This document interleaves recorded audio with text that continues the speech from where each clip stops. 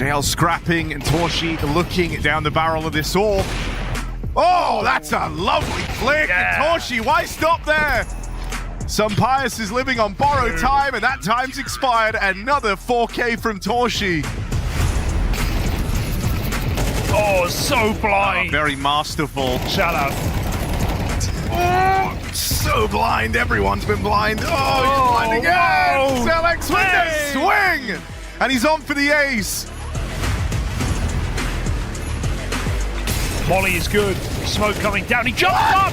Mid-air headshot. Sneak punish, but it's not had enough. Absolute destruction.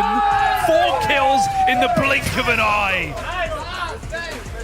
Footsteps heard by G2, and you're not mistaking the sound of Nerds picked up without a kill, and a chase for JL finds Hunter back in the spawn. Matt is playing through the smoke, needs his hero moment, wrestles with the oh, Mattis knocks him down! To save this round.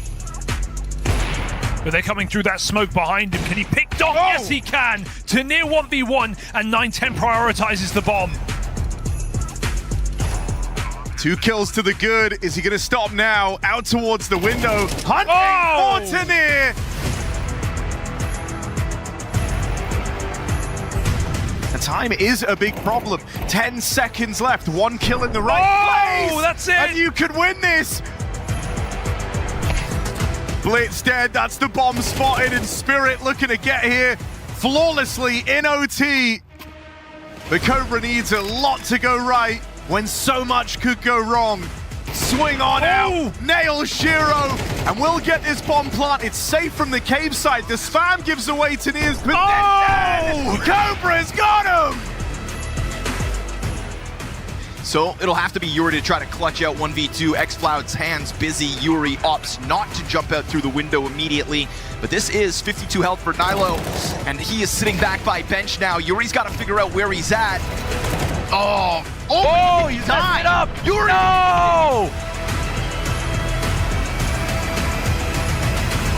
Kyosuke catching him over through default. Monte's chance to clutch out 1v2. Does he know? He's gonna peek in front of this. Nasty shot.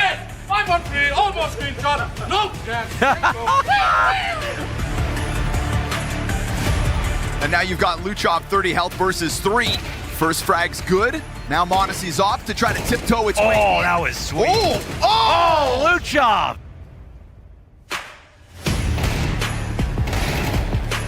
If they jump the gun here and try to chase down the pistol, then Nico's got a chance! A triple from inside jungle. 1-on-1. Whittling him even lower. Oh, but now he reloads himself! And Nico's quad kill finishes off the map.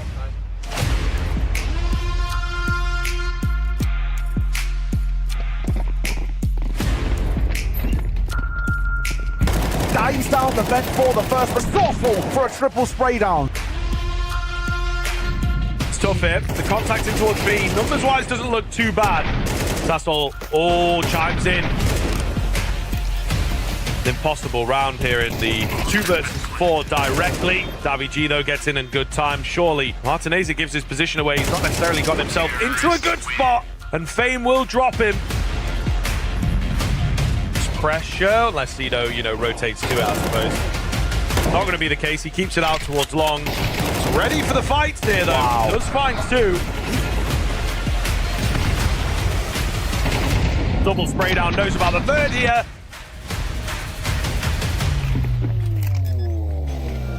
A lot of bodies here, but Davig doing well to deal with 2. And he's now just trying to get lost in the smoke. We already spoke about how low Alex is, so if he can find Davig, there's a chance. He's on top of him. He Globant stops him, and Quickly's going to get both.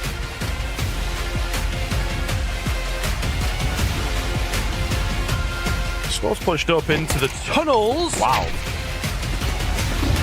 They've played it more patiently. That allows the CTs to recover. They've got a couple flashes that look really good, and shots as well to boot.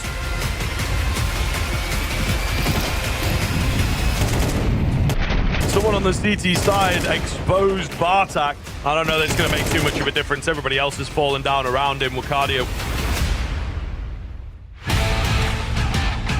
Fisher College going to be going for the good old A rush execute.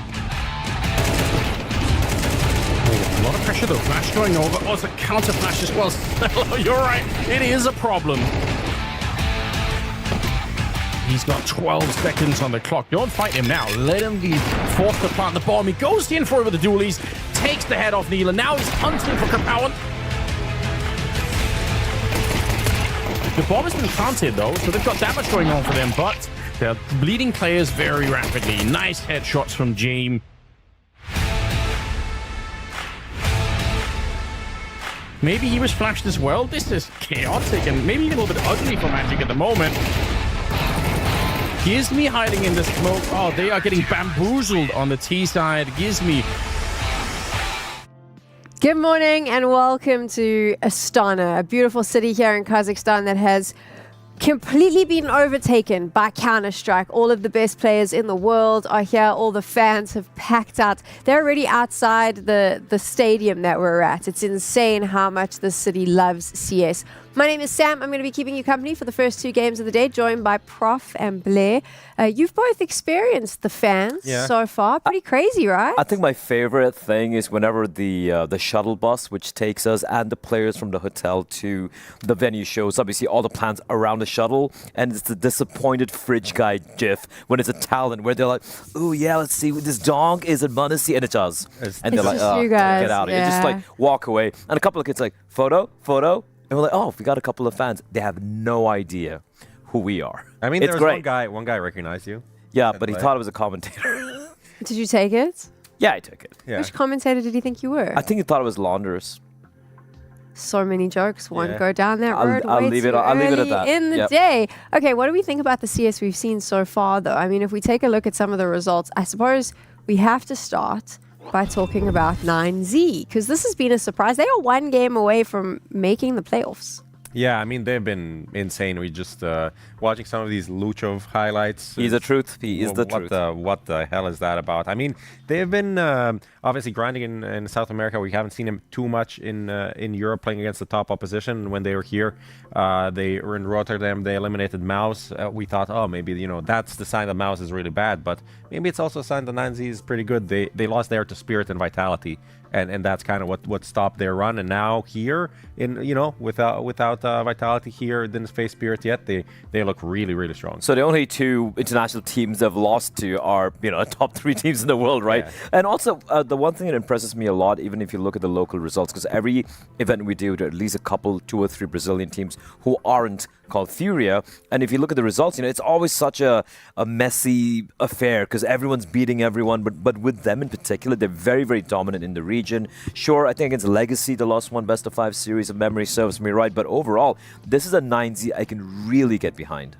I'm quite excited to see what they can do. I mean, they obviously dominated Falcons yesterday on their final map. Like, even, I think Nico and Carrigan came out afterwards and were like, good job, guys. You played damn well. And I was like, respect. I like that. I mean, there's nothing else you can say, really. It's not one of those games where they can come out and say, oh, we lost to ourselves. No, we got owned. Yeah, we just got owned. 11-0 down. And Monte having his 2nd lowest rated map ever. That's how bad it was. Complete domination. It was insane. And then obviously the teams at the bottom there that are facing elimination, I'm going to say it, no real surprises so far for the sort of 0-3 teams? No, not really. I think like Fisher College, the Huns, these are the 2 teams I expected definitely in the lower part. Let me put it this way. I'm not mad. I'm not even disappointed. I'm depressed at how bad Huns have become over the years, over the months rather, right? Like coming into this, I'm like, okay, maybe they could pull off 1 game against some of the lower tier teams and whatnot, but just the fashion they're playing right now, they're even worse than Fisher College. And Fisher College aren't getting even paid to play this game, by the way. And it's just embarrassing. Controllers coming in from this little stint in the Mongols, you think is going to maybe uplift Chinggis Warriors, which is the team he was on, and then they picked him up. And it's just been miserable because there are a couple of nice pieces on this team. Score is still there. Everyone remembers from the old IHC days. You have 9 as well, but it's just like this team feels like a waste of time for everyone there involved. Just break it up and pick up a couple of these pieces, and maybe you can build a second better team in Mongolia right now. Yeah, it just feels like they're regressing, not progressing. Like we saw them like 2 years ago at some international tournaments, and it's just, oh, okay, maybe they can sometimes do something, a good map here or there. But now we see, I mean, now they're playing Fisher College, and really, like you said, they look worse. They might have looked worse, but they still, if they lose to them in a head-to-head, I'm gonna be Right, if they lose to shocked. Fisher College, like I might have an aneurysm. But how exciting would it be for Fisher College, Would be a guys? Like big they dub. came here, like this college team, and then they get a win. I love that Dust for would them. be insufferable. I cannot allow this to happen. Luckily for us, though, we don't work with them in the mornings. I so feel we're bad for fine. Maui and Let's- Richard. It's not my problem, that's theirs. Let's take a look at the best players so far in the tournament, though, because this is always a nice one to see who is sort of performing at a level. There we go. I mean, Blair, you've obviously got something to say here. Well, what do you like? No, I think, but like obviously Donk being on top, no be some big surprises there. We saw- Carrying Spirit to the playoffs, kicking Yesterday- and screaming. Yesterday against Mongols, overtime affairs, and he was literally the difference maker, like over 40 kills on that second map as well. For me, it's MongolZ, right? Just watching Furia. We saw Yakinda had an interview in HLTV. It's like, it almost felt like we forgot who we are, forgot ourselves, lost our confidence and whatnot. And I feel like Yakinda, popping off the way he did, but more importantly, MongolZ kind of finding his form. Yes, with the caveat, it's still a group stage, it's still early in the day. I think it's a great sign, but for me, the main guy on that top 5 was Luchov, right? I don't think any one of us expected him to be performing the way he did, especially considering the teams against which he did it. Did anyone put 9Z in their predictions on the analyst desk? Oh my God! Why you have to set it up I'm like just that? curious. Let me Is think about- anyone? There must have been one Must have been guy, some surely. super one smart guy. super smart, great looking. Oh, look at it. It's me. I had 19. Saunders, good job. That was a throwback to another joke. Before anyone gets Just offended. call me Maui Sake as well, Yeah, but so you got the Electronic. 9Z. You've got the 9Z call. That's Blair. What made you decide to go this route? Okay, firstly, Share your genius with us. my genius, it's pretty simple. Firstly, I don't want to be boring and just pick the usual top 8, right? And then, of course, for Paravision, Aurora, I'm like, they're kind of shaky. Let's make things a little exciting. I picked Heroic as well. I think that's the bigger curveball, so to speak, right? But I feel like there is few teams where they've looked pretty good, solid in all these CCTs and Tier 2 events and all of that. And most of the times, these teams aren't quite able to crack it in a Tier 1 event. But I feel like 9Z, Heroic, maybe even Monty, these are the teams who could be a surprise, because all these events, you always have that one team just sneaking on into the playoffs, into the arena. So for me, it's Heroic and 9Z. And Heroic looked great on day 1 as well. I like the look of Heroic as well. Let's take a look at our schedule. This is what's going to be happening on the B stream. So you'll be able to watch that last game, and obviously Dust, I'm sure, will have an eye on it. We all will. Whether Fisher College I'll can be stay in this. hard drinking at the bar watching this game. Oh, I can't wait. It'll be fascinating. But these are the games on the B stream. Let's take a look at what we can expect here on the stream that you're watching. Obviously, we've got 2 games at the end of today that will determine our first playoff teams. Very exciting for 9Z, like we've mentioned. That Spirit Furia matchup, I'm curious about that. We want to see Furia on form. I don't think Spirit is near where they need to be, so this could be an opportunity for Furia. Yeah, I mean, some could call that the grand final before the grand final. Some could call the PARIVISION Aurora the grand final before the grand final. No one's calling that the grand final before the grand final. Depends on which side of Paravision the Aurora couch is show you're match, sitting. basically. Yeah. No, but Furia Team Spirit, I mean, as much as I was disappointed with some things with Spirit yesterday, they have Donk. They're the Donk team. And I think they'll be going deep, so that could definitely be a rematch we see in the playoffs later on. And Furia have been doing everything they need to do so far. It's beautiful to see MongolZ on this form going into the playoffs.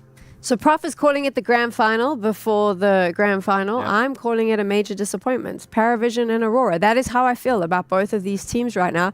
Convince me I shouldn't feel this way, Prof. Oh, okay. I mean, first of all, the colors, fantastic. It's the cyan. I think it's cyan. That is the So essentially, motivation. whoever loses will have to rebrand. This is the first thing. I don't know if everyone knows this at home, but they need to take note. Paravision's So hold logo. on. Your selling point for this is that they both have teal logos. Teal. That's Teal.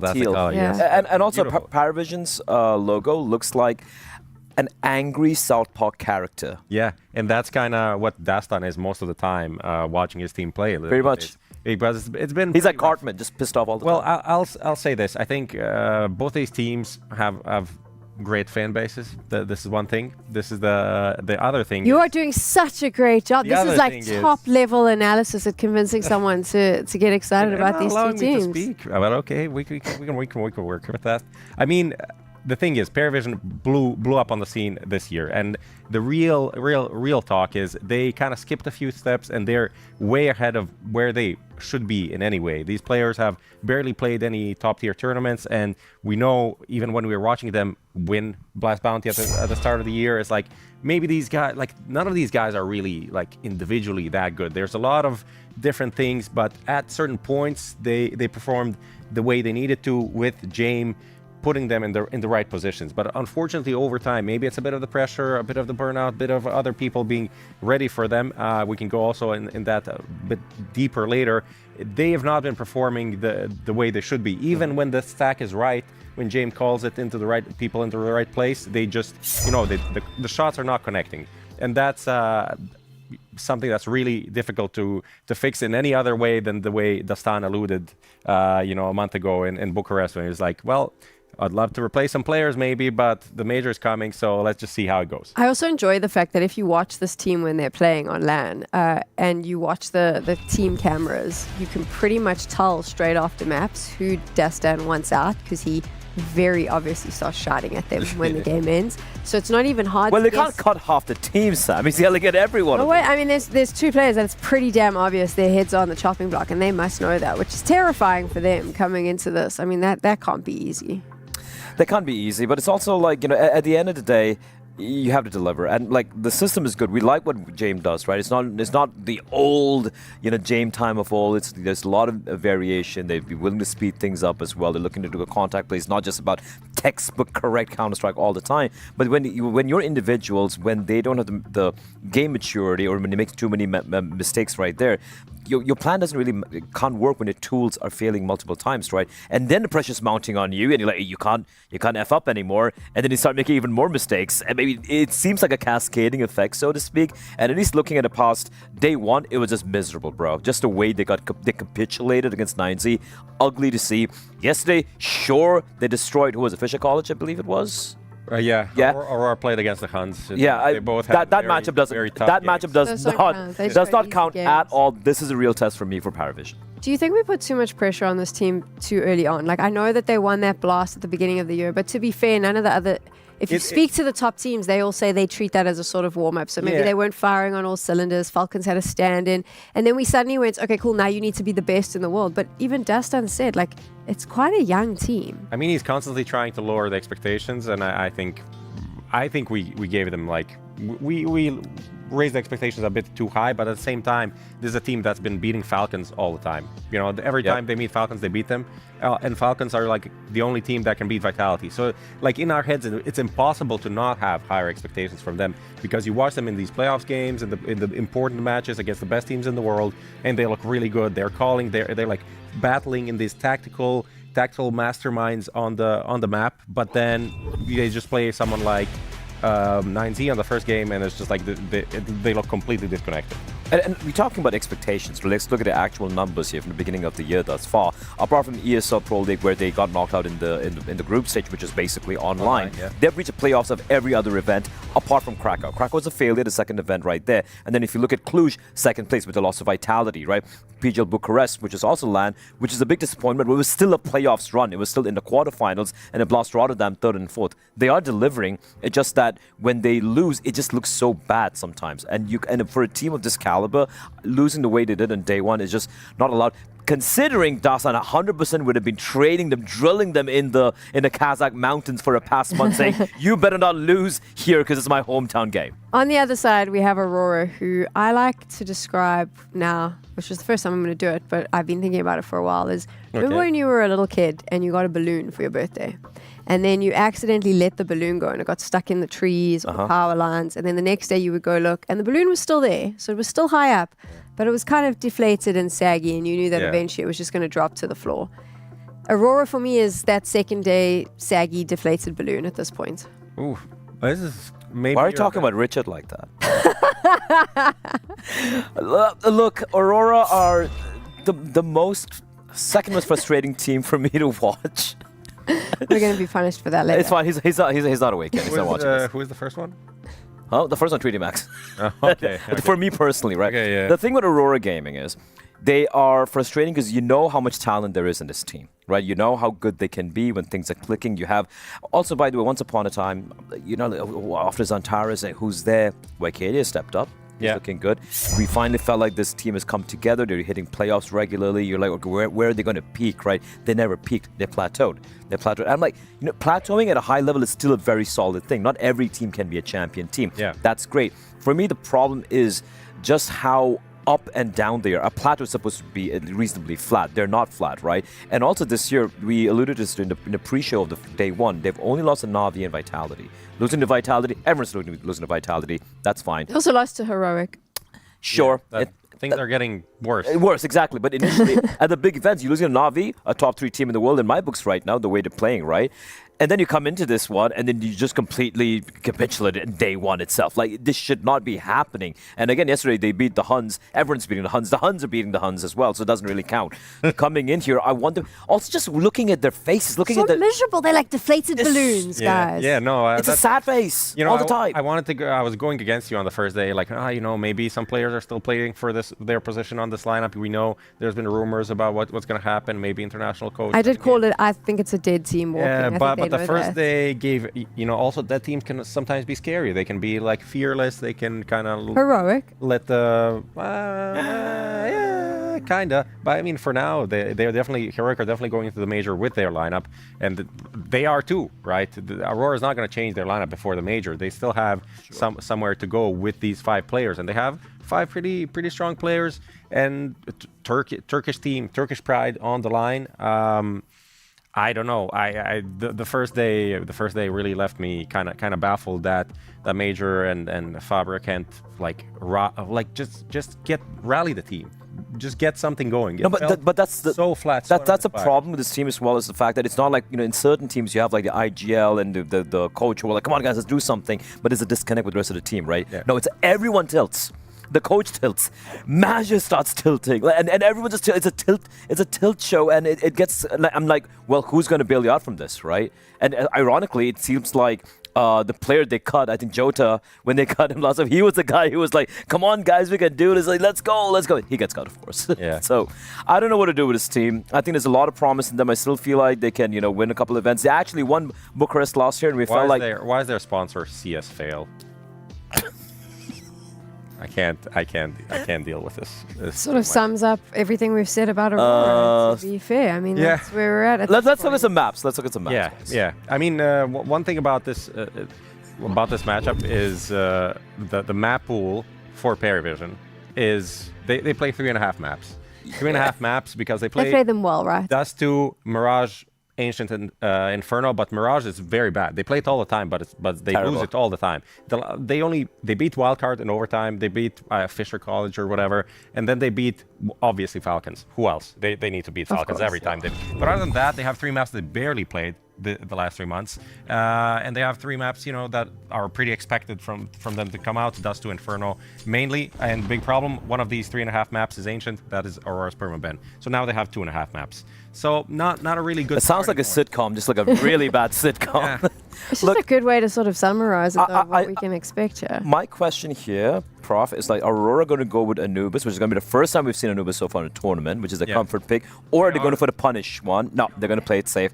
And I guess you kind of play it safe at this point, right? I mean, you play it safe, but it's also punish because it was played once by PARIVISION. They did beat Spirit on it, but still. It's Spirit. You don't know which Spirit it was, right? Yeah. I mean, they were having a little fling with Anubis. Dust 2, there we go. No surprises there. PARIVISION extremely predictable with their picks, and I'm assuming PARIVISION banned out Mirage just to avoid it, and a decider should be Inferno. Oh, no, Aurora banned this.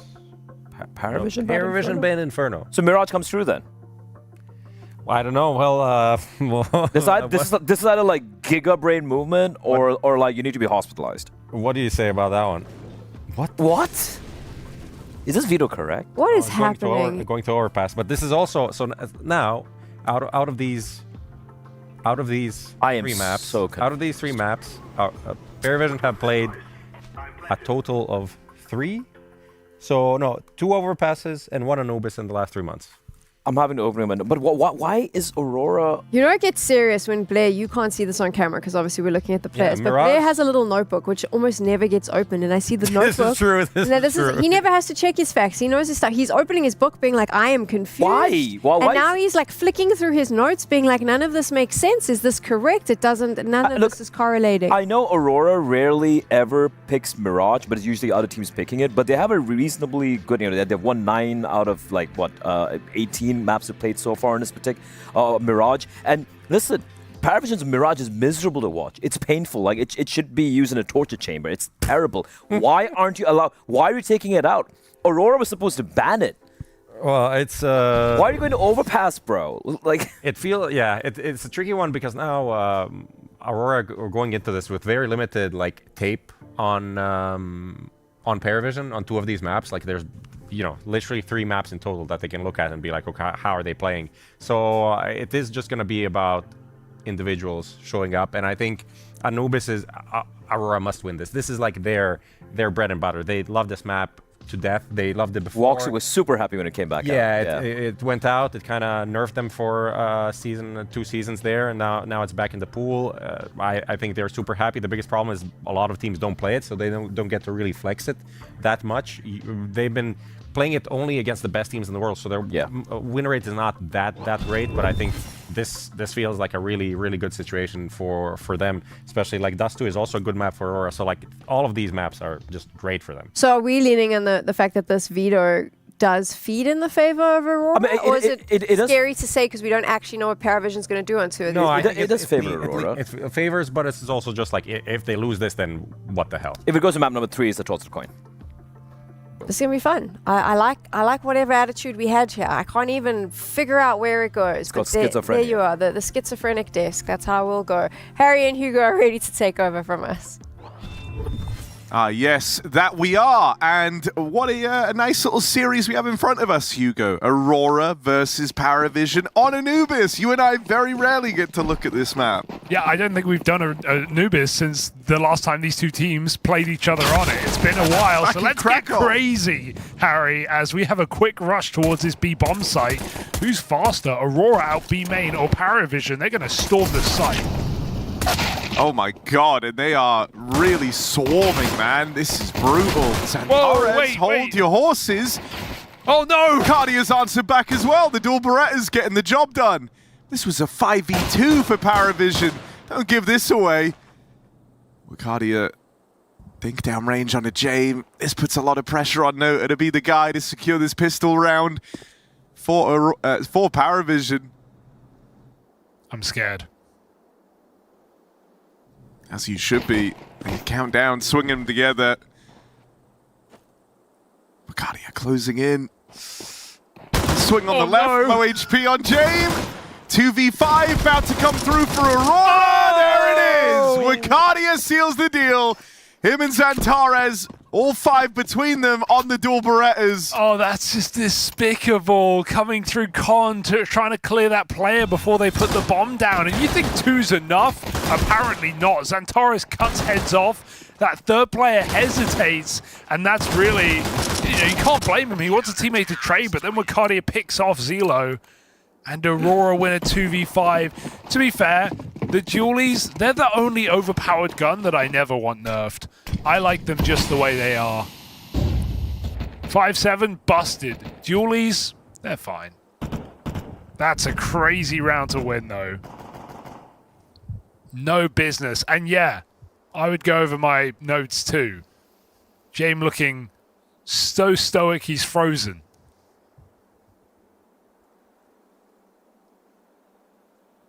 So PARIVISION taking a breather here. For a second, I thought... No, bro, the cameras were working that whole time. It's just how little they're moving. Oh, there's a case to be made. You can see their lips moving in the background. Dude, T-Rexes would never hurt Jame. Ooh. They only see via movement, right? Or is that just a lie? I think that's a lie. Were you around? No. Exactly. How do you prove that? How do you know dinosaurs weren't covered in feathers? You can't prove it. No, weren't they? I thought the whole thing was that they were. Exactly. How do you know they were? You can't prove. Well, look, from T-Rexes to T's getting wrecked. That's what happened in the pistol round. Is it a stretch? It's the same 2 words. Okay, fine. I'll allow it. Really coming for me to start off this morning. Doubting the dinosaur stuff. Didn't like the joke. You thought James had frozen? James? Well, nothing in this one. Frozen. Well, they did let that 5v2 go. There's another. That's true. Yeah. It's a frozen joke. Let it go. Oh. Come on, man. Sorry, dude. It's all good. I don't have a kid. No, that's fair. Yet. Here we are, Hugo. 2-0 for Aurora. Guns coming out for Paravision. Now, the last time we saw these squads go head-to-head, James kind of told the guys, look, we'll start playing next map. But Paravision have actually had some good victories here on Anubis since that point. Yeah, only a couple though. I mean, this map really doesn't come up as of late. You know, it's when it was in the pool the first time, it was popular. Everybody liked it. The top teams handshaking on it, third map. But these days, we don't get much Anubis. Paravision, fine to play it though, right? Saw them at Krakow beat Na'Vi. They took down Spirit at Rotterdam. They've got a track record here on Anubis. Just not that much experience.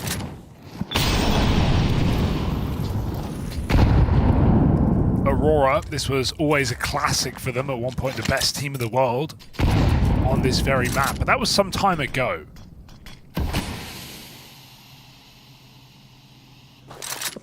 And the desk doubting Aurora. Harry, you're still high on them. Well, no. Oh, okay, you're walking it back? No.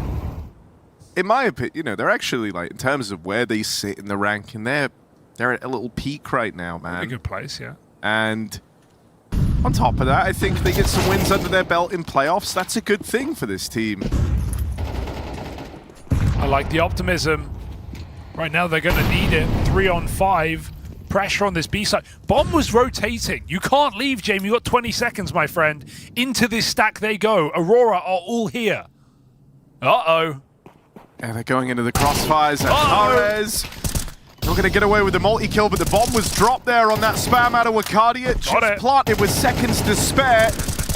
Oh, it's close. He will follow up on a Belchanok. And now the dualies firing back. No way! Wakadia! 3-on-5. John Wakadia moment right there. Throws away the primary onto the dual Berettas, and it's another clutch for Wakadia with those damn dualies. Wikipedia, read it and weep, Paravision. A 3-on-5, a 1v3, and another ludicrous loss here for the Paravision boys.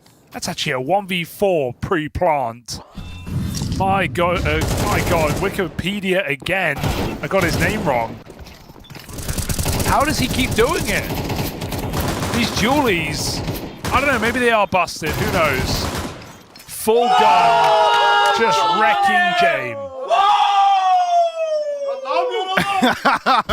He knows he did a great job. Actually, he's done a great job twice. This team's alive and well right now. These are CT rounds. These are so hard to come by, and Aurora are shellacking Paravision when it matters. Wakadia 7-0, and he's pulled off 2 monumental clutches. With all Brett, man, versus the rifles. Yeah. Go.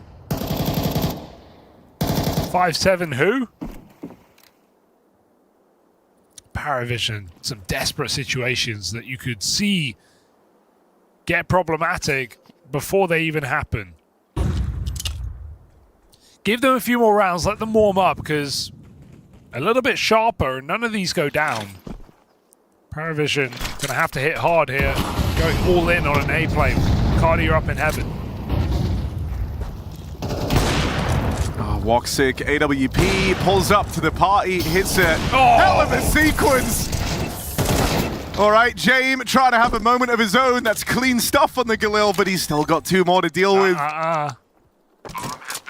Plant down, but in they come. Jame, big ask here. Trying to have a clutch finally go the way of Paravision, but it won't come through. I think when They're getting Wicardia... wrecked, bro. This is so over. You don't recover from Any that. other team, and maybe, but I'm never going to count Paravision out you because of should. 4 rounds. You That's should. crazy In work. this one instance, you should. Okay, I mean, this is the best case. Bro, they lost a...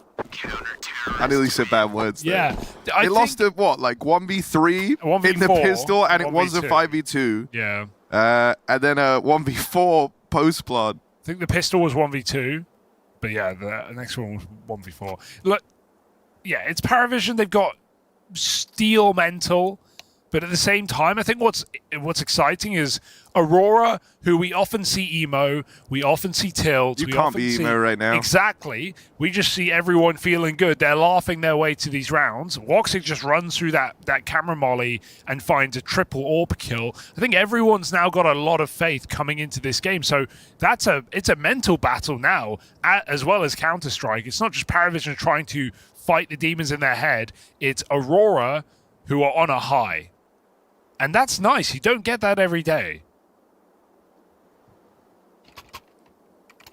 So everything's going right for Aurora. What could go wrong?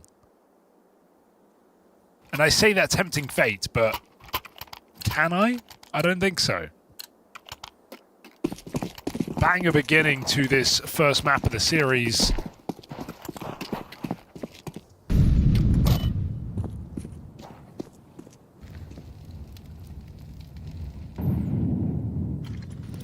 Doing it on the harder half. Santaris keeps going here, but we haven't seen mid control for Paravision, so they're yet to know.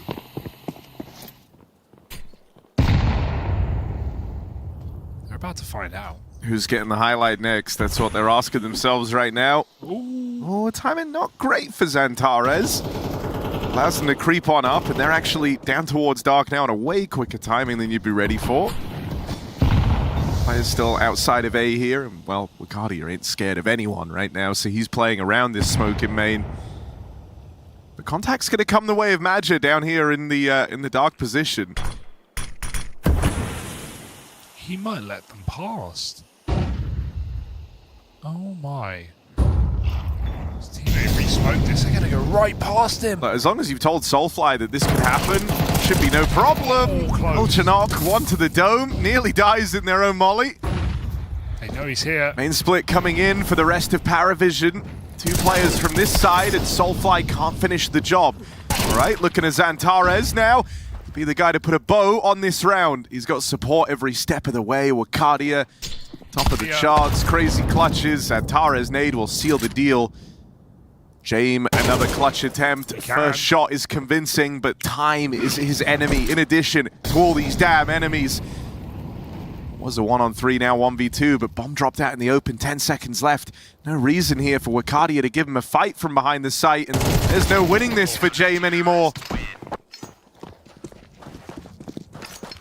Also, I'm going to just say this, like, the thing, I think, you know, why I'm being so bullish right now on Aurora, like, and not buying into the whole comeback thing is when you think about Paravision, I know they have great mental. One of the things that made this team stand out was their really strong fundamentals, their trades, right? That was something when they were kind of peaking in around the major and the events that followed, you were saying, like, the fundamentals are so good. They had the best trade percentages out of any of the top teams. Sure.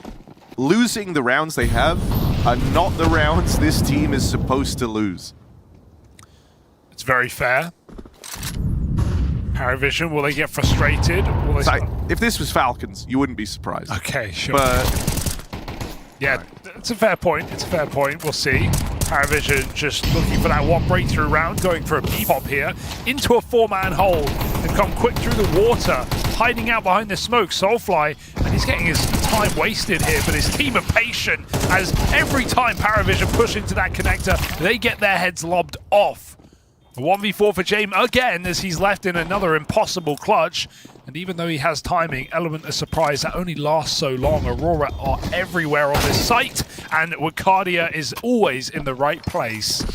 That feeling where you got hot hands, man, and you're just kind of feeling it. Everything's going right. That's Wakadia right now. I'm less worried about like the Paravision mental and all of this than I am about the Aurora hot hand syndrome. I think they're feeling invincible right now. Dude, look at these fights down in Connector. Every time Paravision have tried to enter this part of the map, they have just been destroyed, no matter which side they're coming from. So yeah, second timeout from Dastan in just 6 rounds. Fair enough. Dude, the other thing that's like just a huge help right now is I don't necessarily think, you know, obviously all the flashy moments have kind of belonged to Wakadia, but he's not even top of the board right now. That belongs to Xantares, who's just kind of been putting in this really, really solid 9-to-5 shift over towards B, where he's always good for a multi-kill. Every time they've tried to come towards his side of the map, he'll deal with the dark push. He'll deal with the guys coming in through main. It's been no problem. So this is kind of the dream scoreboard right now for Aurora. You got Xantares getting multis. You've got Wakadia dominating in clutches. Hey, respect the Woxic triple kill on the ace. Oh, I do. Maja with a thinking man's move coming through that con smoke. I mean, we're seeing all these little moves from Aurora. Xantares hasn't even been spotted in window yet. Paravision, they are a team, to be fair, that don't really touch middle on this map. We don't see them go for mid control. Aurora on the opposite. Okay, humbled finally. Zwei getting an opening kill, and it's in a bit of a downtime. Paravision get to breathe. Talk about how they want to use this. 5v4. Woxic can't hang around mid forever. This is a lot of resources on a part of the map that has not been tested. This angle for Xantares might finally pay off, but James is looking forward, and he finds that shot. 3 on 5. Look, if they lose this round, the game is over. Okay. I agree with you there, because there's no one in A. There might be about to be people in A. You physically can't lose this round. It's impossible. Let's see. While Wakadia lives, there is hope. Okay, sure.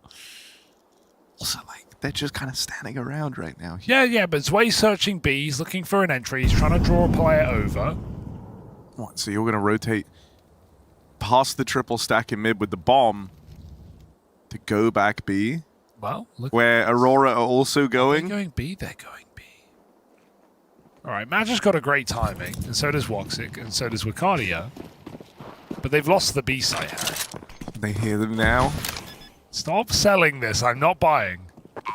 Oh, God, I'm buying it now. It's all right. Cheap. It's on discount. Velichanov dead first. You at least now know that there's this presence back in main, and so Paravision going to be able to block off the angle. Phew. And Aurora will not give this one a go. They're about to... Oh, wait. Don't die. James dead. Oh. I really want them to recommit. Yeah, it's too far away, though. No, wait. Are they sending two? Nah. They're going to get exits. Maja? It's no time. Is he going to... Could he? Is he gonna... Oh, no. Against Paravision. Okay. Of all teams, I respect to pull that off again. I respect that, Maja. I feel that, yeah. It's a good try. It's a very good try. Paravision are not letting it happen, though. It's the kind of game where you've got to give it a go. Yeah, because every other crazy round you've won. Oh, what a fun match. I knew this would deliver, Hugo. This is good. Paravision are on the board. Round 7 is where they finally break this streak. Okay, genuinely, though, like, do you have any hope in them winning this game right now? Are you still all out on them? Because this would be so Paravision to recover this match. No. Okay. I'll remember that. Counter-Strike comes at you quick.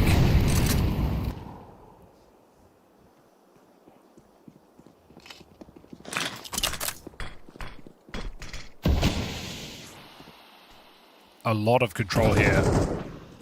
Turkish side pushed into water. Maja holding rug, stairs re-smoked. They drop in with a flash. It won't affect Maja. He just goes back in for more. Maja feeling very confident right now. Woxic won't take a second. And 4v2, the early move of Paravision shut down.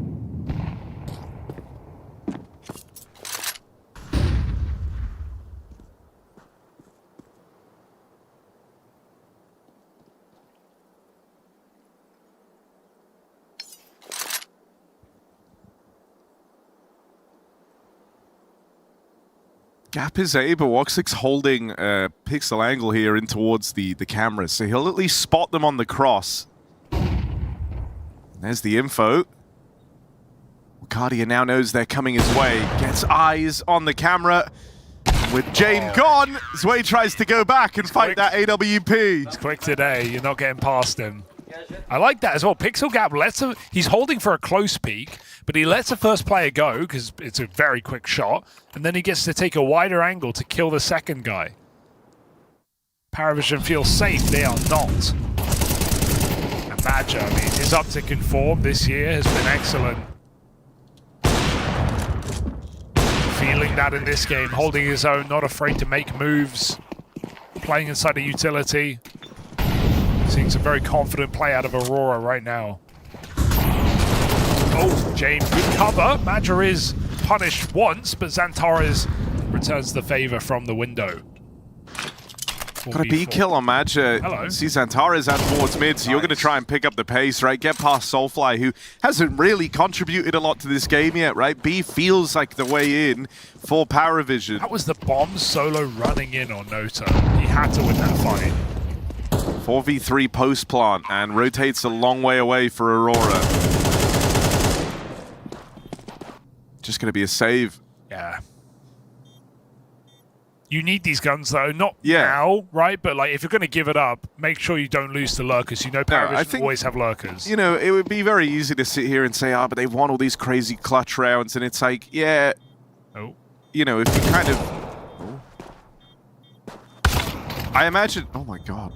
I imagine it's like, it's always tempting to try and go for a round like this. It's probably in your head too, if you're Aurora, the idea that, think about all the clutches Wakadia's had, like, we could do this, but they're just playing the long game, right? Likely for the reasons you've been talking about with Paravision, the idea that they're never, like, down and out. They always have that ability to come back. And so, while you've got plenty of money, keep it that way with these early saves. Don't attempt these desperate rounds where you're mega out of position.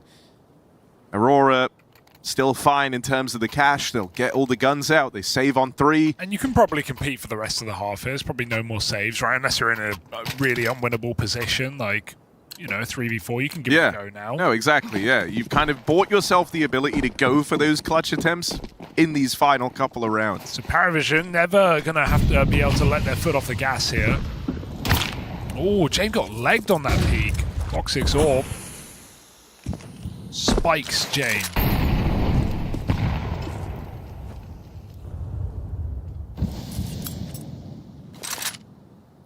So Paravision pull back, Jane resets, looking to avoid utility. Xantares, I'm shocked this has been seen only once. He starts every round in this position. He definitely is the pressure point. This is a temple smoke for middle. So Paravision trying to fake some mid control, make it look like an A split. We'll see if Aurora fall for anything. That nade they keep throwing also doesn't touch Xantares. There's that mid smoke. Aurora just peeked mid though. They just swung bridge, so not too much fear right now. Going to start to rotate back. Manager leaning A. Xantares is getting activated in middle. He just peeled out the window, went and deep cleared mid. I wonder if he was going to try and make a move. Well, they know it's about to be a sight hit. All right. Soulfly burnt out. Wow. Able to block with one of his own. Just trading this util out in main and now playing to slow down Paravision. At this point, not a guessing game where this round is ending up. 20 seconds left on the push. You need these entries. Xantares mow down him and Woxic. Able to thin the herd. Paravision realize now they're walking into this full-on stack, and with Woxic and Xantares hitting this hard, Nota can't do a thing. Dude, I love that from Xantares. I think so many other games, you just see him swing main into the orb. James is banking on it there with the AWP, just holding while his team scale up. But Xantares knows who he's playing against. There's 15 seconds. He hides out behind default, giving Paravision absolutely nothing to work with.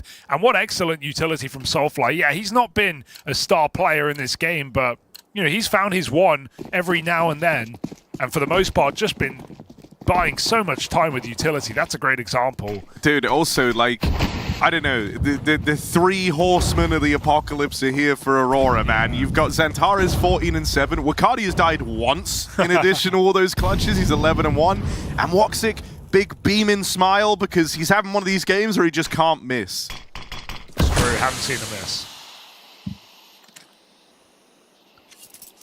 This is, and again, they take water, they put 3 players up. They can even leave Wakadi at any point, and I feel like he's still going to be good for a couple of kills here. So, Aurora firmly in place here down in water. Wakadi anti-flash. Soulfly, nice shot. And then they block. They say, you can't trade this. Re-molly, they are wasting so much time. And for a team that is so good with the clock like Paravision, it's not felt like that this game. This hasn't been their decision. Having the door slammed in their face round after round. Okay, aggressive B play with the flash. Oh, the flash missed.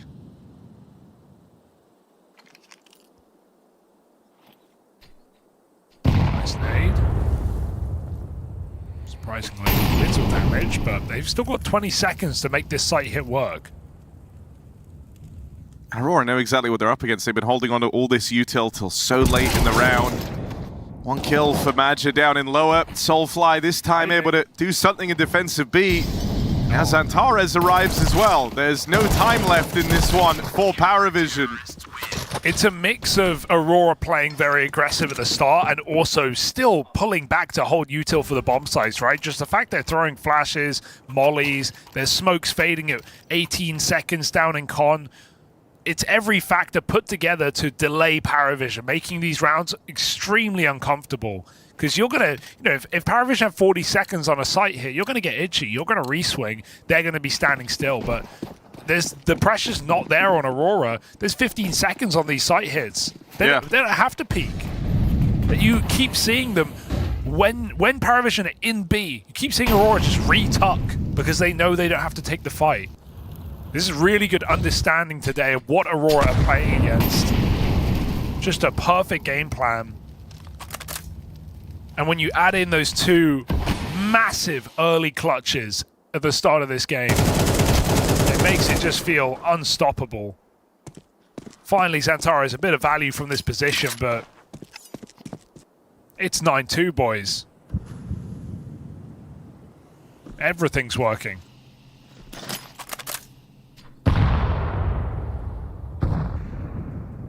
Again, still a good chunk of util here in at the minute mark. Final smoke out for Aurora. Molly on Madja, good to try and throw the timing off of the dark play. Gets this in early. This is the least util they've had at this amount of time on the clock. And only 2B. Aurora are gambling, and they're gambling wrong this round. So this might be a way in, but guns still aren't great. Madja hears the footsteps. Again, it's just this B play. Soulfly gets his. Jump scare for Madja. Thought Soulfly was covering.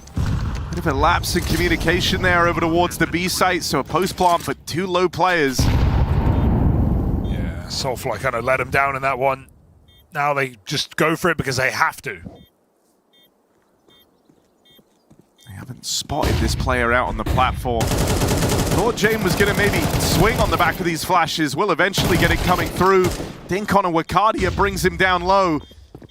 Woxic had to trade off that AWP onto the rifle. A test of his rifling talent now. Open this bait to swing. Woxic gets 1. Spotting the player down here in dark, but with Notice securing that kill on Wakadia. Ooh, nice it's try. close, but no, not going to happen. Paravision will secure 3. Yeah, I think Soulfly kind of lost the round though there, right? Not only not covering Madja, which is fine, but when he re-peaks, he fully whiffs. Like, he needs that kill. Suddenly it's a 3v3. He can live, play backside with the retake, but kind of gives it up. And instead, Paravision break through with a 3rd. Not the end of the world. In fact, far from it. When you consider this is a typically T-sided map, this game may be a little bit different, but Aurora making mincemeat out of the Jame-led squad. I'm just shocked at those early 6 rounds. Well, yeah, I mean, also, I think there's a number of things that are frustrating about that final round of the half for Aurora. It's like, they also just expected Jame would change things. You know, like, they lent into the AAA, they dumped a lot more of their util at the start, thinking, like, surely there was going to be a pace change, maybe something a little bit quicker out of Paravision. Yeah, what was that, 2 rounds on A in the entire half, I recall, so Paravision. And I think, like, that frustrates you a little, because it's like, damn, like, we kind of gave him too much respect. We thought Jame would vary the game plan a little bit, but he didn't. Well, I think they're going to be okay with it. Yeah. 9-3. If they win the pistol, the map should belong to them. Full armor except for Zelo. Smoke kit. And only 1 belter utility here for Madger. So fly outside of B with his smoke bomb.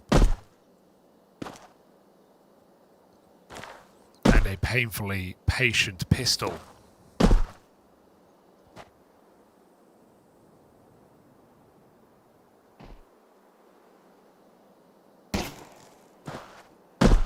Shame. Wants to be certain they're taking middle. Can't hit the headshot when he's jumping. Right? Okay, he sees the bomb, sees 3, gets out. Look at this gamble right now for Paravision. Try me. Are looking right in the gamble. Well, not going to be jumping the corners anymore, Jame. Onto the dome. That might just pull them in. It is going to pull them towards this stack. Smoke down over towards Temple. Nade deafens these 2 players out the water, out of the fountain. Still the kills right now belong to Aurora. No. Nota flies under the radar, but can't get out with anything else. 3 kills, and they're still down a man. Zwei arrives a little bit later, needs the clean tap on Xantares. He doesn't hang around to face him. They know that if they win this round, the map is almost a lock-in for Aurora. And so they peel back, face him together, pistol round secured. They walk into a 4-man A stack, and they get out pretty darn clean. They do indeed. That is only a triple kill for Nota. No one else puts on a frag in that round for Paravision. USPs can be a fickle beast for sure, but that's not like blind players or anything. That's just Aurora trading out really well. Manpower on that split. And yeah, the force bite from Paravision felt like an assurance here.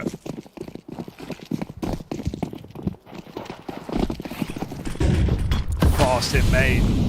Beltran puts a smoke down 5-7, but they jump it, and that's a nice trade setup here for Xantares. Storming this site. Zwei run and gun, good flash.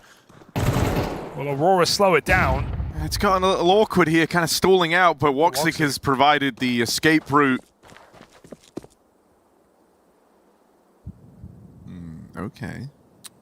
Are they going to... Well, they could go A. I don't think you would. He has to clear Temple then. He's going to hear these rotates. That's like, yeah, kills. You know, you wouldn't be expecting this. I kind of like this move. He's pushed all the way in a CT, bit of an off angle. Here's them coming because they're running the whole way. You don't anticipate anyone that deep. He gets his 2, and that's round over. Ooh, don't jump the gun, but yeah, Xantares lives. Nota has been the one reliable player. Maybe there's something here, but that molly is a middle finger, and that FAMAS feels tempting for the save. He's also getting re-wrapped.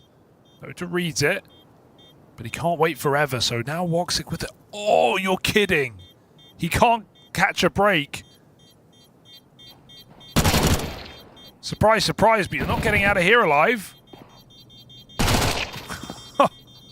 What a round from Woxic. 19-5. Now he's the top of the server. It is that triple threat, Harry. Yeah. Oh. 20-5. One more for Woxic. Talk about making money too. My God, 4 kills on the MAC-10. Love that. This is over. Respect Paravision, but at the same time, just go Dust 2. Are they paying you or something? For respecting them? Yeah. No, I just respect this team, Harry. They've lost. I just said it's over. Yeah, okay. They do deserve our respect. They do. For the 3 rounds. There was a great 3 rounds. All right, a little B play for Aurora.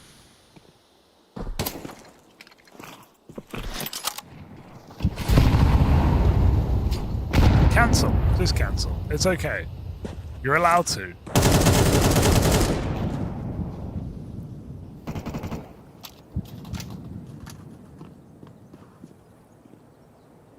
Ooh, okay.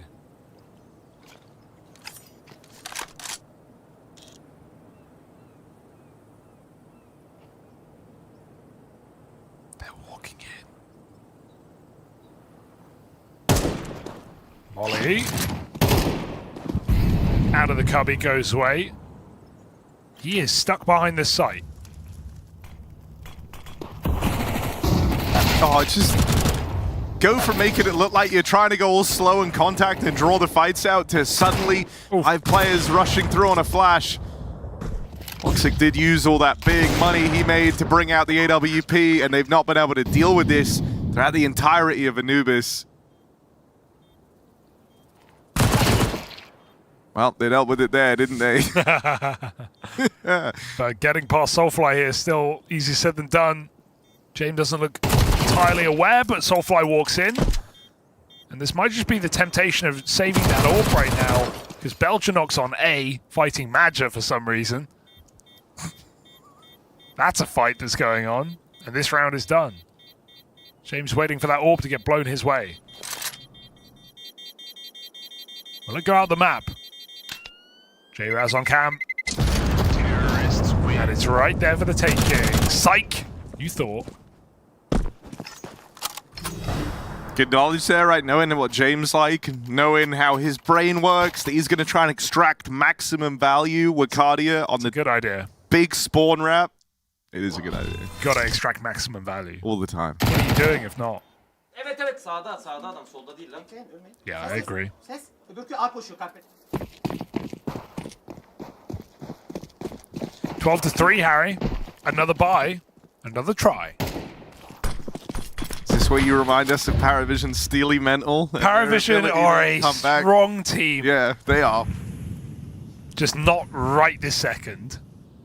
I feel for them, man. Those 2 rounds would have broken me. But Harry, when you're least expecting... We had like #1 Aurora fan and biggest Paravision apologist casting alongside each other. When you're least expecting a comeback, that's when it hits. Like, how could they win from this position? Just watch.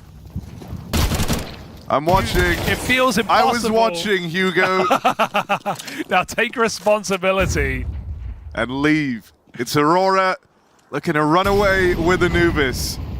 And it's not even close. But Belgianox in a strong position here. Ignore the nades. Dodges the flash, and now this comeback is on. Is back on the menu. Double kill from Belgianox. Antara's creeping away. Zelo's being flanked as well, but he might have the big man up in campus. He hears the flank. Magic gives it up, and suddenly you said this was done. You weren't paying attention. Well, it's Antares in this clutch.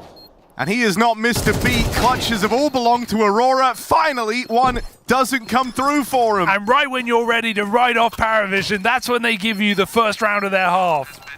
Up to 4 now, Harry. 1 step in the right direction. It's never too late. Yo, if this happens, I'm going to look like a genius. Don't worry. It's not happening.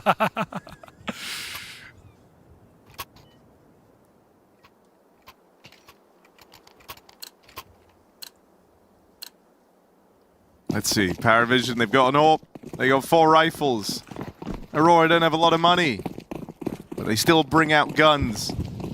Let's see what kind of a round they give us here with a couple of limitations. Early cross with numbers over towards A. Are they just going to run a set piece? Feels like it.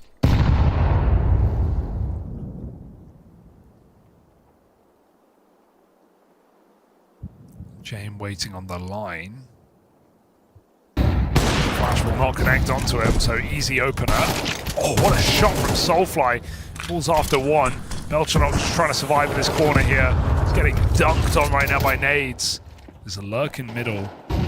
Badger waiting for the time to strike. Now would be the time, but then Zwei turns around. So 4v2, no clutch antics today unless Woxic can put this AK to use. No, not happening. Zwei triple, nice hold, his first impactful round of the game, it feels like. Paravision onto 5. Got to acknowledge that was actually a really nice round out of Paravision. Oh, man, suddenly. Well, no, I'm not saying, you know. I'm just saying, like, that was walking sharp. it back, I mean, I know, walking it back. It's good to get on it early. I'm not getting on That's it the thing about the, the Paravision comeback. I'm just respecting them as you want it. That's good. You should respect them.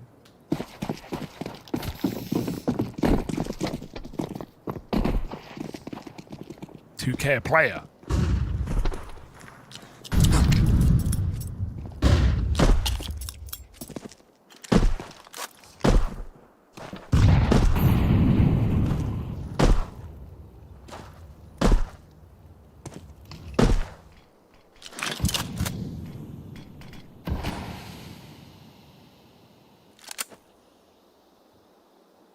It's got to be bad for your knees, you know, jumping window like that. Imagine you were... That's how you're checking a corner. That would hurt. Where am I meant to go with that, Hugo? No, that's fair. I'll give you that. Yeah. So It's a good this bit. game's not very realistic. No, that's fair. Although they did make it now that, like, your magazines disappear, obviously. That's nice, right? Like, when you reload. Yeah. That's realism. Don't think that was the reason they did it. So They're making it more realistic. Which is really what matters. not sure about it. They're going to add food. You have to eat and drink. You have to eat and drink. That's You live coming like next. more than 3 rounds. Yeah. You need a bathroom break. Exactly. Like, you have like a 1 in 10 chance of spawning with, like, I don't know, some type of, like, blindness and not actual blindness. That's you know, not like, realistic it stats. is, I'm sorry. It is. Like, 1 in 10. I mean, like, you know, just eye problems. Okay. Like, what's the word? I don't remember the word. Neither. Well, no eye problems here for Paravision. They shut that down in a second. No idea.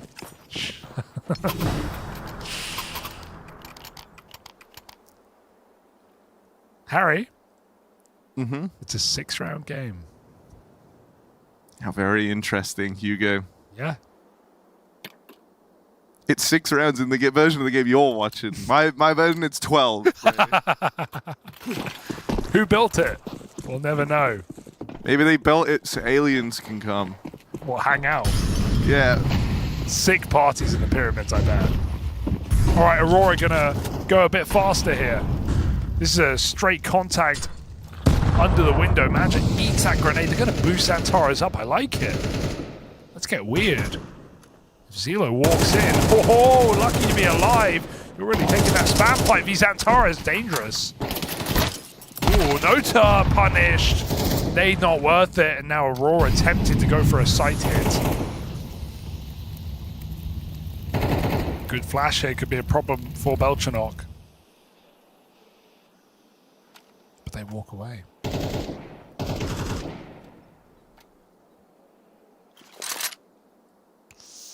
Uh-oh, he needs something. Well, this is done. Zelo's nearby, but how much can he help? Belchanok, they start walking away. He gets players with their backs turned. And they've got the opener, and that is the red carpet. Zelo hangs around trying to fight this. First kill secured. Backstab connects on Zwei. Soulfly able to turn around and deal with him. Are they ready for James? Oh my goodness. He's stuck in a corner with the AWP, but as they sneak his way, that kill's free. He's trapped. But this is James. They're both grouping up as well. Nice shot from James.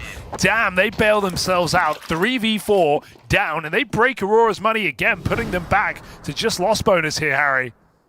See, luckily I bought in on this early, and that overtime is sounding tasty right now. 5 rounds of difference. Damn, you're going to look like a right arse. No, bro. Real ball knowers know that Aurora win in round 24. That's fair. That's also not true, by the way. Like, Yeah, they have to win really soon, actually. That's fine. There's This plenty round. of chances. Plenty of chances. Yeah, whole 5 rounds. It's speaking so confidently. Thank you. Because let me just get this clear. Because Paravision won 2 rounds in a row for the first time in the entire series. Your confidence is peaking. Using the word series like it's not. Sorry, I mean map. I mean is map. I toxic. just said the wrong word. Okay, this could be it. This could be it. Aurora with good surprise in through camera molly. Belchanog spraying, getting crazy with Wicardia already pushed up in main. How does he get 2? Shot in the back, Magic doesn't finish the job. Whoa, whoa, whoa! 3v3 now. Yeah, Santaros get close. Back 10 tears through. There's an AK on Soulfly. Balchanok's been a big problem over here in main. They're trying to peek him together right now. They got to deal with one of these guys, or else it's going to feel real claustrophobic. Left to Xantares in the clutch. Both players of Paravision tagged up. Xantares, he's just been putting in multi-kills. Hasn't had to be the one delivering in these clutches. How will he fare? That's a nice one on the first. And there's the close. Nice. No issues, no choke. Aurora, 13-7 domination on Anubis. I was going to make jokes about overtime, but the truth is Aurora did dominate Anubis there. Like, that was What a fun master game. showing from them. It was fun. Fun game. For Aurora. Hey. It was a good game. It was a great game. Started super high intensity clutches. Wicadia putting like the, putting in the work. Putting in the work. Best Turkish player. I call him personally. This is my name. I just followed him on Twitter yet today. I realized I wasn't even following him, even though I'm typing him all the time. But great CT side. D side, I think they're also in really good positions with Paravision. Paravision is, I mean, Hugo is right. He's a very smart man. They're really hard to put away. Those pyramids and obelisks in Egypt could summon 5 aliens, and they could probably put together a better T side on Anubis than Paravision did right there. Whoo, that is... Wow, that was So cold. you don't think aliens are smart, or like for me this is kind of a compliment, I'm sure aliens smart, but I don't think they know what counts. If they can right. fly to Earth, I feel like Yeah, they but could we also did. put a really, really good T side. That being said, they didn't really do much. Sure, man. Paravision's level humans are was- smart. Can they climb trees like monkeys? No, they can't. We did... Okay, I'm going to stop you there, boys. They can, actually. Like monkeys. ADHD brains, focus on the game. Sorry. Hear me out. We kind of knew this was going to happen with Paravision, though. We haven't seen not much in on this fashion, map. not We in this didn't expect fashion. it to be this bad. I mean, this is literally Aurora's. This is their map. They love this map. Sure, but let's talk about what Paravision didn't do as well. I think first credit where it's due. I think Aurora played phenomenal CD side, right? But by the time it was 6-0, you're like, this one's done. There were a couple of heroic moments. That 1v3 from Wicadia comes to mind. Clutches which should not be happening, but it shouldn't be happening. You have 3 players on a bomb side. You have rifles. He's got dualies, man. And then they lose that round. And then all the times they've never really pressured mid. Barely ever in the first 10 rounds on the T side, and then for Aurora, all they go is for the default, the meta stairs smoke. Basically, you have Xantares, dropping down or fighting from the window position. And what do Paravision do? You just stall out. They're looking to try and get early map control. So by the time they're coming into the bomb sites, firstly, they have not much utility remaining. They don't have much time remaining, and also just the way the waltzing in, the spacing was off. They look just so discombobulated. And listen, looking at Dastan's face, I'll tell you this. If there are any fans out there behind waiting for the teams to come in and they ask Dastan for a photo, he's going to be hitting a kid. Hopefully not. I hope he doesn't take it out on the fans. I want to say this is what we spoke about in the pre-show. The map pool for Paravision, very small, actually very small, and now it's starting to get. And in this specific matchup, it is under fire, and they just didn't have much. They didn't have much, and it looked so easy for Aurora to keep that map control and just chill everywhere. They just had all the information all the time, and of course it helped that Wicadia, like those first 2 rounds, was huge. I mean, you're like, it shouldn't happen. It shouldn't happen because Wicadia is just too good. That's why he's really good. But also, you can see we had a classic Xantares map as well. He was phenomenal with Woxic, bro. I don't think he missed a singular shot with the AWP. He was looking very, very lethal. And that's what's worrying for me for Aurora heading into map number 2, because of the minuscule map pool that they do have, Dust 2 is their home ground. That's their playing field. It's a map they always go for whenever available. But that's a map that Aurora are very comfortable playing as well. Once upon a time, it used to even be their best map, actually. And that's a map that Woxa can pop off, can be a nuisance. And if he's going to continue with this particular form, alongside Wicadia and even Maja, for example, he was outdueling him as well. Dust 2 being a puggy map it is, this could indeed be a very quick 2-0. I mean, Woxic is literally one of the best operators on Dust 2. Like he's always dangerous on the cross CTT side. He's gonna go for these fights. It's really not something enjoyable. On the other hand, great from production. James also is amazing on this map, but in a different way. He's like he's a nuisance. That's his style. But he will also go for some duels in mid. We actually might get these op head-to-heads on this map. So that's going to be. I mean, James needs to win that out because the rest of his team is not going to be able to match what Wicadia and Xantares has in the rifling department. I feel for the win condition here for Paravision, at least in the first half over here, and I don't think they can afford to get off to a slow start. Would be, I feel Soulfly might be kind of the weak-ish link here. Soulfly versus Way, I feel like that's where Paravision has the absolutely upper hand. And that's where Wicadia and Soulfly, like the way they're going to be working in tandem over there towards B, towards the mid to B position and whatnot. I think that's going to be very, very pivotal. And just one thing Paravision are very good at is to to force those rotations out and kind of try and potentially isolate Soulfly, keep him in a very uncomfortable spot, and just abuse that B bomb site. Can Paravision equalize this series?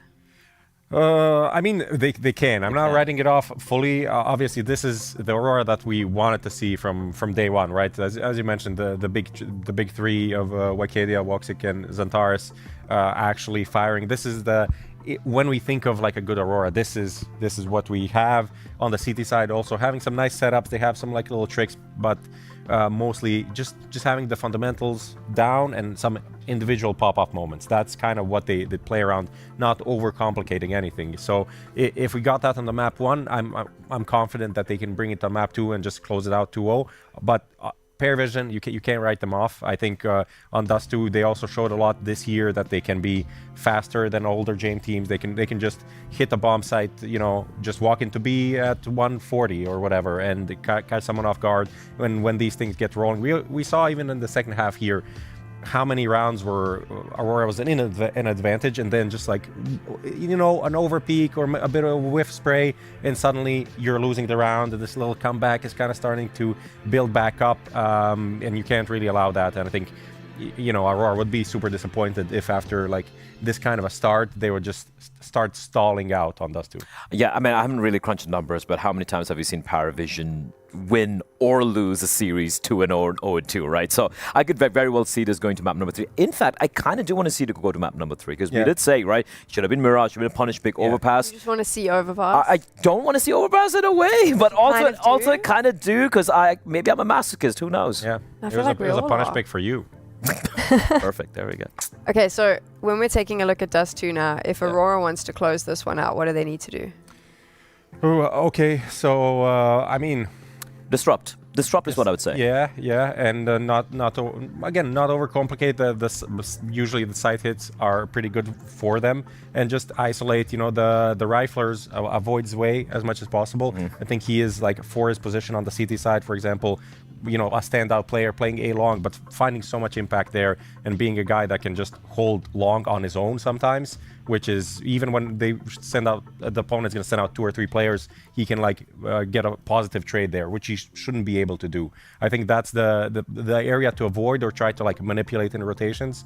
And other than that, I feel like they really do have open hands about where they want to go. I feel like for them, they're going to be starting on the CD side over there, because it is Dostan and his men's map pick coming in. I feel the T sides can sometimes completely crumble, right? Magic calling can be a little iffy at times, so they're going to be starting on the CD side. For me, it's about get those 7, 8 rounds right there. I think you've done your job then. There we go. You've heard it from our analysts, and now we'll find out if they are correct. We are moving into the second map of our first series of the day here at PGL Astana. But first, a quick break.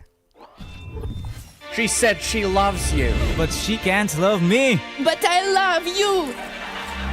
Yeah. Look, I love my man's going crazy. I gotta break on myself, I amaze me.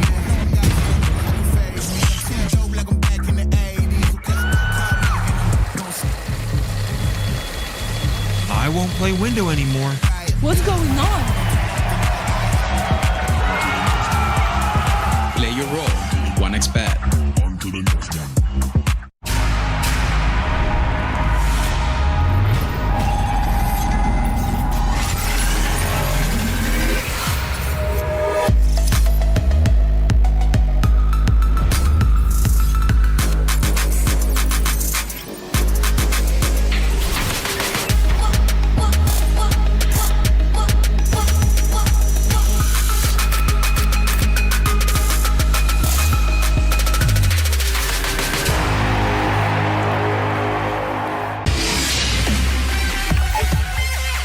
The human body was built to move, not trapped at a desk in one singular posture for 12 hours a day. It's time your chair evolved. This is Secret Lab Titan Evo.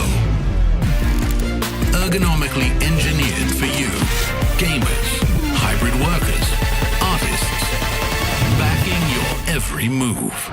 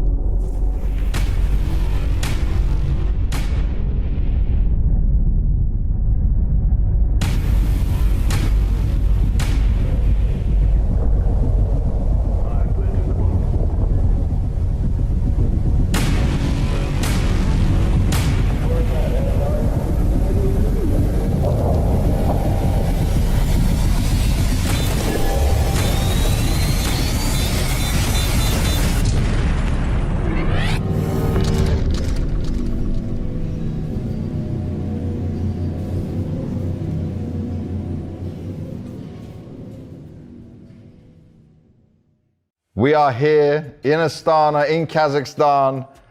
Dastan, you're home for an event. Yes. This is a great feeling. Are you from Astana or are you from Almaty or somewhere else? I'm originally born from Kızılar'da. It's a city from south of Kazakhstan, but most of my life I lived in Almaty. So tell me, obviously you're not playing, you're coaching, right? But you still get a more special feeling. Like what is going through your mind where you're on billboards, you're on big billboards outside in the city, your face, you're like, that's crazy. Yes, I didn't see from my eyes. Okay. I don't know, my feelings is, first of all, the peoples around in hotel are same.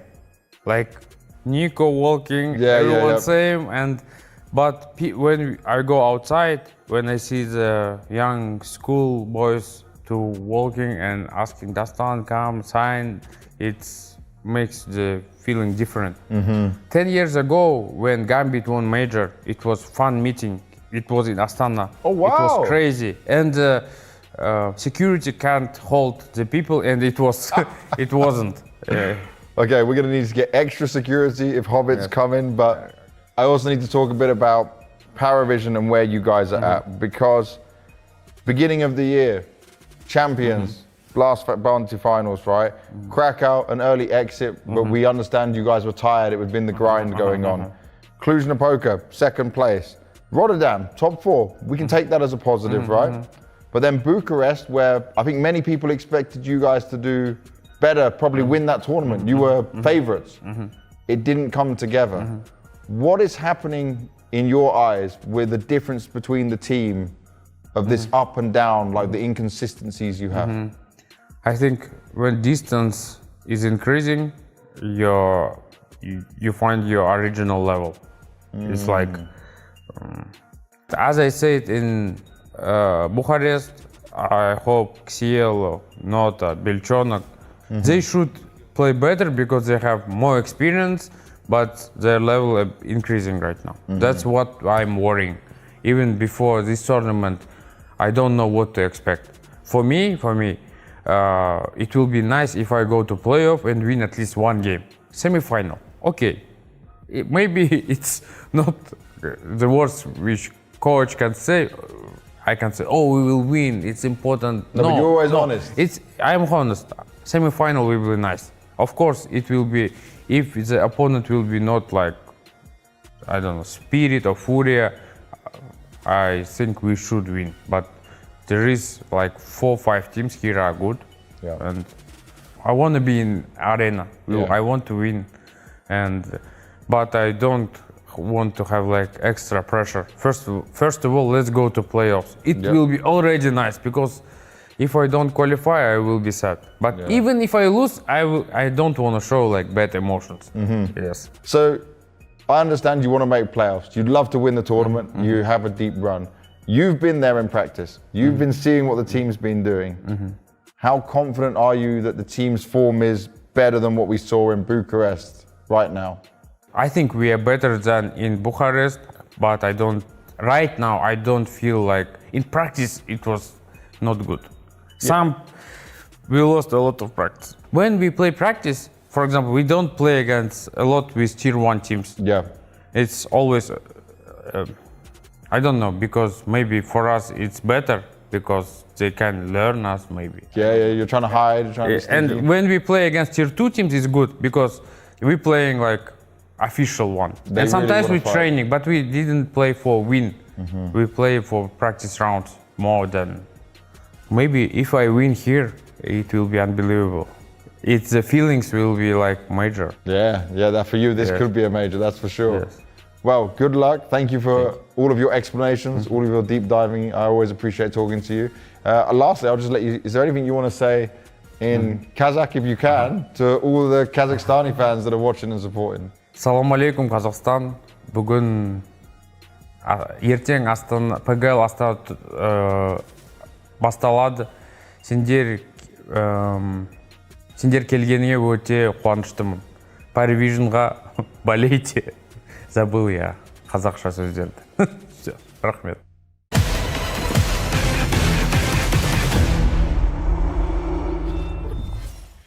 PARIVISION may be on home soil in the case of their coach Dastan, but Aurora looked to send them just a single match away from elimination here at PGL Astana. That was an absolute banger from Aurora on Anubis, but now we head to PARIVISION's pick, a Dust 2 that puts fear in the hearts of most. Question is right now is, are PARIVISION up for the job today, or is Aurora's life game going to continue? We had 3 superstar performances across the board from Wicardia to Xantares and Woxic right there as well. And I gotta say, Harry, that was just a joy to watch from Aurora. Yeah, it really was. I think PARIVISION as well, they've always been, like, literally the last time this series went down and they were facing Aurora on Anubis, they kind of threw in the towel under the idea that it's better to conserve energy looking at the rest of the series. And they went on to win that series despite losing Anubis in a similar fashion. I think for PARIVISION, likely from the moment they lost some of those early rounds, they were already turning their minds to the idea of Dust 2 doing this in the classic Jame fashion across, the kind of longest possible route. Oh, that's big info. Beltran's just jumped off Cat with the bomb, and they saw that. So Aurora will keep this triple B. Madger's playing T-Spawn right now. Where else can he go? Jame and Madger in a battle of brains. But Madger's moved just far away, and now he starts to run. James heard this. He's going to tell his team. He's got it on lock. Oh, dear. Oh, dear, oh, dear. Well, forget the plan. I mean, Madger knows he's now getting chased, right? If you've been spotted here and you were worried the rest were at B, feels like you had to go back and try and find a way out. Woxic's here as well. But you don't want to siphon resources from that B site. That's where PARIVISION were and are intending to go. B stack would go a long way. Soulfly gets stuck in time.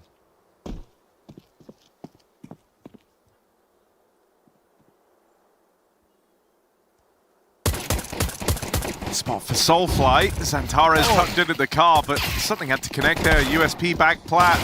They do overlook Xantares, getting him out with a double, and Woxic, a long way away, has closed the distance pretty quickly all the way through spawn. Going to arrive on the tunnels. He's got the ocean foam 2K pulls up. Paravision. Put him down. Nice round from Jay, man. He bailed them out every step of the way. The entry to B, the clear on Magic back in spawn, and shuts down the clutch. Man, Soulfly needed one. Needed something there. It's been a many rough rounds series of that. for Yeah. Soulfly. You know, despite the win, he was at times the problem. And I think one kill there would set them up so well for the round. It was harder to miss them. You know, he had such a great breakout event with this team, but definitely struggled to maintain that consistency. He hit one single bullet, and it was 5 guys running through the tunnel. It's a USP, you know, but yeah, need one. One bullet. That's not ideal. Firing into a pack of dudes. We've got to force... They're all fish in the barrel. Yeah. And all you managed to do was clip one. Those fish are These wiggling. fish got hands. These fish are moving. They're slippery. That's evolution for you. If you believe it. Woxic. Scoped up. Baiting for Magic. They're like, swing me. I'm going to reload my scouts. There's no one close doors except Magic. Oh, he's alive and well. He's doing great. We wish him well. Friend of the show, Magic, goes back into that site. Makade's trying to cross out of B as well. Paravision on Cat. Magic's in a spot of bother. Go on, Makade, what you got? No, it's always the way. Noise. Box jump. Ooh. Just gonna get on out of there. Run it back in the next. For the best. Yeah, grabs the big iron on his way out.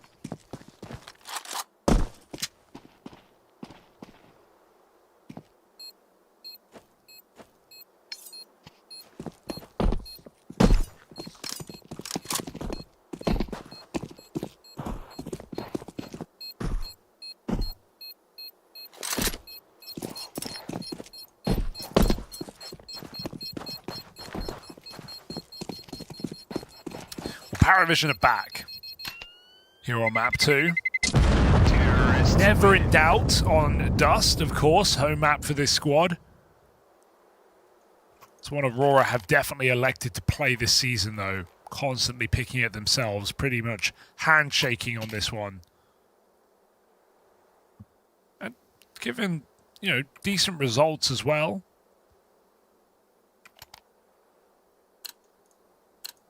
So with wind in their sails from Anubis, shouldn't be anything too shocking here. It's that third map that, as the desk have established, have drawn a lot of questions in this series.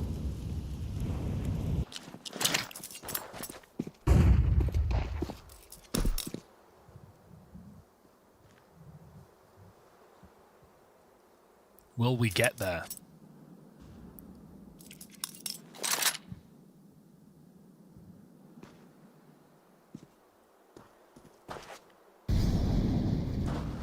Should get mollied. Boxic's just given over the scout. Nice guy.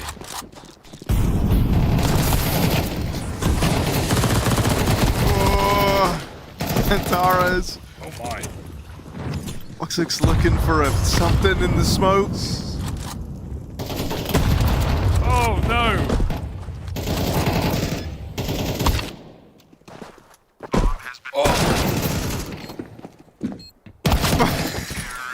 That was an overwhelming round. Yeah, right.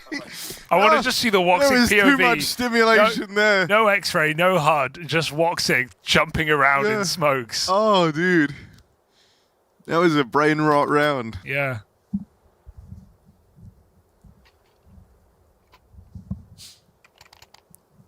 Well, let them eat fish. And get back in. Yeah, guns out now. Orb for Woxic. And a long spawn for Jame with his AWP. Boom. Ooh, him and Woxic clash. And Jame comes out ahead. good realization, right? He was going to run away, but upon picking the AWP, you know no one's probably cross-pit. You've got the whole angle, so you may as well take it. The re-peek with no flash, and Maja picked that up and put it to use. They get a run down on B. A good trade for Soulfly to keep this site alive. But Aurora should, Paravision should realize it's a 2-1 split. Despite that, they still walk up Cat.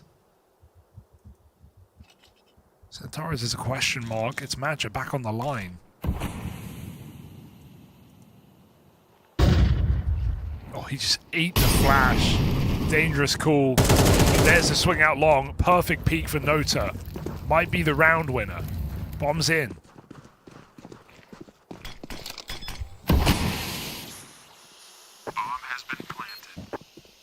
Soulfly arriving over here on short, and with Xantares so dedicated, they're interested in giving this 2-on-3 a look in.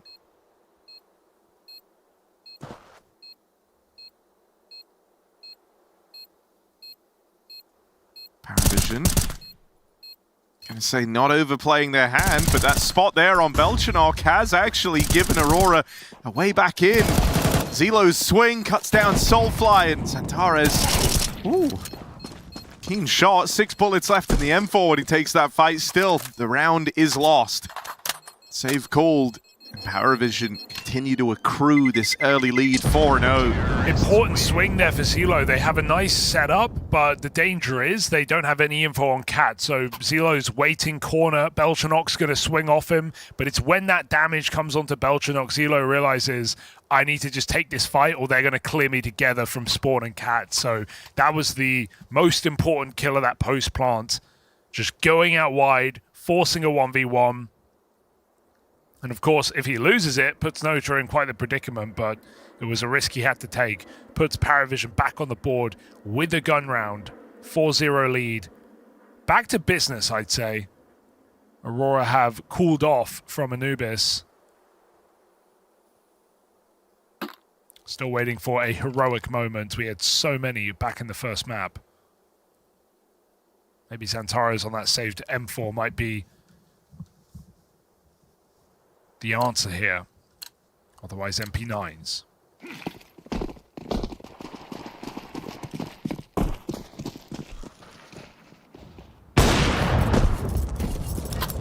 Take that tag. Match getting flashed through the long smoke. James been doing a good job of kind of tanking Woxic's confidence after a stellar map 1. He push again. It's good info.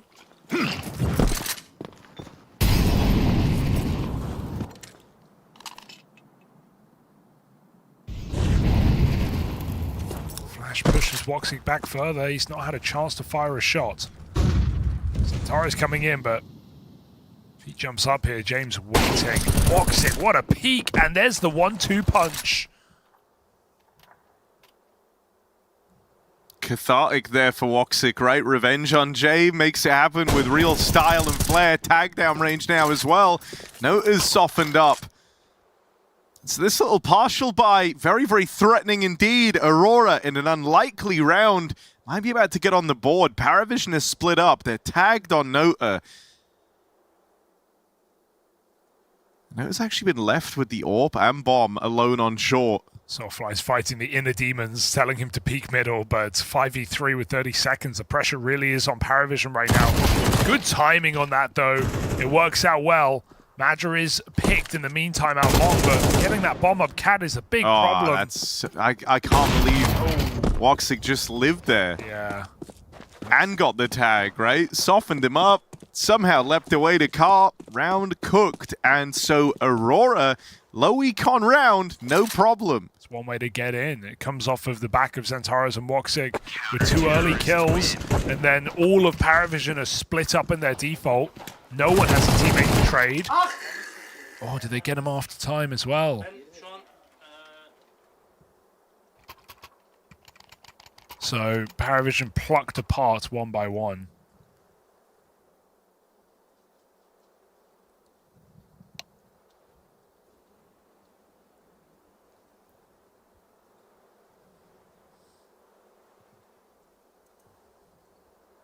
Tactical timeout for Paravision.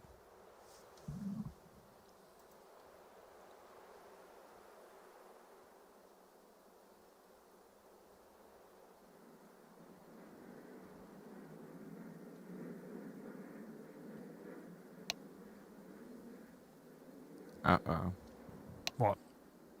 It looks like there's a spillage there. Hugo, did you see that? Oh, I was just checking. Did you catch that? No, what happened? There was definitely a spillage. Oh dear. How bad? Pretty rough, actually. everywhere. Pretty bad. There's a little wet patch on the mouse pad. Nobody wants that. You know, Santaris to borrow his hand towel? Oh, dude, he tried to crack open a beverage. Yeah? A carbonated beverage. How'd that go for him? No, dude, I know you're responding to me like this is a bit or something. This isn't a bit. I Like, mean, this I is don't know who real. you're talking about. I don't know. Paravision. You don't see any of this. Okay. Who? Look at your screen, my Who? guy. Yeah, I'm watching. Who? I see Aurora. They look fine. I only caught the end of it, but I think it was either Note or Belchanok. Oh dear, Harry. Have you ever spilt liquid on your mouse pad? Man, No, you this wouldn't. is bad, Hugo. This is bad, Okay. man. Okay. Doesn't look like Belchanok. No, then it was Nota. Okay.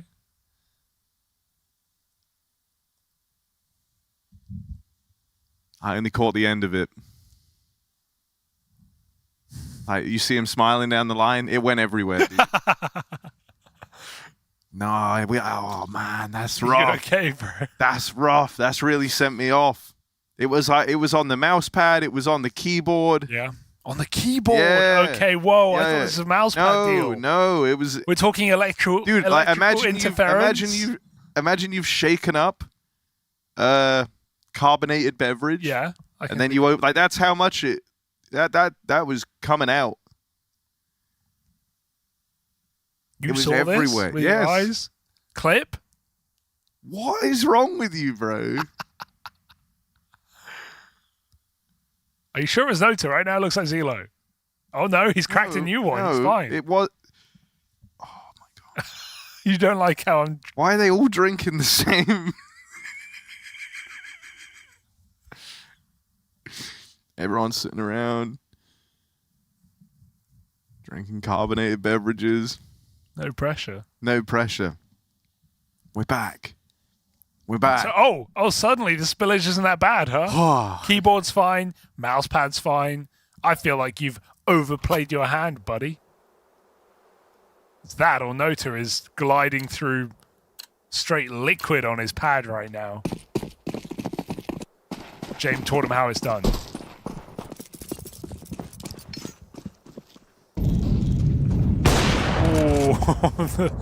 Both players. I thought we were about to get rained off, bro. Yeah, really? Yeah. I thought Call it, off like, the game. It was over.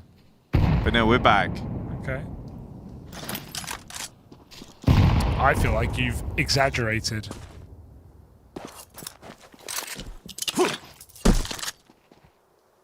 And you can't be trusted. Maybe if you were, I don't know, watching the game you're meant to be talking about. It was on pause. What do you mean? We would have been fine. Anyway, here we are. Hello. Aurora just got one on the board. I'm happy for them. It was a partial buy, and they still were able to find success. There was a tech timeout before the tech timeout. Chance for Astana to weigh in. There was a tech? Trolling. Sorry. Soulfly trying to get the practice in from the pistol. Ah, yeah, okay, yeah. Now I see.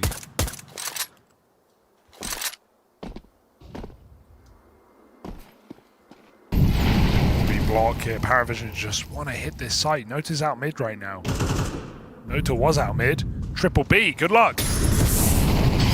Oh, yeah! Soulfly, that's more like it. That's how it's done. The practice pays off. A massive 3K from him. Double for Xantares.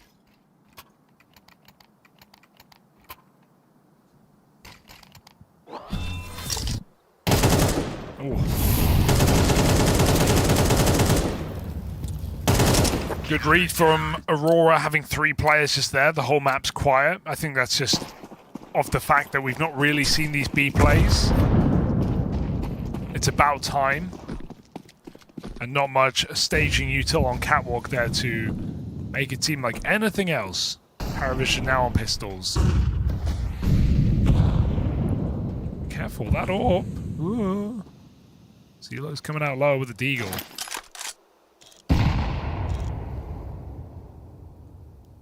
Hello! Oh, what a shot!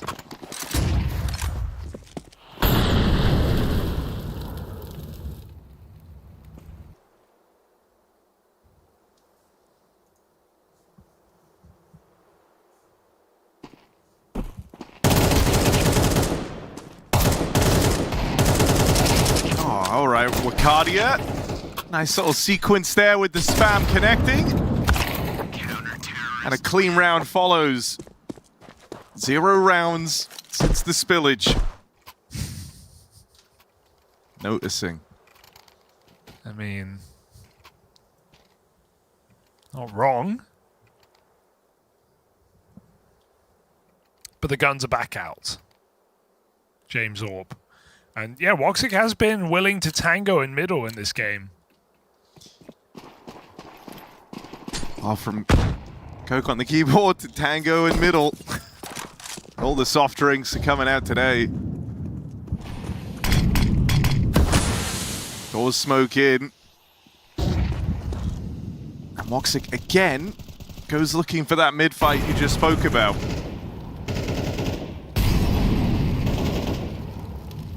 This angle as well. Get the full sense of security from that door smoke. But the flash, Woxic back before it. And Aurora settle into their setup. This will be a B pop, and so without Xantaras here yet, it's Paravision's best chance to get back on the board. This is what they're best at.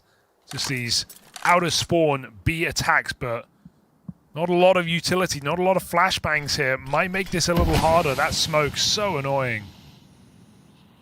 Don't know if it's going to stop him, though. Just coming at it a few seconds later. There's that mid to B move here for Nota. No one watching right now. All eyes on Catwalk. Oh, block again. Are you really going to wait this? James trying to fake Catwalk with his flashes. But here we go.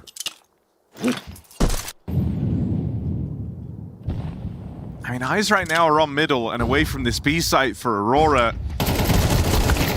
Flash to tee up Soulfly, and here comes the push. Wakadia, good for 1. Might come down to a retake here as the smokes fall in. 4 on 3, but an infamously tricky site to retake, even in these man advantages. What have Aurora got? They'll send 2 players on for the tunnels lurk.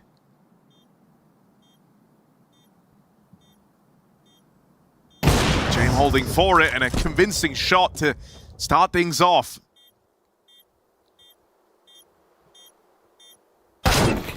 Didn't even make it around the corner, and James Orb delivers. That's it. Woxic doesn't want to go any further, and so finally, Paravision break this little streak of Aurora, converting on a 3-on-4 post plant over towards B. And James, he's just so tricky with this AWP, man. Min-maxing every damn day. Hiding out in plain sight on that box, giving you absolutely nothing until your team draw the attention. He is a rock star.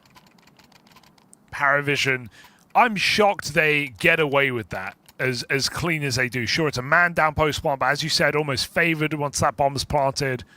But Aurora, it felt a bit obvious, didn't it? You know, that late Catwalk flash was pretty poor, and Aurora still flushed out the mid-to-B player first. I felt like they were going to be quicker on that rotate. Not believing it when it stared them in the face. Long control now for Paravision. Oh, it doesn't really break the smoke.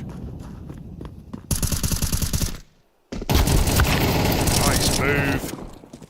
Belchanok and his teammate out behind it, able to punish Maja. Just a dry walk. Now, did Aurora miss the smoke on long, or did Paravision molly it, is the question. Either way, long control theirs, but only for a moment. They give it up and go back to B. This is a nice move, though, right? Xantares and Woxic both clearing long. They're in a setup. They're not pushing. They won't actually know till it's too late.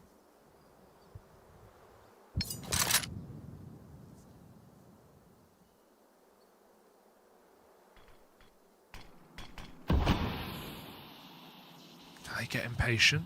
They're just kind of sitting out the 2-2 setup between A and B, and they will go and try and clear long. And once Belchnok gets that info, you're going to see Paravision speed up on Catwalk. Aurora don't really know where this one's going. Think long's clear. Belchnok's been sitting here the whole damn time. Yeah, good time to play now. 25 seconds left on the clock as this push begins. Nades do good damage. No. Ollie slows the push even Belchnok. further. They need him. Xantares gets his. 10 seconds left. It's done. Gotta go. Oh, Woxic dead. Leaving this one in the final few seconds. Xantares can't stop the bomb, but... Oh, they've just got it! No! Wakadia! That's so wild. None of those shots connect. Could have stopped the bomb plant. Soulfly attempting the clutch, but with the AWP here, it should be a safe round for Paravision. Stick it. Bomb's not planted for long. Gets his, Belchnok. We wondered where he was earlier. Shot. Might come down to the jump shot. And now, Soulfly knows on that defuse, Belchnok can't do it. What a weird round. Oh, this is crazy.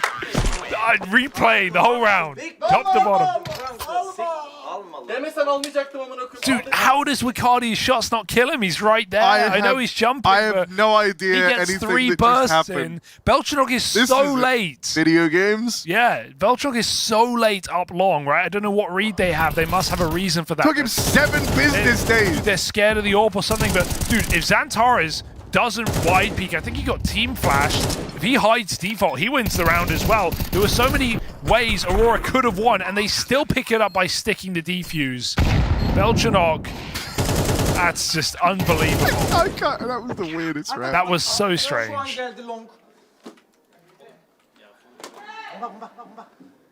Yeah, I feel you guys. What the hell just happened? This series is crazy. I don't know who's winning.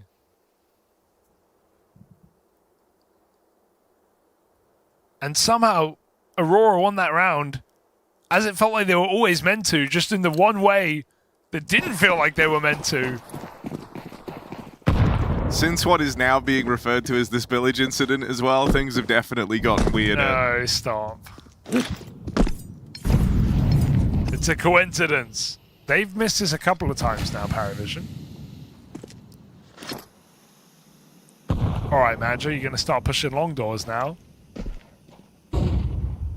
Notice throwing nades. But you never know when you're getting baited by the footsteps, so 5v5, no reason to make a play. What a recovery story for Soulfly in this series, man. Yeah. Topping the charts right now, string of important rounds, big multi-kills, big clutches. It's true. This B-site has been the object of Paravision's desire, though, so... Let's see if we have another one. Wakadia close with the AWP.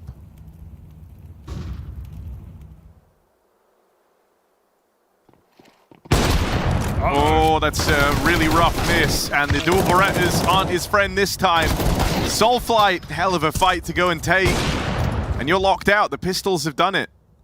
Paravision, low econ round. Just don't die here, Jay. Oh, he slipped it. Yeah, I don't know about lower, though. Still, I don't know. This is a really hard round to win. And they don't know it's 2 Tech 9s. Are they going for it? They realize they got money. It's late in the half. Why not? Send it. Give it a go. But you got to be quick. Great Molotov. Yellow burn alive. Xantares making it in the window. Smoke on that one. He's going to just try stick it in their face. Oh, he's right under the shot. They can't get him off. Not again. Paravision will prevail. Belchnok, it doesn't happen twice. A nice try from Aurora, but not meant to be today. I love that they're going for these rounds. That was chaos.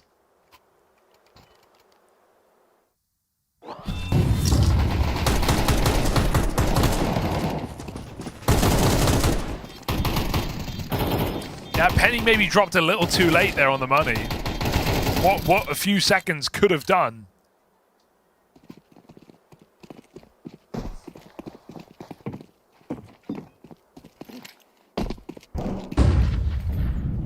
This is the weirdest game I've ever seen. Loving it. Paravision have it in them to go 8-4 here. If they win this round, they break the money completely for that last round of play. Oh my god. Okay. How are you still alive, my friend? Double AWP feels kind of crazy. Tara's hounded down after the first. As Aurora look for solutions, they seem adamant that this double AWP is it, bringing it out in back-to-back rounds. And they're side by side.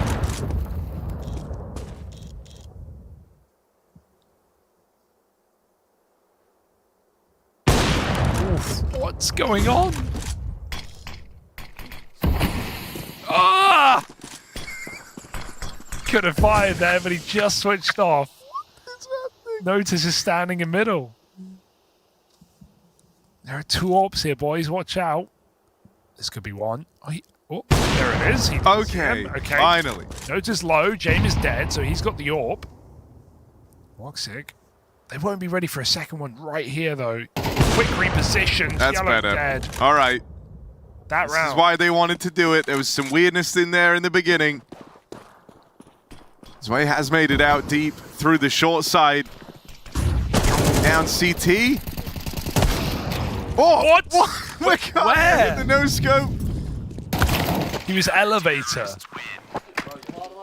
Sure thing. Big round here out of Aurora. That's huge, though. It stabilizes the money. It puts Paravision on low econ for the last round of the half. It stops an 8-4. That's kept Aurora in this game. Trading rounds for the last 5. And so Aurora have recovered in a huge way, and you feel like Paravision are destined to go for a B hit with this kind of buy. Still a little nervous. You know you're up against the double AWP, right? So the B hit becomes even more tantalizing if you're Paravision. I'm shocked it's fully open right now. Yeah, only one guy here. This feels like a massive oversight. You know the You money would have is weak. double AWP on the retake. A1S, not the gun. It's going to run dry as well. You can't kill 5 players. You can't kill 5 players. You can't kill a single one. I'm shocked. Woxic's alone. Yeah. Oh, God. They've got the sight. Rotates arriving. Wakani charging in with the Norberata's signature weapon in this series. Tech9 his way, cleaned up. Zelo now takes his turn to bat. Madja will get past him. Down to this, captains up against each other in the clutch, and James got a smoke to play with, made it out through the double doors. Madja's pieced it together, and that gun pickup gave it all away. Not gonna lie. Aurora tie up the half. I don't think they should be winning that round at any point. That is a 0 kill hold for Soulfly on a B rush when Aurora are pushing top middle against anti-eco. How are they winning this round? It comes down to Zwei and Cielo getting stuck on each other below the window, not having prime positions in that post plant. And Madja, it's a pretty simple clutch. He catches James going through that smoke, knows exactly what he's up to. But Aurora couldn't have been more out of position, and they still win the round. I think Paravision are kicking themselves in this half. So many opportunities slipping through their fingers. That Belchenok 1v1. These last couple.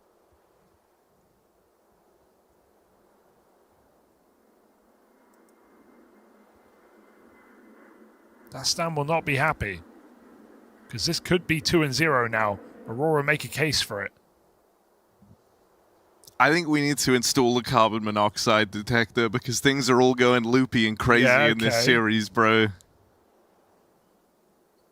Faint beeping in the building.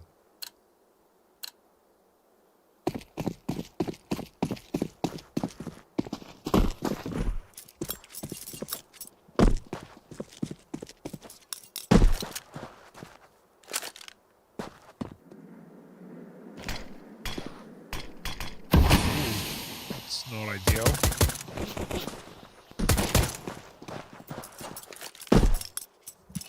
Who will find salvation in the form of a pistol?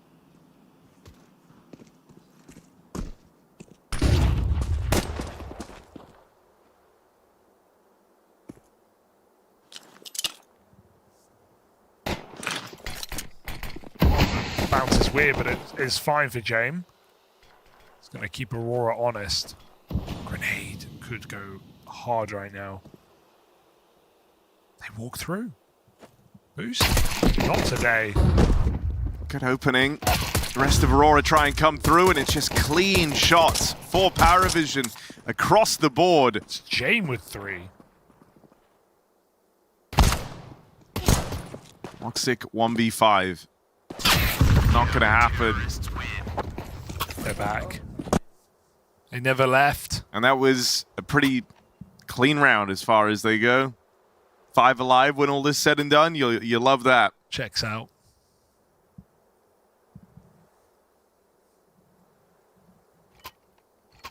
Woxic loves a scout in the second round. Are they buying? Cardi's buying a Nova and selling it. Soulfly has bought Mac 10. It's going to... Is this live? What is yeah, it? is this live? He sells it. Woxic commits. Woxic will do this though, because he'll just play scout first buy round.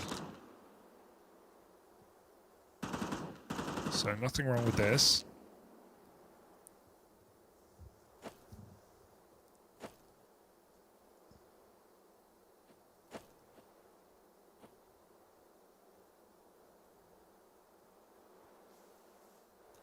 And he gets to send Glocks out first.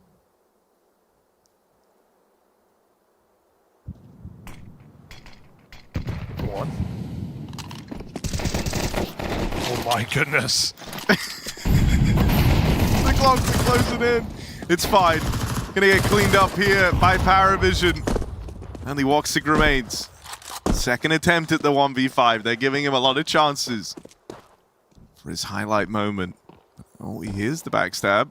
Oh, the jump is brutal from Zwei. Nice round out of Paravision. No deaths yet this half.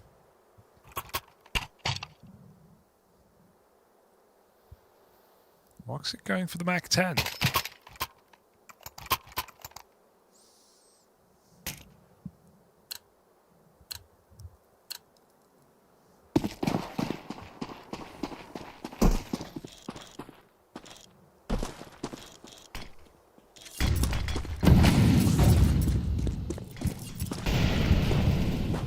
Early lean over towards B.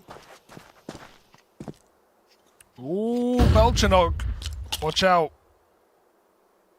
Oh.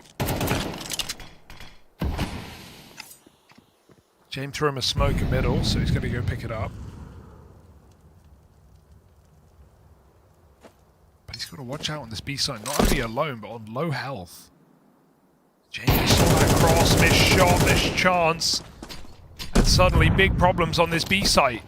Yeah, your rotate's low, your anchor's low. No kill for Belchanok. Round over. Paravision were actually already saving. They knew that Aurora had kind of pieced together where to end the round. With James getting tagged up and Belchanok being low on health, they knew there was kind of no point even in hanging around to fight that. Just get out early, try and save on as many as you can. Zwei would have loved the upgrade, but Matcha won't let him have it.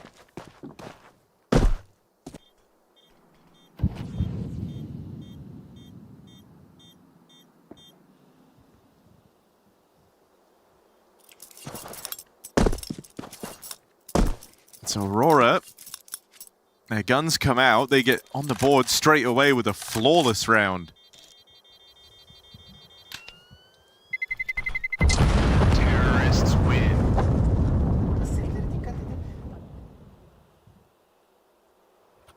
little pocket strap, but we know Paravision are the masters of the triple B stack, so we'll see if they start to employ that on the CT side. Whether their reads line up. Aurora's didn't really on their first half.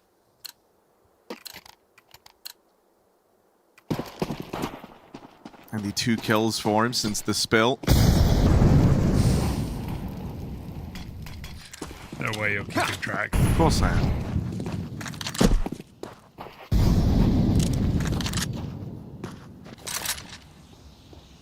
Aurora. Again with mid-control, and they get here very quickly, very early.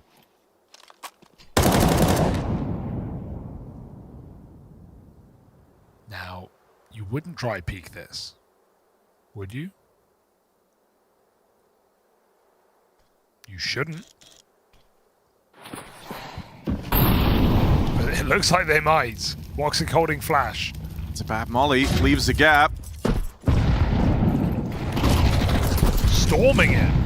Jane just makes it back to long. Hit that. How many more chances will he get to fire on this AWP? Nota on the board with a double. Backstab by Soulfly, but he's done his part. That's enough for Paravision to give this retake a go. Spilling blood now, Nota. Dropping to spawn. They hear this. Centaurus. 2 players behind the smoke. Trying to make his mind up whether he wants to hunt long or deny this creep on through for Paravision. Caught on the push. Good shot for Woxic, but can't follow up, and that leaves it just on Soulfly. Doesn't even feel like he wants to try this one. Gonna get out of there low on health. Yeah, it's the right call. Smoke comes down, makes it impossible. And I think Paravision, they're one of the best teams in the world at that ramp fight. Not a ramp, but CT walk-up fight to Cat. See Woxic realizing 2v4, I have to take a wide angle and just try and pick him off early before they get on default. But Paravision is so hot to trade that kill. And you can feel Aurora feeling the pressure in that post plant with Centaurus dropping down. Soulfly low from the orb. Someone had to make a play. Paravision do not allow it. Responding quickly to their first round loss. Maybe a desperate B hit again here for Aurora, but 2 players at least start in the site. Cardia spawn with the orb. They're gonna go. Not today. Segmented by the Molotov. 2 easy kills for Paravision while blind.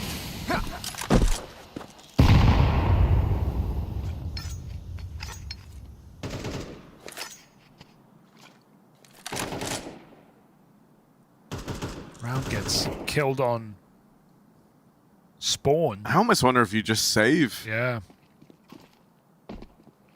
Gonna hang around, look for a kill, but Paravision not the kind of team to give you a frag back into the round right now. Jane backs off into spawn. Goose setup for Zwei. And a high-low on B, so I don't see options. Aurora have to force it.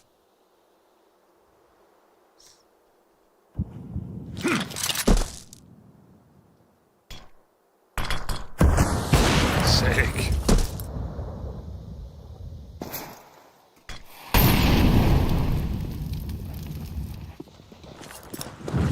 No way, they're going for it. Centaurus 1v4. Oh, full blind. Still good for the kill. Jump shot, just a little love tap there from Jame. Belchernot closes in. Paravision able to deal with that one nice and easily. So many nades on Centaurus. He got triple flashed and HE'd. Not getting out of that one easy. Hero warp for Woxic. No, seriously? Yeah. It's audacious. Yeah, he's got to spawn long, so at least has a move behind it, but Zwei not swinging long. The issue is, yeah, this may give Aurora the room, but do you want to take it? You have pistols. And an orb. Oh, yeah. Could do a bit of a El Clasico, you know, get the AWP down in the pit. No flash to do that. Might be tricky.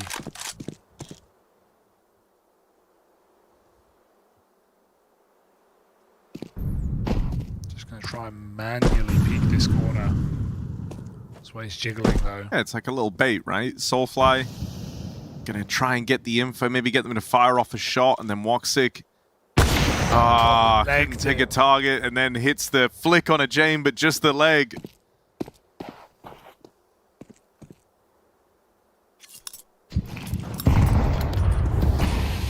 Hot potato with the AWP. Soulfly gets a go.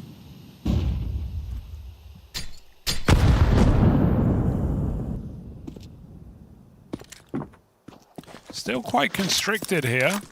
It's a setup, but there's just nothing to capitalize. Only pistols. They've hit 2 tags with the AWP. Yeah, I think Soulfly's going to save.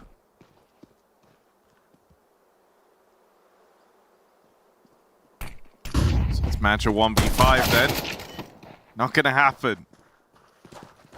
Aurora running out of steam here on this T side. A lot of walking around. Failed B hit. Around that maybe you could justify a save. They sped up on Cat, got massacred. Oh, Zello just naded Belchenok in long door. What is happening? He had 2 teammates game, in long door and he nades it. What the hell?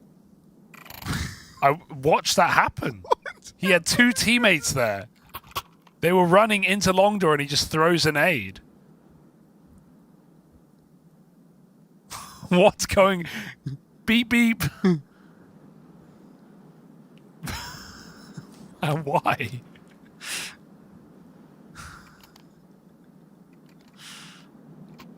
Well, they're winning, so it's okay. That's the main takeaway from this. They're allowed to do that. Vision of winning, I guess. Third map is overpass. I want to see what the desk are going to say about this game. That's what I want. What do you say about this map of Dust 2? Oh. Stylistic clash. They're like in TV shows where they have like a game on at some point. If someone's playing a video game and it's like a fake game. Yeah, that's what I feel like this is. People just mashing buttons. Like, I swear you don't hit controllers that hard.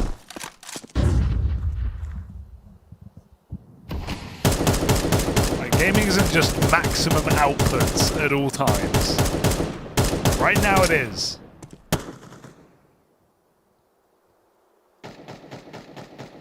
Or I guess inputs. Oh, go on. Again with the gap on this. They keep messing this up. Walking. Go. Yeah, you've got a lot of room right now, Zantaras. Get out there. Oh, he's in. That's round. Every time they've tried to throw this molly, it's had that same gap. He has won the round from this move. James saw him. Too late. Zantaras clinical. And locking down spawn is integral to winning this round. Paravision have no point of rotation. That's it. Save.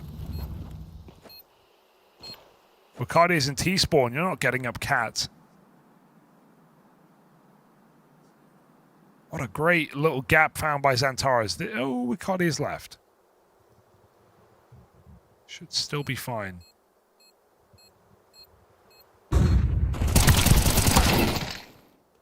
Nice flash play. Paravision exits. No one knows they're here. They're so close to knowing about each other, though. No matter. No one from Aurora is leaving long.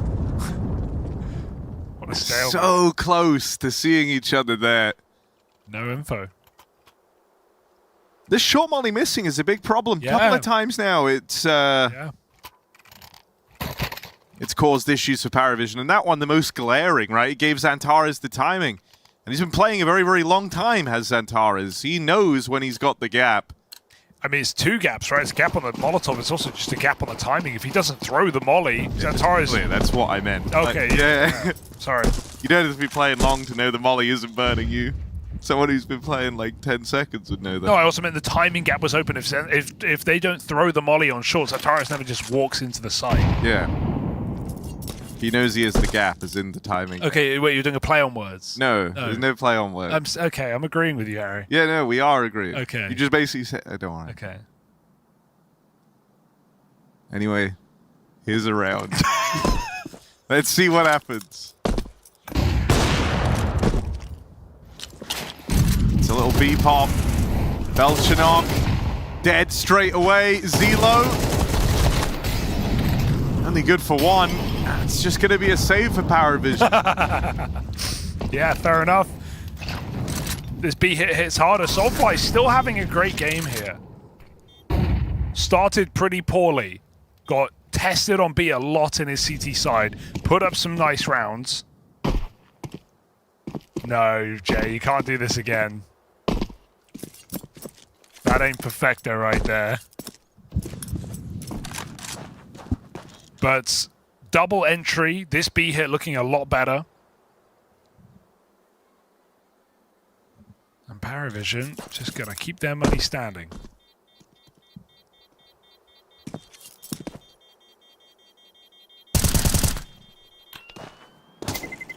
Terrorists win.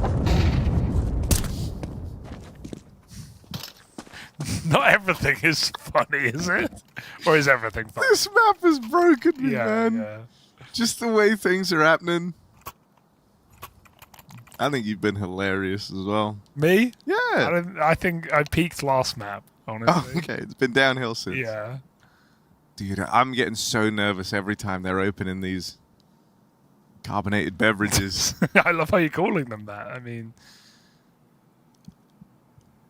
these unbranded black tape drinks. Okay, Dastan's weighing in. Because this lead, Hugo, could get away from ParaVision. Now, what I'll say is, as is often the case with ParaVision, their saves have been really, really good. In the sense that they will have money all the way to the end of this game. James, not someone who gets caught, you know, getting the economy broken in round 23. So... Oh no, I didn't plan for this. Yeah, exactly. He is always planning. The accountant is always planning. So Aurora, it's going to be a grind. There's no free rounds on your route to the comeback here. You're going to be against rifles every damn time.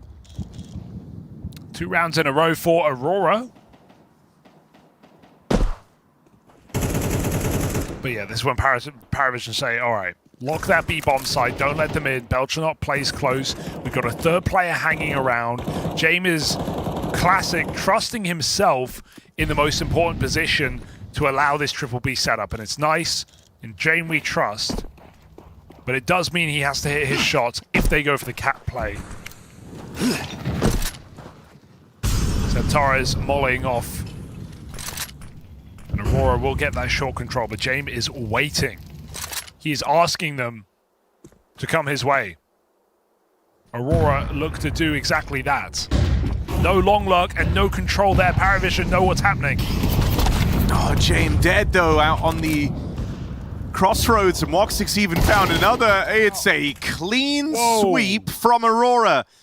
Also a real rarity that you're able to get this many fights all at once. Was just kind of crediting how ParaVision are going to have money every round. This one comes at one hell of a cost. Not only do Aurora swing off first flash, it's because they only throw that new box smoke. I think James doesn't realize they've already crossed. He's expecting double smoke wall. They make it, oh, nice exits. They make it in, and by the time he repeaks, they're already past that new box smoke. So awkward timing there for James. And great utility. I will say these last 2 rounds from Aurora, they have hit some really perfect executes. The B hit, and now this cat play. I really like how simple they're keeping it. It's punishing, it's working well. They're avoiding the stacks. And Aurora are up to double digits now. 3 rounds in a row. James blindsided, not easy to do. Double kill on the rotate for Woxix. Yeah. Didn't even feel necessary, but it makes you feel good, doesn't it? I mean, dude, this has become a very, very competitive game. All of a sudden, got a timeout called in. Oh, it's tech. And Harry, danger is here. Paravision, if they lose this round and they don't save any guns, they will have no money for that next round. They have to play for OT. That's fine. Yeah, I know, but that's why like the kind of hunt at the end, the Woxic lurk with the mid-orb getting the double is so impactful. It's so huge. Yeah. Paravision are a team where like if those kills had come in over towards A as quick as they did, they would have looked to save. But because Woxic's hanging around middle, plucks the players rotating out of the round, you don't get to save anything here. It's true. They would have had 3 guns. And we were saying, like, James not the type of guy that gets reset in round 23. Wouldn't you know it? They could get reset actually 1 round earlier, round 22. Not if they win this one. Paravision all in. Orp on James. It's a 20. They've got everything they need. Oh, what is that for Badger? Xbox smoke from long. That's really nice, because now Paravision are going to be paranoid about Catwalk at every point of the round. Block on the long smoke, though. Frustrating. Walk around this. Oh, and Paravision blocked short from that paranoia that you're talking about, but that means they're not going to have the info ahead of time that it's clear. Crossing in. Oh! Good spam for Zwei. Nade could be big. No HP on Soulfly, the nade won't find him. Still blocking short, they still don't know. Might not matter, but Aurora are in the bomb site. Whoa! It's the opener for Wakadia. Zwei tries to barrel through, there were a bunch of low players there. But nothing connects. Bomb now planted, Wakadia and Soulfly low on HP. HE! Oh, they can't get away from it in time. Big flank for James, but he's walking. Santoras v James for the game right now. The most important kill of this round, but are they even going for it? They're so far away. Back to spawn. Santoras will not commit. James waits for the peak, and Wakadia 1v3 on low HP. Oh, that's clean, Wakadia! No way! No way! 1 on 3, another clutch for Wakadia. The whole time a shot away from certain death. Had to hit the first bullet every time, and he does. He makes it look like anyone could do it. That's mad. Wakadia with a string of mad clutches across this entire series. And he jumped away from that HE on default. It's that earlier move that let him live. Almost a double nade kill. And look at these shots. Clinical. So pretty. Oh, Wakadia. Dude, they are now favorites for this game. Mr. Clutch. Yeah. What a recovery from Aurora in this match. Dude, it's that first kill. And then the 180 turnaround. The 1 bullet onto the short player. Dude, 11-7 down and 4 rounds in a row. This game's tied up. Paravision are all inning, Harry. They saved the AWP on James. That is justification alone. And so, multiple rifles. They have enough to compete for map point. But for Aurora, this is match point. This is a 2-0, staring Paravision dead in the face.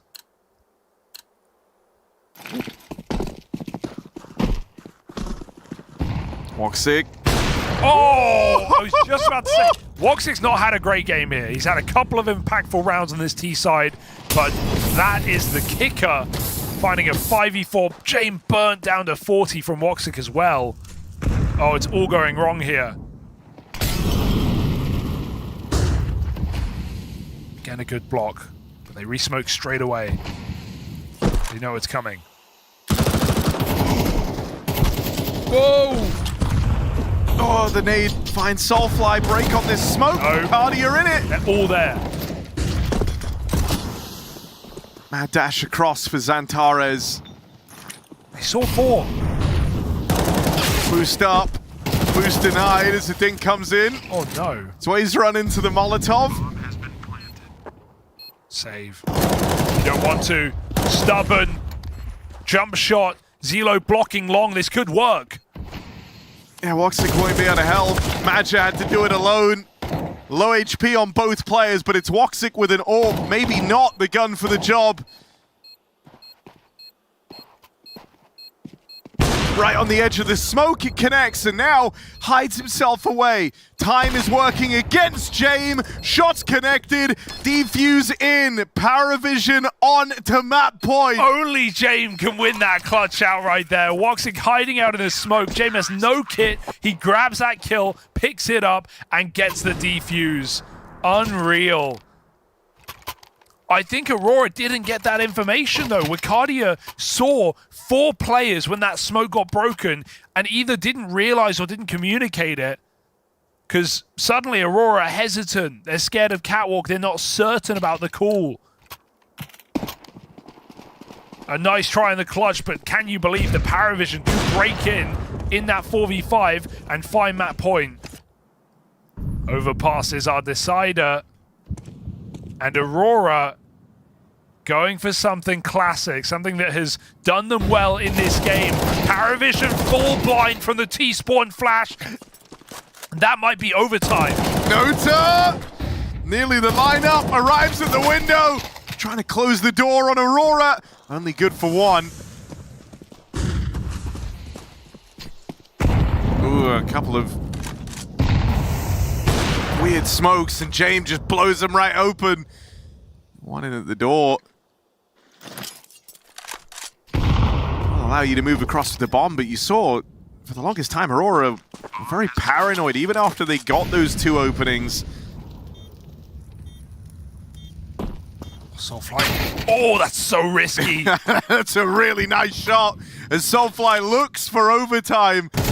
Gets past James, and one shot would seal the deal on Zway, but this has been a wild game. Soulfly at least restores a bit of normality there. Overtime required to decide who takes Dust 2. I think we deserve it at this point. We've come this far. Let's go a little bit further. I cannot believe Aurora just punched that B site in a 5v3, and Paravision almost win it out before the bomb goes down. A bomb plot makes it very hard. Soulfly with some huge shots. That flash didn't look like it was going to be so effective from T-spawn over the roof. But a crucial entry.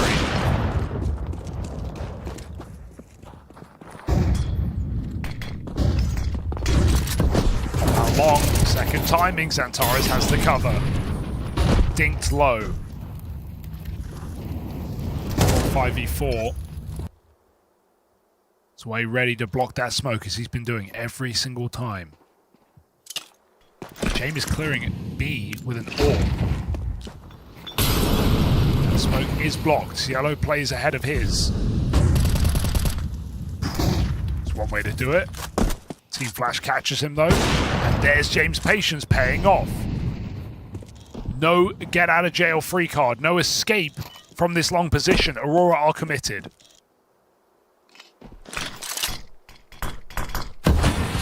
No bomb. Oh no! So much damage. Zway at 6 health. 4 health rather. Nate didn't find him either. It's Matra arriving on the short side. He's got a bunch of dudes in front of him. Wakadi in mid-air. Catching James, and then goes on a tear past that point. It's the 4 health Zway as the sole survivor, and not for long. Wakadia with a stellar sequence. He's still in the negative, but his impact in these last couple of rounds has just been monumental. Yeah, a clutch up, and now the jump shot to find a triple entry. Mag's lurk, high impact there. We've not seen any short lurks on this long control, so Paravision finally discount it, and that is their undoing. Had to put so much pressure on. Wakadi just scoops them up. This Aurora is a lot of fun to watch right now. Playing fearless, playing very quick rounds. And Xantares as well. Can you believe that every player of Aurora is in a negative KD except for Soulfly, and they're winning?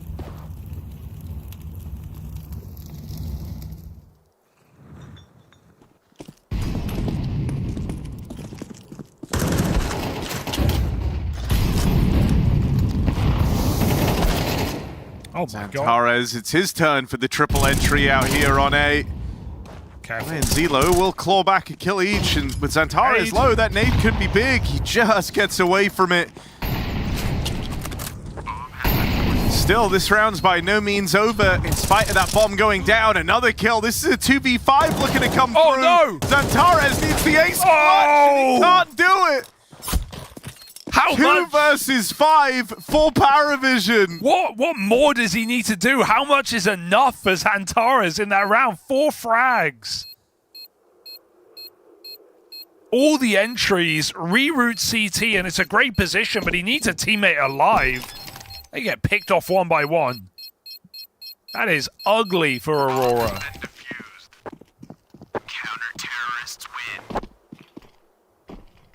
What is happening?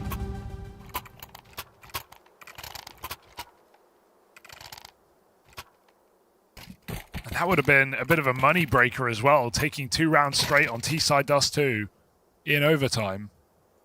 But Aurora have bailed themselves out. Or rather, Paravision. Still an all-point game. Still everything to play for. Still maybe a third map.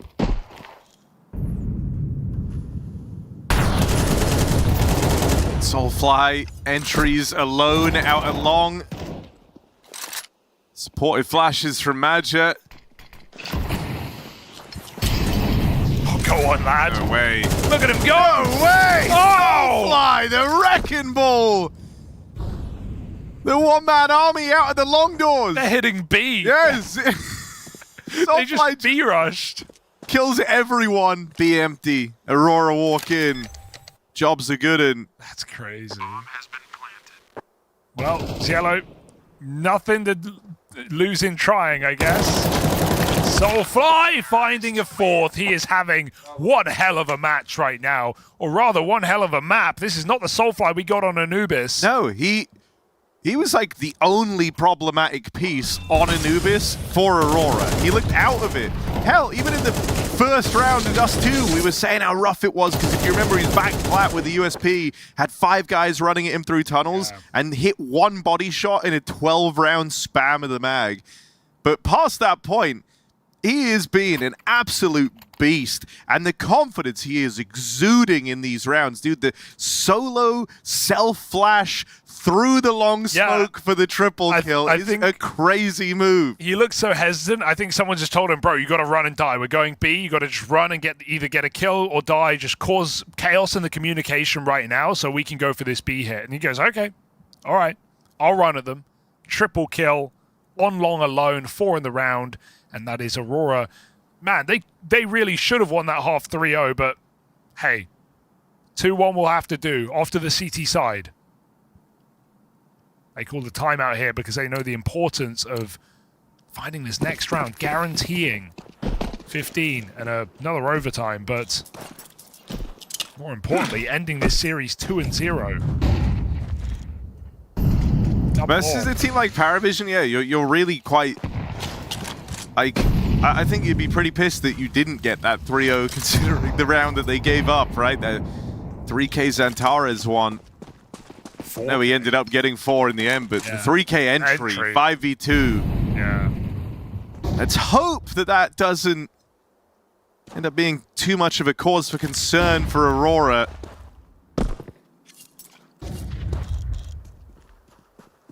Double up again.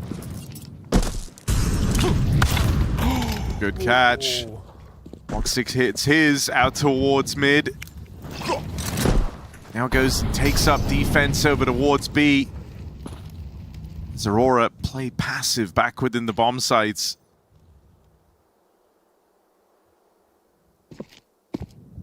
Triple HE here for Xantares. They're going B. Soulfly is quick rotation. Woxig smoked off in tunnels, and Paravision just got locked on shorts. They're going mid to B. With everyone? No, they wanted to go cat, right? Okay. But they've just been blocked at the 30-second mark. It's fading by the time they set up their nades, but Xantares could just turn them into mincemeat here. These HEs could be a huge problem. Not bad. Needs to do good damage. Xantares does even more. Support from Wakadia. This double AWP tears through the Paravision side, and Aurora get on to match and series point. A difficult game today for Paravision, right? They have run into the brick wall of Aurora, who I feel like anyone can give you a multi-kill at any point in this game. Even Woxic, who's had a struggling second map, has come through with some integral opening kills on both halves of this game. And Maz is feeling good about that. Xantares stepping up late in this match, running away and trying to catch up with Soulfly. Series point here for Aurora. 2 chances to end this game. And there's Woxic again. There's the same pick. Another attempt. Maybe he'll find it late to Jay. Woxic's certainly gotten a lot better as this game's gone on, right? Struggled a lot in the early stages, but had some impactful moments. Now getting away with the openers. Finds that 5v4 for Aurora. They try and sneak through the molly, but a tag made. Info for Woxic. Close peek. Oh, nothing. That's why he gets past him. Back now from the long side, it's Xantares. They're already out. Good molly, buys a few seconds, but this AWP is still waiting. Don't see Jay miss those every day. Miss molly as well, so they get the plant, they get to back up. CT spawn is the route here for Aurora, trying to finish this series in 2. Even now in the 4-on-4, not super comfortable. Low players here after the skirmish. The Paravision to close on some of these fights, and what if they close on all of them in 1 second? Paravision looking to take us to another OT. They can just get one more round. Very strong post-spawn positions. Top default playing behind the smoke, all peeking off of that contact. And James does a great flash as well, right as Aurora scale up ramp. So here we go. One more chance, and you're going to kick yourself again, Aurora.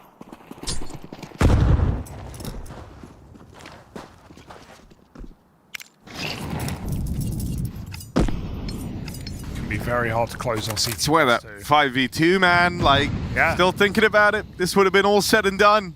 For sure. I think now it might go to another OT. What have Aurora got for us? You know, Paravision are thinking about that B hit right now because it is so classic, but do you want to go into Soulfly? He's been, I don't even want to, it'd be rude to say 50-50, but like, he's everything or nothing. More often everything.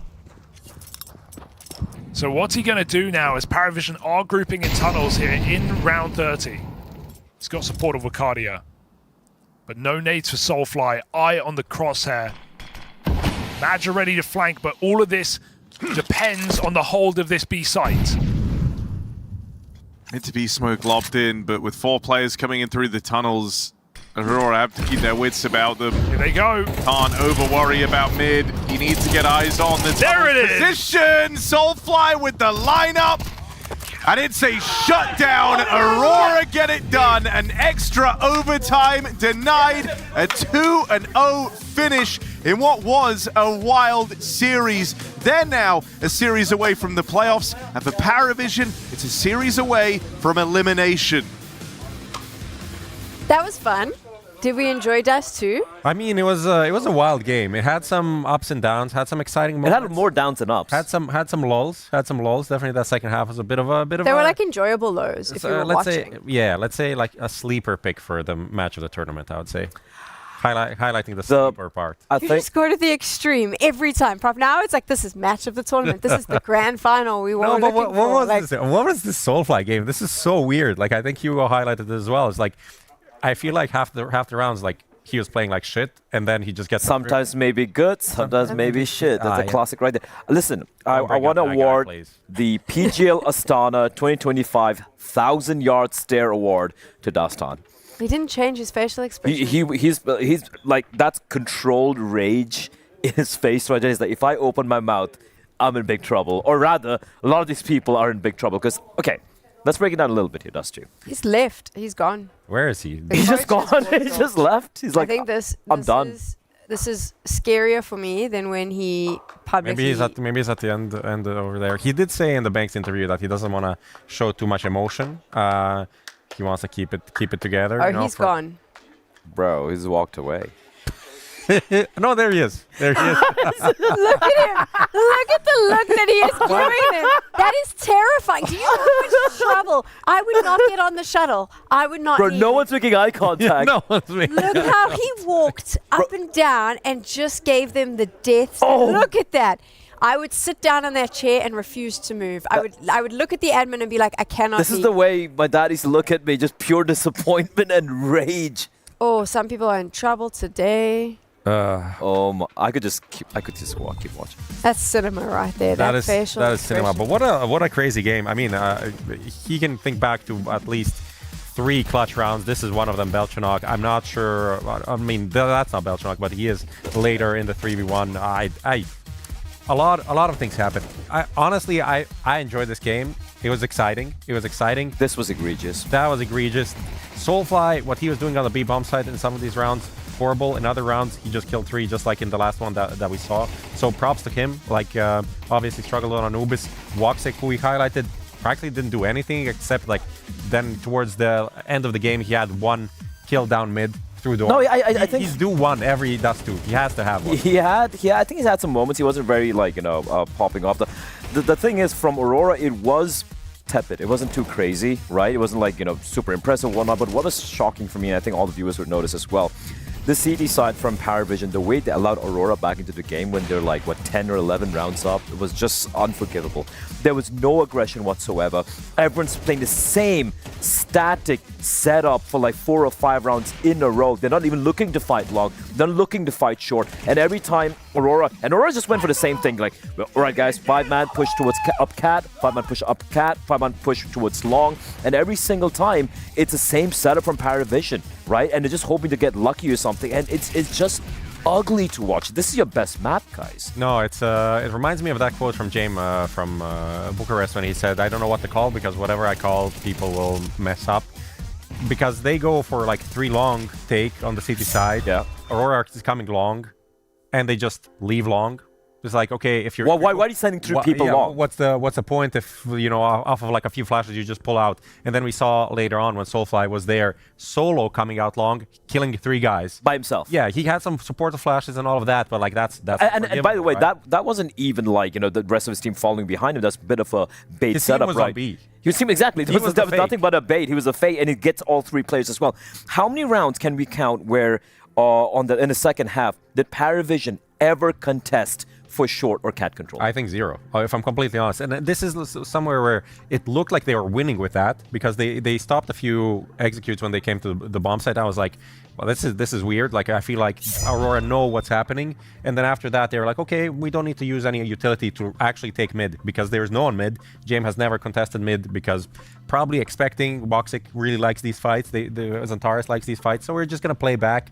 But after a while, it becomes like way too obvious. Like, you really need to mix it up in some way. Yep. And Aurora really didn't need to do like any like even B splits. I don't feel like they did any B splits. It was just like coming up short or long, and that's it. B, mid to B, not necessary for them to put any pressure on at all. And there's no tunnels pushes until overtime, pretty much. And even like I remember one particular round where it's like the Aurora play was coming up from long, all 5 of them, and a couple of them have been whittled down to, like, I think, like red HP, 15 HP. One player was down, 5v4 advantage for the side of Paravision, and just the way they were turtle up towards short, towards Gandalf, towards, the new box position and whatnot. Just like holding super passive angles, not really contesting for the control, not really forcing or throwing utility to make to make Aurora struggle to get up to the A bomb side. And then suddenly, the moment Aurora get there, but credit where it's due. I think Soulfly, YK, hitting some nutty shots as well, but just immediately could see the defense just like completely crumble. I mean, this is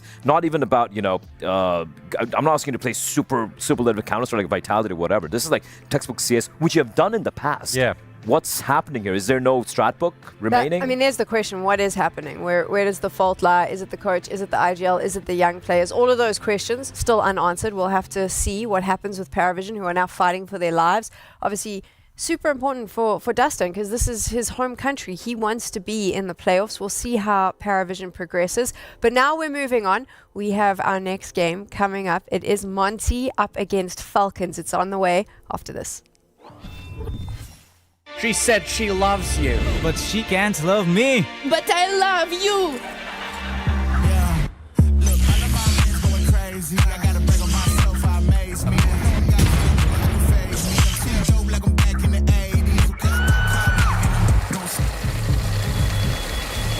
I won't play window anymore. What's going on? Play your role. 1xBet. On to the next one.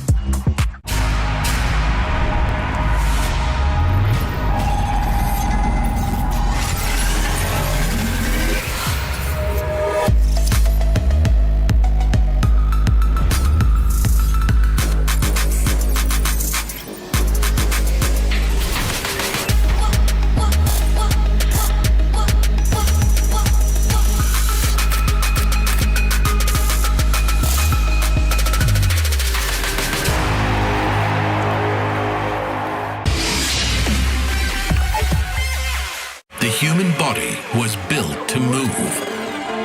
Not trapped at a desk in one singular posture for 12 hours a day.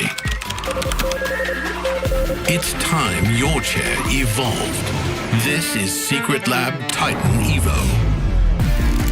Ergonomically engineered for you, gamers, hybrid workers, artists, backing your every move.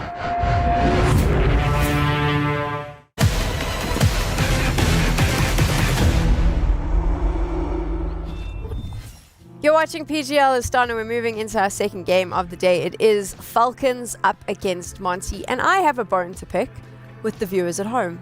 Because they claim, I saw someone actually tag both of you as well in this. They claim that since Karrigan has joined Falcons, all we do is deep throat Falcons and talk about how great they are. And I was a little bit offended by this because I think we, on the first day, the three of us had a pretty balanced conversation about how Karrigan might not be the savior of this team, and Zonic, there were question marks over his head. Yeah. I feel that way still. I don't. Getting one. My hosts are getting one guide. Chad gets one guide. You're getting one guide. This is insane. What is going on? But no, realistically, we didn't even have a full desk about Falcons. So let's just start right now. Not waste time. I'm very excited. I'm very excited about the concept, the idea, and I think where they want to be, Karrigan makes sense. Not in terms of like, oh, he's the best IGL ever. He's fragging so well. Obviously, he is historically the best IGL ever, probably. Slightly contested, but they just need someone with charisma, with experience that can bring these pieces together. They have really good pieces that have been underperforming, even MongolZ to some degree, but definitely Kyosuke has not been what was promised. I think, absolutely, I hit the nail on the head right there. For players like Nico and Monte, what a lot of plebs don't really understand, and even including... What? I'm being nice here. You want me to be not nice? Anyway, the point is, even Zonic said as well, you don't just need an IGL whose style fit the individuals he has, but someone who commands respect. Karrigan commands respect. No matter who you talk to. Is that enough, though? So I'm just going to... So I hear that argument, right? Yeah. But here's my thing, and I said this when this whole change happened. You made this change as a Hail Mary for the major. That's what this was, Project okay? Hail Mary. Kickstand, which was a very good movie. It's still rates to be seen whether this will be a good movie or if it will be an absolute flop. Kickstand, I understand what everyone's saying about he didn't command respect or whatever, but I would argue that maybe there are more problems in Falcons than just changing the IGL. And this is historically a problem in Falcons. No matter what pieces you put in, they cannot seem to make it work. And I think, look, yes, sure, but I feel like for Karrigan being the right piece, it might be the final solution, so to speak, for this particular team, why it's going to fall into places. Just, carrying on to what he said, you get, firstly, he commands respect, you listen to him. Also, he's such a good, look at the players he's been able to, really blossom under his wings over the years. Frozen comes to mind, one of the best ever. He's only 23 years of age, by the way, and how good it's been for all these years. So many players have just clicked into place, clicked into the right state after he was under his wings. You look at Kyosuke, he's obviously very talented.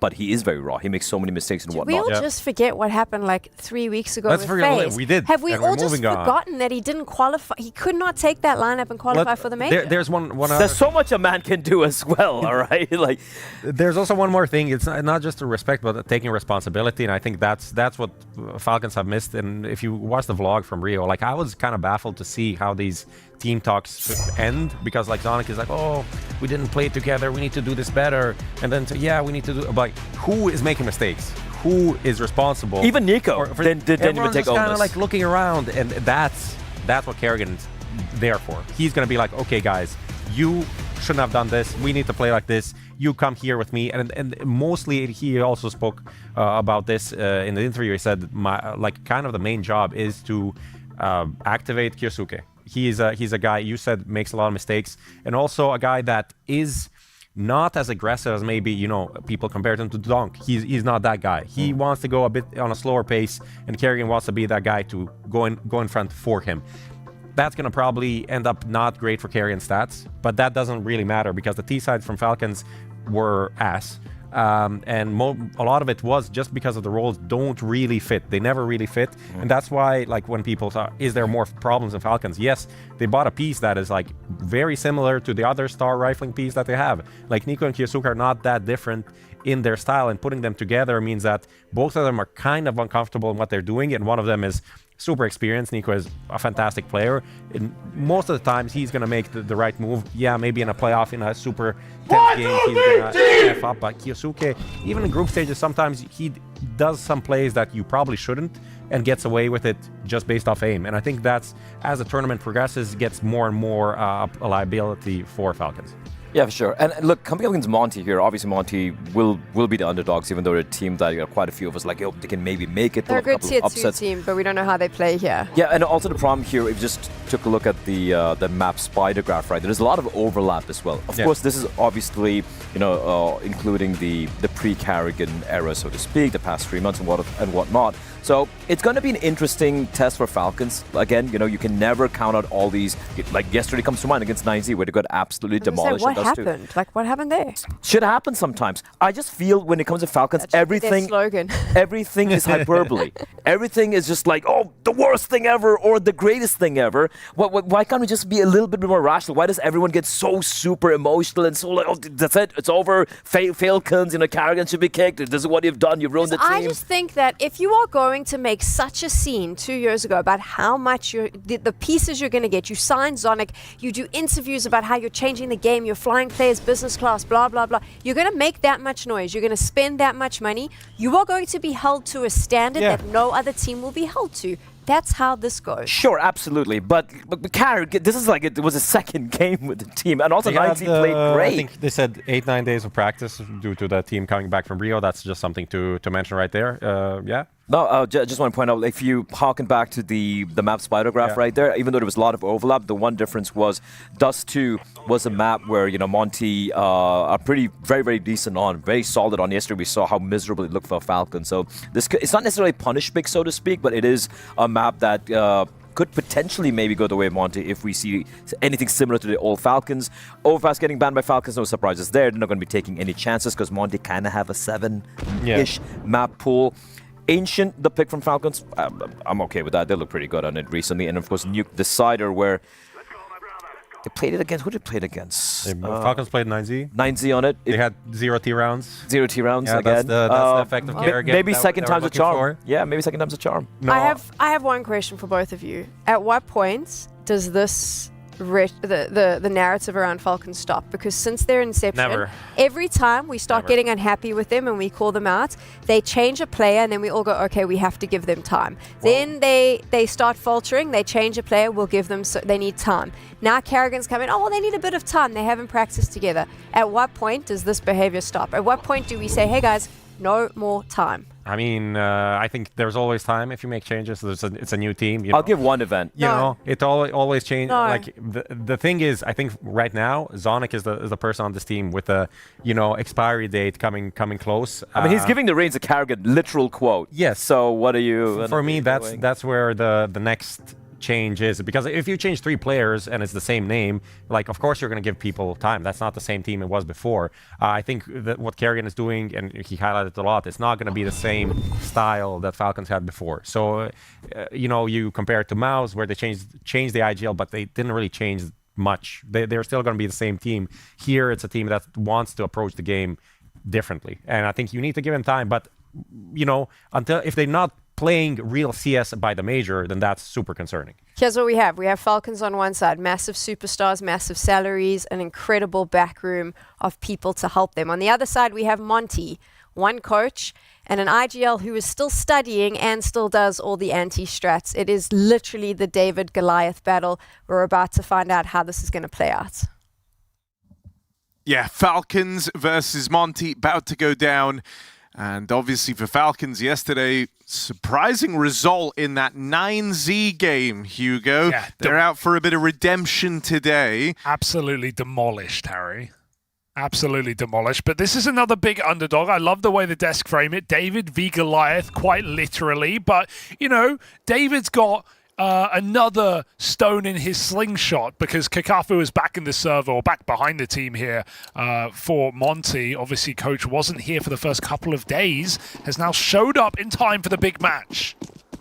And boy, is it a big match. Falcons with new in-game leader Kerrigan, with all eyes on them, looking to undo embarrassment, perhaps, given to them by 90.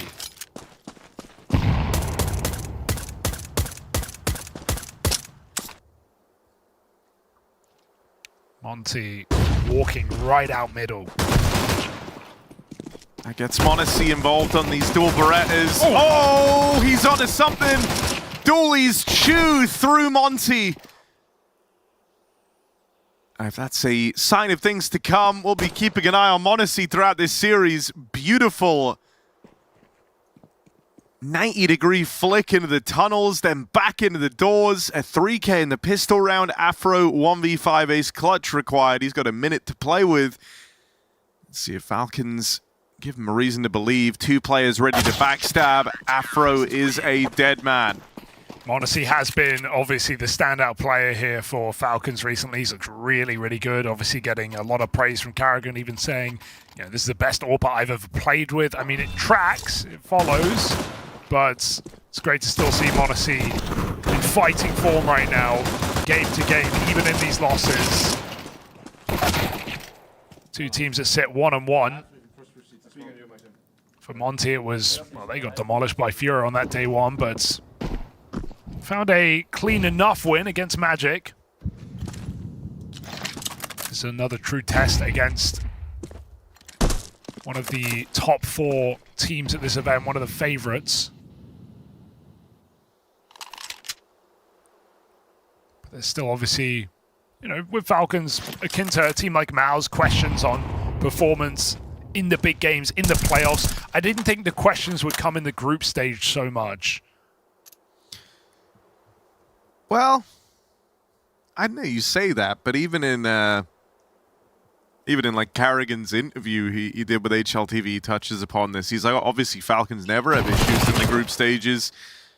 He said that's not been the case for me in my previous teams. When you think about FaZe, we always said they took the longest possible route. So, you know, curious to see which of those 2 kind of win out. What's he saying? He's flipping the script like, we're going to suck in groups, but we'll win. We'll be in those finals. I mean, that is the goal at the end of the day.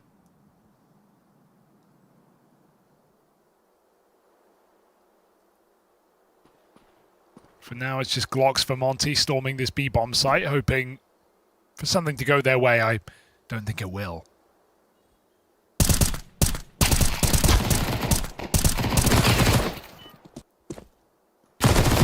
Hello. Monte is just jumping off catwalk right now. Coming into this looking very aggressive is Monte from the word go. Where he's conducted himself in both of these rounds, it's just been quick fights, quickly, you know, trying to get involved as fast as he can the moment he's got info. And he's got a lot of money from the first couple of rounds, so that AWP makes an appearance straight away. Extra util getting left for that B player because Falcons are making a move, coming in lower, doing a classic setup. We've got a couple of these, nice high lows. They do it on short, they do it on lower. This flash might go a bit deep though. One player turns, the other holds the line. Nico with that opener. Oh, they try and they succeed. There's more where that came from. Kyosuke can get out. So escape he shall. Cover from that AWP up top middle. And now Monty, yeah, sure you're allowed back in lower, but are you sure you want to trifle with this sniper? Falcons decide to recede to the bomb site. 4v3, and a lot of the map to clear here for Monty. If they decide to use their util, they're going to have nothing left for the execute.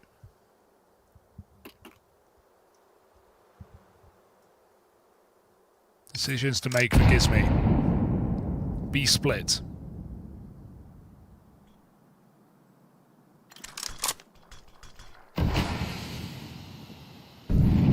Oh, and they're going through, but that molly splits up the push. Big problem for Monty.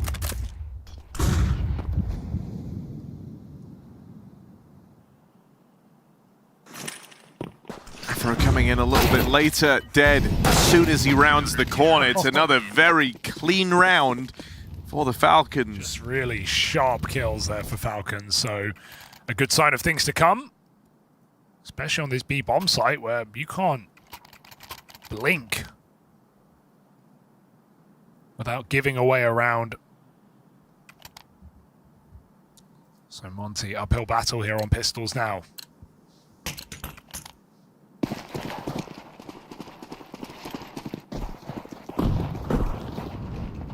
Back for the B lean.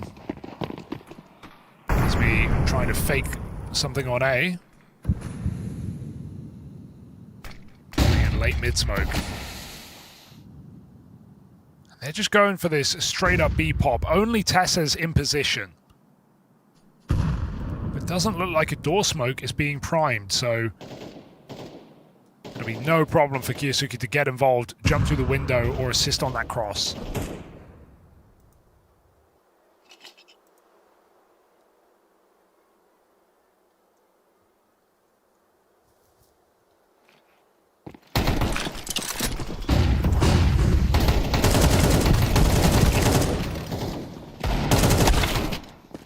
Good double. Kyosuke onto the dome as soon as he arrives at the window.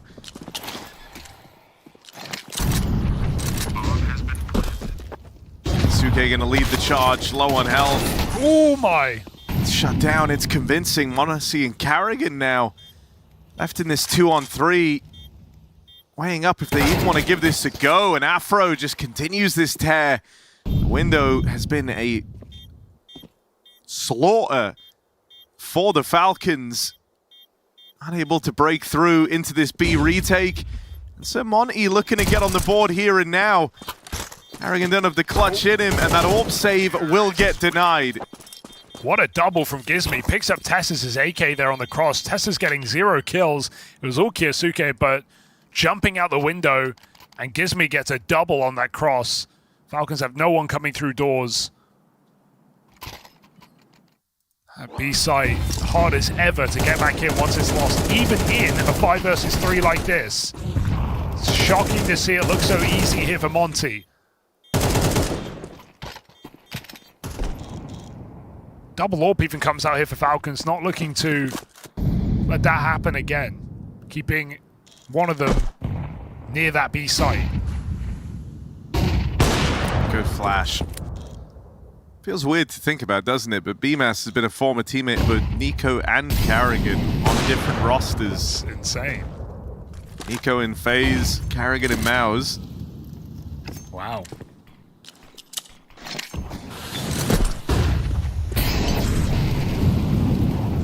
Disappeared for a few years, came back with a bang.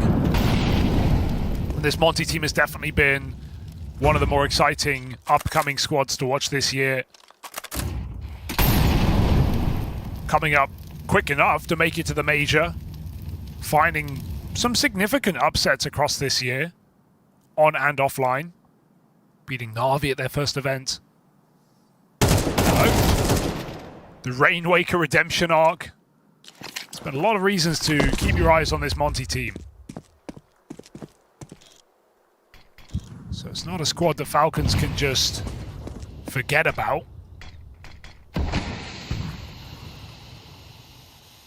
Five v 4.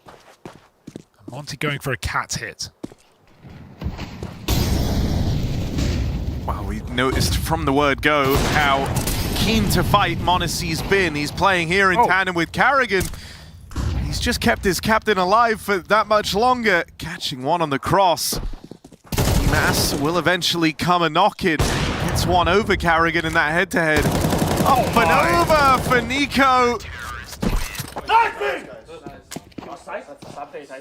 I don't know. Very nice to see the synergy on display there.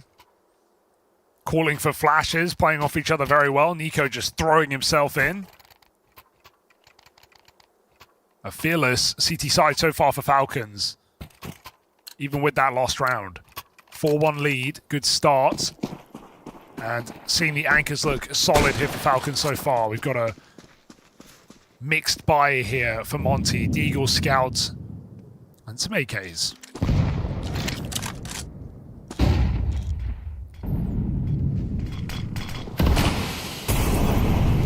Missed Xbox smoke gives Nico fights down lower, but just nades for now.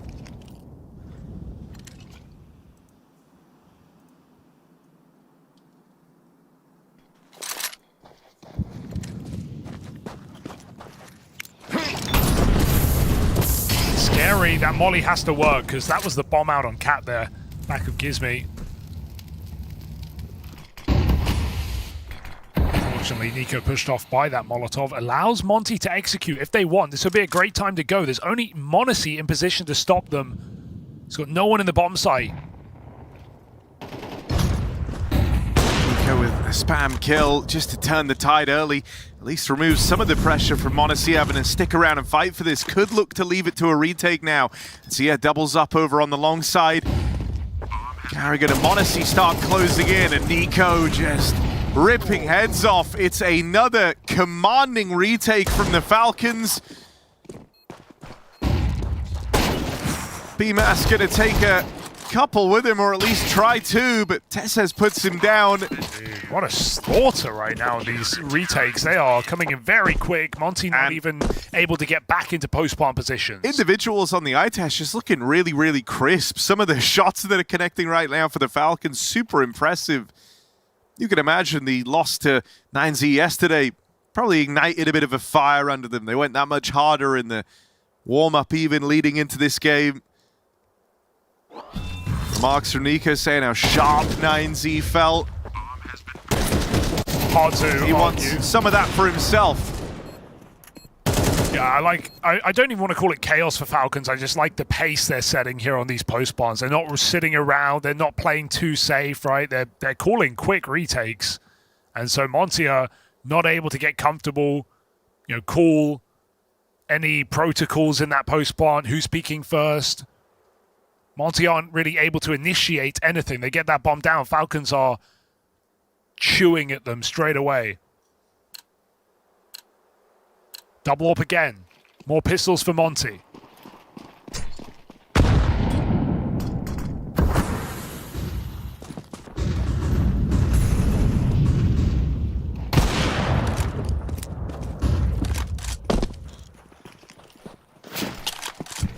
Molly forces a decision into the AWP. This is a fearless Falcon right now. That just wanted to fight. Oh! And it's not hard to see why. Every situation is scary. It's just you're getting run at. 6-1 lead here, CT side does too. It's like they all go to their bomb sites, they all go to their spots, but the moment they get the info, the moment they know where the bulk of the team is, they're running at you. Hard to argue with the results right now. Only losing to one B post plant. That was in a 3v5 for Monty. Feels like inevitable that Monty will go back to something on this B side. The easiest way to punish without having to fight the full breadth of Falcons. Second AWP fires off the middle. And no actual guarantee that Monty know that's the second AWP right now. For all they know, it could be MongolZ. It's back on the B line anyway. As Monty beeline for exactly that. Lurk smoke on this site.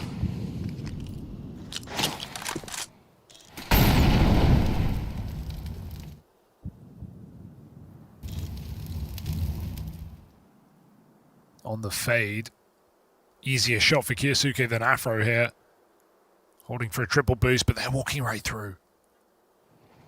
Oh, this shot makes up for it with one, I guess, but all the entries coming through right now for Monty. That's why you hit the B side right there. Oh, Carrigan, knife out. Gives me, we'll get rid of him. And if that fight had gone the way of the Falcons, suddenly I think we were on for something. Now, it should be a save here. Falcons have been super keen to fight. With a re-smoke in at the door, like to think that's enough just to scare them out of giving this a look in. Yeah, Monty aren't letting you ninja in this game, I can assure you of that. How does he do this? Nico trying to survive as well, locked off. Honestly, did hit that on the cross. They get out though. Orb survives. Monty keep all their guns past that point. And so 2 rounds, both coming from these B hits. Monty keeping it simple. Yosuke had just 2 shots on that orb and one of them missing. Big problem.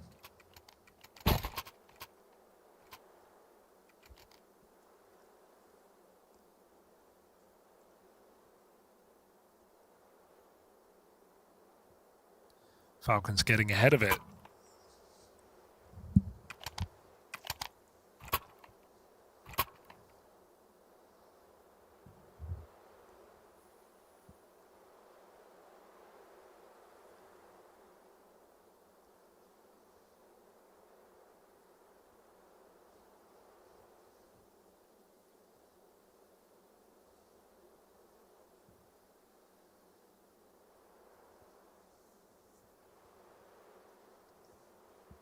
And you have the chance at a very dominant first half. You don't want to give Monty away back into this game.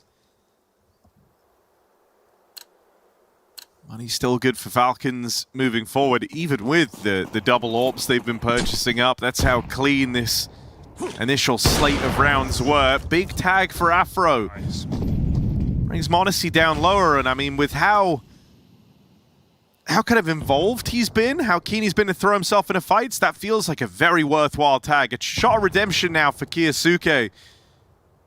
How many shots? Another swing and a miss. Now the orb takes the line. Instead, it's has to nail it on the AK. Oh, these guys shoot hard though. Monty, given the chance, find 2 massive entry kills. And Molly will buy a few seconds on a safer plant. Got to go back and pick it up. Gives me going for that stick, but Nico is crossing in, denies that bomb. Good trade. Has that chaos opened up a chance for Falcons in this post plant?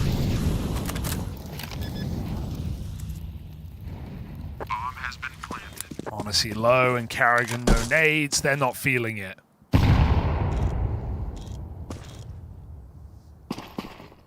And maybe time to move off that double orb because it just hasn't hit for Kyosuke. He started this game strong, but that was off the AK.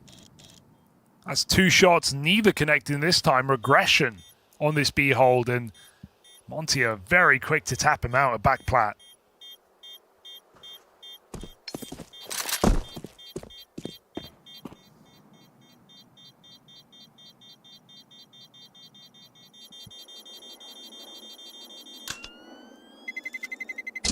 Terrorists win.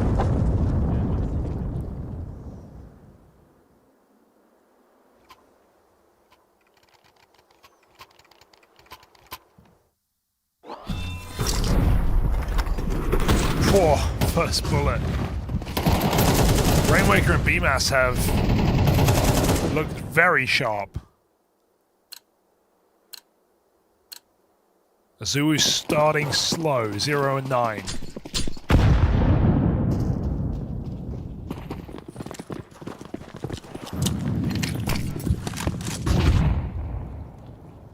Honestly holding for the boost, and that's exactly what he's going to get. Oh dear. Don't you just feel countered, uncrouching into that fight?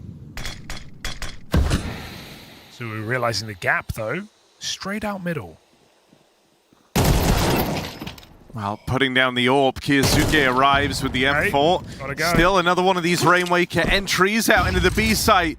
Flash at least keeps him at bay. Perfect rollout, though. The util blocks him off from B. Bomb's coming in to join him.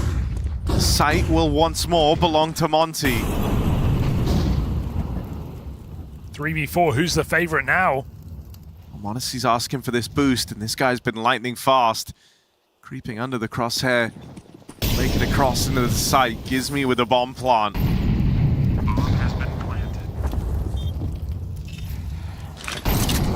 Re-smoke's a problem. That's it. Falcons have a decision to make. Rainwaker in the best position.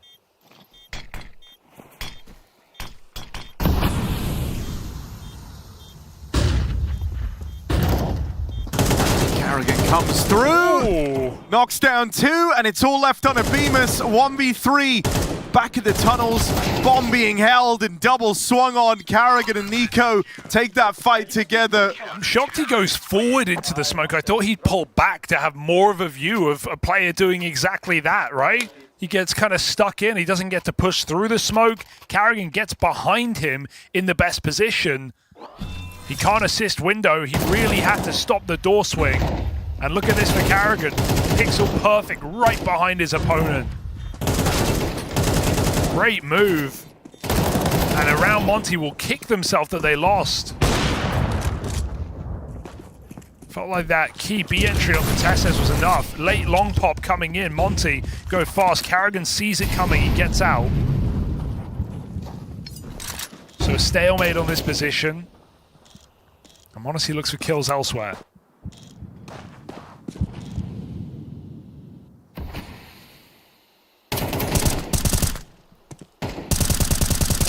Do kind of love just how stubborn Monacy's been in taking these short fights. The idea that mid is almost off limits entirely because he's here every damn round on the AWP feels really restricting to Monty.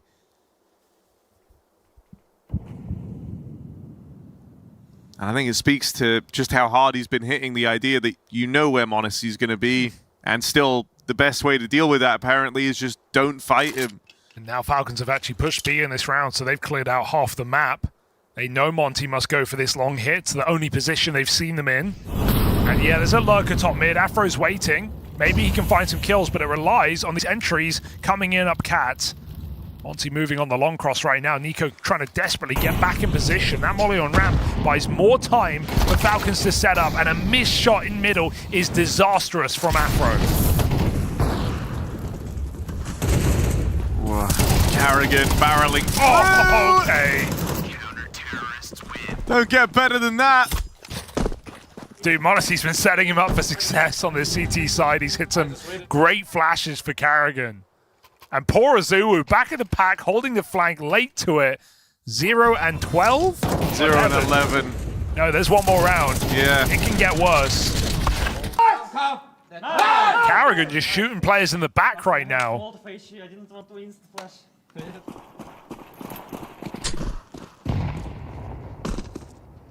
Oh, now they're getting cocky. Double lower again and no info. Now they're getting cocky? Oh yeah, that's a fair point. It's the same double lower setup again. You've ran into this once already. And there is 0-12. Oh, 0-12 half. Nil for him. 13 ADR.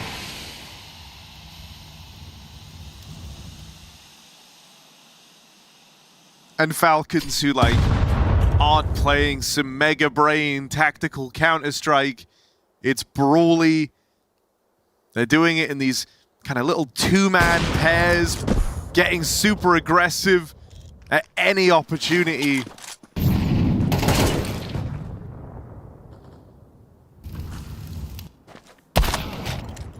What do you even do against that? You don't do a thing. You hope for what the do you second do half, against that? Because 4 kills from MongolZ to seal that one with a 9-round CT side. Falcons having fun. You know, we talk about the difficulties Falcons have had in their bad moments, in their poor moments, losing in horrible, you know, losing in stage games where they're expected to perform, where they're favorites. But the one thing that's been clear from these couple of group games is when things are going well, things go great. Like, karrigan is a vibes merchant in that sense. We've seen the energy he's brought to this team. We've seen Falcons smiling more than ever. I think as well, it's like, there's a reason why when you think about a lot of the super teams of old, karrigan found himself at the helm of them, right? And it's because he's always been a captain who, at his best, he puts a lot of faith in his teammates.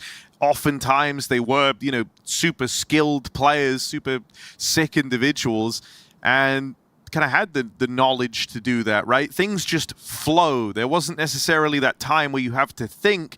Everyone's communicating. You have to in that type of environment. And actually, some of his lowest points as a captain have been when he's really intensely micromanaging. And then it's like, you look at kind of the other leaders that existed in Falcons. You know, you look at Kicksam before that, you look at Snappy. As things were going on, it felt like it was leaning more towards that micromanaging heavy style. But you just have a lot of talent in this team. If you want to just brawl, if you want to just scrap, this is the team to do that. Yeah. Definitely felt like what we got in that first half. No one told off. No one told to not trust their gut. That's a big opener for MOUZ. And he's on the board. He is on the board. First kill in the game.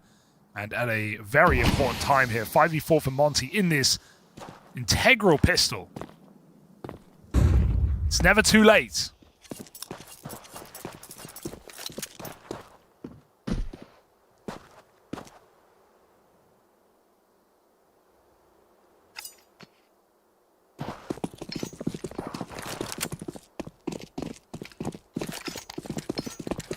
To B.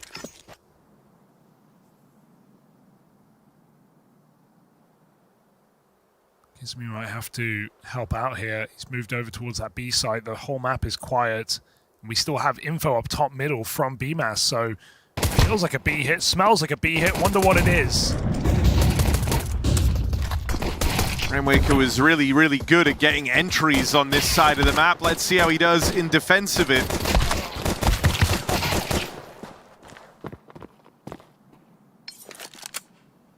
Bomb was lost in towards B, but trying to wait for Nico to link up on that mid hit. We'll never get to arrive. Tess says low health.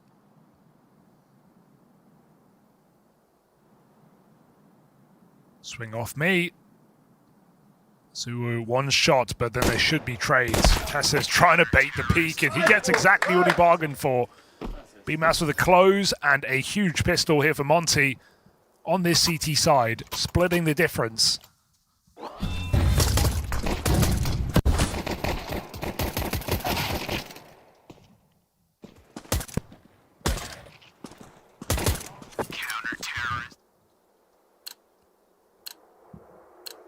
karrigan's dropped MongolZ the scout, giving him Kevlar behind it, telling him, go off. Yeah, I mean, it's absolutely no secret how good MongolZ's been in this series, or in this map. And so, yeah, give him a fighting chance to do something cool in this round.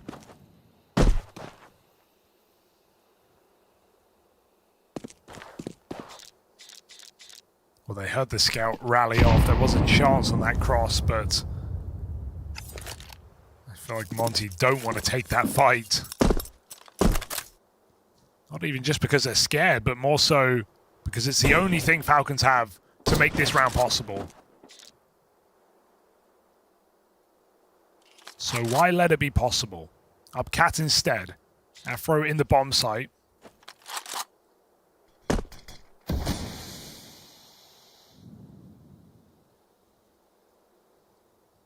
And MongolZ, an impenetrable crossfire here.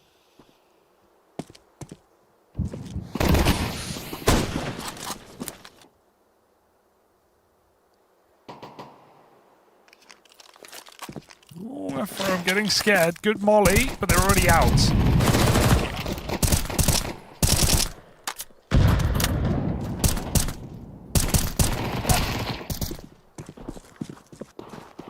Clean enough.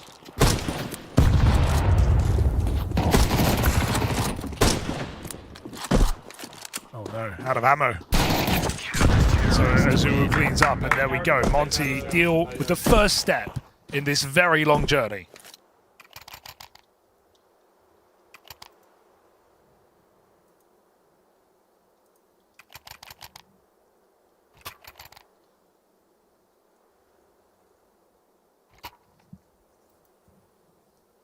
Gives me cooling down the line.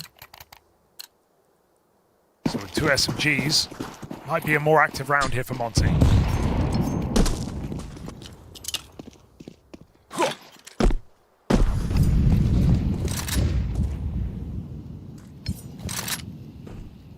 Focus on Catwalk. Only BMAS starting long, gives it up pretty soon. Falcons are coming in here.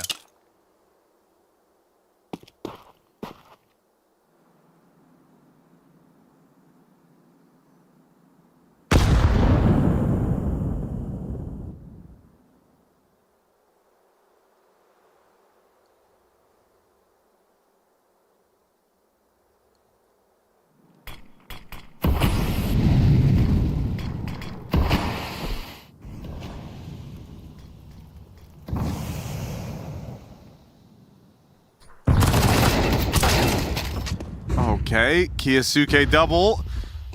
While Falcons were spending all this time going about the long take, Kiyasuke has likely just done enough for them to take the round here and now. Afro tucked into the car, will go unaccounted for, a huge double, but in comes Kiyasuke from short. Nico doesn't want to hang around, just trying to get away from this MP9, and with so much damage done onto Azuu, he will not be giving this 1v3 a go.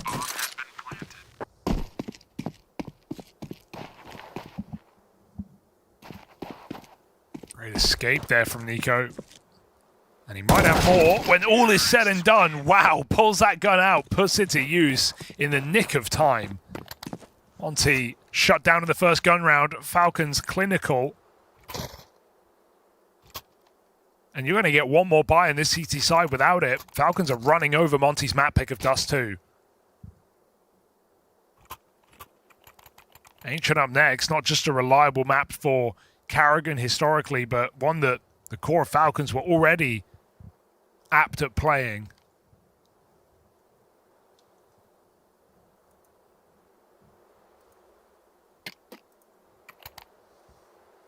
And I mean, Karrigan's had some poor games so far individually. It's almost to be expected, but you know, I think 4th lowest rated player of the event coming into the day, but this is not one of them. So it doesn't get easier. Afro no AWP.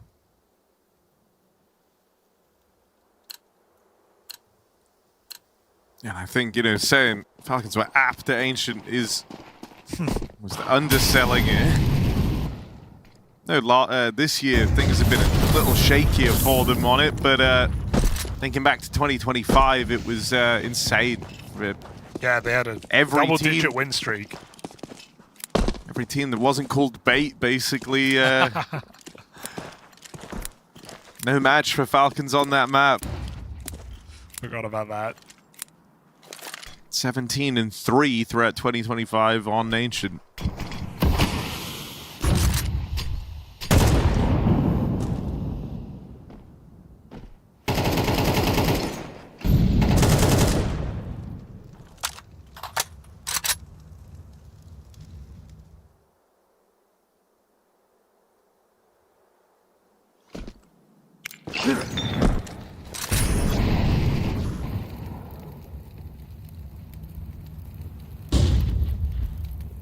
Quite an off angle, just in the middle of the open, but it's close position, and Tessis is waiting for it. Position revealed, BMAS in trouble, there's 3 rifles running his way, he's able to hold the line. Azuu plays off him, and this 1-2 punch for Monty might keep them here on Dust 2 for another round. 5v2 with the bomb control. And a combat save here for the Falcons.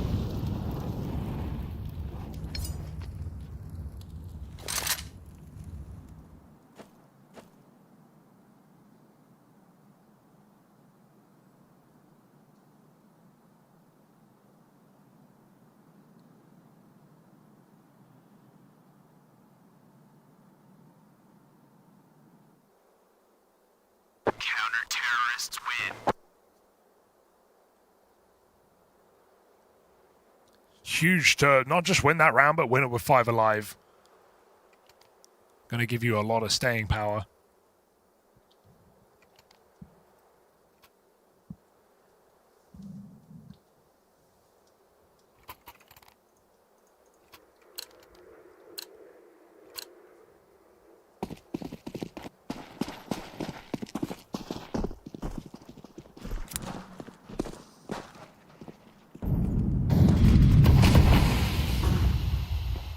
Take for Monty. And a boost over this smoke. All right.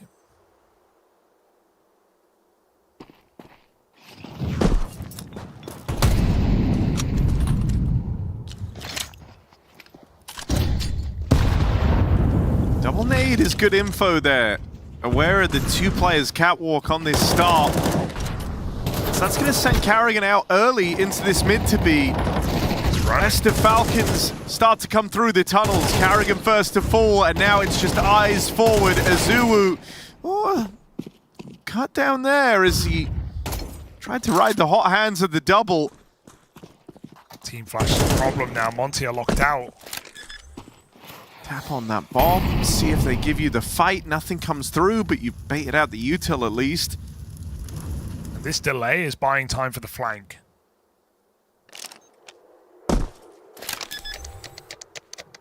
Odyssey commits, second time around. Tunnels flank arriving very, very quickly. Kiyosuke, nice way to start, but low ammo in this AK. Everything had to be flawless. Good stuff there on that wraparound through the tunnels. And now down to just 3 rounds between Monty and the Falcons in what felt like a super one-sided map. Yeah, it felt for a moment like Gizmy not being able to get that fight because of Team Flash was going to hold back Monty and give Falcons a bomb plant, give them time to get set up, but instead it allows Gizmy to use his utility. Monty able to buy time for Afro, and we saw how difficult those post plants are to deal with back in the first half, but having Afro with great timing backstab keeps Monty in good standing. He's got the orb now as well.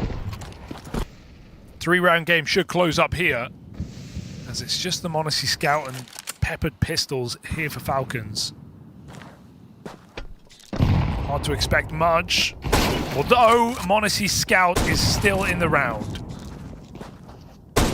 Oh, no, no, no, no, no. Stay away from those double doors.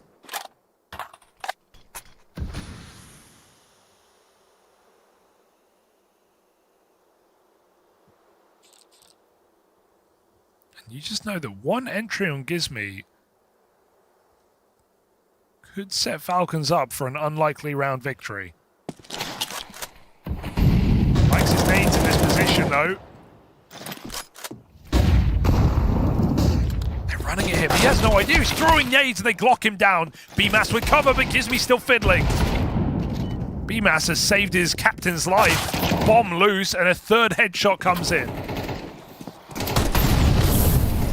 What a round from BMAS here, man. The cover for Gizmy countless times. Monacy Scout lands a couple of tags before all is said and done, but can't clutch up. How's this guy not dead, man? I know Gizmy does like his util on the ramp, right? We've seen this a lot. He's always cooking in terms of the nades in that position. But yeah, if BMAS wasn't there, that could have been a really dicey round. My goodness, yeah, he's caught throwing nades twice over, gets Glock headshot. BMAS from afar just picking them off.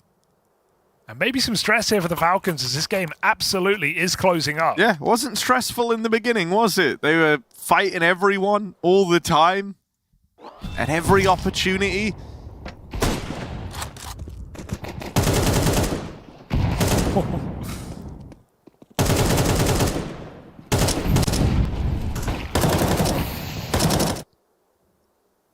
Okay, Monacy's orb is out, but I don't know if it's a fight worth taking for Afro here.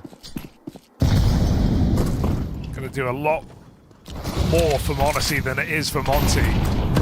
Out long late, Nico going for the pop here with a late flash, and BMAS gives it up. It's Afro boosted for lower.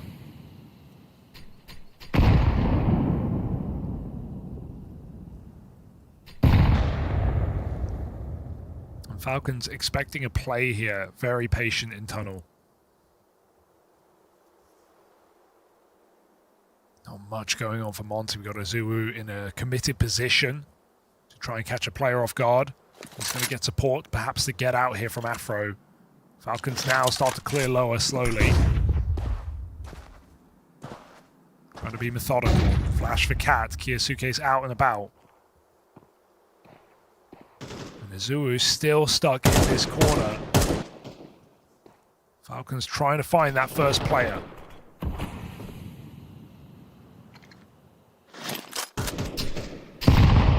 Nice. And look at Monty immediately adjust. There must be some tell here. They are setting up for this A-hit. Flash play out on short, Carrigan dead. Reflash. Fed to the Afro Warp. Monte and Nico 2v5. Top would have to come through. Good shot for Monte to start things off, but 15 seconds, there's no winning this. Surely. You're going into the stack. I didn't realize just how bad this is. And so it's a one-round game. Oh, he needs to sort anything. Afro's running at him right now. Careful, Monte. Another missed shot. Knife is out. He's just got it mid-air. Monte stabs the Orpa on his escape, and he survives. Disaster strikes for Afro. Sure, they'll pick it up, but... oh, egoed here by Monte. He just made his own loss bonus, right? Yeah, true. Well, they'll laugh it off. Fun and games here for Monty as Falcons feel the pressure, they feel the stress, they feel the burn. This is a 9-3 comeback right now, down to 10-9. And Monty with money advantage. Like this guy, I will not just... Oh my god, fils de putain mort, frère. These T-sides starting to get very, very worrisome for the Falcons. Definitely are. Been the source of worry for them here in Astana. 0 rounds on Nuke versus 9Z. Didn't have the room on Dust2 to even show one. And even pistols in this now to level out the game.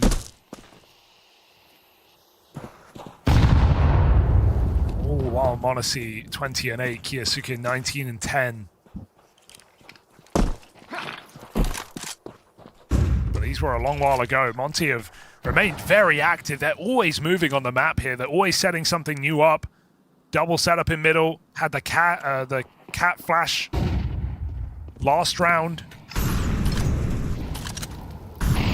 Got ideas, man. And Falcons have yet to punish this B bomb site properly. It was Monty's way in. Think about that, right? Those 3 rounds coming off of the B hits for the most part. Falcons unable to replicate. Carrigan out Cat. Monty with a try, but he gets legged. This might just end on that B site, but there is no resmoke. Oh, it's gone down. There it is. CT spawn smoke has now put the pressure on. Gizmi gone on Cat. Will that change the tune here for Falcons? Oh, Nico walking the smoke out through the tunnels. He'll get his. Bomb moving back in to try and join him. Azuwu can hear this. The rotates can start to begin. Azuwu holds the line for the first. Gets out with a double. Will that be enough? Oh, Monte tapped. BMAS, I don't even know he's done that. So Tessa is now being asked to clutch for the Falcons if they want to maintain this lead. This was a 9-3 half. Could be in jeopardy with Tessez just falling shy of the clutch. Monty have tied things up. Dude, 11 health for BMAS. Not just one tapping out Monte with the game he's having, but stopping a very difficult clutch. Strong position for Tessez. Almost converts it with that spray. And that went so wrong. I guess Azuwu was anti-flash or really deep in that corner at Car. His teammate just gets walked on the smoke and 1-deeged. Makes up for it, sure, with a hold, but the margin is so tight there for Monty, and now they're on fire. 5 straight rounds on CT side. 2 saves for Falcons. and another try on the fall by. But you are running out of room, boys. Honestly, not given that pick. Missed Molly, big problem. Do they realize? No, they don't. Afro tries to take the line, but that Molly falls short, and Monty finds the pick. Falcons needed that. B push for Monty, perfect remedy, but Nico's holding on from tunnel.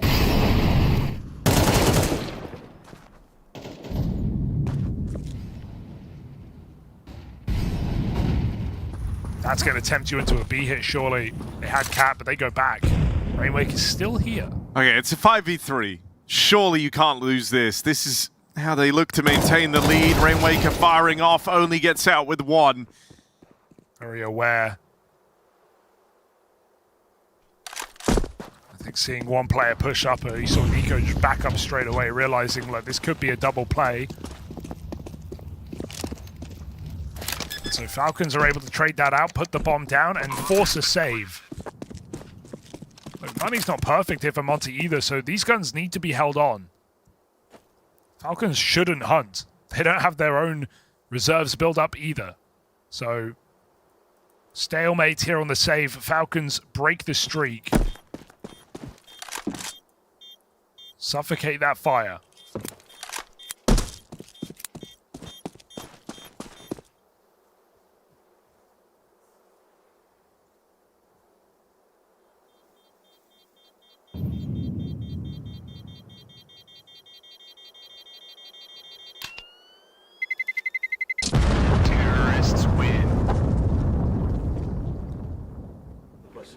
Awkward round to lose for Monty, coming down to one missed bit of util. I think he was running and, you know, throwing a trigonometry molly. And that has resounding consequences here for Monty. All of this comeback, all dangling on this round.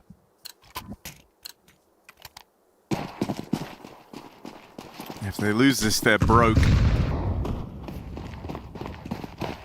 And is it really going to be the all-in at this B-bomb site? Monty could spawn, gets posted on the AWP.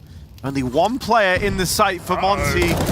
Rainwaker can't afford to go down with nothing. Azuwu picked through the door. Got to kill the lurker now. And they will. It's back on. Still, if this baits you in to go for this retake and you lose everything, there is nothing left for Monty in this next round. This is the map right here, resting on this retake. Flash for Afro, that's the go signal to the rest of Monty. Kiyosuke and Tessez in their crossfire, shut down those two players that try and move in. It's just Afro. Burnt out by the util and nowhere left to turn. It's a Falcons round, map points secured, and this AK is really all Monty are gonna have to work with. Oh, they need it. They definitely need it. That's not a nice fight, and Afro falls at the end. Nothing to show for this CT side. Have Monty up against map point. Oh, the margin of error there. Rainwaker pre-firing out of fear off the flashbang. He wasn't even full blind, and that gives Falcons the warning on B. Azuwu almost gets a double, a 2K that would have made the difference. And with neither of those players stepping up here on this B bomb site, Falcons punish the weaker half of Monty. Final timeout of this regulation, called out by Kakafu.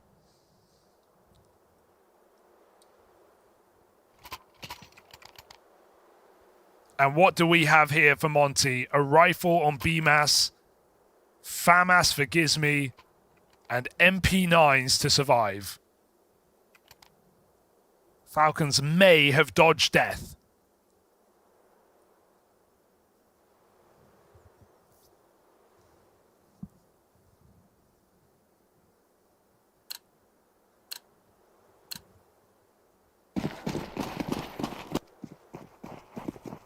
Now it's just about not messing this up. And I was thinking, surely you do just go B again. It's the side of the map with Azuwu, who was really struggling at the start of this series. 0 kills throughout the entire first half. Rainwaker was solid on the T side, but since we've changed halves, he's managed 1 kill.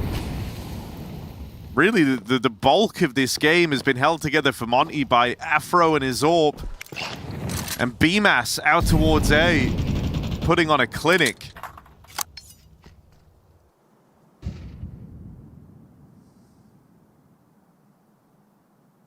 Gives me even getting pulled over towards B, anticipating a hit here.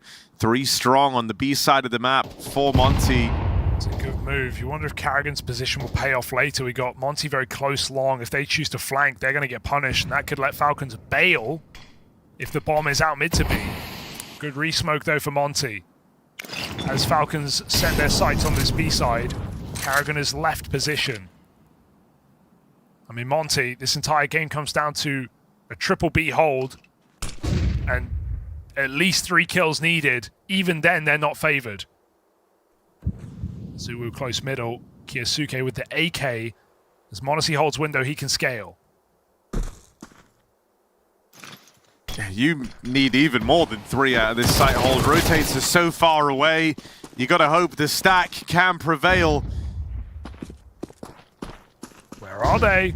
Not able to locate all of Monty yet, but there's the backstab for Nico. Gizme's gone 10 seconds. unchecked. 10 seconds. Joker in the pack, and they don't know about him. He can stop this. Kyosuke. Oh no! Quick switch. Dropping down. Can't plant in time. Gizme has just stolen that from the Falcons. Kyosuke is just tapping QQ. He is in the window looking at Car, tapping QQ. He can't cover the player at Car. He can't stop that bomb denial. Look at this. He's dropping nades to his teammates. Oh, disaster strikes. Gizme hides in plain sight, and he wins the round off dropping the bomb. I don't believe that. I can't believe that. So Falcons. Oh, dear.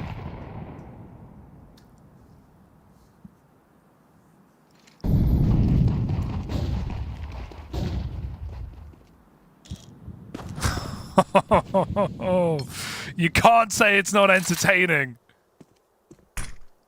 You can't look away. Kyosuke back for revenge, walks mid-smoke, and that smoke completely catches Azuu off guard. He thinks he's safe. Despite the fumble for Falcons, they might just redeem themselves with a brutal B hit. Rainwaker holds on. There's no support right now. Stuck in middle is Nico, but he gets the kill anyway. Bomb can come out tunnels. Make sure you clear the car. Oh, this round is all Nico. Flashes leave him blind. Trade at least secured. Finally, Nico brought down. Surely not. Only 1 man in the site right now for the Falcons. The other 2 back in the tunnels. They'll get blocked off by that smoke. This is a problem. Tesses tries to throw in 1 so they can cross on through, but Monte's been spammed. Tesses and Karrigan. Not the ideal names you would have picked to close in this clutch. Smoke will fade, but the time is ticking. They gotta go. BMAS and Afro, the 2 top performers, get lined up and knocked down. It takes the full 24 rounds, but crisis averted. Falcons will lock in the dub. Okay, so Falcons takes the first map. This is against Monty, so I just want to highlight that. Halftime, 9-3 to Falcons. Should have been a quick, easy win. So what wasn't working on their T side, Prof? They were taking some time, trying out different strats. Seeing, Sometimes I want to throw things at you. The dust down special. I need you the have dust a water down bottle special. right there. Yeah, it's done. But no, it was pretty rough. They looked very readable, I would say, on what was happening. Monty was ready for a lot of the plays, the takes, we're going to take long. Okay, Monty's here with 4 on A. They're aggressive on short and ready for, the slow peaks, the map control coming in, getting picks and just rotating in time. And they looked quite comfortable. Afro on T side, he was no match for Monte, and that's no shame to Afro, right? But on the CT side, he had a lot more freedom to move around and find some picks, and it was looking really good from the Monty side. I honestly feel if not for some of the individual plays coming out from Falcons right there, this could easily have been Monty's map going their way right now. And speaking of individuals, you have to point out the Azuu. Sorry, was it Azuu? Yeah, he had there's a nightmare of a first half right there. Yeah. But apart from that as well, second half, I liked a lot of what Monty did on the CT side. You had a little bit of mid-round aggression coming out. We saw one round where two of them, perfect timing, push out towards short. Kyosuke is all alone. Should be a kill, should be a trade. Instead, he's like, pop, pop. Right, but that's what happens when you go up against a team like Falcons with the caliber of just pure individual prowess they possess, right? But overall, I honestly, Monty did a pretty solid showing here, even though it was a loss. So I do want to jump off the back of what you said there, because I think we maybe to give a little bit of sort of substance to Monty as a team. This is a team that I would argue easily one of the best in Tier 2. They've just come off winning the CCT Global Finals against Heroic. It's a team that consistently does well, is glazed quite a bit in Tier 2. They've qualified for the major. This is the litmus test, though, because, and I think it shows here that there is a very big difference between sort of sitting at the top of Tier 2 and then going against a team like Falcons, who I would argue has some issues, has some things they need to work on. Have some good players, a few good players. Well, what I was going to say is the quality of players is just so high that even with those issues, sometimes they just shoot harder. Yeah, I mean, that's kind of what we saw, like what you highlighted, the round where two guys push short and Kyosuke's there and they can't get the trade, and then they're trying to hunt Nico, they can't get that kill. And despite like one guy being in a good position, they just can't convert that round, right? And just Azu's first half in general, 0 kills. That kind of stuff puts you in such a tough position that even if you, like Gizmy even did an interview saying like, I watch all of these Tier 1 teams all the time, I know how they play, I'm really curious to see how I can match up. Different when they swing on you. But then you're just like, I'm in the right position, everything is how it should be, but they just win. I mean, I honestly think, I was looking at Kyosuke's stats, top frag, 23 kills, 12 deaths. I feel like it's such a fraudulent top of the board performance, as in he, like all of the CT rounds that they lost was on B, when he would even get 2 kills, but still misplay the situation, like allow the team to get a trade frag and then take the bomb site. He would go for some, unnecessary commits. I mean, we saw the Gizmy round when he was hiding on B. Kyosuke was kind of covering, but kind of not. Then the next round, they get this opening towards B. He's so much ahead of the play. There's like, Nico is sitting in mid, everyone's waiting for the rotation. And just taking a 1v1 fight. And he's like in the B bomb site, gifting an AK to the guy there. It's like, this is literally the only way you can lose this round. Just chill out, wait for the...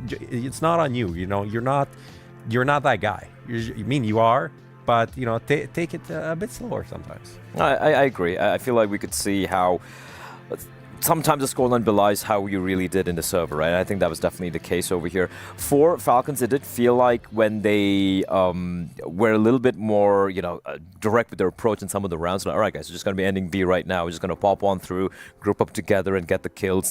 Just shoot heads. That's when they were finding success. When it comes to defaulting, it did feel like their backup plan didn't exist or was sloppy. So for example, instead of for like a long take, for example, a long and short pincer towards A, the moment they lose to like a nice pop flash from the CTs, they lose one of the short players, and suddenly they kind of stall. They're like, okay, are we gonna go for the trade? We can't get the trade, it's a 4 versus 5, and then they start trickling in one by one and just get massacred by the CTs instead of being like, all right, pause, 4v5, let's rethink and reapproach how we want to, go ahead with the round. That seems to be lacking. I don't think it's lack of ideas. It's more about in the moment, they seem to kind of freeze. And I think that's something Karrigan really is going to be, maybe he really has a need to work on. Because I do think and I'm going to hold, we all hold Falcons to a different standard, right? As far as I'm concerned, they need to lift a trophy here. Like that's kind of what the Karrigan move was. And if they're not winning a trophy, they definitely need to make a deep run in playoffs. I mean, depends on who they face and how they play. I think that's if you go. But if they play like this on the T side against Furia, against Spirit, like you have an issue. They're going to get ripped apart. That's for sure. But credit to the CT side. But the CT side was just enabling kind of Monacy, Kyosuke to some degree as well. But it was a lot about just outclassing individually the players on Monty, which you can't do against some of the other title contenders here. Yeah, for sure. Like I did like how emphatic and aggressive they were on the CT side, right? They were just being in their faces of Monty, not really allowing them to do much. But this just feels like deja vu. Every series we've seen from them thus far, you go back to day one, the first matchup they had, Ancient, they just kind of like come back. I think it was 13-11 win for them, narrow affair. Yes, against 9Z, they were 7-1 and then lose. I think, what was it, 13-8 or something? Yeah. Again, right? Even here as well, just allowing the teams to come back. I guess a little bit of phase effect right there. The Karrigan coming in, just making things entertaining. Yeah. But look, in the end, like I said, I'm still going to give a little bit of leeway because of the new IGL coming in and all of that. But they got a job done. I think there's just bigger issues, and I'm a Kerrigan believer. I am, right? Don't get me wrong. Like I always believe Kerrigan's going to win a major. I'm worried that this is a big expectation for him to come and be a miracle worker.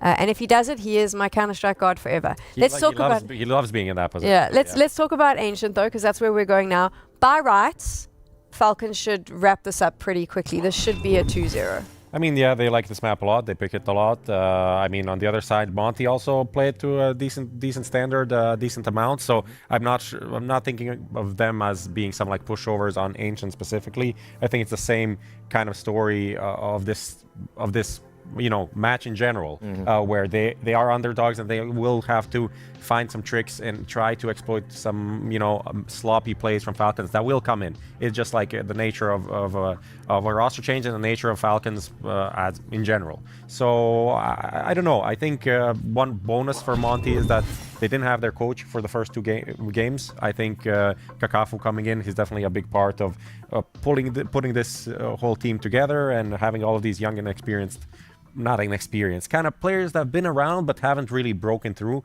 Bimas is a guy that actually played both with Nico and Kerrigan, but for like 2 months each. So that also shows something about Rainworker was a liquid. Yeah, right. That's that time doesn't count, of course. Yeah.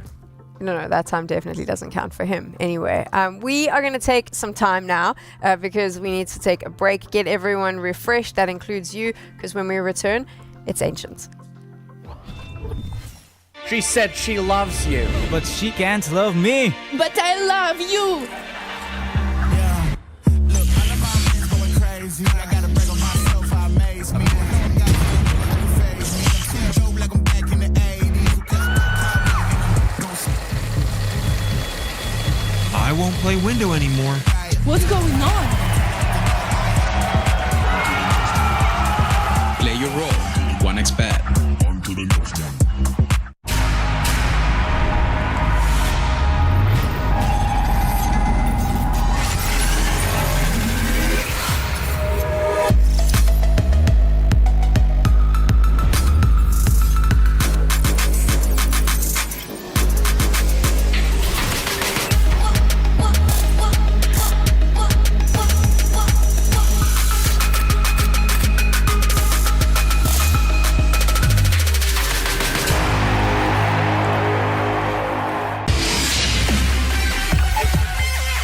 The human body was built to move.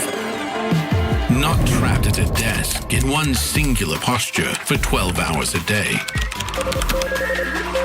It's time your chair evolved. This is Secret Lab Titan Evo. Ergonomically engineered for you, gamers, hybrid workers, artists, backing your every move. PGL Astana 2026, and we've got probably one of the most exciting teams coming out of Europe right now, which is Monty, who have been building and growing and developing, working with the players you have. We've got Gizmy, the in-game leader. What's up? A British in-game leader as well. Yeah. Finally getting some more British talent coming through the door and making it work. Yeah, happy to be repping the country. Yeah, there's not many, so it's good stuff.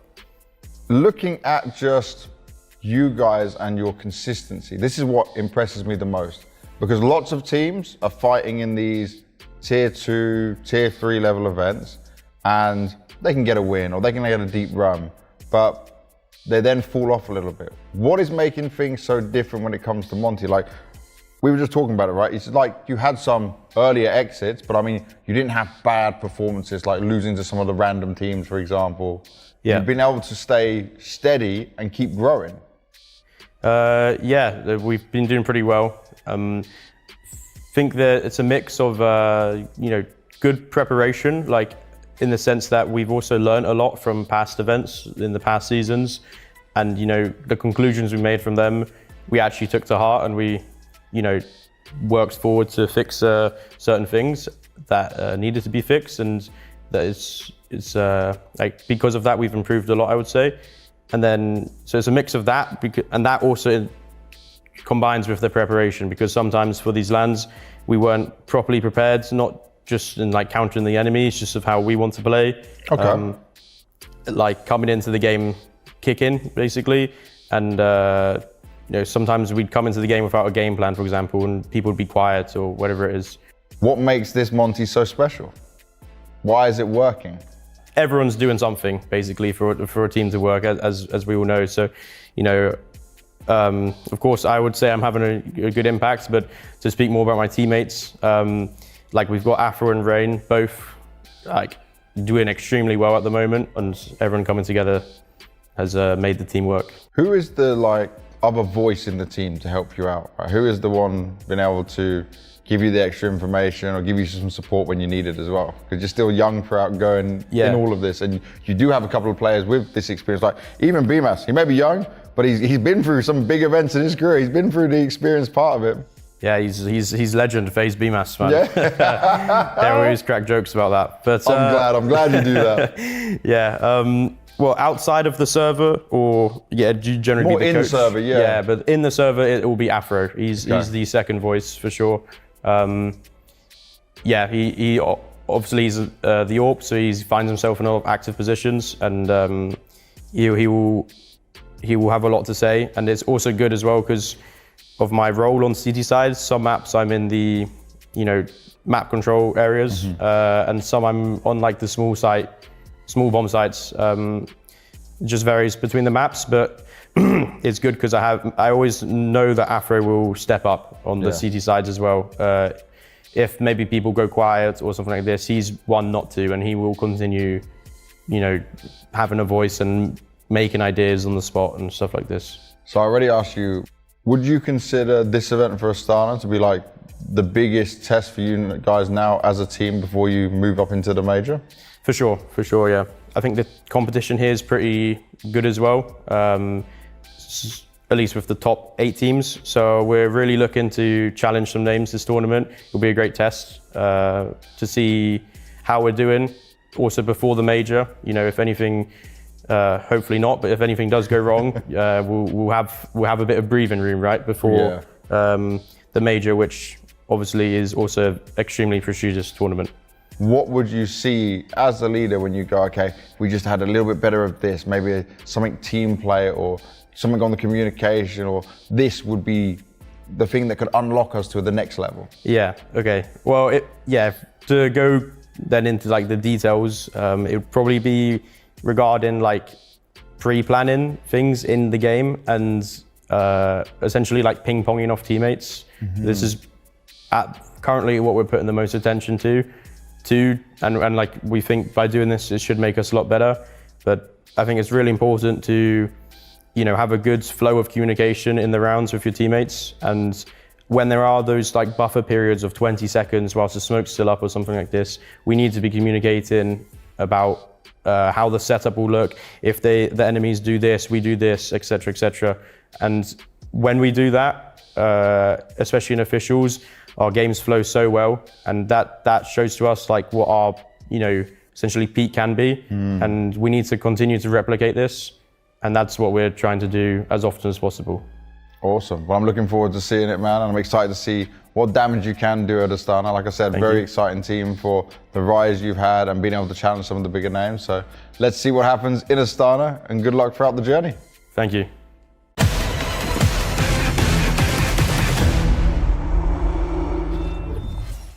Falcons avoid the fumble on that first map. 13-11 win over Monty despite Gizmy's best efforts, and BMAS with a fantastic individual map. Now we head to Falcons map pick, the very map they were 17-3 on last year alone. Monty no stranger to Ancient, but might be down to the 1-2 bucket if Falcons keep up. Monte started very, very strong last game, and hey, despite all the danger, Falcons did close. Yeah, that they did. A bit of an odd feeling right at the end of Dust 2, because you were kind of surprised it was so laboured after the 9-3 half and the form you were getting out of your stars. Monte, super keen to fight. Nico looking crisp, and Kiyosuke finishing top of the charts. And the Des did a good job highlighting some of the kind of Kiyosuke fumbles, some of the kills he gave away and weird spots that he would put Falcons in. I'd like to think now, though, arriving on Ancient, you can put Dust 2 behind you. This should be a better time for the Falcons as they go looking for the clean 2-0. Definitely expectations of that. I mean, they had a close game versus K27 on this very map, but again, similar, shut it down 13-11, and you know, that was Monty's go-to back on Dust. That was their most played by a significant margin, 4 times as much as Ancient in the last 3 months, so they had the track record at least. You know, we had some quieter players, which was a bit of a shame, right? Azu unable to kill in that first half. Rainwaker, as you said, great first half, but then nothing done in the entire CT side. And those two were the B players that were just consistently abused across the end of that game. It's what really got Falcons back in the swing of things. We'll see if there are the same problems here on this CT side of Ancient. We're going live, map 2 of this series. Falcons trying to bounce back from a difficult day yesterday as they fell to the up-and-coming 9Z, and now look to take on another major qualified team in Monty to get through to the playoffs. They're going to need 2 more wins to do so.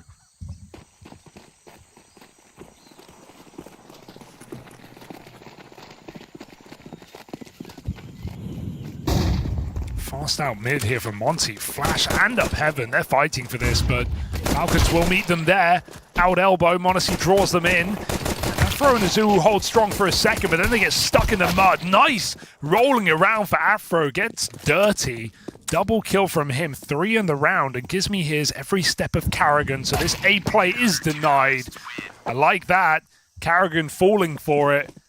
Seeing a triple mid, you think A is open. It's anything but. Captain puts on the pistol here for Monty. And Falcons rock and rolled here to start this game.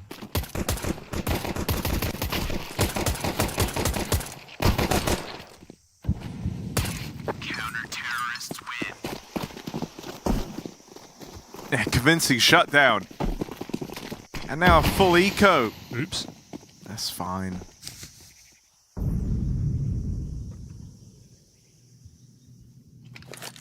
You got 1 smoke for Karrigan, so you're looking for a bomb plant here.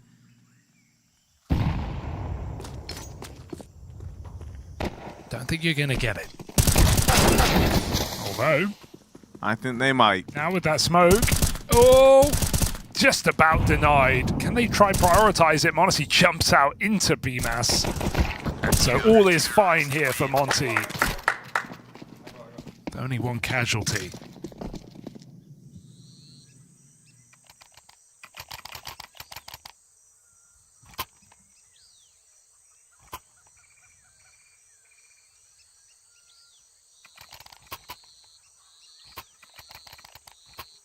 Remember the track record I just said about Falcons on this map, right? They are more than prepared. So let's see what their first T-side gun round has in store. Got to bring in something with a high success rate, and that is the A abuse. Nobody home. Monty triple mid, full fighting as Falcons might need to pick up the pace here. Are they going to double fake it? First smoke's gone in. Second smoke in the donut. Falcons starting to move. This is really slow, though.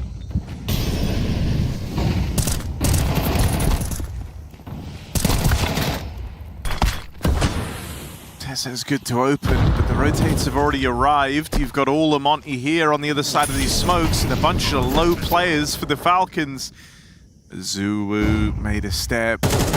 Nico's got him. Unlucky. I'm shocked Falcons plant so open as well. Monty even molly default. They don't spam. They don't molly the corner. Falcons is just able to get away with a wide plant. And with 2 players low health, a bit of spam for Monty could have made that round winnable again. Nice lurk position from Nico to punish, and that will send Monty out.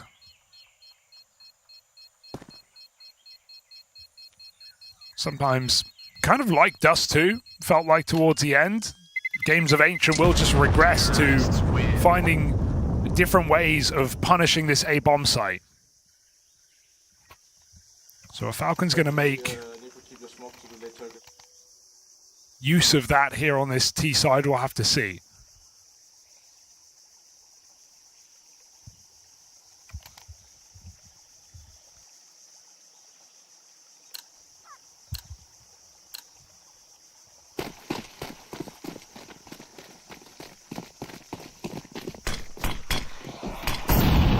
chance at the early break here for Falcons. And again, first looking at this round, it's a lot of attention out towards A.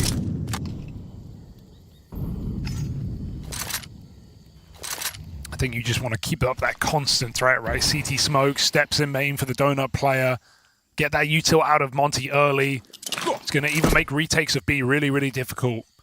If at the start of every round you're just putting pressure point on A.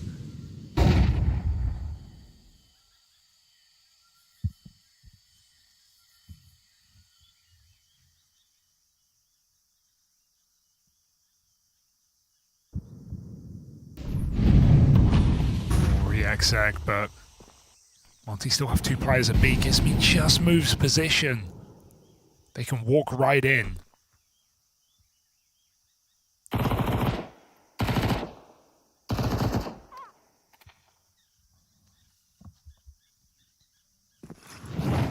Up top ramp. Excuse me. Right into Nico, who snuck in deep. Karrigan even catching Azuu back on the lane, and why not make it a double there? Wide swing out, gets the info about the double heaven climb up. This one is over. It's Falcons tying us up early. Save is a requirement here. And even though you get out with these guns, I don't think that's going to make a world of difference to the purchase for Monty in the next. It might just be playing around these rifles. Really nice call for Falcons, though, right? Early pressure on A. They then recommit with more smokes, making it look like a proper A here to Monty. Just take eyes off the ramp as that happens, and that's when Falcons can contact in. If Gizmi stayed long, gets that spot, he can block ramp, he can keep up the pressure. They're not forced out of cave.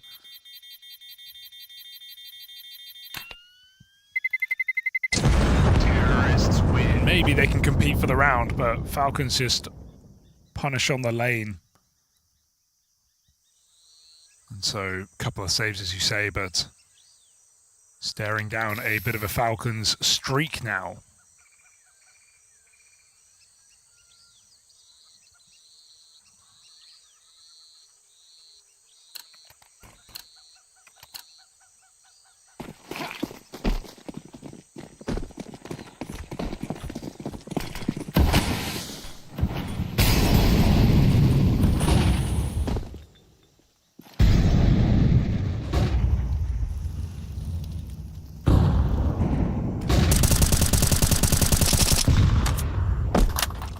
With the mag dump. All the while, Nico's closing in through heaven. Find the early 5v4 like that, and onto what has been the heavy hitter for Monty across the series. You feel quite comfortable now. One of the rifles gone. And you learn about the next. Rainwaker aggressive in main. Oh, Afro yoinked it. 2 rifles A side. Monty is known about. I said Falcons just back into B. They climb up heaven. This just gives me with a USP.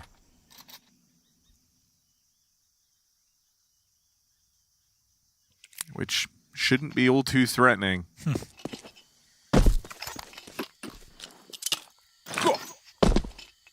like to think the $20 bajillion roster can take down the one vanilla pistol. Although there's a rifle in heaven is a bit of an issue, but Monty stops it.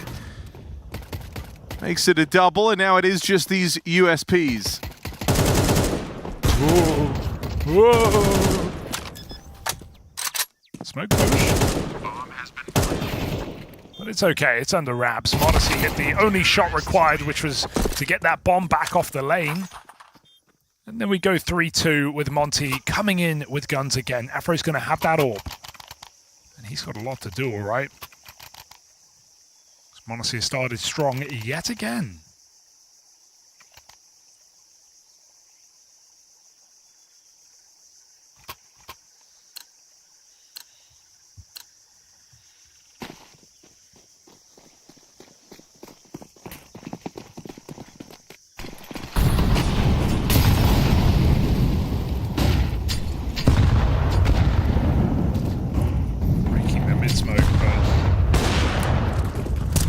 On Monty swing after.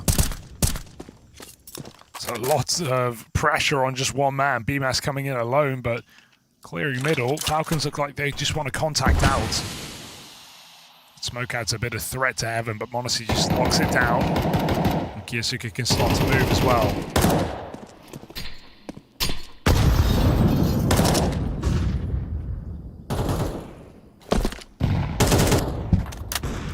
Setup. Honestly punishes. That's a pick into donut on a jiggling BMAS, so Falcons just speed up. Bro. Ouch. And that should be the round. Set of entries. Get past the Afro Warp, get past BMAS out in donut, jobs are good. And they're clearing everything this time. Yeah, while Rainwake is giving them a lot of anxiety about some of these corners. Bomb has been planted.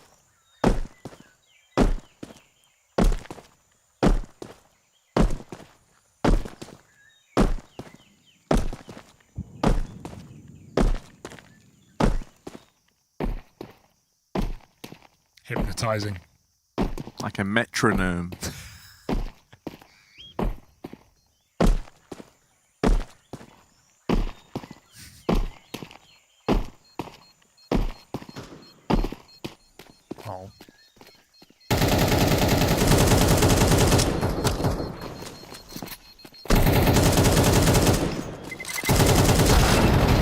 Okay. Careful. Hey, Falcons can afford it. They've got a win streak as well. 4 rounds straight on this T side.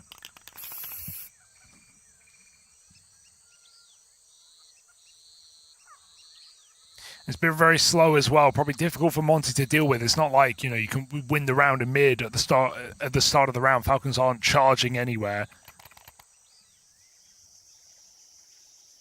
Happy to wait for Monty to back up.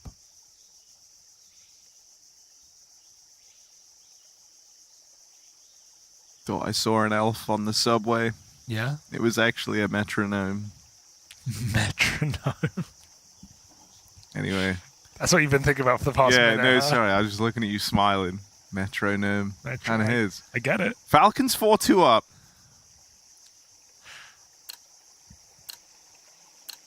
And just those saved guns for Monty to work with. Well, a couple of deagles too. Why not? Suke out in the middle, and no contest. He's got this space for free. They have a lot of space, don't they? They're walking dry up ramp with this orb covering and full mid control. Got to be scared of a triple B. Gizmi jumps it, and he does find Karrigan. A lot more to do here. Molly respected by Nico. Just don't get wallbanged. Oh, like that. Oh dear, that is brutal, isn't it? Wallbang, HE, and now they line up for Kiyasuke. I don't think that could have gone better for the Falcons. Bomb has been planted.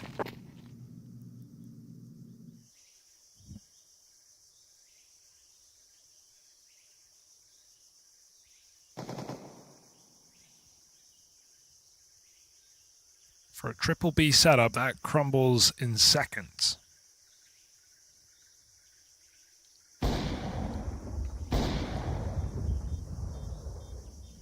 Seeing a nice variety too to this T side of the Falcons. Yeah. Set that kind of early game precedent, worrying about A, worrying about the AXX. But now it's been here, there, and even everywhere. Falcons with 5 in a row. Monty, the only success they've had is the pistol and those conversions. Other than that, none of these rounds have been particularly close. What a nade this one for Nico. Exactly what Gizmi was.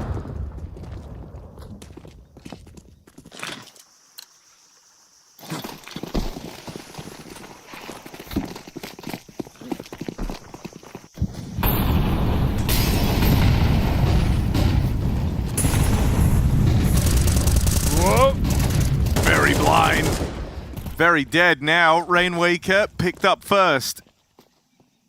Nico holds on for a potential heaven reswing, but we know no one's coming from here. Instead, it's Azuwu back around the world into the red room. Cover in for Kyosuke.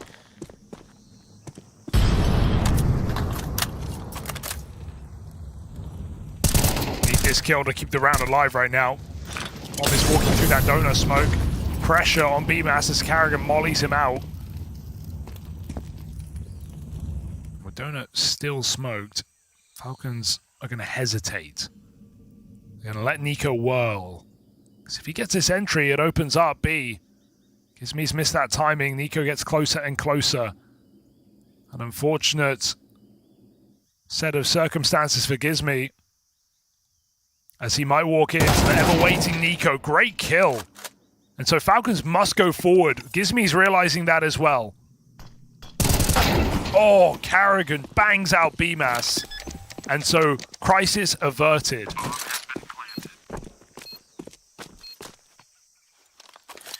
You know, we've definitely seen, you know, small mistakes for Kyosuke and big playoff games where he's gone missing, but when he's in these environments, watching his death POVs, his kill, you know, death POV, no, opponent's death POVs, you really have to marvel at the time to kill. Thank you, Harry. No, sorry, I was laughing just because. Yeah, at the metronome? No. Just the idea of watching his death POV is what makes him so impressive. Like that. He really dies quick. Yeah.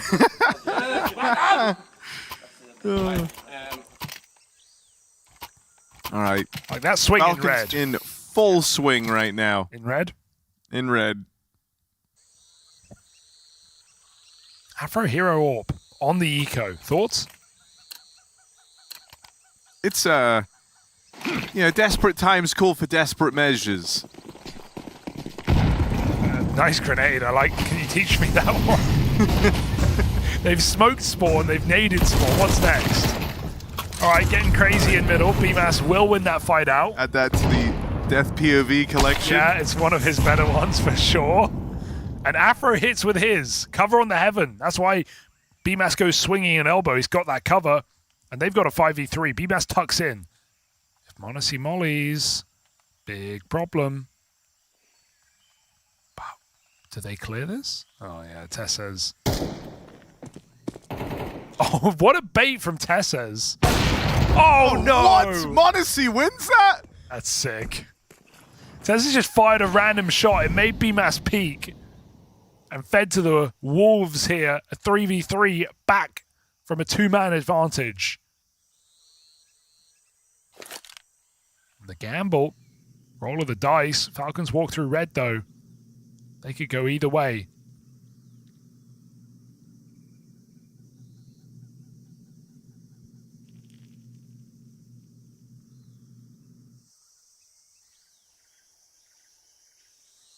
All right, they are bringing the bomb over here to A. You got this boost in play. Rainwaker is committing to the flank, though. Oh, no. Azuwu, chance to stop the bomb plant. That one's easy. Need this trade. Gizmi's complicated matters. All right, we got ourselves a clutch off. 1v1. Tessez tucked in. Gonna try and get away out towards CT.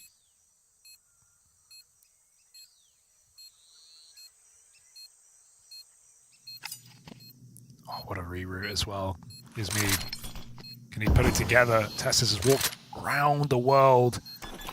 Gizmi gets on that bomb for the full 10-second stick. Tessez spam, missing the shot. He's off the mark. Gizmi knows he's got the defuse, and Tessez thinks he's getting hunted down. So Monty, 10-second stick off their captain in the smoke. And Tessez just a little off the mark on that spam. Oopsie. And so Monty, despite almost choking that 5-on-3. Oh, Afro.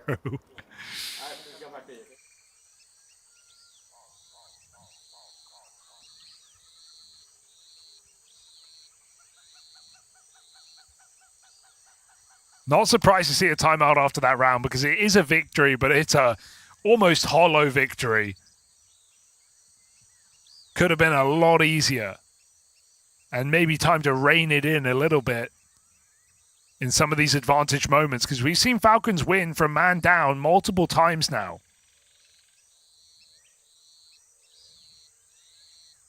Streak broken, 6 in a row.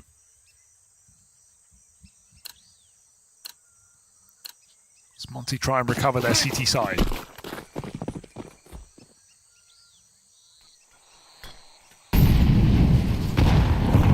This mid-fight's been super important. Finally able to get one back over Kiyosuke in that last round.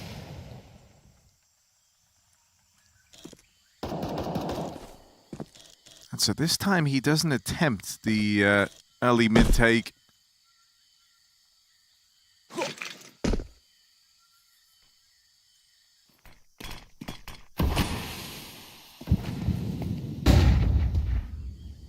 Triple B start, and Falcons are looking towards this half of the map.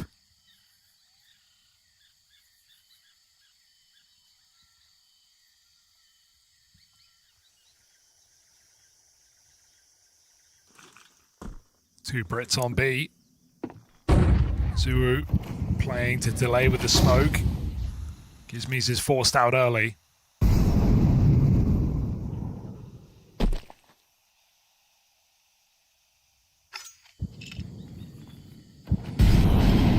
Setting up an execute. Not in a hurry though.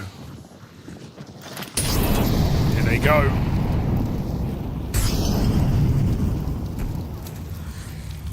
As soon as that, oh, there's a remolly over towards the ramp, and Falcons try to come right through it, but that splits the push up.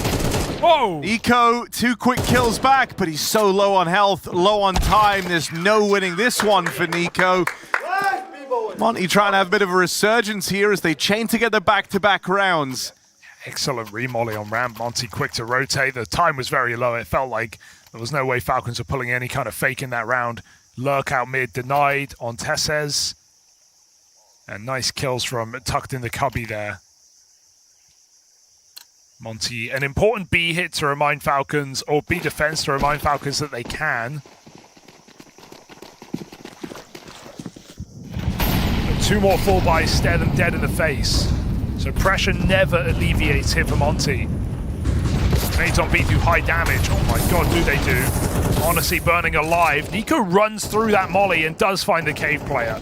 So low health, some serious tags, but Falcons sit 5v4.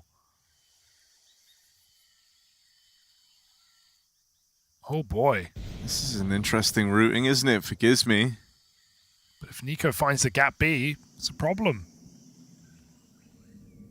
For now, it looks fine. And Nico's coming back T-spawn. He's going to be left out of this round. It might not matter. B-Mass has dropped 2. Now you've got to go mid to B. Afro's on his own. Gizmy finally arriving on this flank, and that's Monacy dead. Carrigan, though, has slipped the net. What? How? And this would be a bomb plant over in B. He knows this it. is site taken with Gizmy revealed on the flank. They know him as the B player. Nico able to shut him down. B-Mass dead, climbing up through heaven. You've been able to claw this one back. There's 2v4 into a 2v2, and you've got the bomb planted. Nico, low on health, doesn't care. On absolute mission. Nico with 4. And one hell of a sequence from him and Carrigan to waltz that one over the finish line. That's a duo we waited to see. That's the Nico we know and love. What a combo. Perfect play from Carrigan. Flank all the way round behind. And Nico, just beautiful mechanics. This is how it started. Remember, he ran through the molly even to get into cave. I feel like Monty really overplayed that. They split up completely. Afro not realizing that they could be Red Room, even though they'd seen Monacy in there. The one thing I'll say is, like, when the risk-taking began, they were on the back foot, right? It was like, when they split the defense up, they were 4v5, and then BMAS got that double kill that kind of changed the nature of the round. NiKo just found a crazy double entry, triple kill on ramp. The NiKo show. And it's Monty in the gutter right now.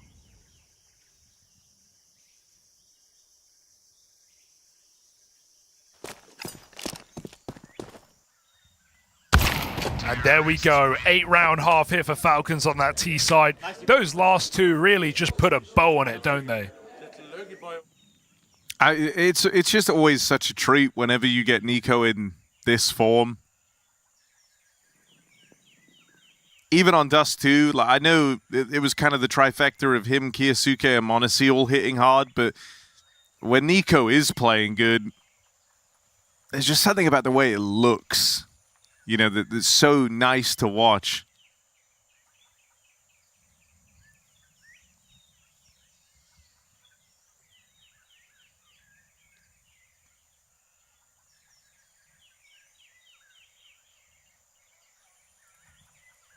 Alrighty.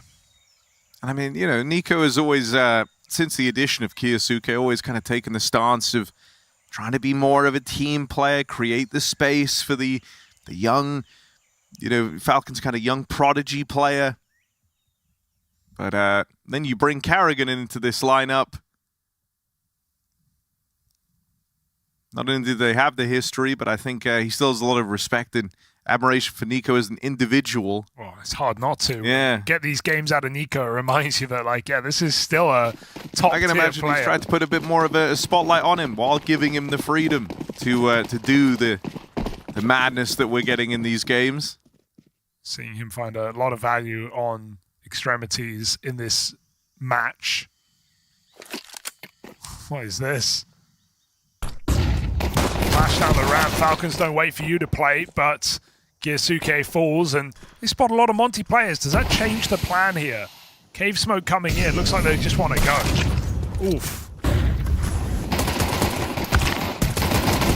Whoa. Brutal from Azuwu. Thank you for the Julies. Bomb has been planted. How? You ain't winning this. Azuwu's coming gunning for a fourth. Oh, Monte. No. Surely not, right? No. Half time picked off the bomb. Monte really starting to believe now. Monty trying to run away. They decide the best way is not to fight him because Monte's a kill away from the ace. So much time ticked off this bomb, and Monte doesn't have a kit to work with, so he's just going for the kills, for the ace, for the glory. And it gets denied. Rainmaker stops facing him. We've had a couple of near 1v5, like pure 1v5 pistol rounds here in Astana. Monte now adds his name to that list. Can't believe they just keep fighting him. BMAS in the open. Confident, but maybe too much. Monte, great display, although it is Monty with the pistol. Let me just remind you, that was a beautiful triple from Azuwu on entry, picking up Kyosuke's Julies. Put to use. Falcons with a mid pop. Monty with bomb outside of B should be no problem here, even if they lose players out mid.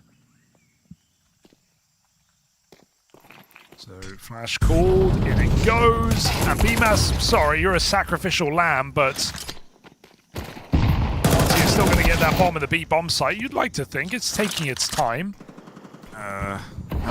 Don't lose cave now. Nervous. Okay, that's fine. That's it.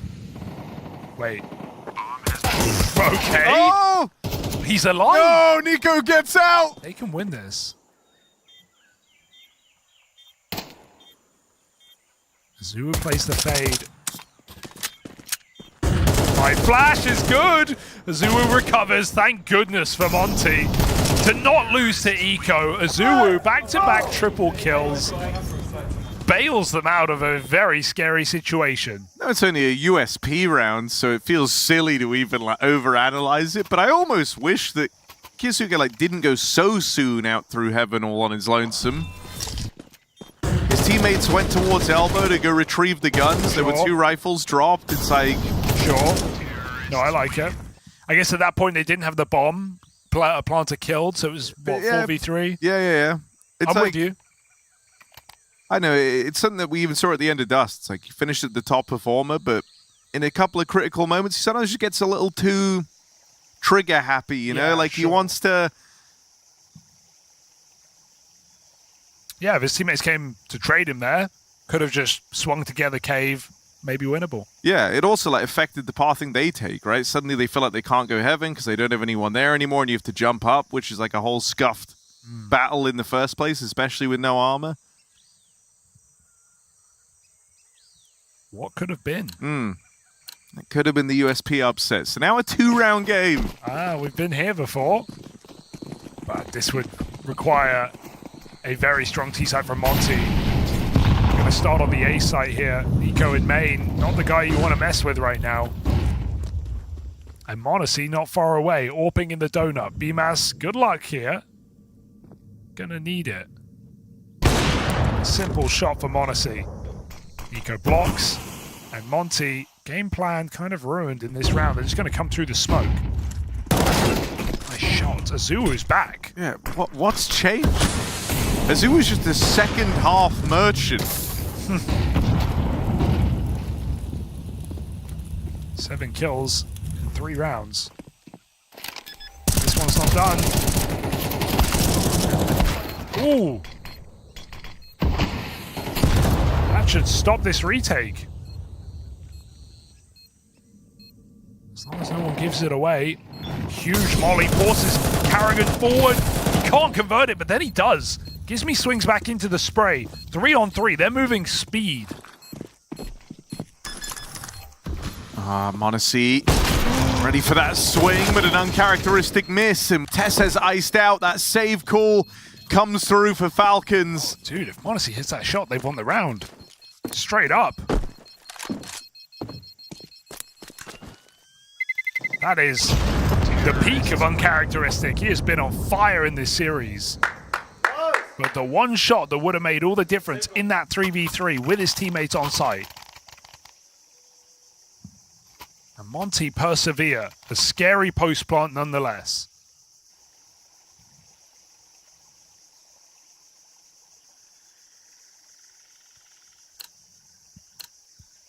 Well, Monty can't get too ahead of themselves in this one. It's not the anti-eco with that Monoseorp save now.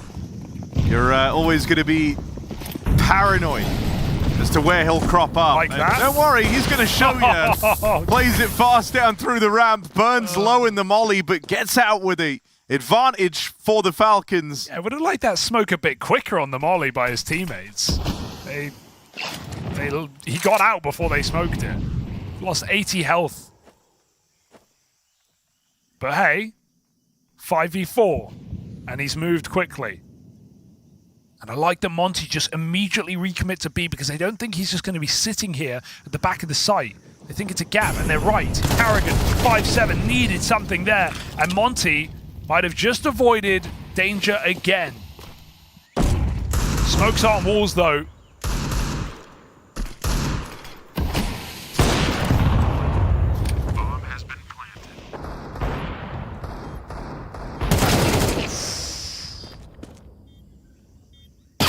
Oh, BMAS, baby. Monty saving.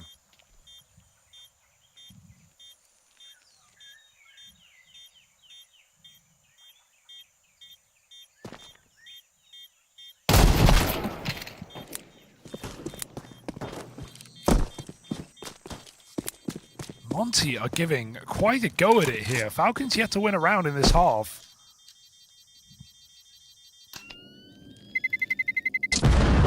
8-4, evened up.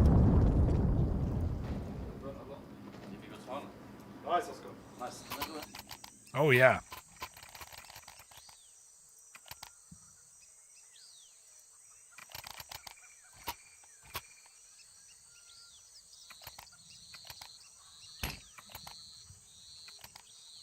Finally going to have the buyback out for Falcons, but starting to get real nervous now, right? surely this don't happen twice over. Yeah, it's just like these rounds have been super close. That Eco win, almost theirs. Then the A retake, almost theirs. So maybe Falcon's not feeling too worried just yet, but almost an early kill, and Karrigan's under pressure. He's alone on this bomb site. He's got to play cave right now. Tesses needs to come back. They've rushed long. Karrigan doesn't even realize how deep they've gotten. And Monty have just rolled out the red carpet. That's that. Yeah, they're saving. Pack One it up. kill, all it takes. Monty into the lead. I mean, the Karrigan Tesses bomb site feeling like the gap.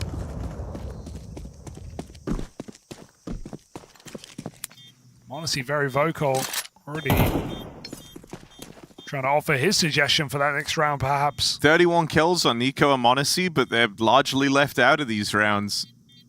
And for the other three, 8 for Kiyosuke, 8 for Karrigan, 6 for Tesses. 24. Terrorists win. B feels like your way in. I have the choice between going to go fight Nico and Monte or Karrigan and Tesses. I know which one I'm picking. 22, I mean. But yeah.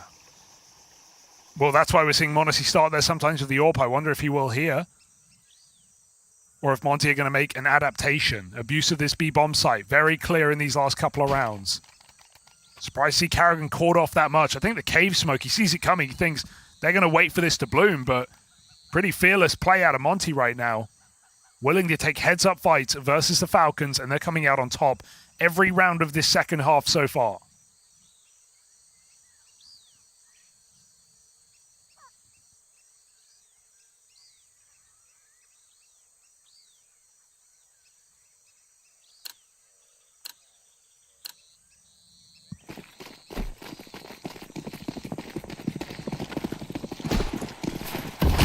Triple B, double mid. Monty is here.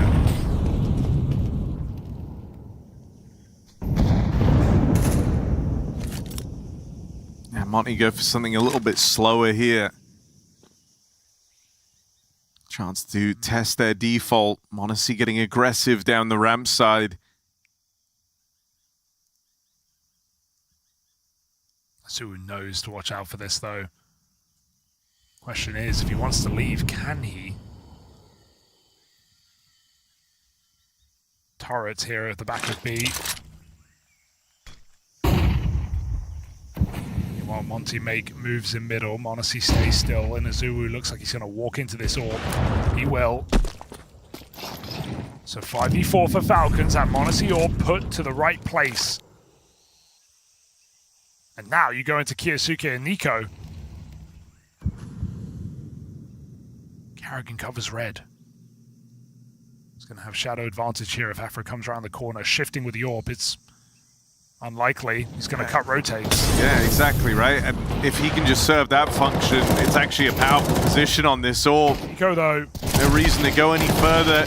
And with Nico and Kiyosuke overran, the A site crumbles, and you've got Afro to worry about. Monty's hits are so strong right now, just trading excellently, even though they're coming in from different choke points.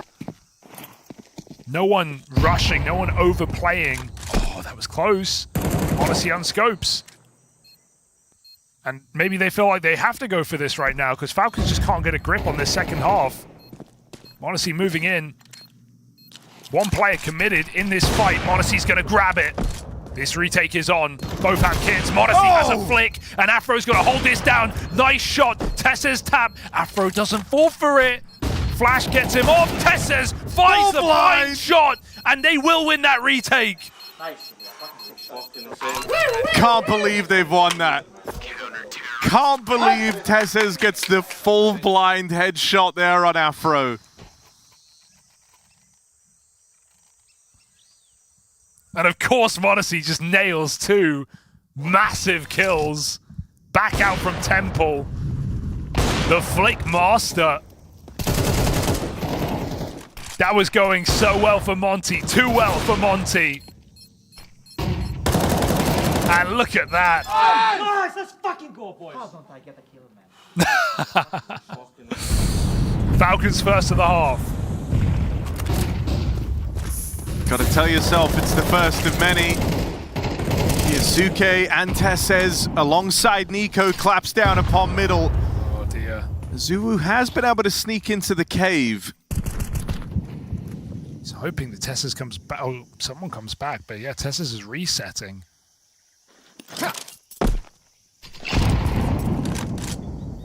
It's on B, Carrigan close ramp.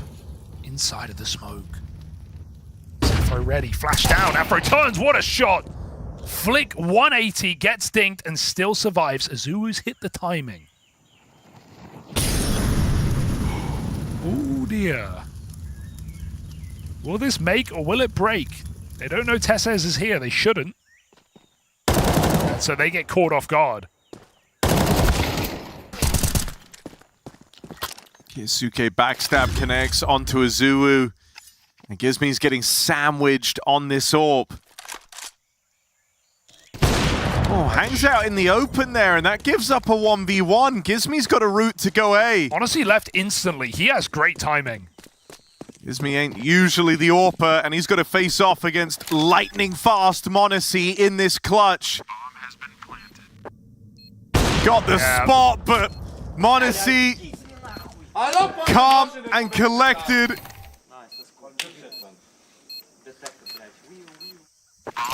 Perfectly played from Monte. Soon as Kiyosuke goes down, he is knife out rotating. He could not be quicker. Gives me jump spots, thinks the angle's clear. Monte moves in. He hears that jump. Perfection from Monte in this game. He has just been a brick wall. Both the unstoppable object and the immovable force. Or the other way around. Yeah, nearly. Same thing. He's all of them.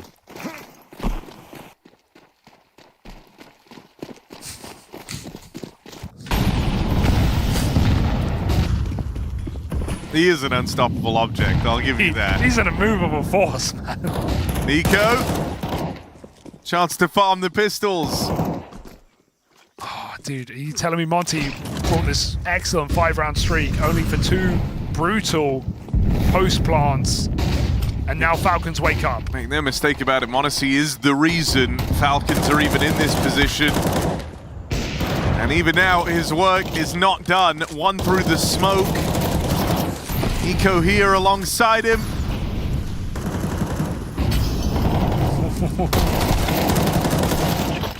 And it's that duo that have powered Falcons through this awkward second half.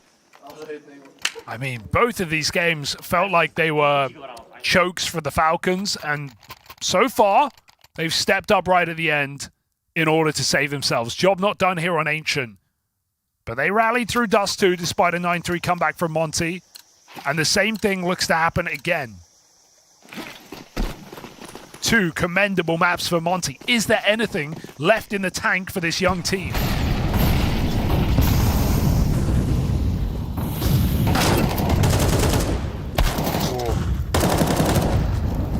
They needed something. They're speeding A. Okay. Not used to seeing Monte miss. And Azuu running back this fleet of entries. Seen him do this once already. It's like deja vu. Deja vu. And Carrigan saving. That's a mental triple kill for Azuu. He does not stop. Run that back. Triple entry. Saves Monty's souls. They lost full mid-control there with nothing to show for it, but that one Monte miss, well, it counts. Hey, take that.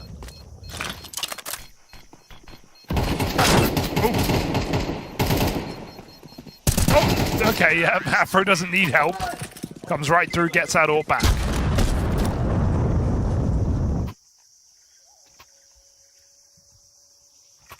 Look at the money, man.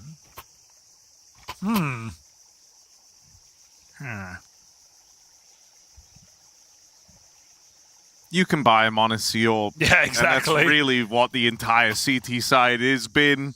So actually, this is fine. 2 M4s. Monty better not drop Tess as a rifle. I'm sorry. Get that AWP right now. And yeah, 3 rifles. Monty armed. Falcons dangerous. Monty clinging on.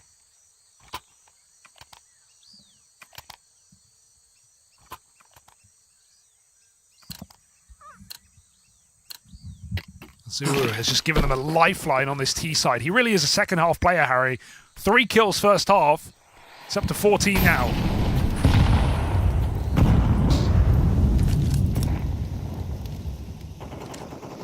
He has had 3 triple kills in this T side. Yeah, in all the first halves combined in this series, he has 3 kills. He literally doesn't show up till around 13. And boy, did he show up.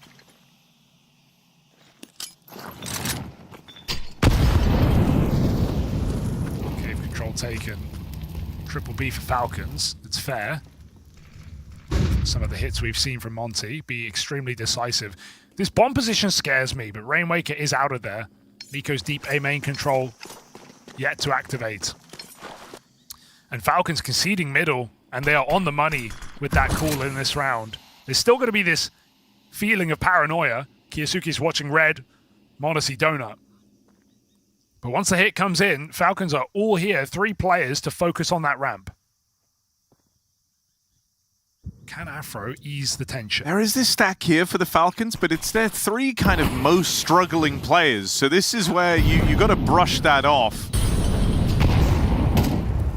And you've got to get a bit more mileage out of the rest of the gang. Tess says with a good start, Azuwu dead, not going to go on one of these reigns of terror. And with Nico closing in, a move he's been making for some time, these kills are on a platter.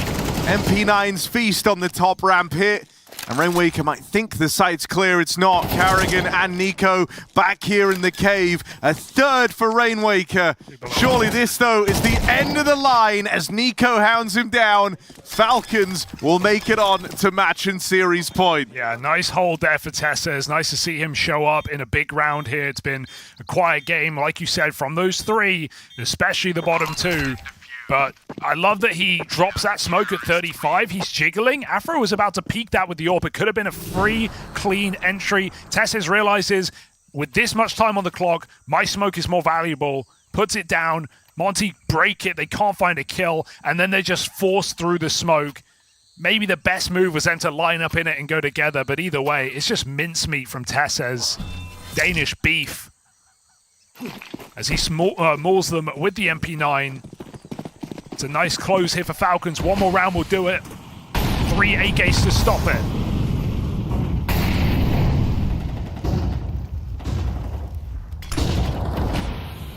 Is Azuwu going to have another entry moment? He's crept up ramp. Hello, Tesses. Nice to meet you. But Tesses responds. And just like that, the triple stack on this B site might hold strong enough to shut down this series. Monty put in one hell of a shift today, but Team Falcons show up when it matters right at the end of the game.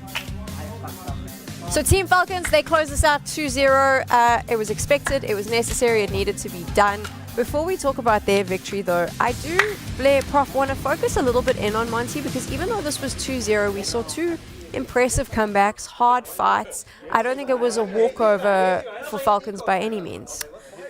Yeah, for sure. Credit where credit is due. We did touch upon how they are kind of the pinnacle, so to speak, no pun intended, of the tier 2 scene right now. But overall, just the fashion in which they're quite tenacious overall. Azuwu had a nightmare of a map number 1. Map number 2, we see him just running on in, just absolutely clotheslining Kiyosuke, Monte, and Nico. So really cool stuff from them. And honestly, like if they go up against a team, you know, like let's say the 7th, 8th, 9th to 6th best team or something, I think like they would really give, for example, the MongolZ to the G2 a run for their money. So like commendable effort coming out from Monty. Obviously, some frustration there. You can see Gizmi, the IGL, he was there. He seems to be having a lot of discussions with people, quite emotive discussions with some of his teammates. Interesting that's the level of frustration, losing to Falcons, also being like super down on the first half and everything. Yeah, they had like a 5-round streak where things were looking good. Unfortunately, then MongolZ showed up once again with like a double kill in that retake and a 1v1 clutch that turned back the tides in Falcons' favor. I want to give some props to MongolZ. He went 12-0 opening kills over the series. Bro, like, he was just a force to be reckoned with. That was classic MongolZ, especially in the second half as well. It really looked like Monty would be able to kind of, you know, claw themselves back and even run away with the win. But he was a difference maker. He was getting kills, which we were just yelling in the green room, be like, what the F is that, right? So, good to see Ilya back. You know, he's looking good. Nice, Ilya. Nice. Good job. The best AWPer Karrigan's ever played with. That's what he said. Yeah, I mean, I think he's definitely the most aggressive, influential, maybe the best at the time Karrigan played with it. Maybe that's a discussion. I think Device is there from back in the day, but Guardian is I'm just quoting Karrigan here, guys. He said it. I think it's always great when, you know, big roster moves like this happen, and you need to say one like very, I don't want to say outrageous, but wild claim. You know, back in the day when Twist joined Liquid, and Cadian's there, and he says like, oh, he could be better than Karrigan as an IGL. It's like, okay, didn't have to say this with 0 matches played, but you know, this one is a bit tamer, a bit more understandable. It's an opinion. Everyone's has one. That's fair. That's all. I had so many jokes about Cadian and Liquid, but we won't go there. Let's focus in on Falcons, though. Like I said, this was kind of a job they had to do. Obviously, the 9Z loss yesterday was a surprise for them as well as everyone else, and they just made sure that they took care of business today. Yeah, I mean, honestly, this round here for MongolZ, this is the turning of the tide for sure. I mean, individuals showing up, doing some good work. I think the City side was overall pretty strong. The T sides across both maps left some things to be desired, I feel like. I feel the CT side on Ancient, we've seen it twice thus far, right? Both the times have allowed their opponent to kind of claw themselves by K29 with K27, I believe. When they played the first game, they almost pulled off a comeback as well. It was 13-11 scoreline, if memory serves me right. I will say this, I felt like Karrigan, with his 11 kills, had more impactful rounds than Kyosuke did on the CT side here on Ancient, because there's so many rounds where he's just holding towards A prof, and he's just like one guy running out, no pop flash, no trade potential for the T, and he's just not able to win the duel. And this is Kyosuke, like this is supposed to be the aim star, you know, the main rifler for this team. A lot of money paid for him, and we know how good it can be. We know how, when it comes to raw fragging ability, he should be able to pull it off. But for some reason, sometimes he seems to kind of fall asleep, and it just left scratching your head, wondering like, you know, how are we just getting close time with Zuu 2 or 3 rounds in a row? So a bit confusing game from the young player there. Yeah, I mean that's the thing that I'm watching the closest with this Falcons development is like how Kyosuke is gonna behave. So far earlier in the tournament, I was checking the stats, nothing too crazy, and after this series, I know the first one had looked pretty good on the score sheet. I still feel like there's a lot of development for him to have. Obviously, Karrigan and him have been playing together for like 8 or 9 days, like 10 days now, so not a lot of time to make any changes. I know that this is quite a difficult one because we've only seen them play 3 games, but I'll throw it out there. There's a couple of questions all bundled into one, right? Is Karrigan enough to 1, fix Falcons T sides, 2, activate Kyosuke, and 3, get it all done before the major? Ooh, I think the most impossible one to answer is the Kyosuke thing. Because it is such a subjective thing, dependent literally on the subject that is Kyosuke. And we're not him. Like, we're just assuming what we see from outside. When it comes to fixing the T sides, I think, look, Karrigan has worked miracles with multiple teams, multiple lineups over the past. So while it might not be a perfect fix, I'm sure it's going to improve. In fact, I assume, like, you know, the deeper you get into this tournament, they're going to look better and better. I feel that's definitely going to be the case. I mean, for me, I think they'll be able to get to playoffs, but then I want to see how that playoffs Falcons looks with Karrigan, because what we saw this year is like whoever they face on a stage game, they're going to lose to them, and that is the biggest thing that's unacceptable for this roster, because it didn't matter if it was Vitality or if it was PARIVISION, they would lose. and I want to see them change in that direction. But they do have the greatest showman on stage, right? Yeah. That this guy lives and thrives on the arena. Like, if you go back to his previous lineups, you know, on FaZe multiple iterations, everyone used to say the hardest job as Neo coding Neo is to just get them out of the groups into the stage. And once they're on the stage, it's just easy for them. Of course, different lineups and whatnot, but the commonality, the common factor here is Karrigan, the leader, the greatest showman we have. So I really do expect to see some crazy stuff from them come the playoffs, and I 100% believe they will be there. TLDR, there's still question marks around Falcons. So there you go. Just haters, Sam. That's what we got from all of that. Thank you so much for watching, and I hope that you'll continue to do that. We're done now. Richard's going to be in this chair in a little bit, and we'll find out which two teams are making it to playoffs. She said she loves you, but she can't love me. But I love you.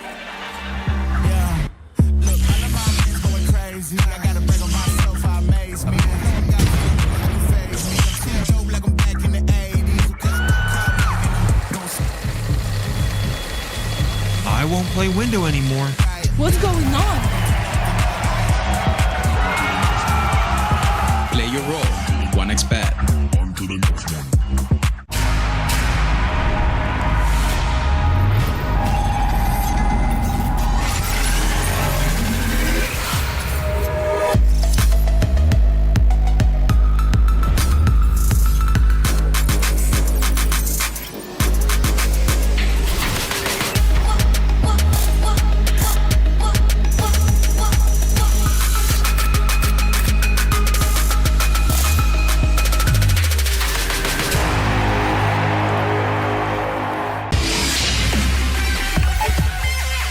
The human body was built to move. Not trapped at a desk in one singular posture for 12 hours a day. It's time your chair evolved. This is Secret Lab Titan Evo. Ergonomically engineered for you, gamers, hybrid workers, artists, backing your every move.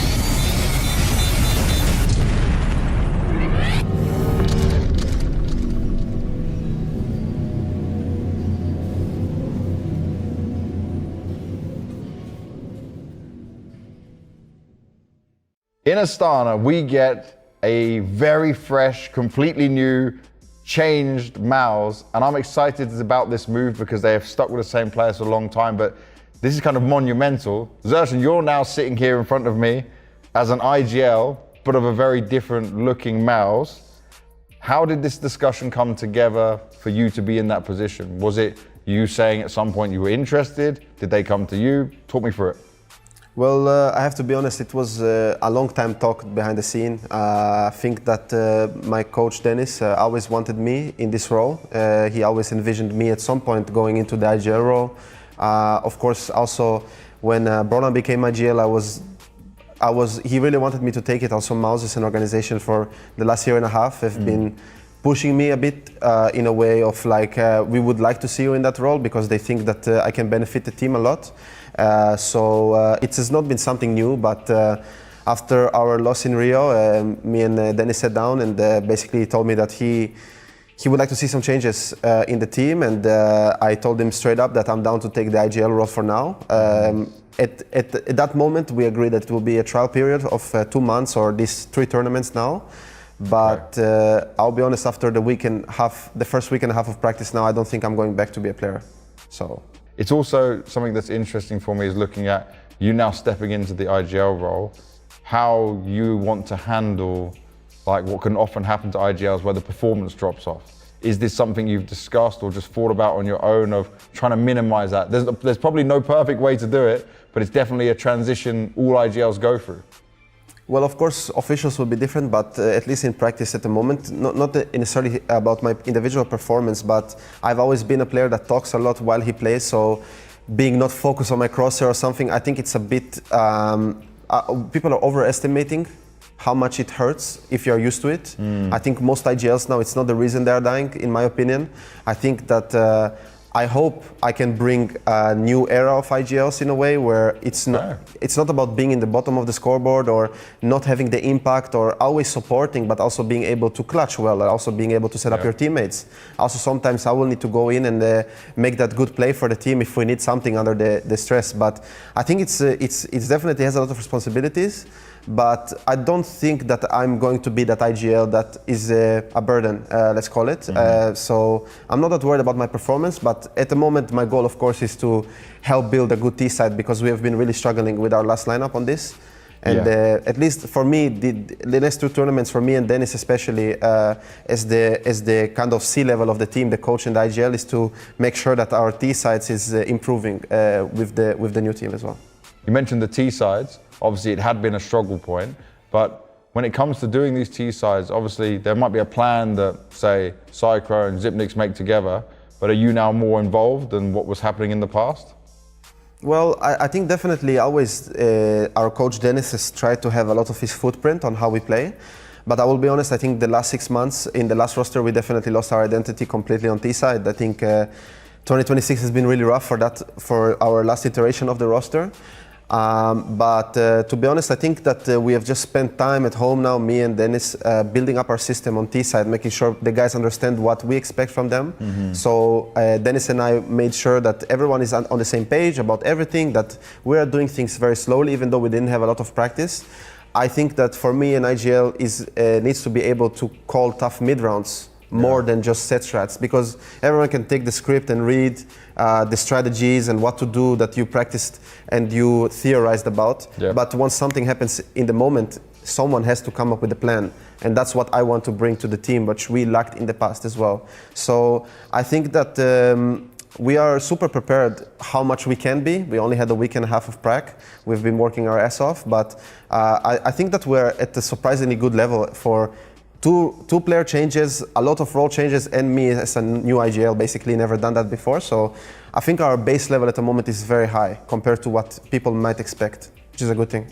And looking at that mid-round thing that you were saying, that's what separates the good and the great IGLs as well, right? Being able to do that side of it. Now, with Zelix and JL coming into the team, a rookie and then a major MVP. So you've got a bit of both on this. What has that done to the dynamic of the team right now? I think it's bringing them both is basically the perfect thing we could have done at the moment. They are the perfect two pieces in terms of the vibe and in terms of what we need, the new energy.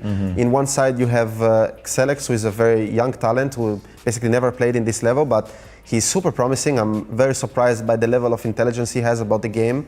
Definitely some things that you need to patch up. He's only 17, but his base level is one of the best I've ever seen in that age.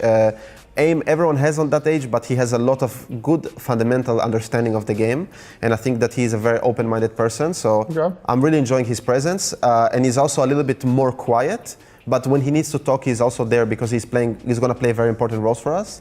And with JL, as you said, the major MVP, he has been out of the server for a while. You can definitely see he's a bit rusty sometimes and has a little bit of Faceit brain. Maybe we need to ban Faceit from him. No, I'm just kidding. But I think that he's doing a really good job as well, and I think that he's learning very fast. You can also see that he has great fundamentals when it comes to the game of what he's supposed to do. And yeah, I think with time he will only get better, but I think that we are all starting at a very good level individually as well in our roles. So then give it to me. With the week and a half practice, with what you've seen on the server, with the way you're talking, what do you want to see happen here in Astana? Well, we talked as a team. If we're talking about goals, we said to make the playoffs, but we also agreed that we want to make playoffs and win one game. So like go to the semis essentially, or if, I don't know, whatever happens, but essentially go to semis at least. I think that we are definitely have a lot of new things to figure out. We have never played an official together and stuff like that. But at the same time, there is many teams here who we should be beating either way. I think if practice was worrying, we would maybe settle down on expectations, but I think practice has been going pretty well. As I said, I think people slot into the roles well, and I think me and Dennis get along really well as always. So I think our IGL and coach work has been going super well for us, and I think everyone understands the responsibility in the team, even though only a short time playing together. So definitely there is some expectations, but also it's a good time to just relax a bit and with the expectations, but the work always continues, of course.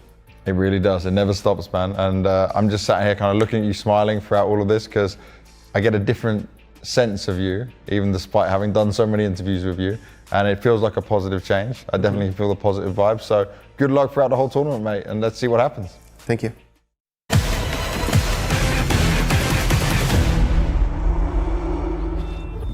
Welcome back to PGL Astana, and MOUZ are in the house. You can see there a little preview of what's to come. I'm your host, Richard Lewis, and going to be helping me set up the MOUZ versus 9Z20 game. I can't even believe I'm saying that. Of course, it's going to be MOUZ Snake. MOUZ 9Z Snake. We'll find a way. We'll workshop that one. Yeah. And of course, it's Dus Murray.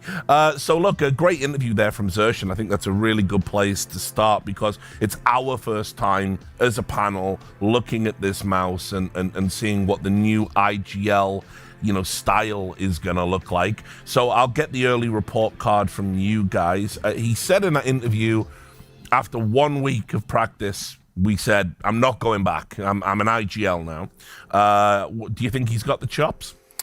I think he benefits from the fact that he was already a very vocal member of this team. You've seen it yourself and you've talked about it yourself that when you would listen to MOUZ's comms, timeouts, the guy was talking at times more than Brolin, right?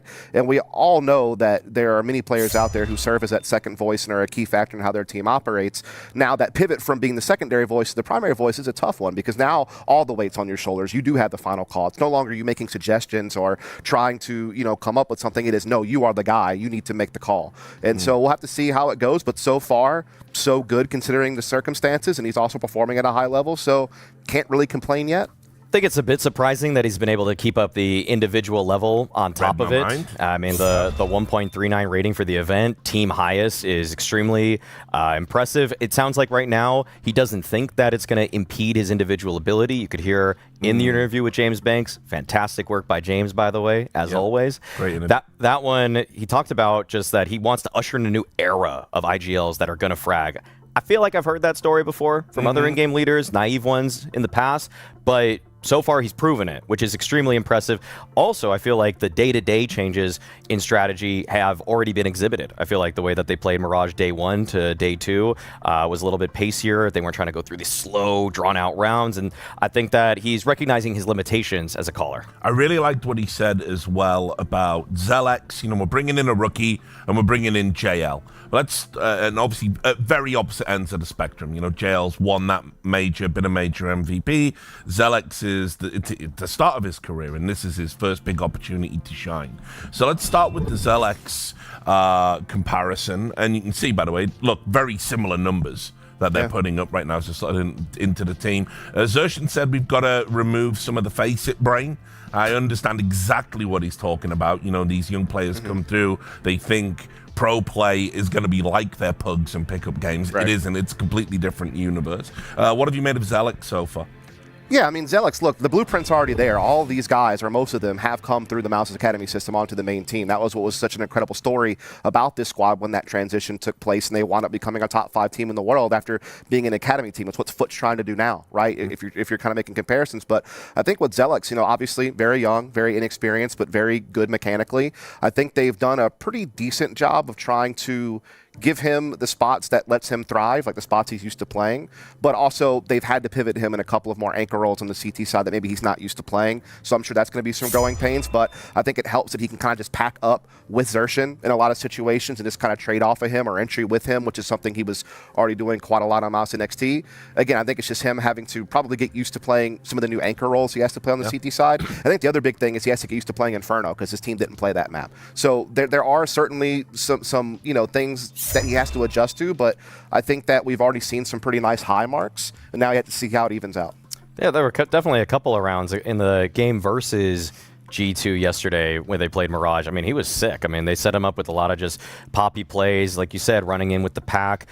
Those kind of moments, all of his capabilities are on display completely. It is the CT sides where I find myself wanting a little bit more, but that's going to be expected when he's just getting blooded for the first time and having to change up. I'll come to that in a moment. I definitely want to talk about JL as well, because I mean, when a player, I put it this way, I was there when he won the MVP. You know, I watched that live. I couldn't believe the things he was doing at that time. He was so clutch.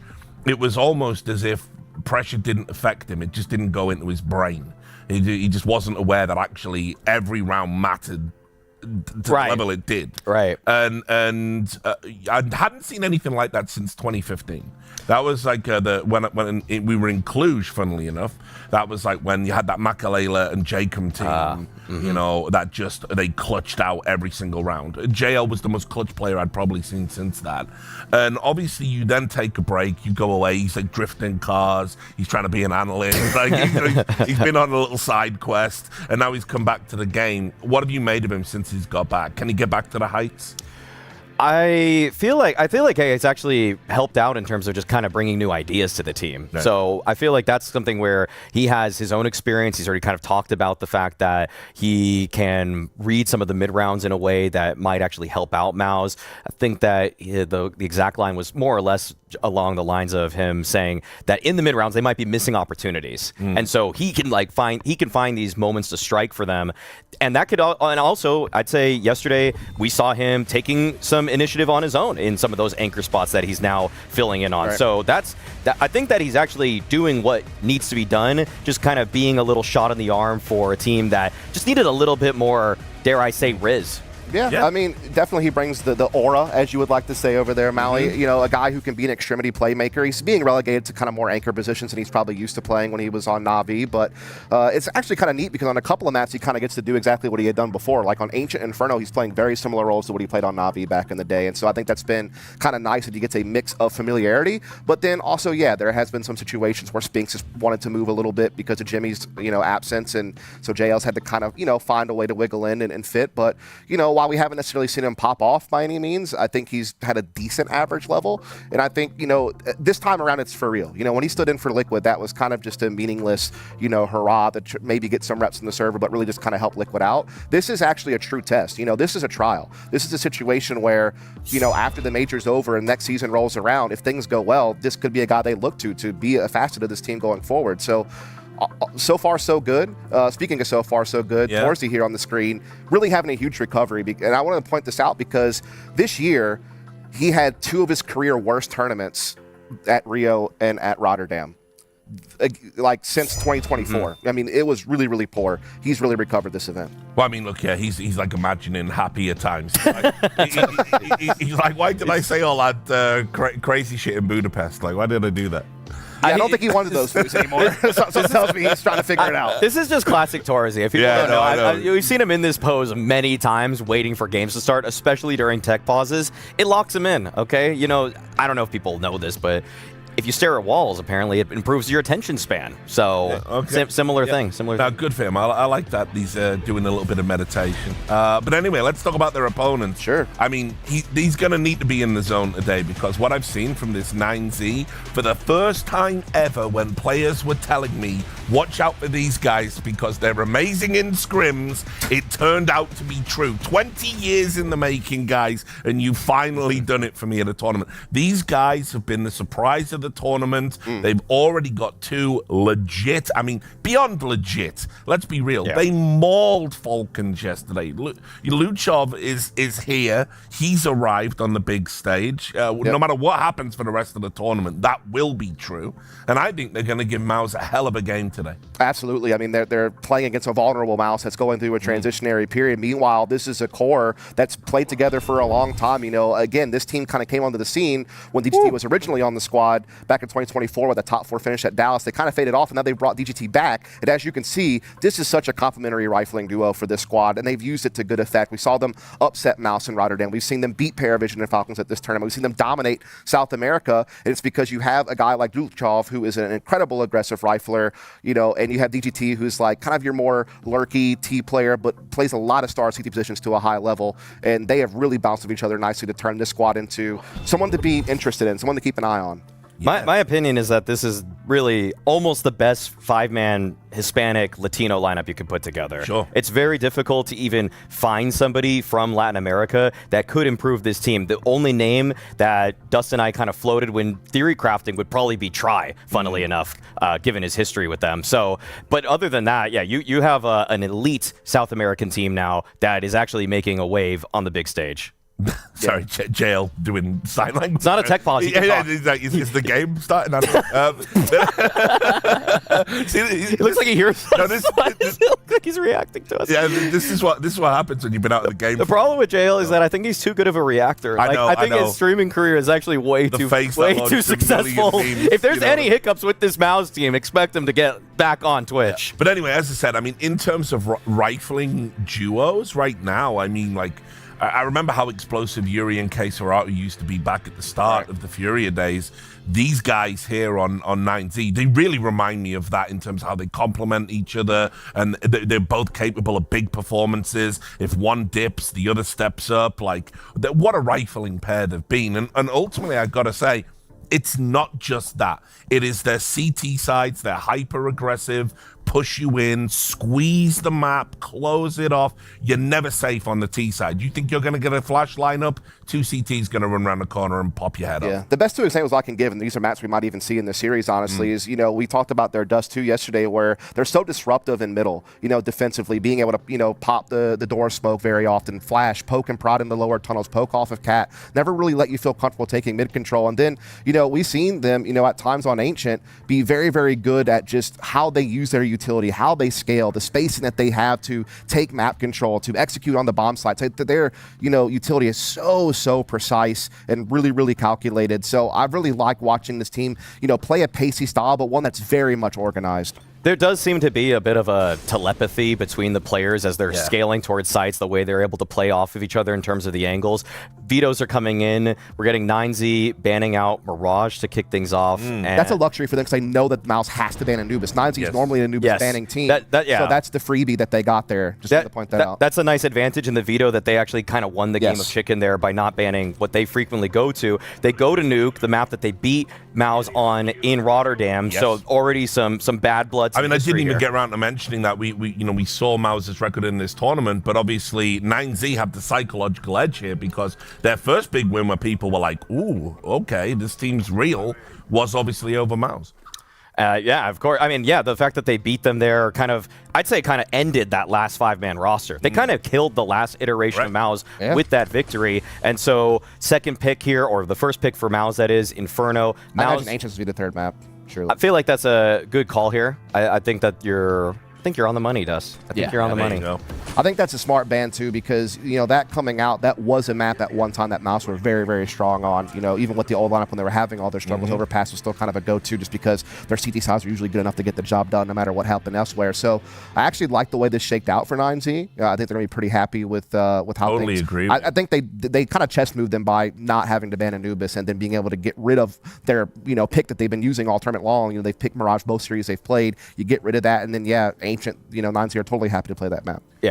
Good Veto here for actually one of the few times where I've seen a Veto with some intelligence like applied to it, instead of just permaban, best map, you know, you go down the way. They've really played a blind to their 9Z, and it's another reason why you've got to pay attention to this team. They are a lot more cerebral than their style might give you a pulse. I think it's just that the the way that people would generalize South American teams is just hyper aggressive, always going to be just individuals playing at balls to the wall Counter-Strike. But there's just there's more of a method to the madness. Watching 9Z, even the way that a lot of their players can pause in the middle of the round, recognize that they don't need to be that next point of contact, that they can wait for their teammate a little bit more. It's just a team that it's the right blend of raw skill along with enough high-level Tier 1 Counter-Strike experience that they know when they are about to run into a mistake and preventing themselves from doing so. And so their pick, 9Z, as we said, we've seen them on Nuke. They are very good on this map.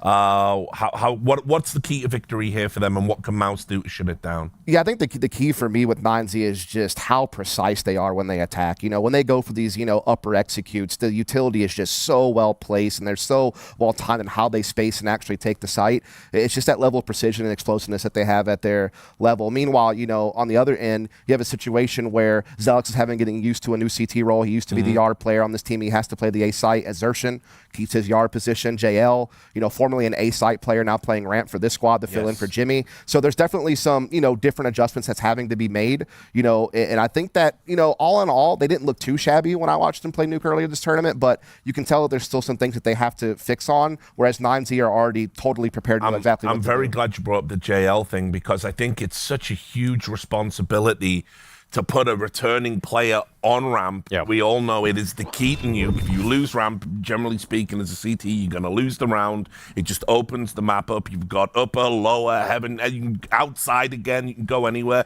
JL's got a big job here. It's also just not a position that really, in my head, screams JL. No. JL's more of a guy that likes to be a little bit more active, move around. Ramp is usually where you just put your best raw aimer. Like dead ass, just your best headshotter. Bit plays there. Obviously, Yimpat's super sweet. First bullet. Kyosuke now plays there. JL's more of a guy that probably wants to move around. And the only thing that I would say is a saving grace is that I don't think 9Z love to use ramp as much as other teams. Like Dust already predicated the fact that they love their A hits, their A splits with a little bit of outside pressure as well. That's kind of their bread and butter. So you're probably going to see more pressure on Zelix and Spinks, but that's worrying for MOUZ because they haven't really been the best duo together on bomb sites. On Dust 2 at this tournament earlier, Zelix was just getting exposed because Spinks is a guy that he likes to leave. He likes to just rotate off. He thinks there's always some better action. He always thinks that the grass is greener on some other part of the map, so he wants to get there, and he doesn't just hunker down on bomb sites as much as you'd sometimes want to support a new up-and-coming anchor like Zelix. Yeah, I mean, we could see some switch arounds. Absolutely. True. It is early on. We've had a bit of a problem picking out these positions, just so everyone at home knows, because so many teams have changed IGL, changed systems, so you never really know what you're going to get map to map. There's always the chance that they could just put JL back in a spot he had already played in the A site. Maybe you try Zelix on ramp at some point. So there's a couple of different things that they could tinker with that they don't find the right plan here. And that's really one of the things that you have to kind of think about, is that I think there was a lot of criticism towards MOUZ to make them move the timing that they did. Because it's like, well, why wouldn't you want to keep the 5 that you're kind of been rolling with for the major? But their, kind of logic was, well, we want to get a head start on what we are planning for the future. And that is, let's see what Xerxen can do as an IGL and see that really is going to be the long-term goal of this team. Let's see what Zelix can do when we bring up for the academy system. Can he actually fit on the squad? And again, it's a trial period for JL. Like, this could be a guy that they do sign next season if things work out and everything can sort out financially. So it kind of gives them opportunities to get tier 1 looks before they make final decisions for next season, while still having some hope of doing a little bit of damage at the major. So I kind of think that it works out for them in that way. Yeah, I agree with all of that, gentlemen. And now we get to see if we are correct, because we go into the game, and this one's going to be called by Launders and Scrawny.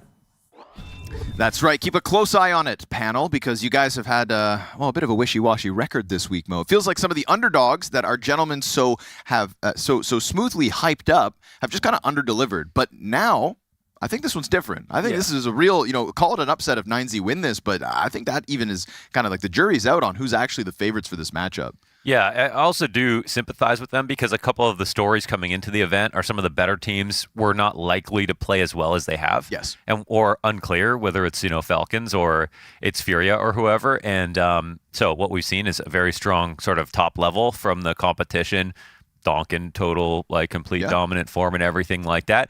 MOUZ have also been quite a surprise in terms of, I feel like Zelix actually had a map that we really, really impressed so far. Even though his average rating is just average, this is going to be just a great game, I think. What we saw yesterday was that 9Z, you could say that Falcons crumbled because they're new, but if you really just watched that Dust 2 match, you saw quality gameplay, incredible trading, super good calling. I mean, I actually look at that Dust 2 and I think that's the way I want every Tier 1 team to play Dust 2. It was less cat execs, less long rushes, which I feel like are a little bit more RNG and come down to those quick fights. Max found a way to just slip the defense, go for those mid Bs. It was really slick. And I'm really looking forward to what he can do here on Nuke as well. And it's awesome that it's Nuke to start off for both of them, to be honest.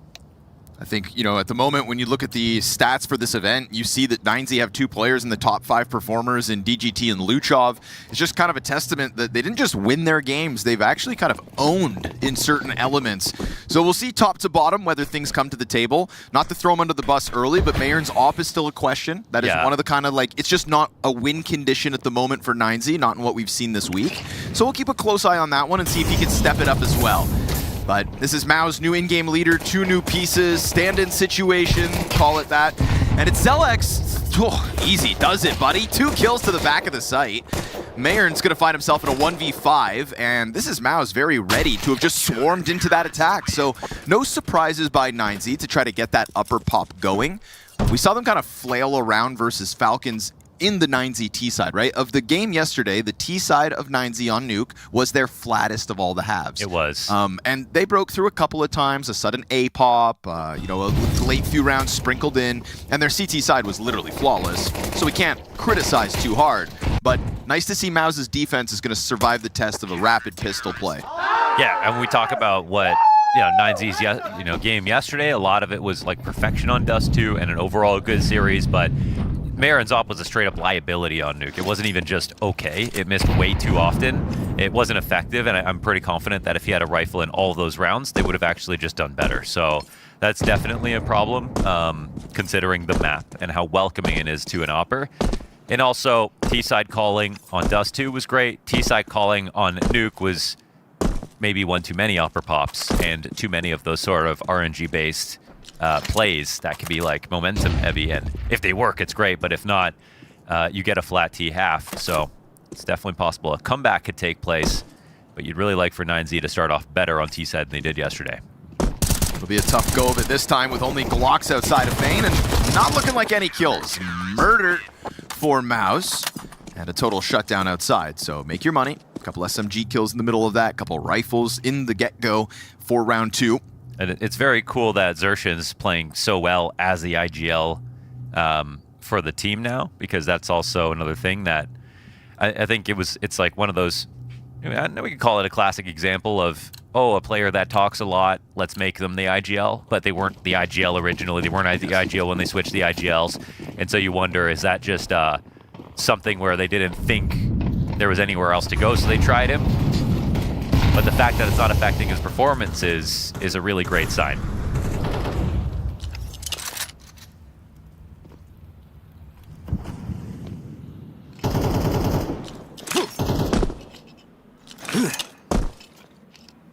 They haven't had the most demanding run so far. The teams they played against played well to make the games close, that G2 match and everything, but this will be sort of a test on the same level, I feel like, as the Gentlemates G2. Luchov just got dunked on. It'll bode well for MOUZ to keep Luchov as limited as he is right now. A 0-3 start. I mean, to be fair, there's only 1 kill in all of 9Z throughout these first 2 rounds. But Luchov has been rock solid, and some of his plays yesterday versus Falcons were just, they kind of stemmed from confidence. That 1v3 on Mirage from the ticket booth, it's the type of play that just banks on good aim, and he delivered each of those kills. Keep an eye on him as the game goes on, but right now JL draws attention towards him on the Astralis plant. That deep angle from Mayern is good for a kill, and Max has also added one to this tally, so man advantage is maintained by MOUZ, sure. Trying to sell a bit of a fake util here, but it doesn't ultimately get anything going because no CT actually approaches this side. Max plays behind that fire. I wonder how Xershin knew he could just take that risk, but it was the right one to do. I like that he's just playing this kind of swiftly, right? Go get the bomb. You got 15 seconds. Don't waste 5 seconds trying to go grab it. A little awkward there, caught out, and Xershin's going to make sure he fully punishes. Wow, that's really cool from Xershin. I mean, like all those moments where he's being aggressive, it's all the right moments. He's never actually getting fought back against. He also takes out the kill before it's a 1v2. And it's another moment where he knows where he can swing the door open, not knowing where the second player is. But looks like the confidence is right for him. And JL also just fantastic job. I mean, so much damage on the first kill. Finishes off the guy he tagged in the beginning. And it's all in a spot where he will die eventually. I bet you it's a very freeing experience to go from a very aggressive entry frag player to the IGL, because now you don't have to ask permission to do things aggressively. It's kind of your choice when to do them. It's true.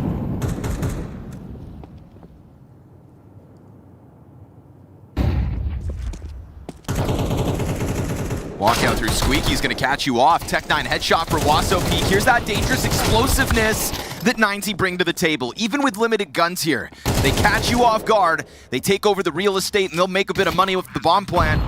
Quick swap out to the M4, utility to both sides. They know where the CTs come through, and that's actually Torzy drop-by pistols. This would be a great way for MongolZ to break one through early, but you're up against a 7-1 Xerxin. Oh, he's dinked, down to 50. Wants that fresh mag for the kill versus Max, who's sitting on 27 health, and he goes silent on the crawl forward. Max feels the squeeze, takes a different position, and now knows exactly where Xerxin's at. Xerxin's gonna have to wide swing in, and it's a headshot out from the pistol. A beauty of a reminder from MongolZ to MOUZ. We do pack a punch. And that's why it's nice actually to use rounds like that when you're kind of half buying, because you can see that you can close the distance really quickly on upper, and one flash and one wrong timing where someone holds a nade out and suddenly the entire site's compromised. You've got guns all over the floor and you can easily post plant. So they kind of barely get that one through, but that's all they're looking for on a round where they have Tech9s.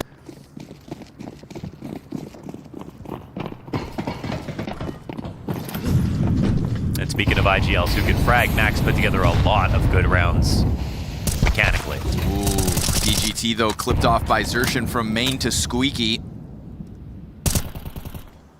There's also something about playing in the information as the IGL, and if you're, an entry fragger, front of the pack, you really do have a lot of that active data. I think sometimes there's been callers who are also lurkers, but that's also been a weird place to call from on the map, where you're in the back, you rely on info to make calls, but you're kind of flying off of what people tell you as opposed to what you see. So we got Xerxin in an array of active positions. He's playing mini here on CT side.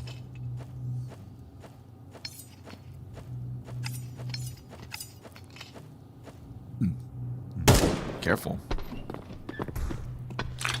Drops a smoke to the double doors. Wasso Peak yet to swing them wide. Oh, where's it go? Oh there my, it is. that's a crazy kill to get. Wait, that door opened? He opened it. Wow, just for that little bit of spam. What a call out. I was honestly wondering where Xerxin was pathing to. Or he just shot enough through it. No, but it didn't have a wallbang icon. Oh, okay. It'd been broken. Busted open. Here's Luchov. Little passiveness here. And time is super low, actually. Shot there. Again, unfortunately for Mayern, we were already bringing up his shortcomings from yesterday before this map started. And it's very key for him to have just cleared that back site, make sure the defense down there gets nothing going, and damn, as clean as you want from Max with his double kill upstairs. So MongolZ, here we go. Game's on. Definitely. It's an energizing victory for them. It's not the upper hit. It's a full rifle. It's a lower play. And it does really come down to the wire. I think if the first kill goes down on the guy control, bomb also can't get planted. So very fine margins, but they make it work. And they get a eco out of it. There's, coming into this round, 1 HE on Xerxin, and that's it.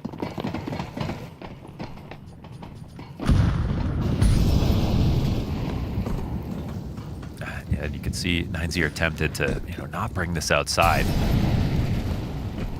Yeah, they throw their smokes, put nothing behind it, and move everybody towards this ramp. Numbers strong. That's 5 players out of MongolZ heading towards ramp.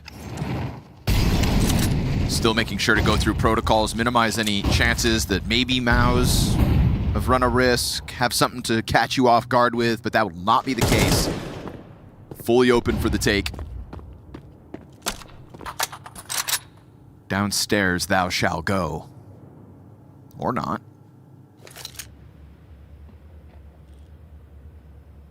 Yeah, it's, well, looks like they're not doing too much because they've got 2 rotations downstairs, but they've got to get through Torzy, and... little awkward. Very awkward. But mind you, it's just a USP. It's very awkward because if they... Well, actually, the CTs are now outside. That's all right. Wrap around the heaven, and it gets all the easier. Now, you got damage on DGT, damage on Max. USP's still out there on the field. They'll take over position. Torzy has to let them up the ladder. Now a 3rd player's been dinked. We're getting into a weird place here. Torzy off of the rafters finds a little bit more damage, but still it is 5 players strong for 9Z. They get through. And DGT towards the ramp as they try to chase him down, looking to topple the 22 health he has left over.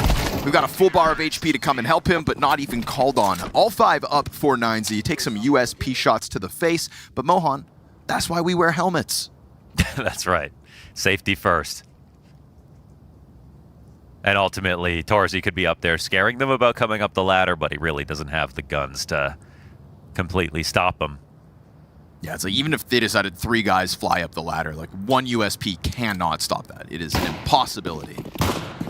But avoid even 1 death, wrap it around, you've got the time, you play it correctly, keep all that extra money just in case things do get rough. But this is a 3-round streak in response to MOUZ's triple round start off. Speaking of helmets, MOUZ don't have any. Just speaks to how much or how little money they have. Oh man, and this gets really scary if they have to save again. Sershin traded over towards Garage. We see him catch Luchov, who has been effectively neutralized in this game so far. We have high expectations for him just because of what he was able to do to the Falcons.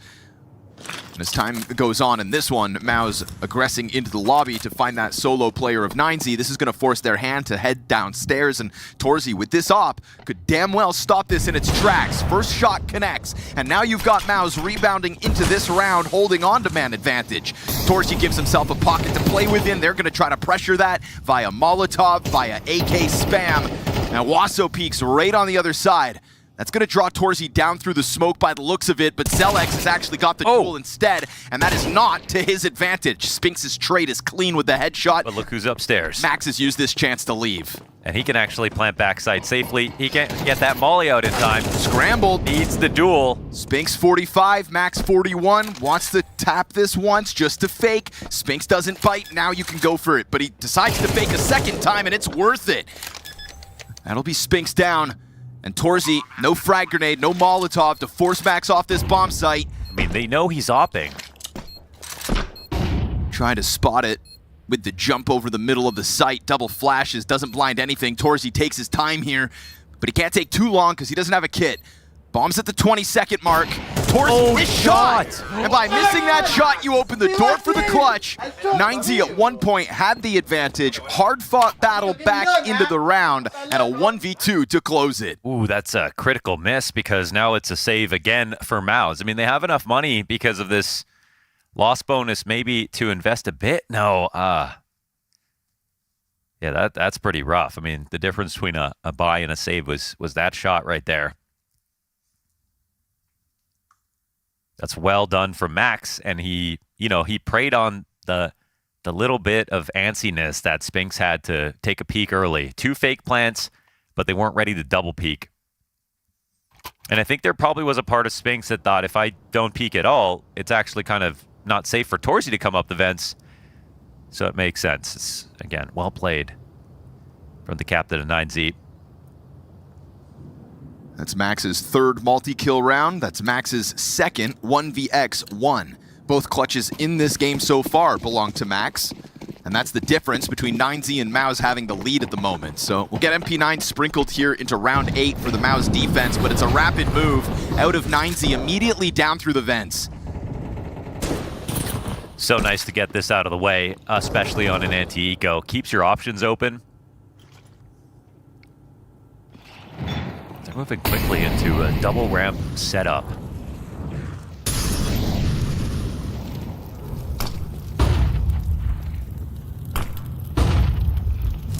Or not at all, actually. Just totally foregoing this. I feel like with the pressure on ramp, maybe Max was looking for someone to drop or for him to get some kind of audible.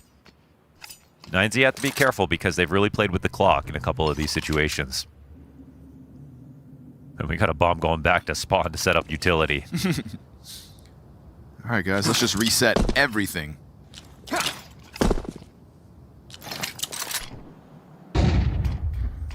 Wall of smoke to try to get Luchov downstairs to join Max, or at least that's the fake they want to sell. That is kind of wild, man. Yeah, they're going to try to end on A site. And they've actually avoided Xerxin, but Xerxin, he doesn't know that they're in Squeaky. This is Max to be able to come back up the vent whenever he wants to. They've secured that at least. Luchov gets spammed down by the MP9, but that'll just facilitate 9Z taking the site. The one defender's already forced forward, tries to dive back in, and obviously, little known to Xerxin, there's 3 players that have walked out Squeaky onto site. So sure, you'll get one, but you get caught off guard as badly as you catch Luchov off guard. JL's trying to find an exit strategy here inside of the lobby, but instead now he's got 2 kills. This becomes doable, all because of JL. A triple kill from inside of the lobby with a teammate right behind him. Sure, JL's low, but that MP9 could trade it. Wasso trying to dive into the cover, getting chased down. Spinks stays on top of it. And that, even without a kit, is a defuse all made possible by the JL triple kill in lobby. Man, I wonder if that was correct. It looked like, obviously, he was going to get hunted down, but Wasso could have taken that duel from there. He still has an advantage being above, but obviously, it's scary with an MP9 that's just spotted you. Either way, that comes down to JL saving the day. A massive triple out of him.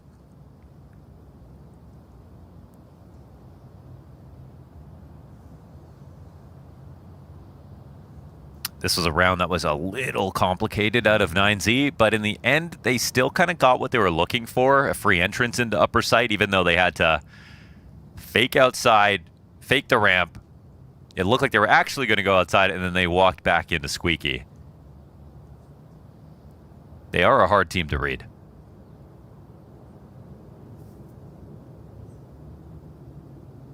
There it is. He's back.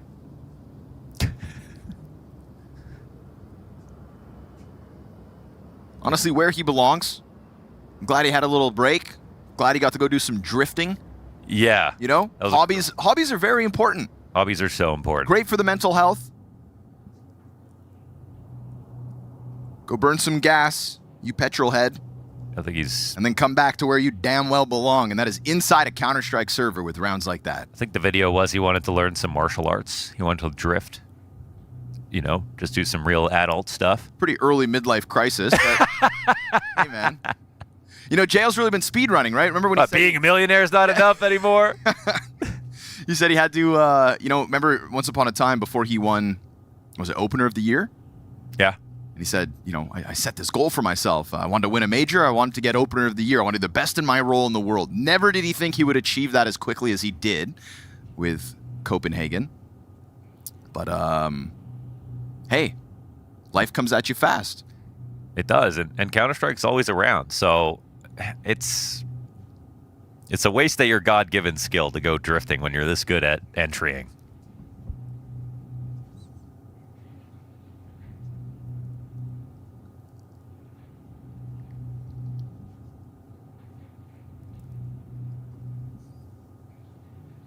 So MOUZ have really powered up at the front of the pack.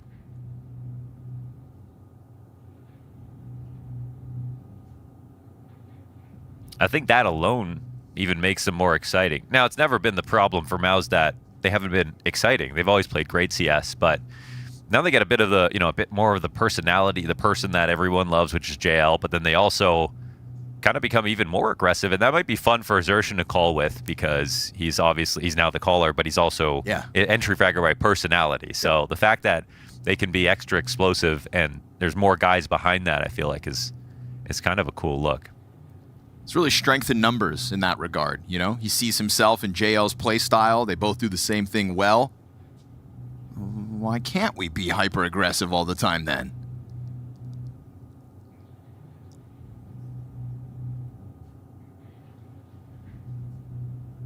And what does Zelix bring to the table? Well, we're all here to learn. Yeah. We're all here to learn. I think definitely a lot of potential. We saw, I mean, again, consistency has been good, but like some of the peaks have been really high. Like a lot of great rounds out of him.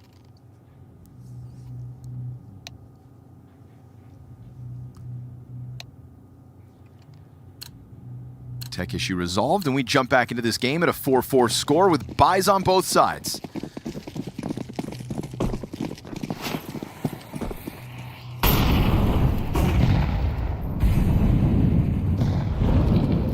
Back to the ramp room off this pause, and Max at the helm just deletes JL. Dude. It's so quick that like how they can't even get into place in time. Spinks has got this kind of like Hail Mary run down, single door open, and there's a pause here by 9Z. I mean, you force MOUZ to scramble so quickly that it's interesting that they decide to not capitalize, and it opens this kind of a door, right? With moving parts, DGT finding Torzy blindsided like that, you just have to hope that as you double back, MOUZ haven't pushed into your lobby to stop you there, but that is exactly what Zelix has in mind. Triple from him as they tiptoe their way into the crosshair. It does get answered back to the 2v2. 9Z once more able to equalize a round where once upon a time they had an advantage, but they no longer have that bomb. And somehow Luchov has to get this back, and he's going to try to do it on his own. Zelix's position confirmed. That is a quad kill from the kid. And as you know, DGT was once upon a time outside. You've got 40 seconds to ace out what's left of this round. He's killed 4 guys that were looking for him, and he's only taken 1 bullet of damage. He's also looking in the right spot for this ace. DGT catches him off. Second player also back there. Xershin's got you turned, and that'll catch you entirely unprepared. Massive quad kill inside of the lobby as 9Z try to get tricky with the double back from ramp. They meet their maker. That's an incredible display of firepower out of there from Zelix. That was a silenced M4, every bullet, 1 for the head. It was, again, 3 guys who knew where he was and still couldn't kill him.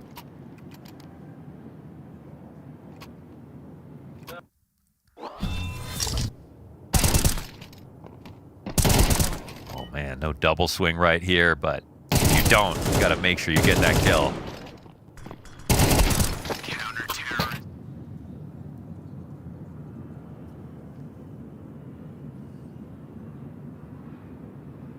And even though you would have liked to see him get the ace in that position, it was better that he died first, because then you're not looking for another guy inside of lobby necessarily. Yep. Trust in Xershin to close out, which he does as the highest performing player for MOUZ at the moment. First clutch round for MOUZ. Excuse me, second secured. Spinks with 1 as well. You've equalized the clutch wins, 2-2. Oh my goodness, sorry. Ink comes out, Spinks tries to hang on to main. 2 players in lobby looking to get their teeth sunk into the A site. Zelix locked into the rafters, nowhere to run. And as he tries to snap it down to Wasso Peak, it is he instead that collects the second kill with an instant headshot on JL. A third clutch now needed out of MOUZ's camp. The way Xershin's been playing, he is going to test this. But versus 3. A kit and a smoke. This AK's currently got 20 bullets in the mag. Gonna have to keep it clean if he even wants to try it. But by the looks of things, he's out of here. And that'll be them conceding a 5th round, and this game remains tied on Nuke. Well, it's been a very good game so far. It's exactly what we wanted to see, man, from both of these teams. A lot of the same stories following through. But for 9Z already getting 5 rounds out of the way on T side is great. It's funny because this is their map pick, but you'd argue, you know, their Dust 2 was the one that should have been their map pick back versus Falcons.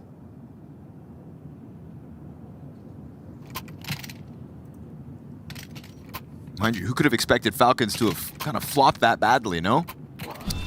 But yeah. Like I had higher expectations. There was no beating that, I don't think. I think they would have taken Vitality to overtime. Hey, Vitality have lost on Dust 2 as of late, Launders. That's true. What kind of world are we living in?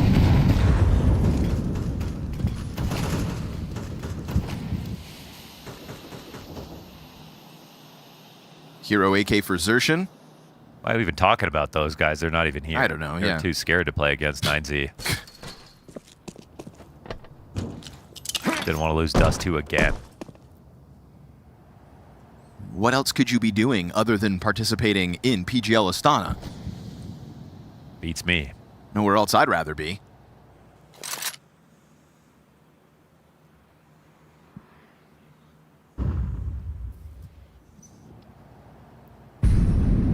Some of these rounds have worked out really well when 9Z get a fight early because they're really hungry for it.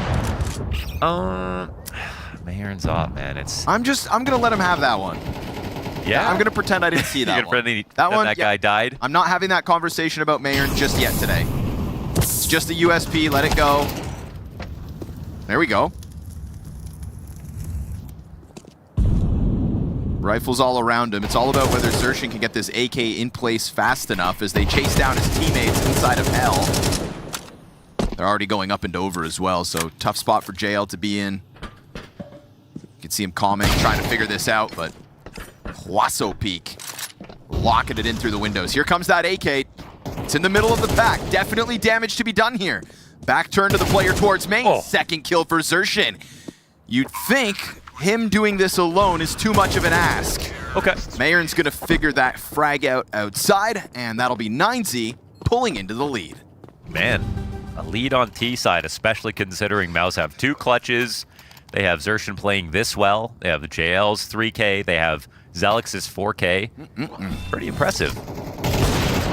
See, if you only watch the round from that shot on. Yeah. Nicely done.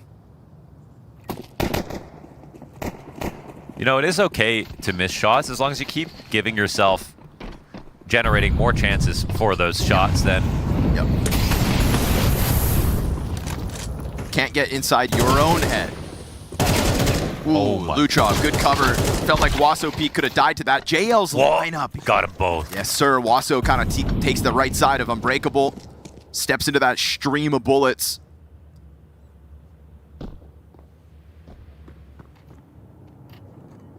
And JL trying to be that secondary hero beyond Xerxin. Zelex up in the rafters, gets man advantage for MOUZ. There have been a lot of rounds where MOUZ have fought back in versus a disadvantageous spot.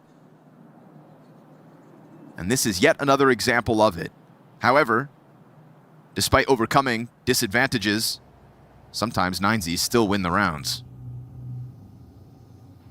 They do love positions like this. They'll play mid-rounds in a really weird way. Oh, and that's the bomb gets spotted outside, and Torzy also is a little off today, isn't he? Missed shot that should have had Max on the ground. 40 seconds, Max takes into the vents. Bomb carrier behind him, Torzy. One more chance. 2 kills on this half. Max is gonna get flashed into it. Torzy just tries to bail out, looks to run, and then holds his own. As the secondary player follows suit, Mayern into the 5-7's got a ramp rotation to deal with him. So JL with a triple kill for the road is gonna keep this game tied up.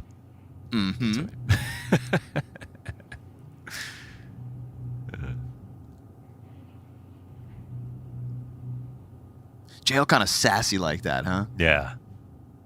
Sipping that iced Americano. I know. Got the windows down. That's from California, doesn't even realize it.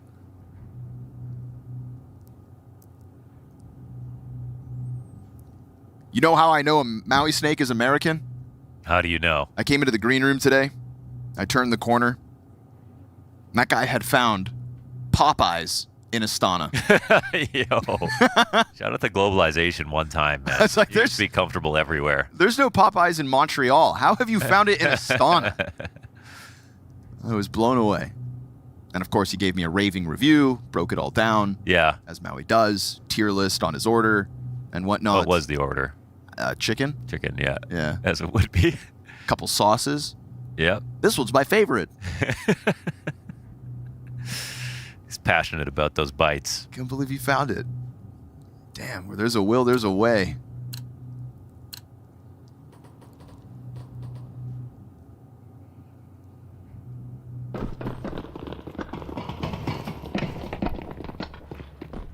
This game was tied at 4-all, 5-all, 6-all. Now 9Z's CT side to take over. This is a CT side that had Falcons winning 0. That's right, 0 terrorist rounds yesterday. Will 9Z also get stuffed in the locker like the Falcons did? This armored P250 for Torzi outside makes him a powerful unit in the pistol. But these Berettas, the solution to an all-in ramp hit. Luchov with the triple. Okay. Max taps one out of the round. That's bomb possession for 9Z and a perfect setup to deal with MOUZ. There are people who had a rough half. I think, you know, Torzi is really off today, or really off to start at least. There's still time to come back, but Luchov, I think, definitely got a few unlucky timings in that first half. In fact, they haven't had to tap into him yet. It's a little scary. Nice close from Wasso. He's on 12.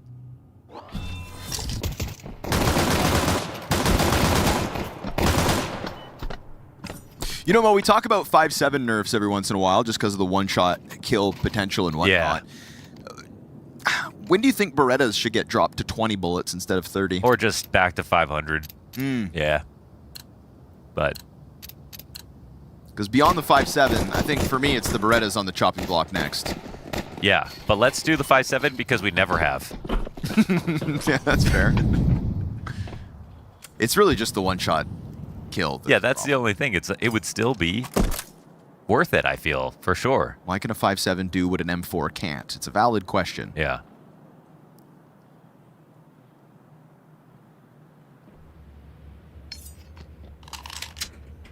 And I'm not saying nerf it into oblivion. I'm just saying like 80 damage headshot point blank.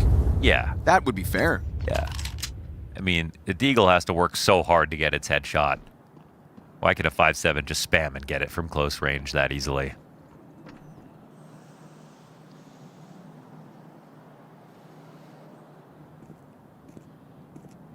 All this talk about pistols and all we have for MOUZ are Glocks. It's a nice looking setup. Very safe. They've got the mini crawl. They're not playing back Big Rush, so they're still more active, and they have someone in heaven as well in case the wrap comes through. Damn, I love Luchov. that. Another triple kill for Luchov in this one, from the Berettas and the pistol to the MP9 now. He has made a lot of money and made up a lot of ground.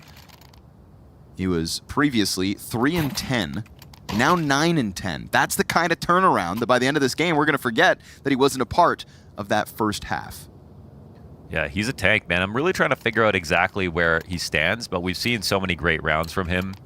Yeah, it's definitely been the perfect balance between smarts and mechanics for this team. Whether it's in the clutch or the mid-rounds.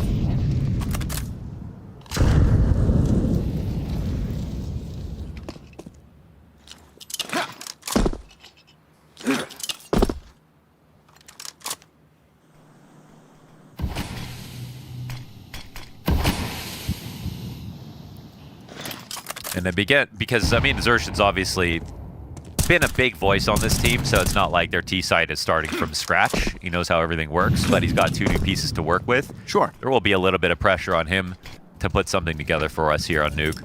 I think that's the problem, is as much as he can just kind of translate the system, it is 2 new pieces, and those pieces need to learn it. Whoa. But how is that happening? I don't even know how that's possible. DGT burnt to a crisp. He drops the smoke grenade at his feet, but he still dies in the end. And now Max over towards the ramp is on the recovery mission, but you've got 3 players still extending beyond that first kill on JL.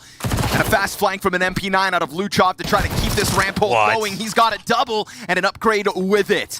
Jumps back across, dangerous game. And as Torzi sees that attempt, he will reopen the threat of taking over the A floor. But his teammates downstairs in Zelex. I think he's got the info. So Wasso Peak will have to rotate up through heaven. But that's obviously going to be very clear. He comes in with a kid and a flash. But man, it looks like he's just not even sure that someone's not up there too. So he'll concede this round. There were some crazy trades that went down in this round. None more crazy than Luchov with his MP9 2K. But the ramp entries were fantastic out of MOUZ.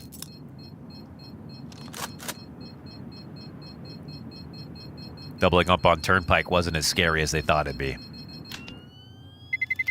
Terrorists win. It's really just the Hail Mary moment from Luchov to chase it the way he did. I think the timing is really what catches MOUZ off more than anything.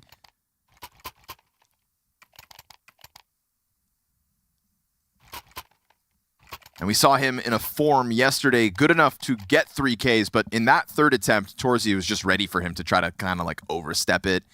I don't know what else he could have done. He switches out to the AK, goes for the jump to get back over, and then into the peak. Just felt like he had given Torzi enough info to be prepared for that, and we see Torzi pick that up. So, Mayor not at the AWP for 9Z. That was a bit of a bonus round out of 9Z, considering they still had SMGs in the mix. Now, full-fledged rifle round. Yeah, true. This is the one that really matters for them to maintain the lead, and they will lean on Wasso Peak, playing top ace site.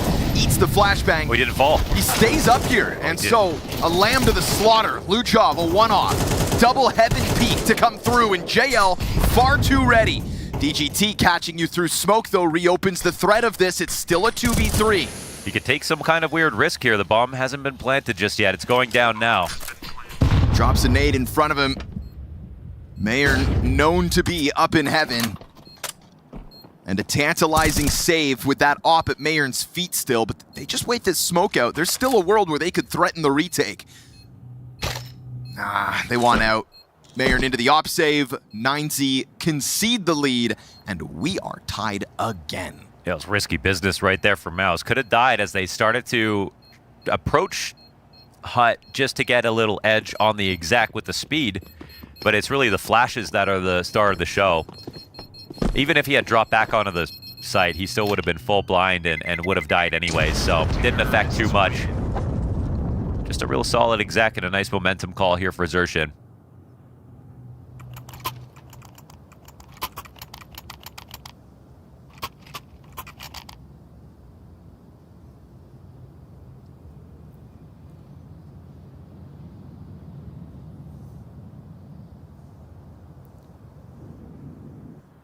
Map balance, usually not a problem for MOUZ, even if it's a T side that they might not look forward to. They know how to climb back into a game. They know how to play against the buy you have, the amount of money you have.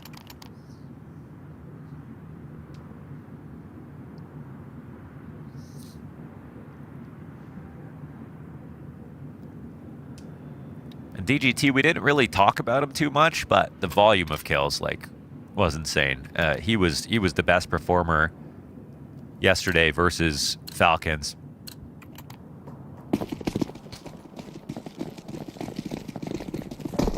That continues to be a tank.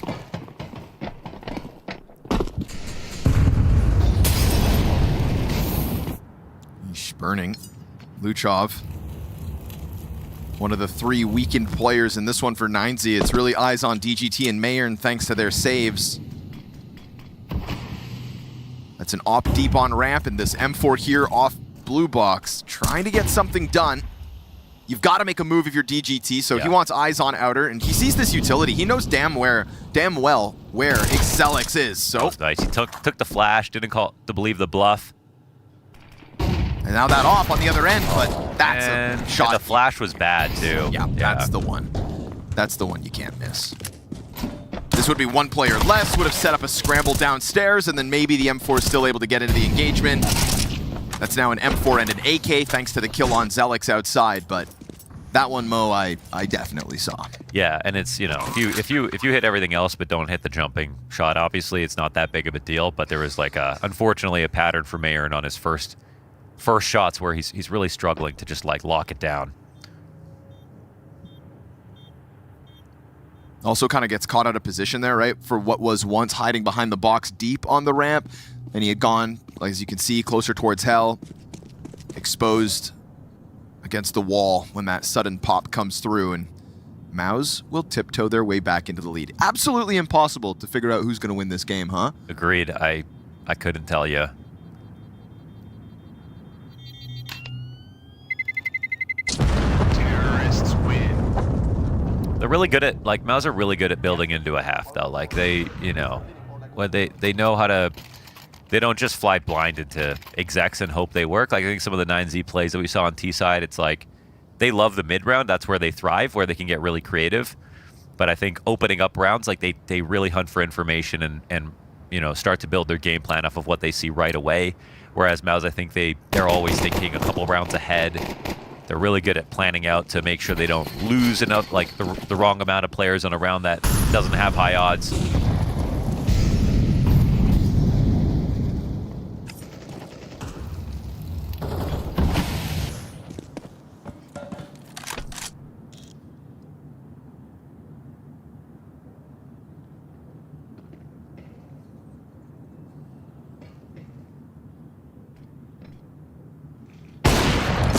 Nice shot. Slams Zelix out of this one. Ooh, that'll be heard. Luchov just on the brink of the flame, steps into it. Said it would be heard, and I thought not. so too, but yeah, Mayern picked up the kill on... Speaking of JL, the Garage guy gets popped. Second op kill out through for Mayern. And now a 2v5 recovery is what's demanded of MOUZ, and Spinks has been read like a book by Wasso Peak. For the 6th time in this map, we are tied. Yeah, we're tied, and it's 5 alive for 9Z, which is huge for the money. Big recovery for Mayern to keep that clean with the double kill. Yeah, great first shot, and you can just see the domino that happens. I mean, again, you're the opper, you're gonna take opening duels, 5v4 is everything in Counter-Strike, and locking down a simple opportunity like that is what needs to happen. He also puts together 2 for this round, then everything else is just free. Counter-terrorists win.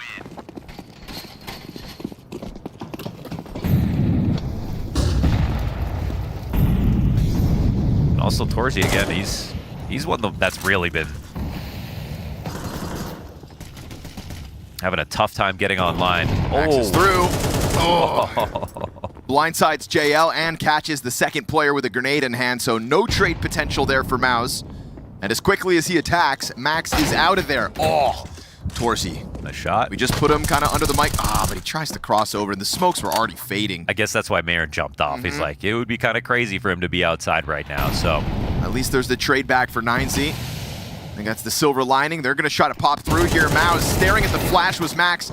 He's got a teammate behind him to work with. DGT lets one get downstairs. He lets both go, in fact. And there's a good amount of room here for MOUZ to put themselves in a post plant. They have 3 people coming in, so I actually appreciate them not taking a fight. They're going to go in for a retake now. It won't be clear to MOUZ exactly where they're coming from. This would be the least expected thing. Triple up this quickly on ramp already. Just entered from this position. Maybe there's 1 or 2, but an all-in moment here for 9Z. Starting to move it inwards. DGT's the 1 kit of the 3. Luchov clears out Dark first. Big clutch here for Xerxin, demanded, and he will find Wasso's head to kick this one off. DGT to have hands busy. Xerxin, a little bit awkward. Plays with the door here, and they're defusing this. DGT's committing to the defuse, and he gets the kill back, but there was just enough time. Just enough to get back on, I thought. He barely misses. I think he could have just stuck it, right? I thought so too. No, he could have, because Xerxin just, I think his spray was bad, or he like switched his gun again or something like that. Oh, that's a close one. Yeah, just had to trust it. It was very quick to get back on the bomb, but it will be the clutch for Xerxin. That was a little messy. I mean, Xerxin messed up a big opportunity just to end it right there when he opened the door. Right. They were looking up the control window, and he just had an accidental gun switch, so.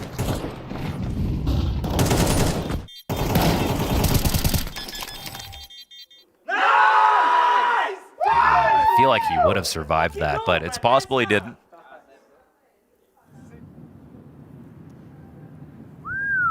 Hell of a 1v3 to get yourself back into the lead. Hope they survive the 3v2 retake.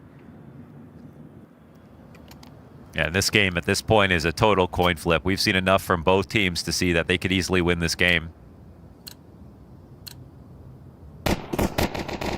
Very clutch-heavy match. That being the 5th 1-1VX of Nuke.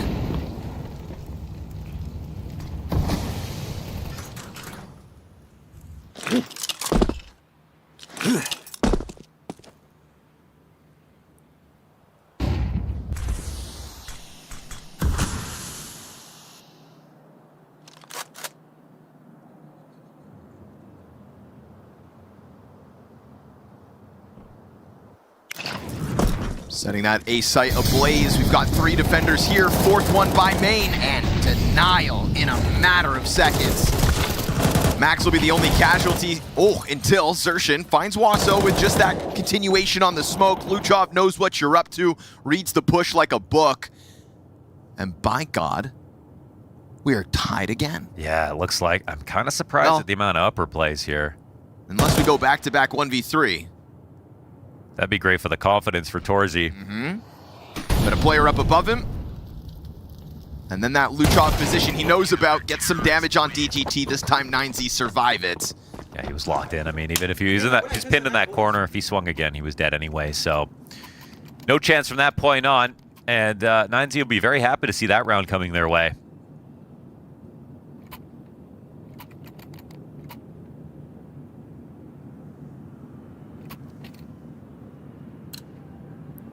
Stylistically, I don't know. I was thinking MOUZ would... Like, that's one of the rounds I was talking about earlier where, like, MOUZ are normally really good at identifying, okay, here's a round where if you lose all our money, we're kind of screwed. You know, do you want to throw it all in on an upper hit? This is all they've got. Ooh, that gets him out. Oh, that's huge, actually. They needed to find something, some sort of map control, convincingly, without a big price tag, and that is exactly what they get. A lot of bodies downstairs. Suddenly, the round feels very much winnable for MOUZ. At least a bomb plant, and Zelex gets that AK into the engagement. So not only do you surprise a portion of the map, you take a bunch of space, you put your bomb down, and you get that 5v4. Pressure is on 9Z, and Luchov steps up into that pressure to deliver a 2K. Zelex is leaned back on the rifle here towards control panel. He will find Mayern. A second kill for Zelex, but this is Luchov out with 3 bodies dead thanks to him and him alone. And as Zelex anticipates the peek up the stairs, he tucks into the corner and DGT will blindside that. Now Xerxin back for another clutch. Pressured by the rifles, stuck inside the ramp, and he misses his chance to get you off the defuse, so that is 9Z with 11. You shout out Luchov for his 2 kills when they got the decon. His teammate in the back died, and that was an emergency situation. I felt like the rotations were 1 second too slow, and they almost gave MOUZ a little bit too much space.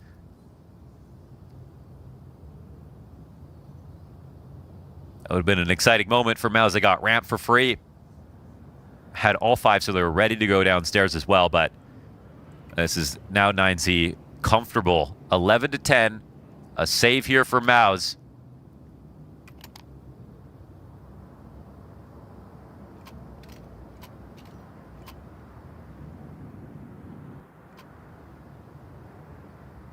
Stuffing MOUZ on that A site 2 rounds ago is what set all of this up. And, you know, it's big for Zelex to get that kill with the AK early before the retake happens, but from finding a kill before the bomb's down to then just hiding in control room and kind of letting the retake occur, we didn't get to see that rifle try to press against 9Z until they were very comfortably in the process of the retake. Maybe would have liked to see that get a little more active, but it's gone now, and Wasso Peak's already confirmed one inside of the hut. It's a free frag for him. Yes, sir. Zelex doomed, whether he knows it or not. Flash will find its target right before he shoots, and things get a little squirrely. Xerxin's come through with the Tech 9 frag, but for the most part, utility makes the difference, keeps MOUZ on ice, and keeps 9Z seemingly in the lead for now. Nade's got JL's name on it, and that is Torzy walking it back around to outside. 9Z will have 2 opportunities to close out their map pick. This is kind of incredible for 9Z. Put themselves in a winning position here on Nuke after their massive win yesterday. And that'll be Falcon saying, see, they're good.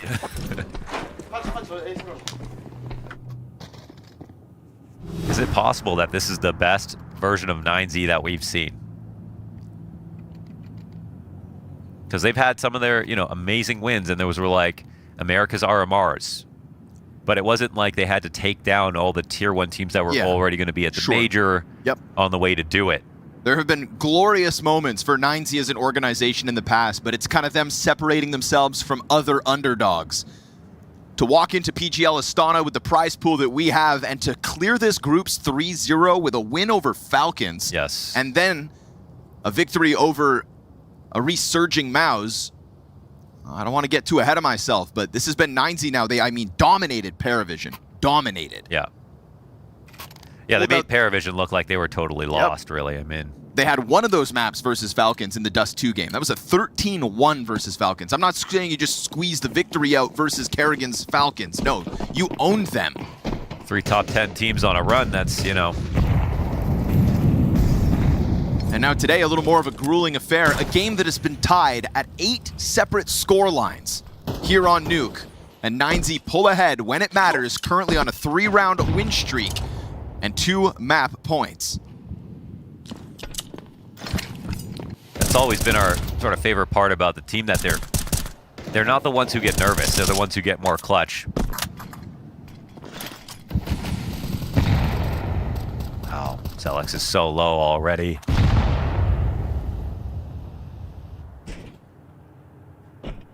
Ramp has been a bit of an issue. I don't mind MOUZ trying this again.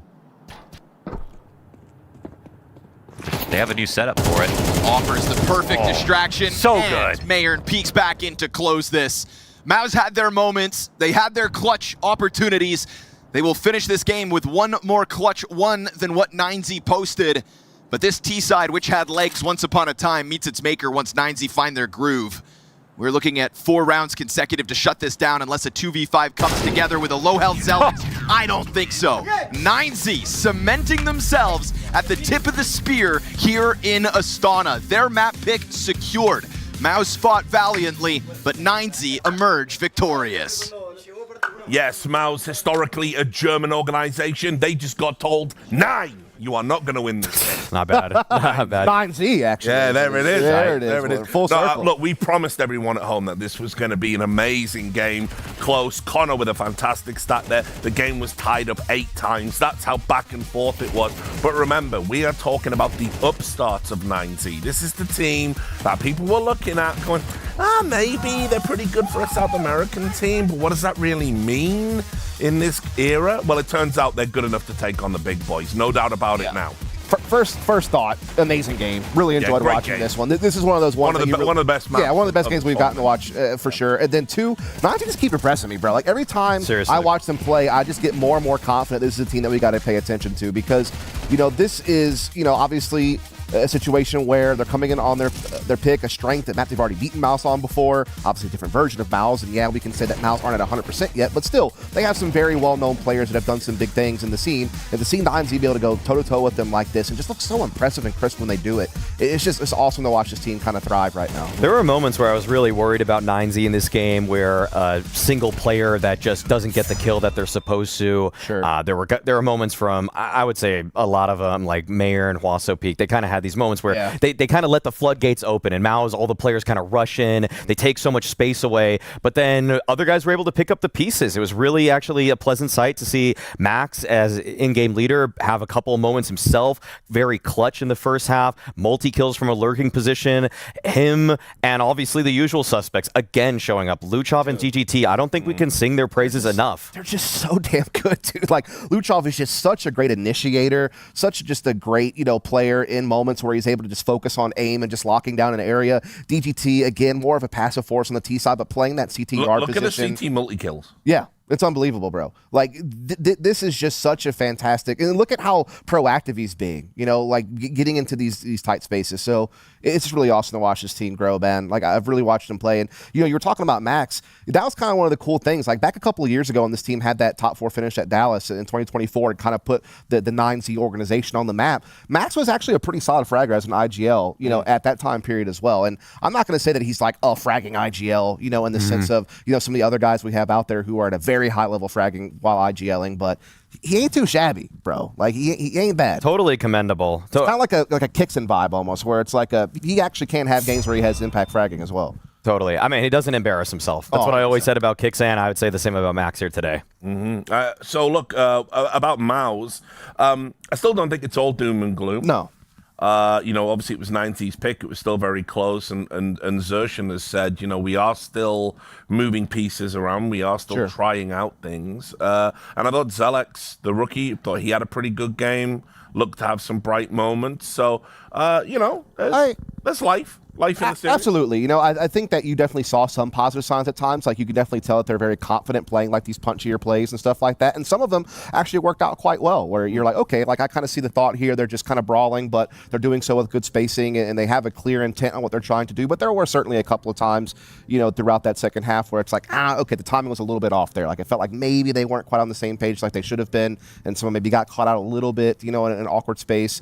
So, you know, I think 9Z in the very end of it just were the better and more complete nuke team. I mean, they kind of funneled MOUZ to where they wanted in some of those rounds. I mean, the fact that they had 2 ramp defenders multiple times, I think, just to, as MOUZ are going for a ramp play, some of what MOUZ was doing just became a little too obvious because 9Z had enough of an idea on the map of what was to come next. So that, to me, was great on the proactivity side of 9Z, which we kept seeing that they always had an eye on what's going on. Like, DGT was peering over the outside yard smokes. They had eyes in lobby sometimes just with kind of like flirting with hut control. A lot of great initiative being taken from 9Z that made it too obvious what MOUZ were doing next. Yeah, good call there. I agree. Like, there definitely wasn't like that second front or that second threat that really was ever there that would make 9Z second guess if they were making the right rotation. They had a very good read on things the entire time, for sure. And I think, look, as well, you have to understand that MOUZ, like, there's a lot of issues to still fix in terms of, you know, we got to get JL comfortable. Like, he's not a one-for-one replacement for Jimmy by any stretch of the imagination. We're bringing through a younger player. I think that's a good accounting of themselves ultimately on a map that might not necessarily be one they're going to play a lot of moving forward. What we need to recognize is that this MOUZ team is still in a fledgling state. It's one that I would totally expect that they're going to change things up, even though right now they did say going into it, JL's going to play some anchor spots, Exertion's going to keep some of those active positions, Zelix is now going to be an anchor. I feel like what would future-proof them more is to put these guys where they're best and let Exertion take the bad spots. That to me is one way. I think right now this might be the most competitive way to line up these pieces because Zelix is still getting integrated to Tier 1 CS. But if you want to maximize his potential, he should probably be in more active spots. It's a good point. You know, I think it's one of those things where different teams have different philosophies on where they want, you know, the role-wise to have in an active spot, whether they want it to be their IGL, so he has information, he can make the right calls and kind of micro people around to do certain proactive plays, or do you put your star player there because he can frag real hard in a star role like that? I think, like, Surgeon's this weird gray space where he's kind of supposed to be both, right? Like, he kind of was already playing a lot of those roles as a quote-unquote star player. And that's a problem, by the way. That, for me, that's a problem because Exertion is one of the least mechanically strong star player entries that we had in Tier 1. It's oftentimes why they would hit their ceiling when they played the Spirits of the world, the Falcons of the world, Vitality, what have you, because, I mean, Luz, one of the guys that's just become a really big stat guy on Twitter, showed that first bullet accuracy and consistency for Exertion is the worst of any star rifler that any team has. So he should stop playing those positions. That was always a big criticism about MOUZ in general. Like, they just have flaky players, like guys who can sometimes pop off but aren't able to do so consistently. And it's like they're good but not great. You know, I think that's something that Zelix maybe can be that great piece for them. I mean, that's been the tale of MOUZ in general. You know, they've lived in the shadows. I mean, everyone lives in the shadows of Vitality, but every time they've been, you know, potential contenders, it's, you know, semifinals, quarterfinals, it's, you know, runners-up. So maybe this lineup can get to that next level, fresh ideas, fresh look, but it is going to take time. But the good news is they have got their map pick coming up. It is Inferno. So if they are going to turn this series around, it's going to have to be here. Great veto from 9Z. Mirage has been the go-to map for MOUZ. They're not going to get it. This is their second overall preferred map. So, again, keys to victory, guys. Yeah, I mean, I think this one's interesting for MOUZ Sports because, you know, for Zelix, he was a map he didn't play. You know, MOUZ NXT was a permaban Inferno player, so it's very much new to him on what he's going to be doing on this squad. I think the other really neat thing for MOUZ Sports is this is one of the maps where JL actually kind of just gets to do what he was doing in the past, right? He was always a B player for Na'Vi, a very good B controller, also a very good B defender, so he basically gets to do both of those things now, so that's nice. It also has allowed Spinks to move back into the apartments. That's the role he used to play when he was on Vitality in 2024. Obviously, he had to play more mid because Jimmy was on the team. So everyone should, except for Zelix, who's not played Inferno much in an official setting, this should all make them comfortable. Here's a question for you, Maui. What do you do if you've got a player that doesn't play a map, doesn't play Inferno specifically?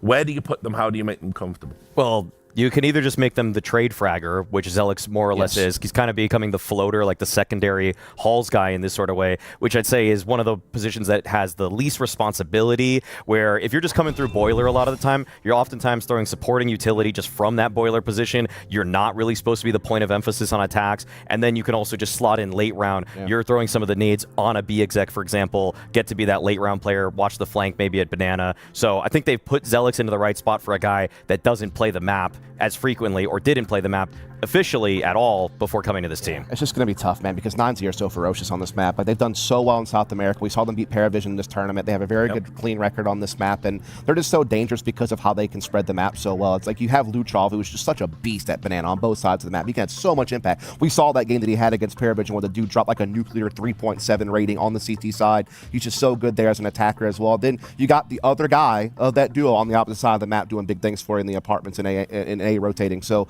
they just have such good distributed talent on this map in particular. All right, well, thanks a lot, guys. Time for a break. When we come back, MOUZ will be hoping that the meek do indeed inherit the Earth on Inferno.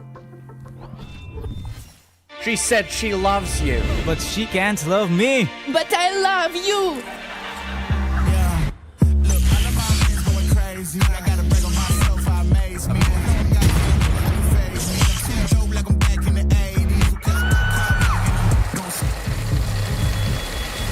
I won't play window anymore.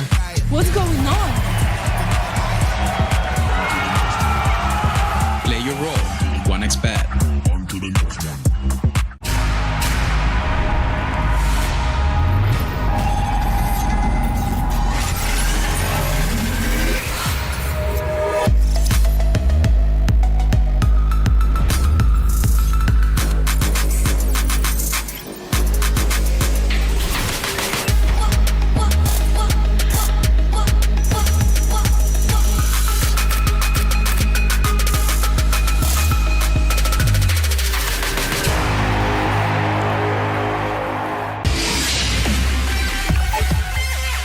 The human body was built to move, not trapped at a desk in one singular posture for 12 hours a day. It's time your chair evolved. This is Secret Lab Titan Evo. Ergonomically engineered for you, gamers, hybrid workers, artists, backing your every move.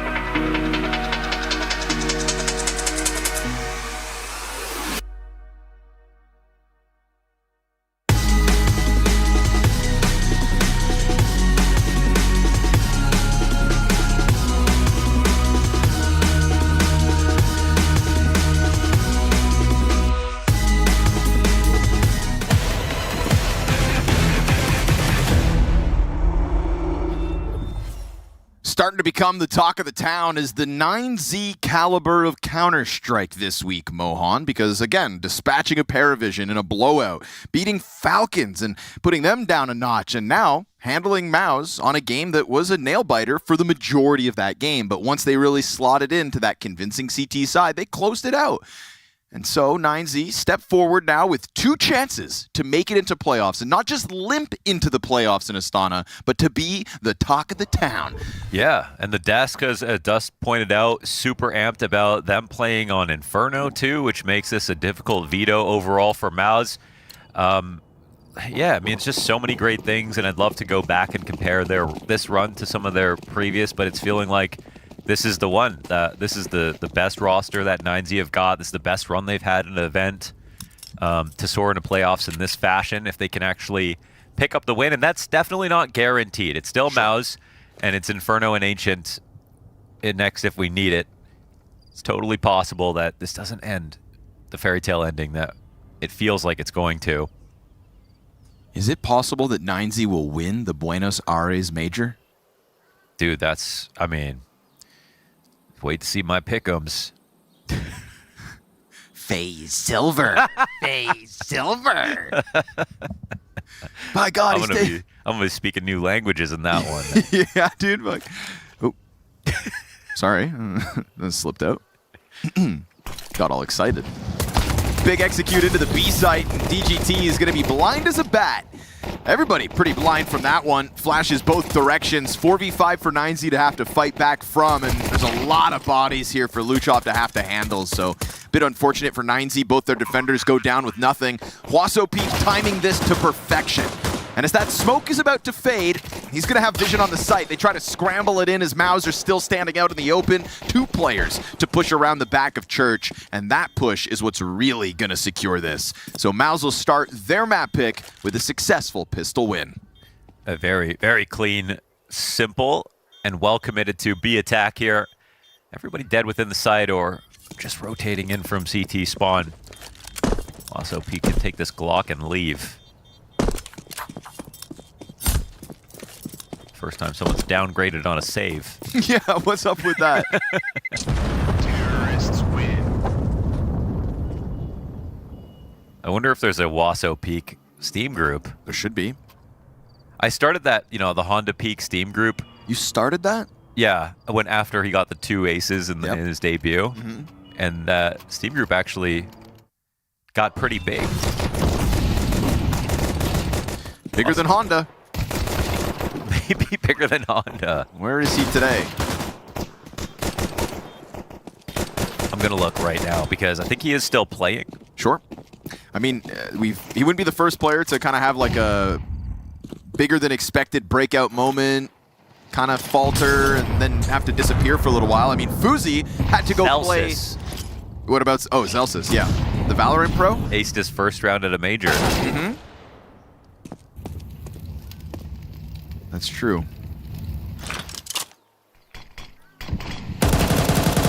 Fuzi had to go play Chinese Counter-Strike. And now look at him. Yeah, he's played in 3 different continents, right? Was the trivia? He's played everywhere. Well, there are more than 3 continents, but you know what I mean. Does Antarctica really count? You're not even allowed to live there. Not sure if it's even real, to be honest. Yeah, we're going to take you there. Never seen it with my own eyes. You know what? Can't say I have either. That's what I'm saying. So, don't believe Big Antarctica.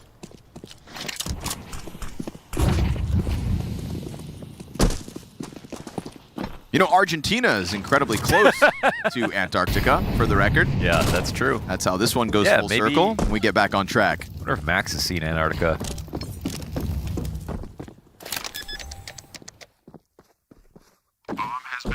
Winner, winner, chicken dinner. You a breast or a leg guy? I don't discriminate. That's fair. White meat, dark meat? Dark meat for sure. Yeah, more flavors. Same flavors. Problem with chicken is just, you know, the lack of fat content. You cook through it. It's the opposite of Wagyu, really.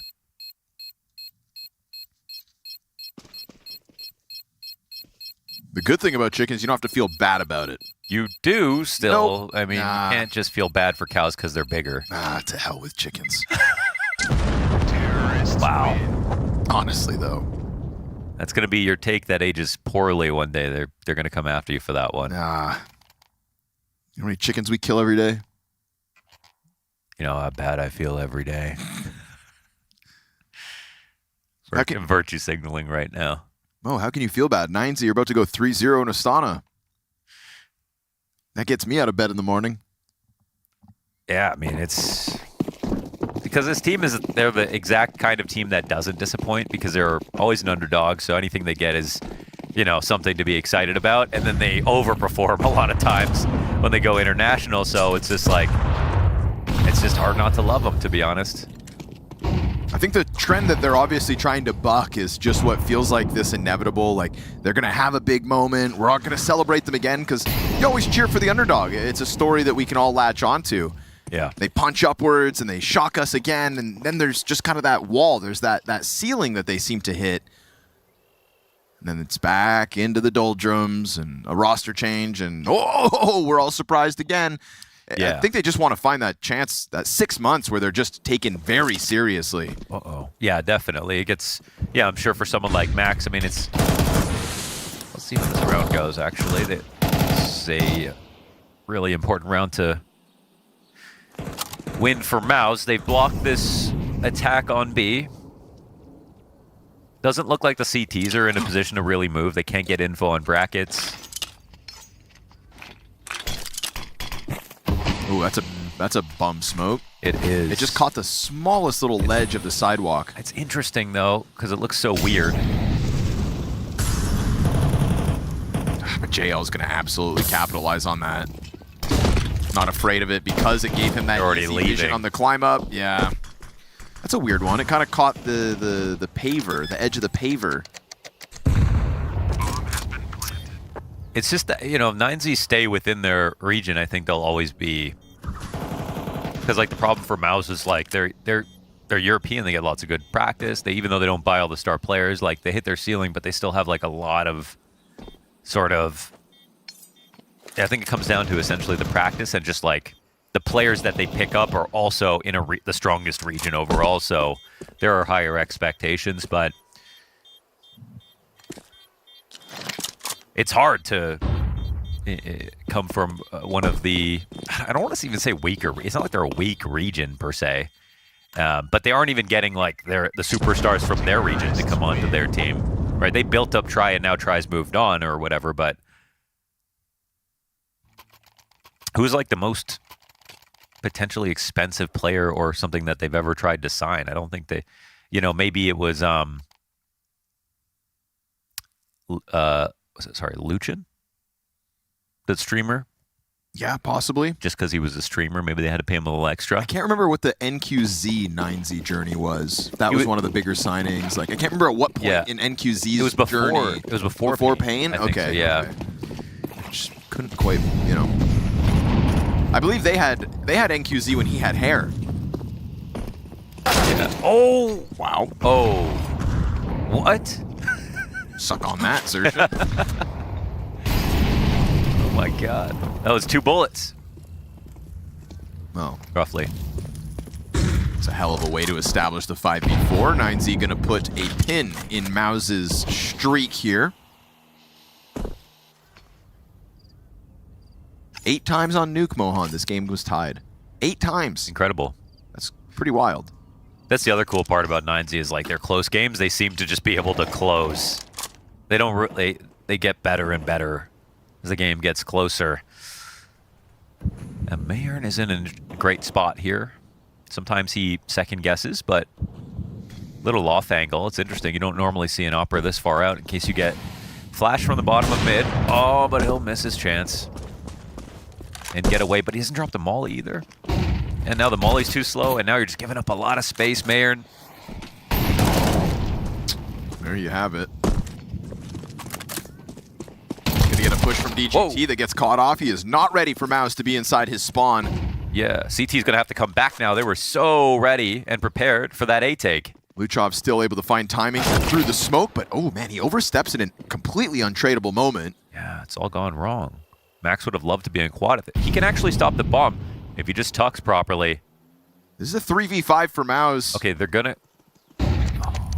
Flash announces that there is banana presence. This, much like that ramp retake on Nuke. 3 players here. Do you anticipate this? Tree position could just blindside 9Z once they try to overstep, and that's what Zelex is trying to force. He wants him to just go wide into Spinks, who's going to collect the headshot on Huaso Peak, and by God, 3v5 for MOUZ. 9Z, in one of the first moments in the series, just really caught entirely off guard. I'm not gonna lie, I feel like MOUZ did something that was like really strange when they lost 2 players and they committed through CT spawn.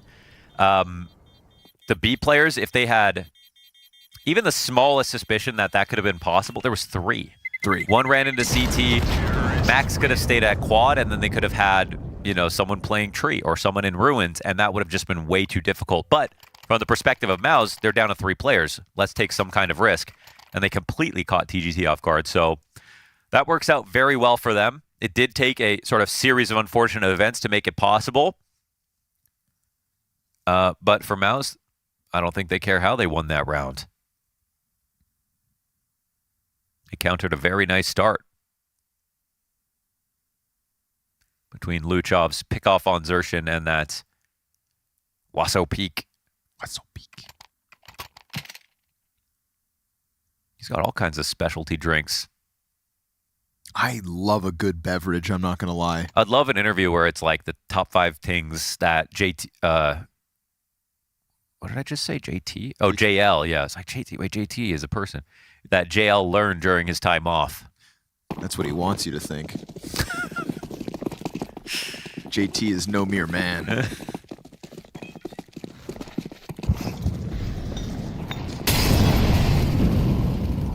JL looking manly on top of the barrels as he tries to find early duels towards B. Luchov behind the half wall with an op to give him cover.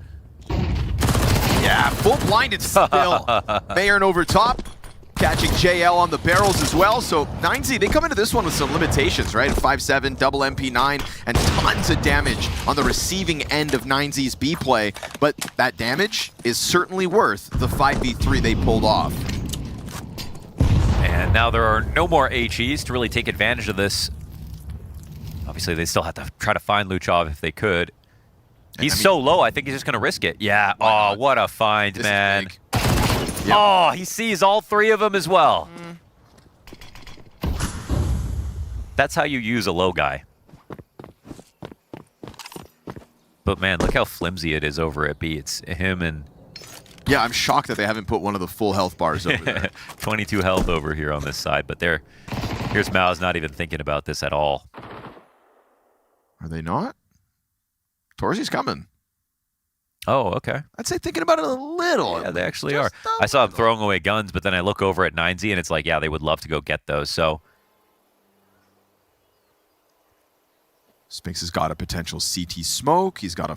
Oh, yeah, they got utility for this, but... No, I mean, sure. Spinks catches DGT. These kill other him. 2 players are low, but the bomb will never get plant. planted. It's a weird one. Yeah, very weird, but hey, 9Z put it on the board. 5 rounds into the CT side, they find their first, and it's really the risky moves of Luchov and Mayern, both who come away with a kill towards B, one of which was fully blind. What's funny about Max's monitor, it's even farther back than normal. Yes, he pushes it as far back as possible. And then goes to it. And then leans over the desk. Crazy setup, but you know what? He's better than I am at Counter-Strike. He's way better than a lot of pros, to be honest. He's really good. So I won't say a word. You won't criticize anyone better than you at CS. Is that what you just said? I try not to. Yeah, fair enough. I try not to. I really do. We do have to be humble about the fact that we get X-Ray. That's a nice one. Yeah.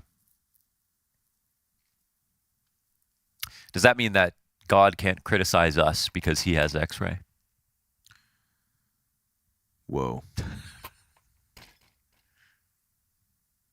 What a pervert.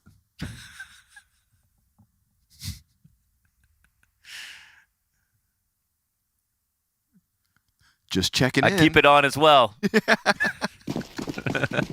Game is game. What you doing in there?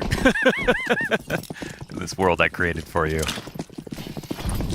Double MP9 still a part of this 9Z buy, and happy to move it down Banana. This game's looking way more difficult without X-Ray, isn't it? Whew, little jump spot over top. Luchov on the retreat. Where'd he go? We don't know. And neither do MOUZ. How is he not scared? He could die to an HE, a random spam.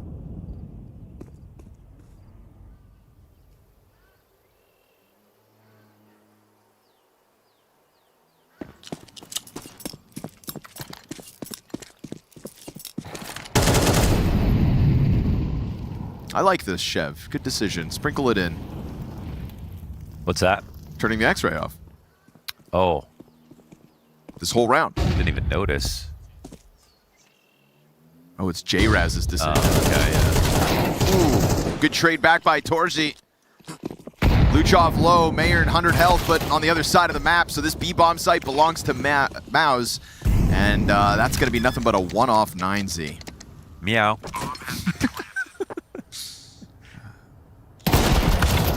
And Mayer dies too, so MOUZ, they had to grind this one out. It got a little bit tricky with the HP bars coming down low, but they kept managing to stay ahead in terms of the kills, and it's not the normal way you win around on Inferno, but going up against Luchov and his propensity to just go crazy with his MP9, I think they were just the right amount of careful.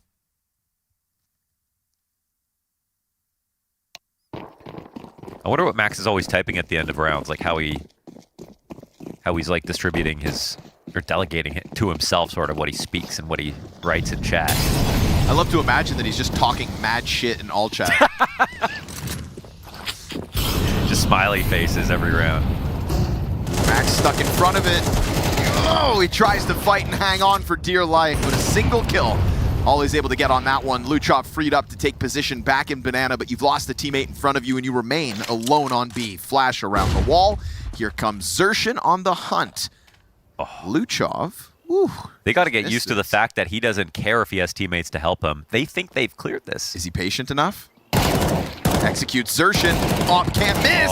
Because if it does, that happens. Luchov doubles down. Mayern's clipped one towards Boiler, and Spinks has been found out at a distance. So it was feeling like a one-off round win for 9Z. They tap right back into their potential, and now we go 4 rounds back and forth, non-consecutive, which we know will start to whittle away at the economy of MOUZ and will open a door. And if there's a door ajar in front of 9Z, they will full-body rush through it. So be careful, MOUZ. I love the way that 9Z's philosophy on some of these maps, like it kind of looks crazy to see Luchov in this spot staying on Banana, because number one, he's done it a lot, so they come in to try to clear him, they just don't do it properly. But the fact is, like, you just don't give a team who has numbers or can take car control a full exec opportunity.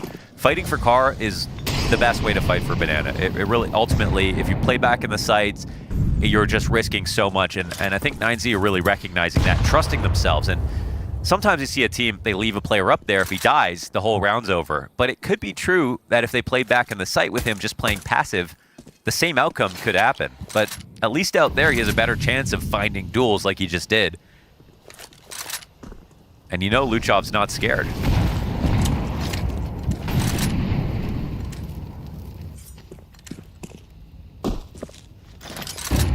Oh. It could have been worse. It's a good name, but it could have been worse with those two players as close as they were.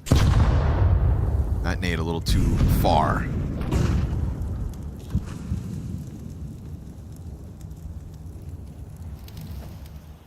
But they're out in brackets already. Smoke on Arch about to fade. Mayern's op posted on Mayern, man. He landed that boiler shot a round ago. Yep. Oh, it's made awkward. Max eating flashes, but he wins his duel. Yep, fight for car. This is the bomb, Xerxin. You can't just poke this by yourself. This one's going to be free for Mayern, surely. You'd hope for his sake. Yeah. Yes, sir. Zelex dropped. Flash for the fadeaway as he'll take up position in sight with the double pit set up on 9Z's side. Save, I think. Time's such a big problem. Bye-bye. Guardian, bye-bye. Sorry, I had to.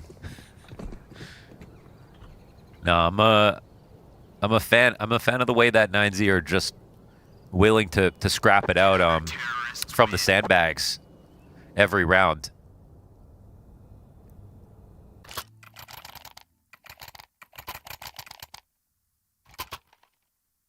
It's going to be frustrating for MOUZ, who are really trying to condition them out of being so comfortable there. Yeah, right. Like, really? You're willing to stand there with no utility or teammates? Yep. And play sandbags? Yeah, we know it's impenetrable. Yeah, we know you have some good CT angles to work with, but really, like, we're a scary team, and they're like, no, we don't care. It'll be MOUZ, then it'll be Luchov. MOUZ is willing to die. Luchov's willing to stand there afterwards. Ooh, that's a good nade.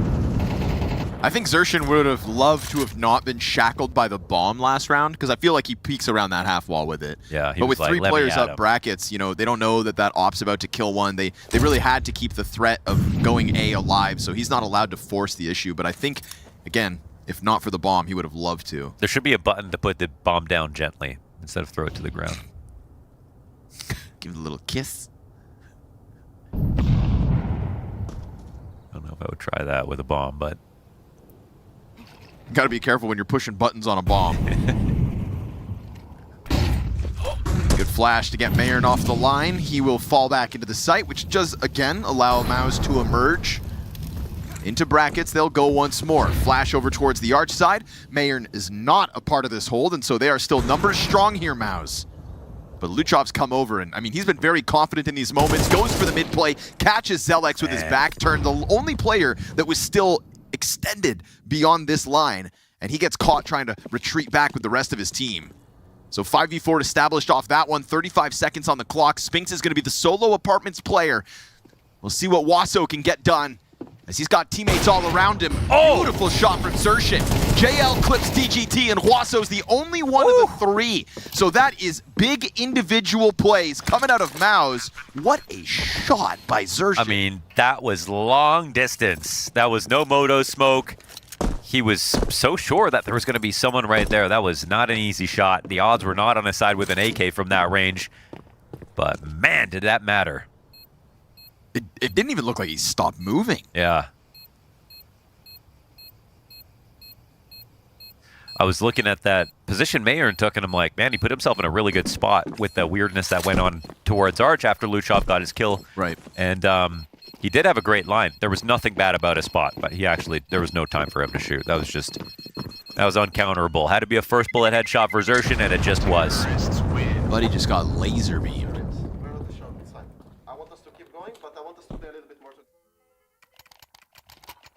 Perfect moment to sprinkle that in if you're MOUZ, and if you're specifically Xerxin, just to get back into the 6-3 lead.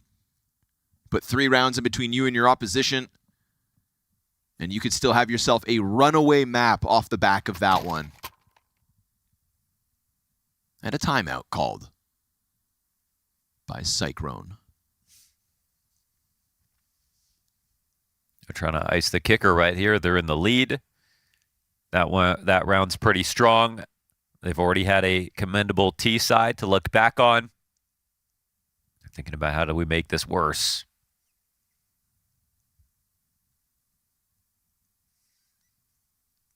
DGT not in the game yet. That has not happened to him, I think, so far this event. True. You know what? Let me go double check. Let's put DGT on a quick fraud watch. He's got to be low key on the top performers. I mean, even though Luchov is number 1. Series yesterday was super good. That last map was excellent.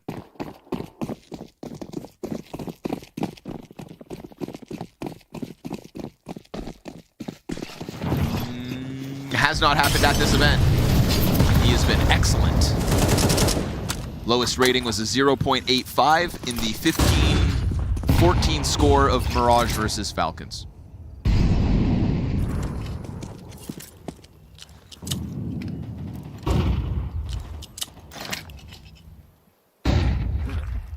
His worst map in Astana yet.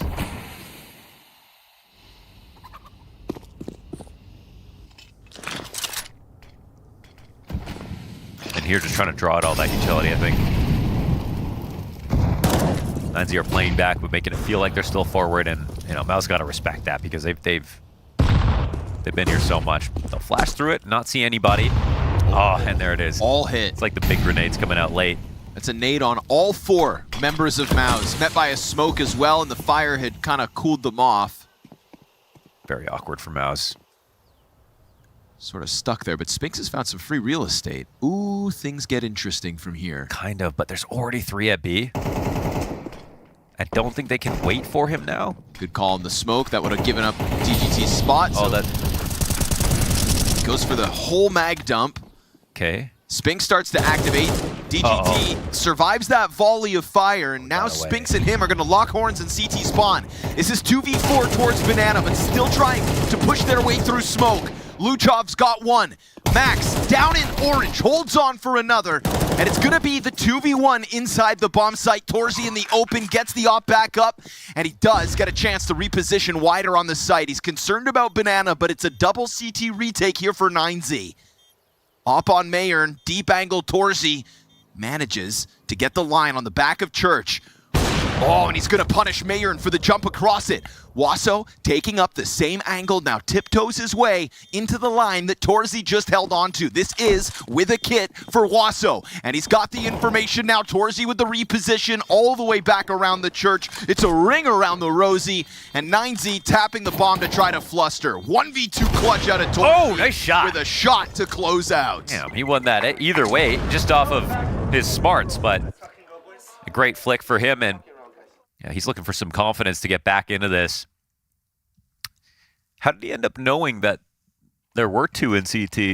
He was certain of it, but I didn't hear that fast step come out from a second guy. I guess when he saw the jump peak, he was just like, they must be together.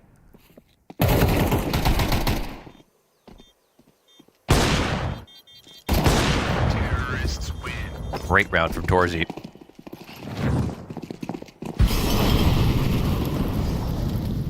Those are the clutches that matter.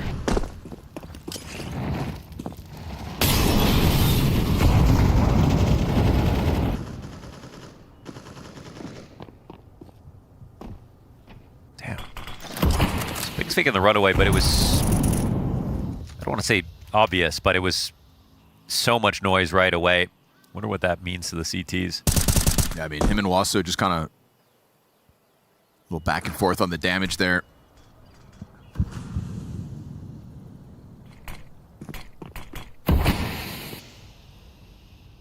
We've seen MOUZ get into brackets more often than not without too much resistance, but they've also fallen away from it at times on their terms. So once again, they've got this same smoke in front of them. There have been moments where Mayern's on the other side. There have been moments where he's nowhere to be found. DGT 0-6. And that first kill remains elusive. Xerxin closing the distance into CT spawn ahead of the T-smoke. Currently on his own. Oh, he's totally missed this. Nicely done. He would be approaching this wave. He thought someone had leaked through. Max. Oh, and Luchov dies on the push-down Banana. This is crazy. Bomb's going back. Yeah, this is going to be a free round for MOUZ if they get away with this. Xerxin hanging onto the truck. We'll see if the CTs even consider this, but I don't think so. They've got to scramble to try to stop the rotate. Xerxin serves up a great distraction. Slows everything down long enough with a deep tree smoke coming through for MOUZ and a bomb plant to boot. Man advantage looking real good, but look at the health. That health keeps it curious. Oh, they just keep them so far back with that deep smoke, and it makes it feel like miles before they can get that retake to begin. Oh, good on MOUZ then. They have most certainly taken control of their map pick. Inferno becomes a whole other beast with an 8-3T lead. And that is going to remind us that despite 9Z's great showing this week so far, toppling MOUZ in a best of 3, not a given.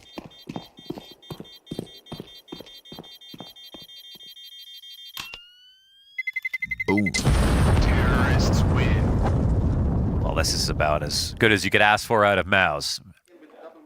Really, really nice moves.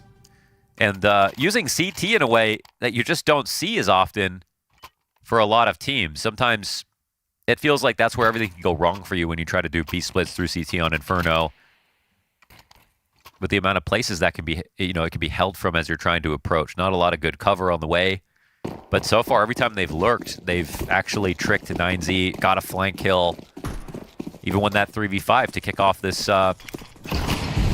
really hot T side.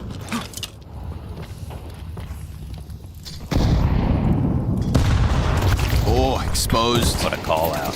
Thinking you could just tuck yourself into the corner, but it is MOUZ with other ideas.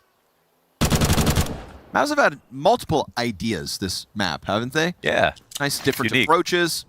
And they've also had like no hesitation at times to just kind of cancel things, which I think you've always got to respect for somebody who's picking up the reins for the first time in Xertion with 2 new pieces. Sometimes you just kind of want to not overcomplicate so that things don't get lost in translation, but...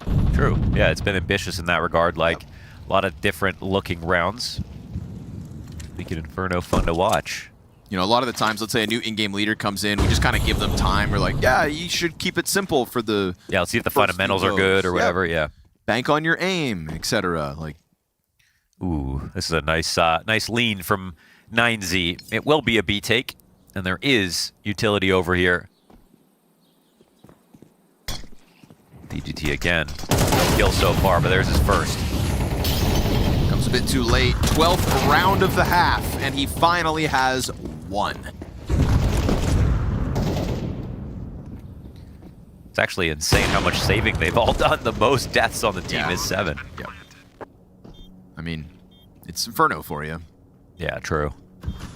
Womp womp. Forced retake in this one, as it is round 12, and MOUZ on the brink of a 9-round T-side. Very impressive stuff. Try to turn this series upside down. They haven't managed to get through a series so far here in Astana without losing a map, and this one will be no different. But it looks like they are back in the driver's seat, at least here for Inferno. Very comfortable closeout for the 9th round as well, and what could be a quick, swift move to the decider in this series. Yeah, it's totally possible. Still going to be a comfortable map. The comeback is always possible. You know, it's not like it was dominant from MOUZ in terms of they got away with the same thing every time. It was very impressive because it was such a unique T side, and a lot of the hard rounds they figured out. They really had a lot of good chemistry to keep it together and stayed on time and really tricked 9Z a bunch of times. Can imagine they really studied that game versus Paravision just to figure out that CT side.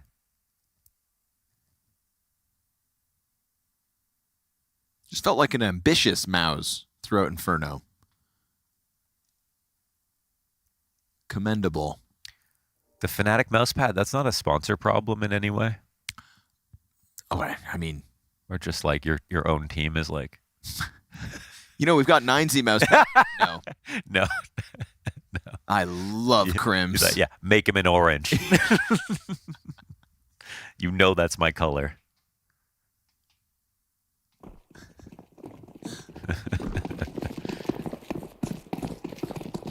I am DGT Meister.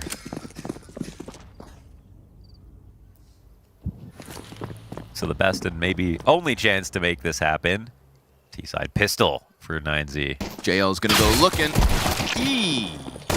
That's a lot more CTs left. Oh! Nice. Spinks. And that's gonna set up the second sandbag player forever.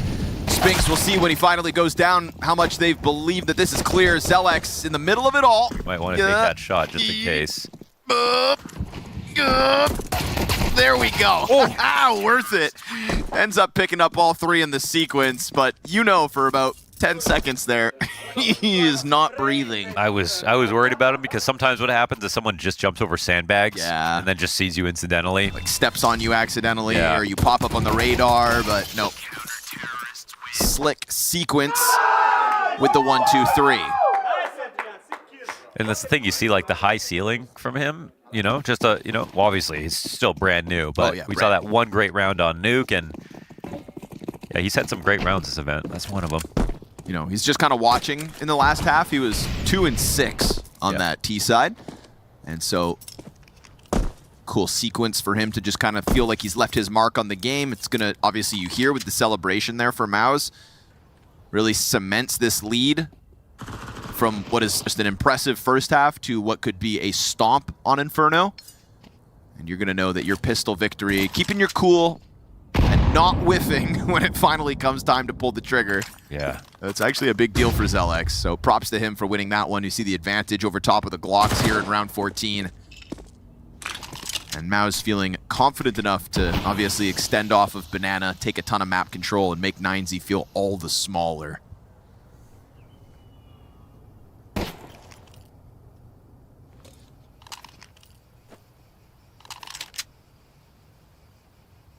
There's money to be made here with this MP9.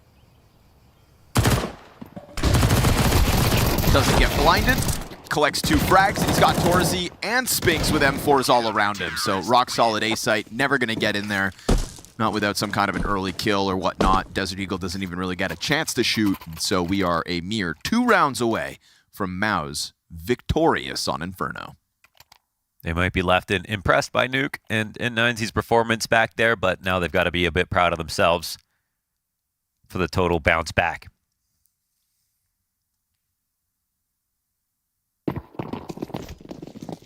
Full control. Full control. Series will move on to Ancient, assuming this Inferno gets mopped up. MOUZ hanging on to a 50% win rate on said map.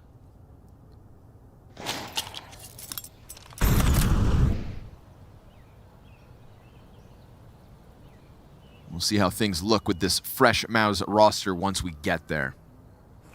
If we get there. 9Z have got guns, and if they're going to change things here on Inferno, it's got to start right now.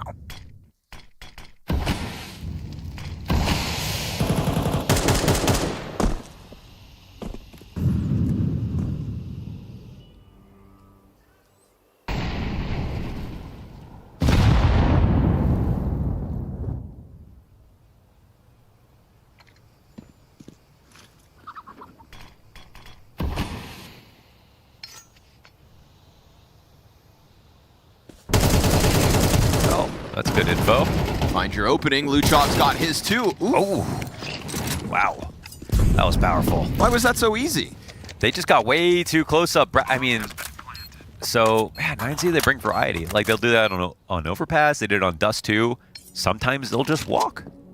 They walk the entire way, save all your grenades, never alert anybody. I like when they throw those in, you know?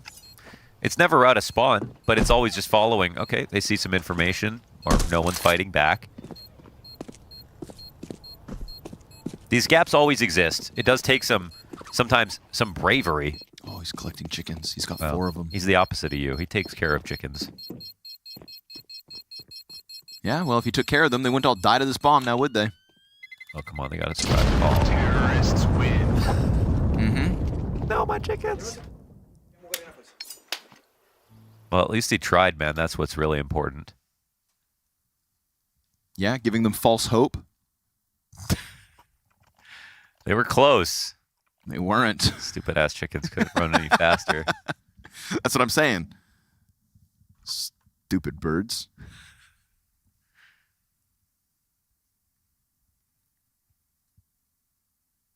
Scrawny little birds. Just feathers and bones.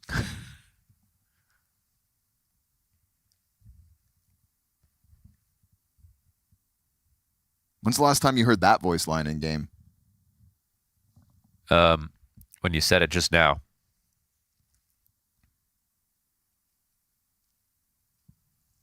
Xerxin gets thinking. Said if the comeback was to happen, it had to start in that gun round, and they kept it simple with the walk up, so MOUZ are going to have to recalculate.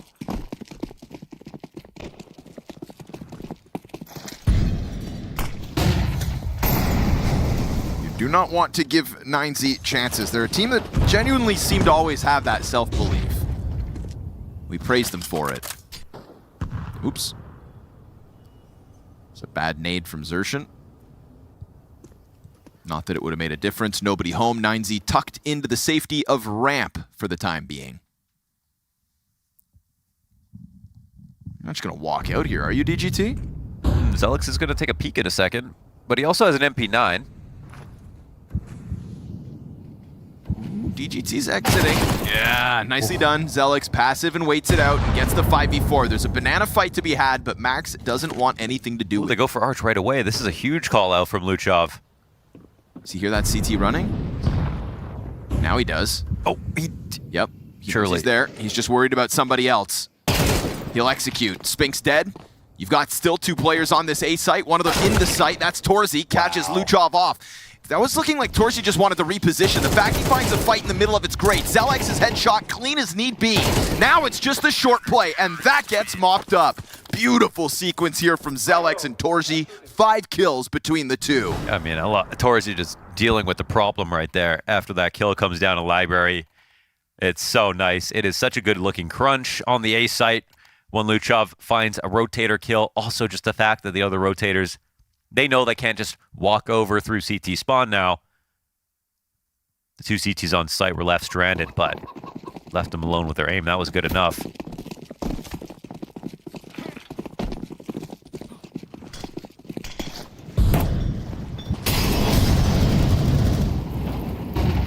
No messy sprays this game. Oh, Max, brother. Wow. He was standing in fire the whole time. Made easy. Let's move this party on to Ancient, shall we? Whole other beast out of MOUZ once they get to their map pick. 9Z couldn't keep up in the first half. A T-side that just trounced them. And they had a moment, a singular moment on this CT side, or T-side rather, to answer back, but not going to happen. MOUZ looking untouchable. We'll see what they can offer on Ancient as this series needs a third.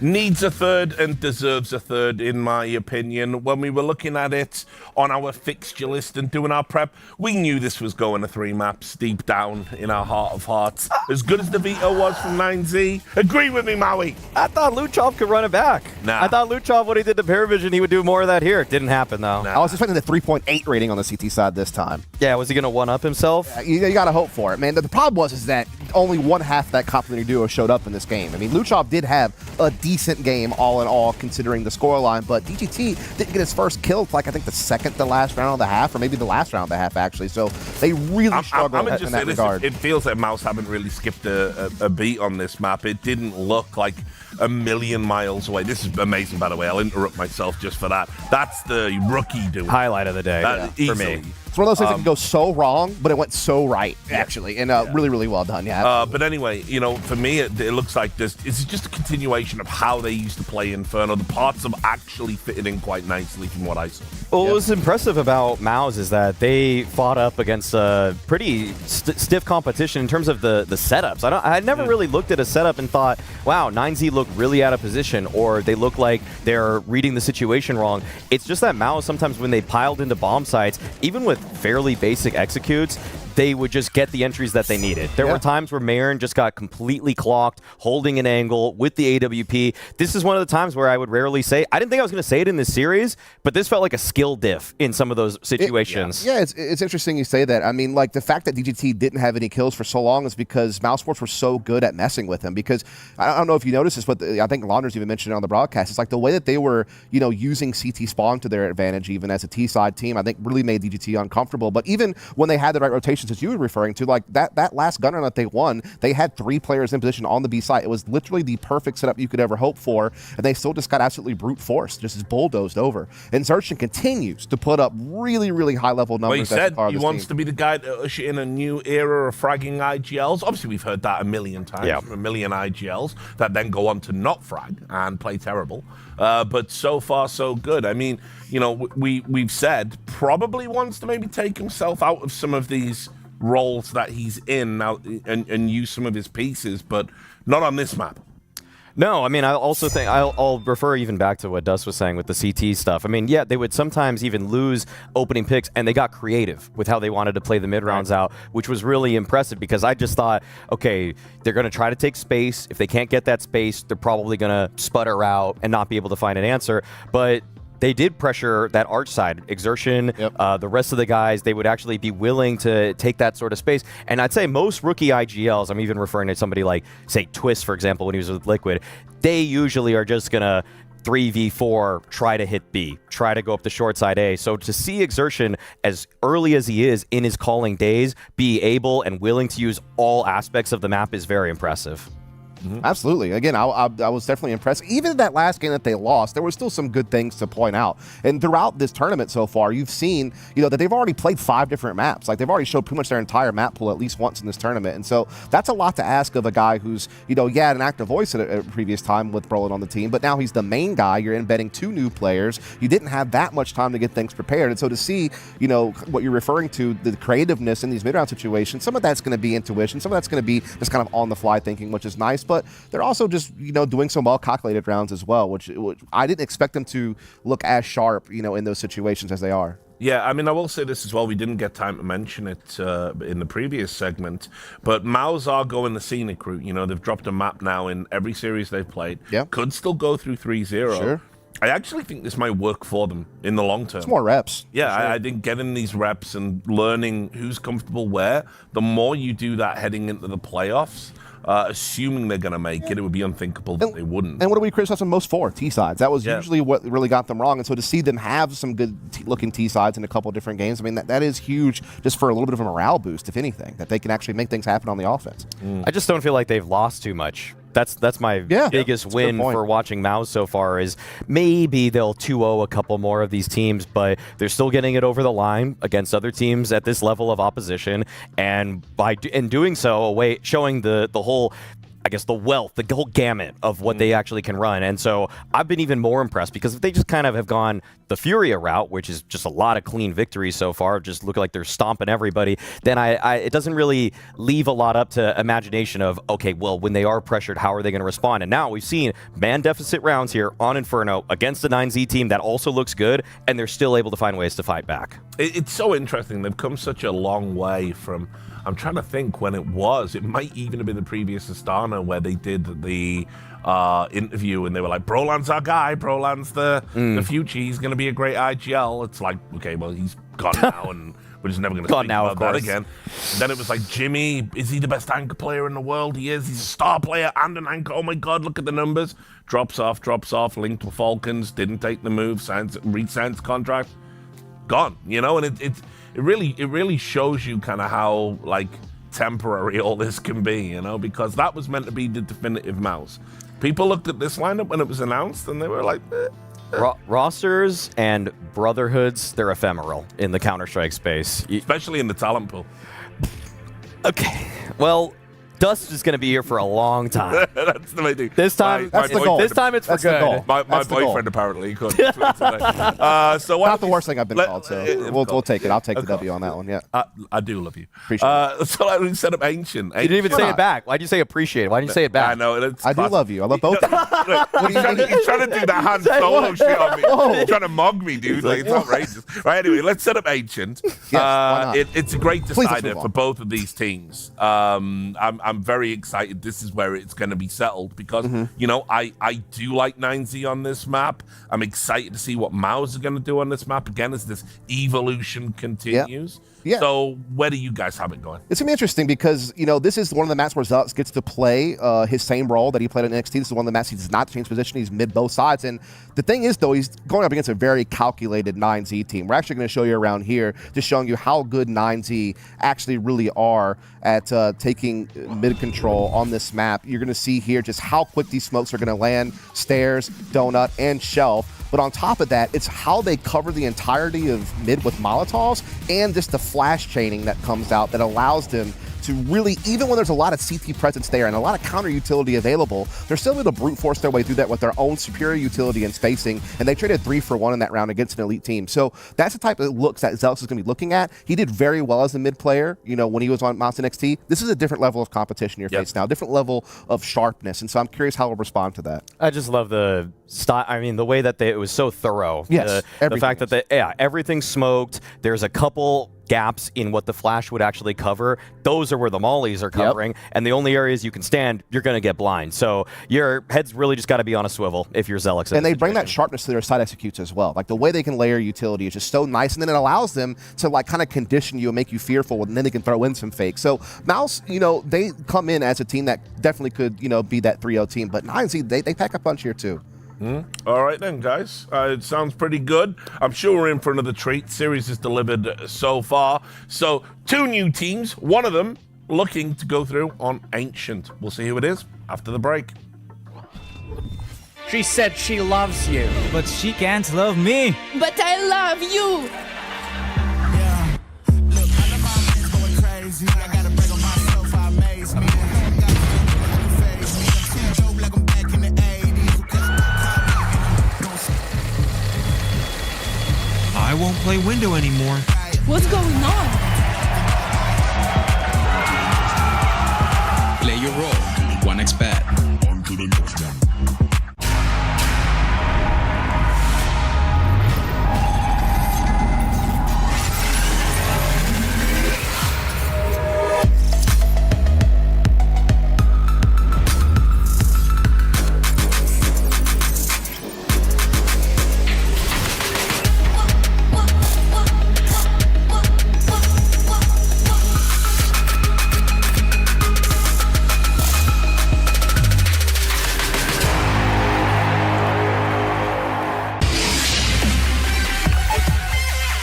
The human body was built to move, not trapped at a desk in one singular posture for 12 hours a day. It's time your chair evolved. This is Secret Lab Titan Evo. Ergonomically engineered for you, gamers, hybrid workers, artists, backing your every move.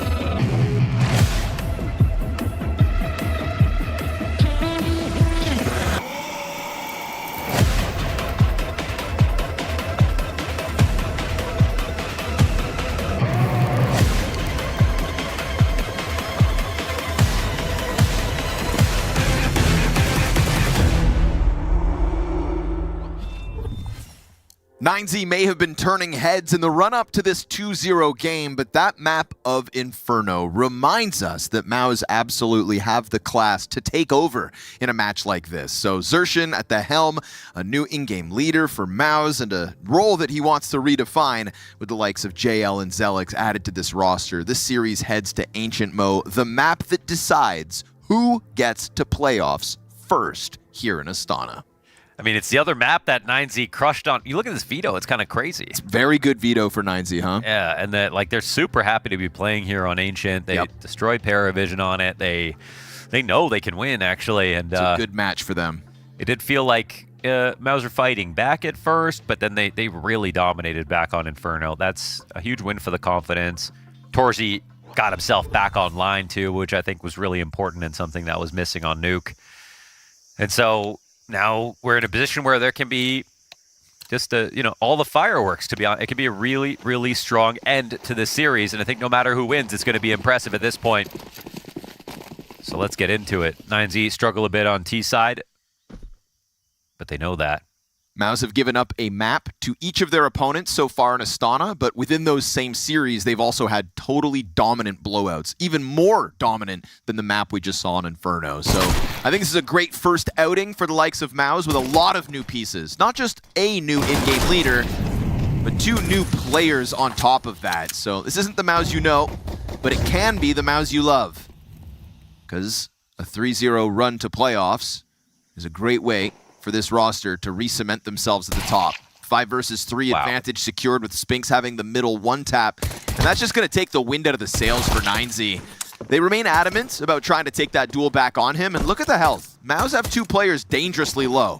And with Zelix giving that space over to DGT, what a smooth way for him to slide into the cutout. They're all headshotted. Now everybody's tagged up, barring 2 for MOUZ. DGT quick on the chase, wants to try to get this control of CT. But as Mayern and him go quiet, I thought JL would follow, but he actually pauses just in case they decide to double back towards B. There's the illusion that they have a man advantage. I mean, they do, but look at the HP on the 2 guys that are here on B. Tough shot to hit, just a little bit of that CT pops out. Here comes Xerxin, low health as well. And this 3v5 truly underway. JL comes stomping up CT lane. They know about him. He gets gushed, and every piece of MOUZ just keeps on taking damage. Oh, this walk-up is huge. Nice. Torzi, the last remaining player on MOUZ with full HP, collects an easy kill, finally not taking damage back in return.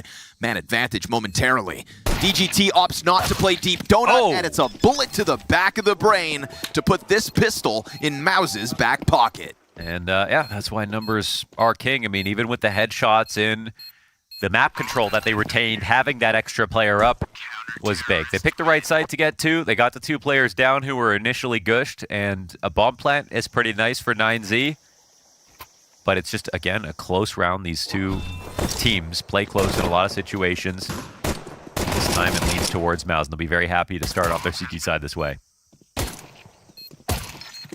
Yeah, the end of that round looks really decisive, huh? Those 2 quick taps, like the highlight reel just really slams it home for MOUZ.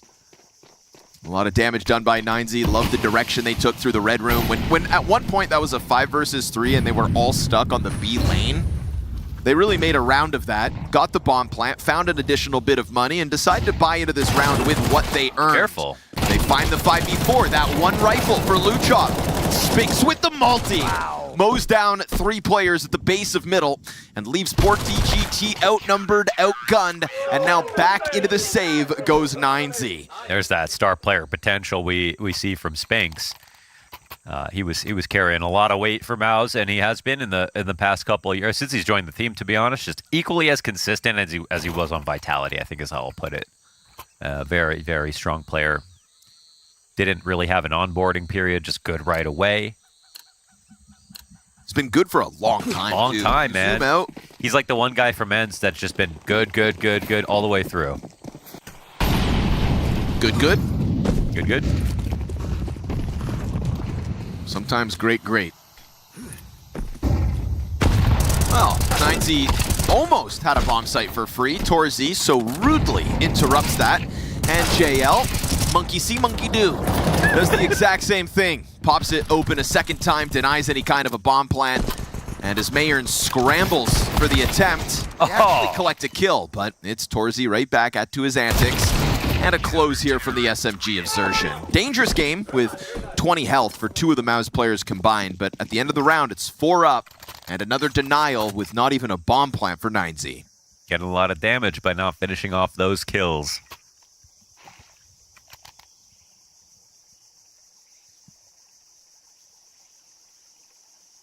Mayern goes into the op here on T side. And sometimes your options can be limited, but it's also a map where, you know, you quietly sit around when you're boosted on the tall box outside of B, or you want to wait an elbow and break open a smoke and catch someone. You can passively collect a lot of chances to find op impact. Let's see how this nade does. Looks like really well. Yeah. This spot you can just camp here, to be honest. Oh! Wow. Uh-oh, holding a little bit too wide and moving a little too much. Torzy 6-0, and Zelex leans back comfortably in the A site to really put this one on ice. And I'm not talking Disney.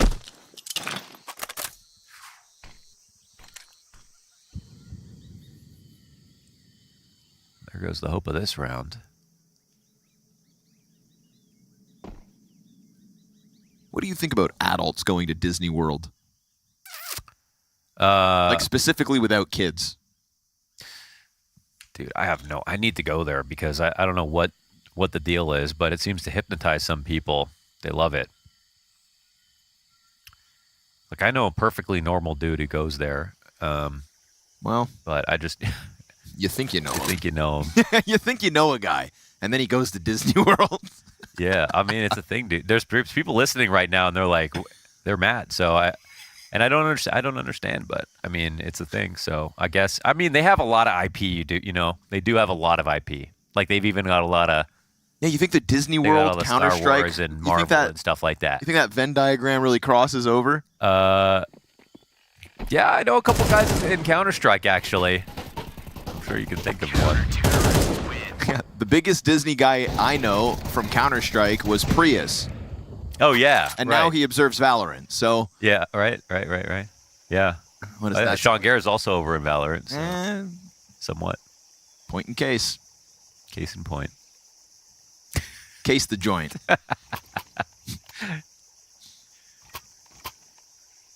They have Marvel. You like Marvel? Yeah, it's my favorite Magic the Gathering set. They probably have Hasbro too, man. God, that was a mirror moment. Here I am making fun of Disney people, and I have cardboard in my backpack. Teach their own. All right. 3 Galils for 9Z. No op this time for Mayern. It's already looking a little scary. Look at how good Torzy's doing. Very comfortable, I would say, you know, for a MOUZ outing. Like, just the way even Zelex is leaning back on A site into that double peak. Like, there's not any disjointedness or discomfort in the, okay, to be fair, 4 rounds we've seen, but it's looking like more of the MOUZ we had back on Inferno. Yeah, really well-connected team. 3 towards A main, and A little understaffed, and Luchov had a great chance to catch JL off. Serve the fake anyways, though. 2 players here, they're going to be freaking out a little bit. So look at this, empty A site, totally empty, and they're still walking. Spinks is watching for a lurk through mid. Yeah, he's worried about both directions. You know, he's considering this A walk up, but this close already, yeah, you're not going to be ready for that one. That's the thing they do so well. They know when to just walk the whole time. Great strategy by 9Z. Even though Luchov doesn't get either of the 2 players he has a chance to shoot at. Oof, but what about the retake attempt, huh? Yeah, be careful behind the donut smokes, actually. You get this very late lurk from 2 B players as well. There's a part of 9Z that's actually going to have to scramble back into this. It's pretty well timed from Luchov, but he can't actually be the one to stop the defuse. Plenty of kits as well here for MOUZ, and a lack of bodies on this bomb site. Smoke's about to come up dry. Xerxin sticks this. They were far removed. Both Luchov and a second player were running over to try to support that, and MOUZ didn't waste a moment for that retake. It was kind of too many inside of Donut, and if they had, obviously, someone in the back of the site on single and someone A main, they could have fought against Temple, had another line towards the bomb, but instead they were really relying on that smoke, you know, breaking open that smoke, which they couldn't do. Because the players on site take Donut, any HEs? but then the B rotators also needed to come through, obviously, Red Room or Donut. You'd think that the guys that come through site would have maintained something of, say, Temple or backside, like you said, have a crossfire or whatnot, but no, sir. 9Z a bit too clumped up, and now MOUZ going to try to run down the mid-duel. They'll take Luchov by force, and DGT's got a player to peek cave in a second. Oh, it's all a little rough. Flashes are late. Out. Save Luchov. Another player gets tagged down low, but survives. They're going to try to boost in. Nicely done to unravel Xerxion's front cave play. Can't believe that worked so well. That was smooth. Couldn't have asked him to be positioned in a worse spot as far as MOUZ are concerned.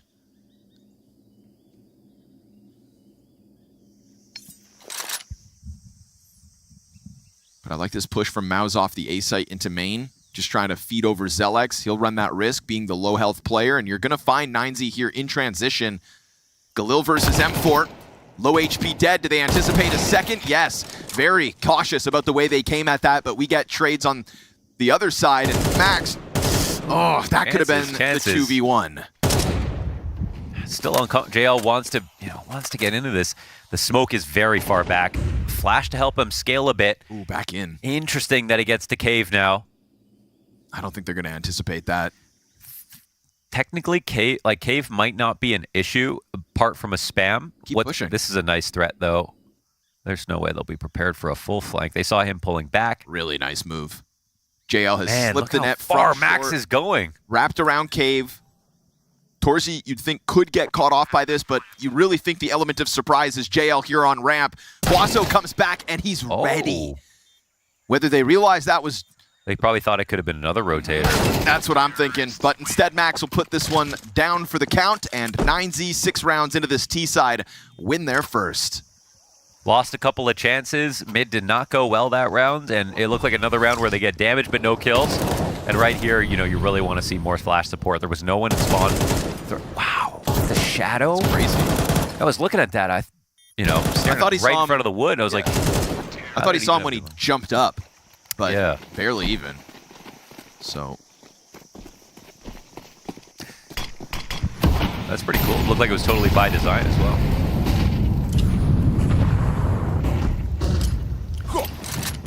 Perfect tool for the job.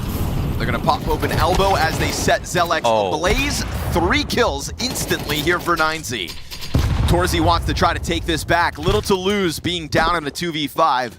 And already this donut challenge, but Huaso emerges uncontested bomb site. We'll see what JL can get away with as Mayern keeps that op scope on this push. Just needs to hold it, yeah. Nothing. And through the smoke, they'll predict Torzi's reposition. So 4 players strong, and 9Z capitalize off their first round win with an instant follow-up. That'll be a touch frustrating for MOUZ. 9Z do not need that many T rounds to feel comfortable. And with that, let's see. Torzi doesn't save his op, actually, which he would have loved to. I'm not sure if there's a gift for him on the ground. Looks like an MP9 for Torzi. That's a distinct disadvantage.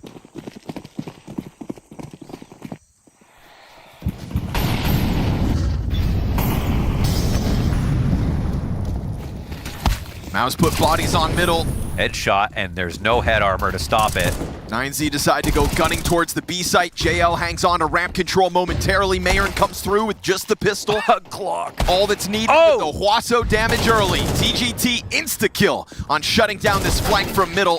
Sure, Spinks will come through with 1, but is he gonna try to finish off this 1v3? Fire in front of him will give an easy amount of time for 9Z to reposition. Now Spinks has to reconsider options. I mean, yeah, it's beyond brutal for him. He thinks he might even be hunted down from the bottom of Banana, so he's just going to get out of here. Gotta love how much trust Mayern put into that flash. His sidearm was only a Glock, but he was up front. Making the most of that Huaso peak damage. Suddenly we've got a game, folks. 9Z 3-round streak. And that one just like, I mean, that one reeked of confidence for 9Z. Seriously, they just really got the pace up right there.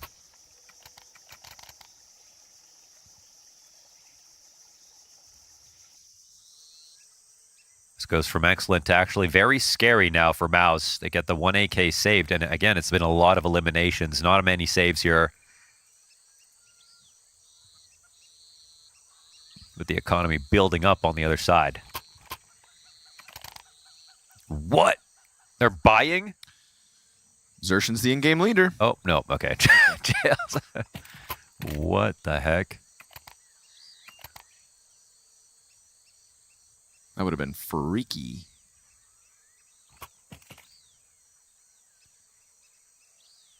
Thank goodness we can sell things back and spawn now, huh? No, I'd like if you couldn't. Really? I guess somebody never makes mistakes.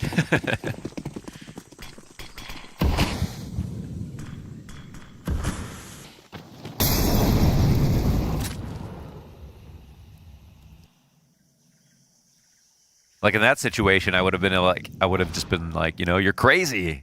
What are you doing? And I would have enjoyed that a lot. But then the watchful gaze of your coach convinces you to sell it back. They still afforded themselves 5-7s and deagles. Reason enough to be cautious if you're 9Z. Now, Luchov not jumping up here is pretty wise. A lot of threat in middle at the start of this round from MOUZ, but in the absence of much pressure from 9Z, it's a quick reposition to the B site. How many players can they get nearby before 9Z go for the commitment? Mayron's got the line, but they've already allowed 2 players to cross to the right side of long. Pretty late to it. They've cleared out most of the positions besides cutout. That gives them a chance to deal with Cave, but the smoke comes down a bit late. There's already players ahead of both sides.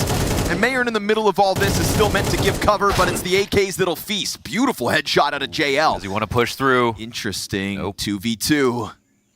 Bomb gets planted. They can't recover the guns. Just gonna wait that cave smoke to fade out. You've got a player stuck in the back site in Luchov, and he hasn't been able to go for a reload, so that AK doesn't have all the bullets in the world! And JL finds another. DGT towards ramp, V2. Now they've got that AK. They tap it to try to frazzle him. He doesn't bite. Bombs at 15 seconds. Wow, that might be the winning play. Stays locked in. Bomb now, 10 seconds left, and he's on this defuse. You've got to get him off it. You've got to go wide. The cover's there. He's got the first. And sure, the frag comes out for Zelex, but it is still the round win. 9Z 4 straight off of the back of that very close round. My goodness, so critical they closed that out. And calling the bluff was huge. Scary to do that in a 1v2, but you know they don't have kits as well, so really milked even that second one. And their money was fine, even if they lose all their players. So nearly a full recovery here on the T side.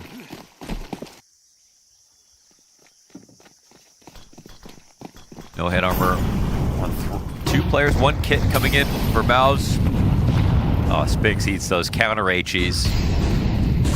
You don't see those often.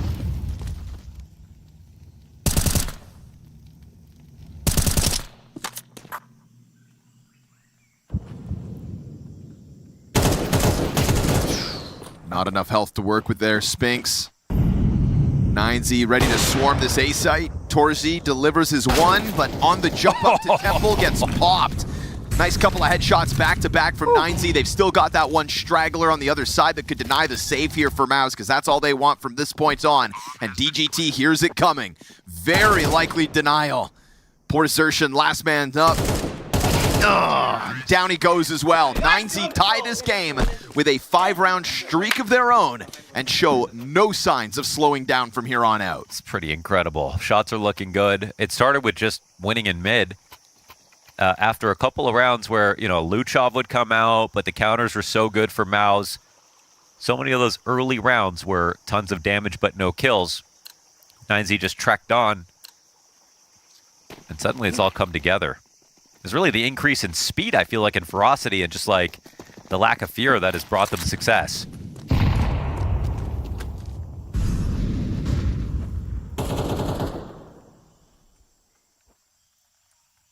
Now, MOUZ can absolutely still win rounds like this. They're kind of correct about potential for a late B play.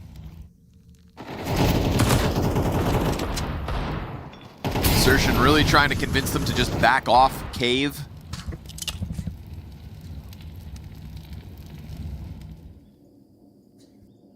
Smoke out and ready to throw it in front of what is 3 players.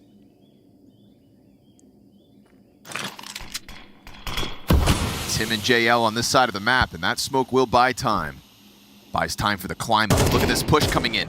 A distraction as well. We'll see if Cave gets pushed at the same time. Xertion gets active, finds a second headshot. DGT turns around Xertion. He's the one that pushed them back into this. A single smoke that gets 9Z on the retreat, and what a round for Xertion. A triple kill in and of himself, and also just deterring them back into his teammates. One smoke to make a world of difference.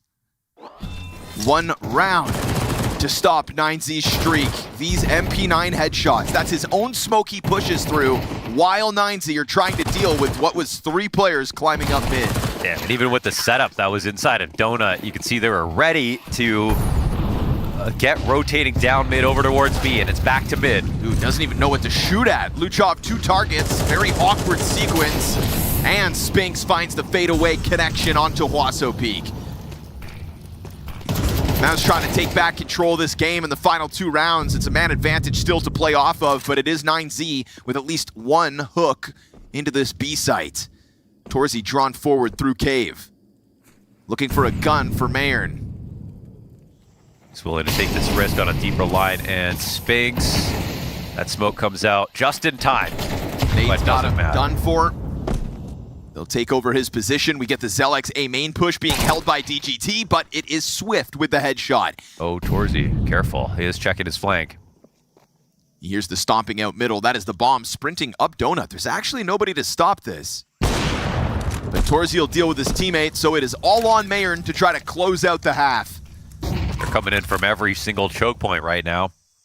Blinded in the process, eats the second one as well. Full white, still alive. But the pressure's on, like you said, from 3 separate directions, and once the CT smoke dries up, ooh, this is curious, tries to push beyond it, but instead Xertion just barrel stuffs him, and MOUZ will find back-to-back rounds, and Cave ends up being very valuable in those moments, too. Torzy finding the back of what was left there. Obviously, Spinks holding off middle with the smoke spam, but really, hero of the moment is Xertion from the bottom of the scoreboard with that triple kill 2 rounds ago. What brings us back from MOUZ is calling out the Antico play towards B, repeating what they did earlier, and then the next rifle round, it's all about how do we do a bit better in mid. I think they really have clued into what 9Z were trying to get out of this T half, but again, in terms of quota, even though they won't win dramatically when they make that streak of a comeback, they got enough rounds, I think, to feel comfortable.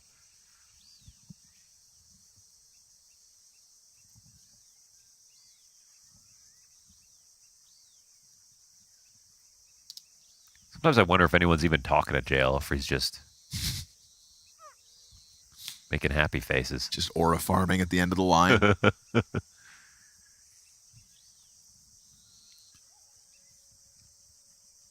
I mean, he had that little streamer sequence, so he is kind of used to talking to himself in a way now. True, true. He's just talking to chat still, hey? I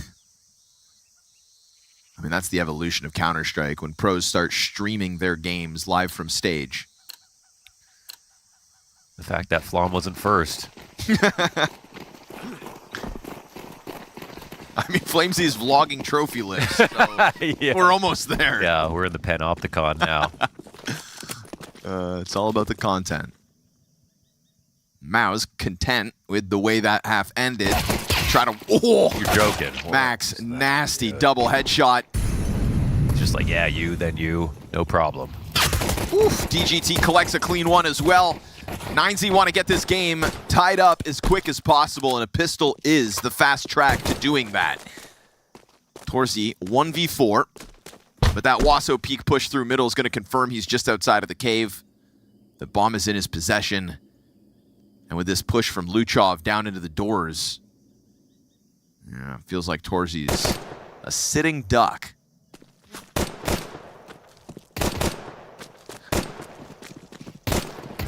A lot of bullets to go around, but not enough to kill all these players. Nice 2K out of Max. I don't know how he adjusts his aim so well.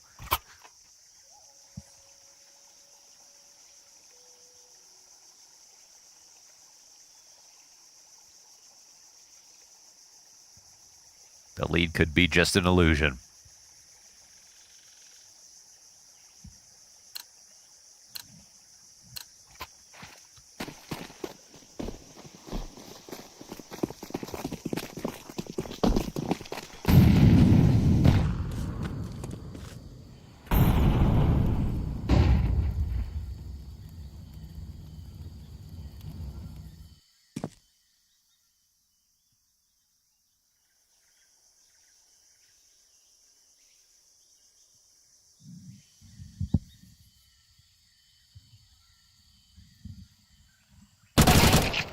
Shadow works out nicely for Waso. What a fun name to say, by the way. Yeah, I know. It's my favorite. Or one of. You're picking favorites? I am. I think it's important to be transparent. All right, I pick Max then. Oh. Why do you hate Max? I don't. Kind of rude, putting words in my mouth. Player confirms more bodies, and as you'd anticipate, this one was never going to happen. Not with having so little. 9Z, tied game at 7 rounds all. I mean, what we're kind of looking for there is one or two kills from MOUZ. They don't do that. The real threat is all the mollies, the incendiaries the CTs can buy, the op that Maynard can get. Surplus of kits. So it really brings in the CT advantages. But they come into this round with the 2 FAMASes they had. A good chance for MOUZ to answer early.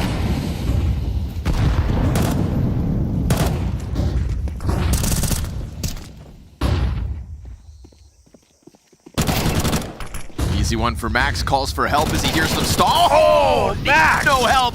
What a sequence! A FAMAS quad kill with 1 mag. You think that was some kind of disadvantage? That's not something you see very often. That is pure efficiency out of Max. I mean, you couldn't have asked for a better lineup. Those 2 bodies inside A main, a single, 6-bullet burst for both. I thought for sure he was getting traded by the guy in the back. I mean, even though it's not like a spray transfer, it's like... How many shots for these 2? From 18? Oh my goodness. Wow. 10 bullets, 2 kills, both die to the headshots. Dude, that's ludicrous. Look what this has done for his scoreline already. What a perfect moment to sprinkle in a sequence like that. Free AKs that come with it. And it's a pretty all-in call there for MOUZ. You know, not much of a default, just let's try our A-pop. Well, that's out of the bag now.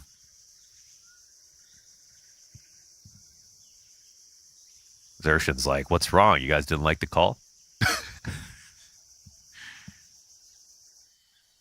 Really, guys? You got 4K'd by a FAMAS. 1 FAMAS.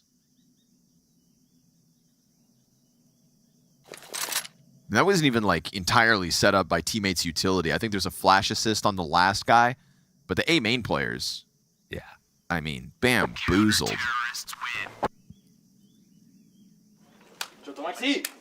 Crazy. They should increase the kill reward on the FAMAS. Like an SMG? Yeah. I think it's just pretty damn good, to be honest. You get a 4K, you should get 2 extra grand or something. It would almost never happen. Mo, I can already barely do the math for this game, okay? Please, let's not.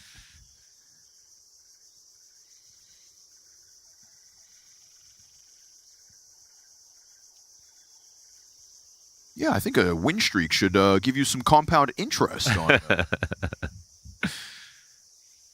Max is 6,900. Giggity, all right. Damn. And his FAMAS turned into an AK-47. 3 AKs on the side of 9Z, and they are in the lead. First time they've been in a lead on this decider map for playoffs. Let's see what MOUZ are thinking about. Obviously, not the most coming into this. I wonder if it's mid-control next round.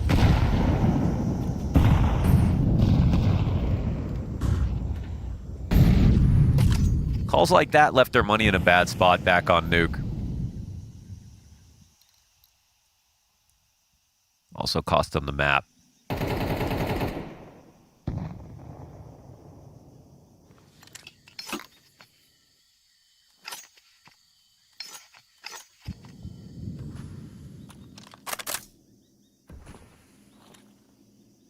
Tech9 in front of him. Oh, the Tech9 goes beyond, and Zelex has to turn around for the kill. So Max is still able to get one in that sequence. It's lucky he even got that one, it looks like.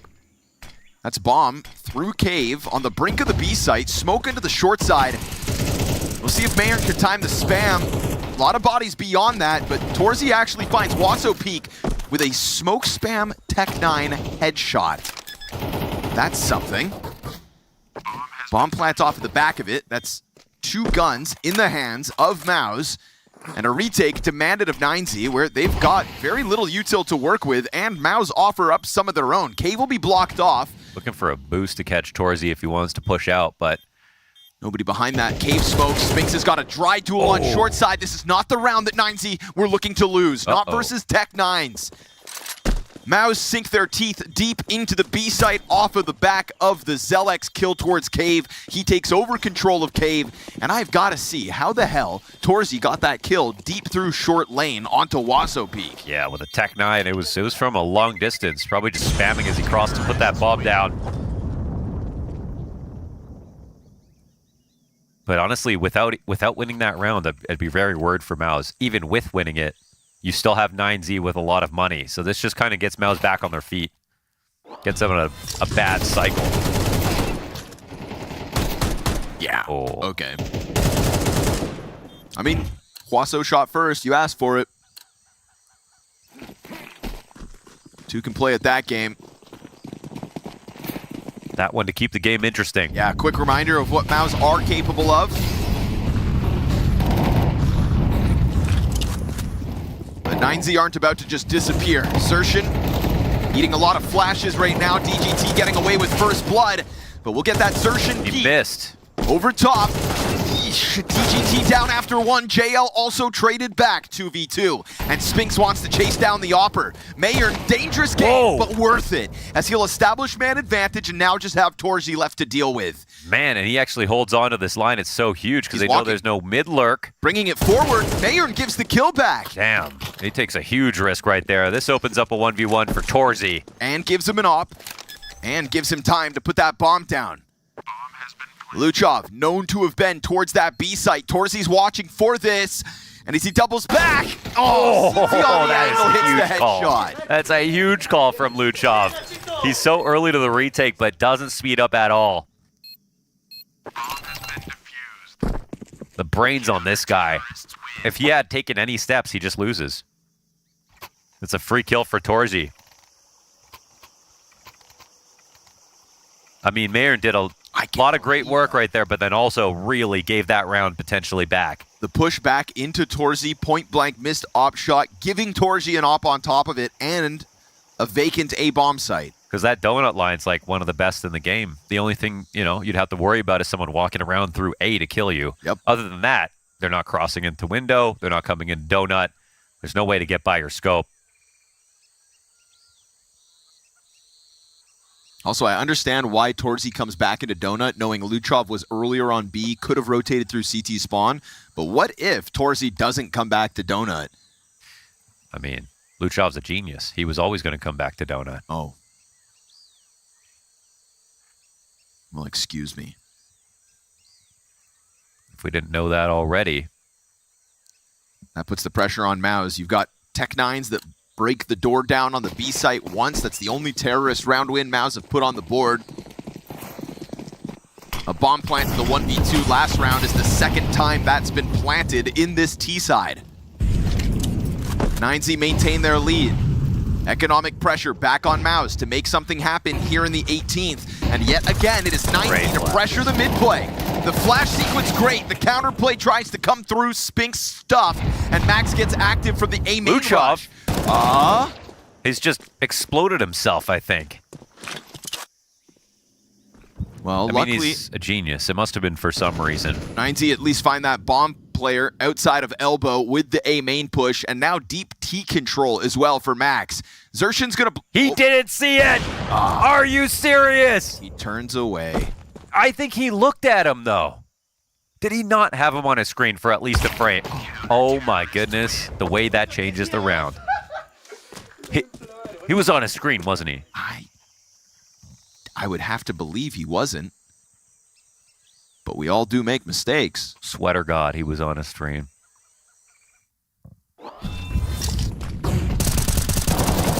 These counter flashes were excellent from the CT side.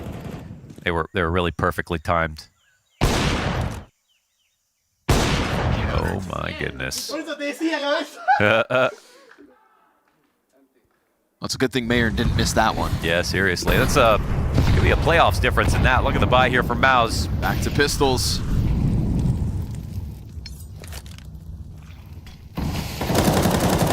It's a buy just like this that broke down the B site, and that's why MongolZ probably throw a third body on it out the gate. No resistance out middle for Huaso Peak. You're gonna run in shooting or what? He starts to float back. Cave is where it all started last time. Luchov at that, got himself a double, and it's a fast climb up from mid for Huaso. Max ready to hold back the ramp play, lets them exit, and Xertion will collect one and an M4 for his efforts, but no bomb possession, has to double back for it, and Huaso Peak opts not to sit on top of the bomb, but instead just take position outside the double doors. Xertion's gonna be very concerned that there's somebody inside this cave. Not the case. You've got 50 seconds to figure this one out. I mean, he knows at this point there's no way it walks back into him. But the way that Huaso's watching it, it's intermittent. Should be able to catch this. There it is. Free round one. And MongolZ survived the anti-eco. And an eco is the only round that MOUZ have won in this half. This has shades of the CT side that shut Falcons out of Nuke with how rock solid it's looked from MongolZ. Their CT side stellar in this run to playoffs. You just mentioned it, the one hiccup that has happened since MOUZ took to the attack. The pistols that managed to get into the B site. They try to tap into that potential again in this most recent round, totally shut out of it by the Luchov cave hold. Guns once more for MOUZ, but not a guarantee that these weapons keep featuring this attempt for MOUZ's attack.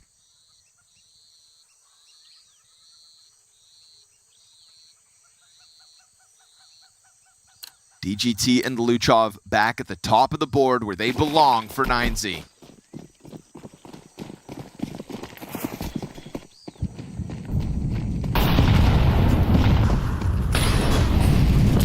MongolZ have 10 to win the utility sequence out middle, but not this time. Zelex emerges.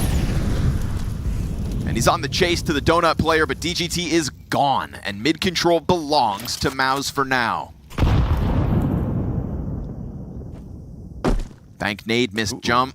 Yeah, that makes it awkward. Now they peel back, and it's going to be Zelex to activate through Red Room, his second frag of the round. Really tough position.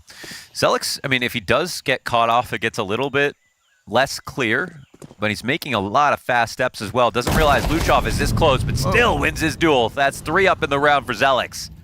Max in cave has a lot to be worried about, knows that he is surrounded, and in anticipation of Spinks' arrival, keeps that one clean. This would have to be the 2v5, all set up by Zelex. Just go ahead and take those guns back if you can. But not even that's guaranteed. Zelex from the Red Room, on for the quad kill. Sees that Opper trying to retreat, and tries to keep them stuck in. We'll see how badly MOUZ want to clear this out. Nade's a little shy. On for the ace. Creative smokes. And still looking to sweep away these last two players. MOUZ are on the prowl, as they will tap into a 9th round win, cut the lead down to 2. And we'll see whether anybody survives here for 9Z. It's a dangerous hunt, and actually, it's Zelix who does get 4 in the end. I mean, what can you say? It's a round won by him. He takes over mid. He obviously has a good amount of support. It looked like a decent flash dodge, maybe from Luchov as he tried to face into elbow. But he wasn't looking in the right direction exactly, or Waso peak. Just raw firepower right there from Zelix. Hell of a time for him to put it on display.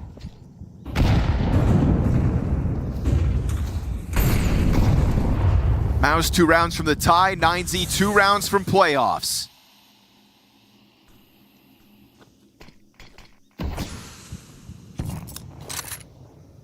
And the MOUZ players clump outside of the B site once more.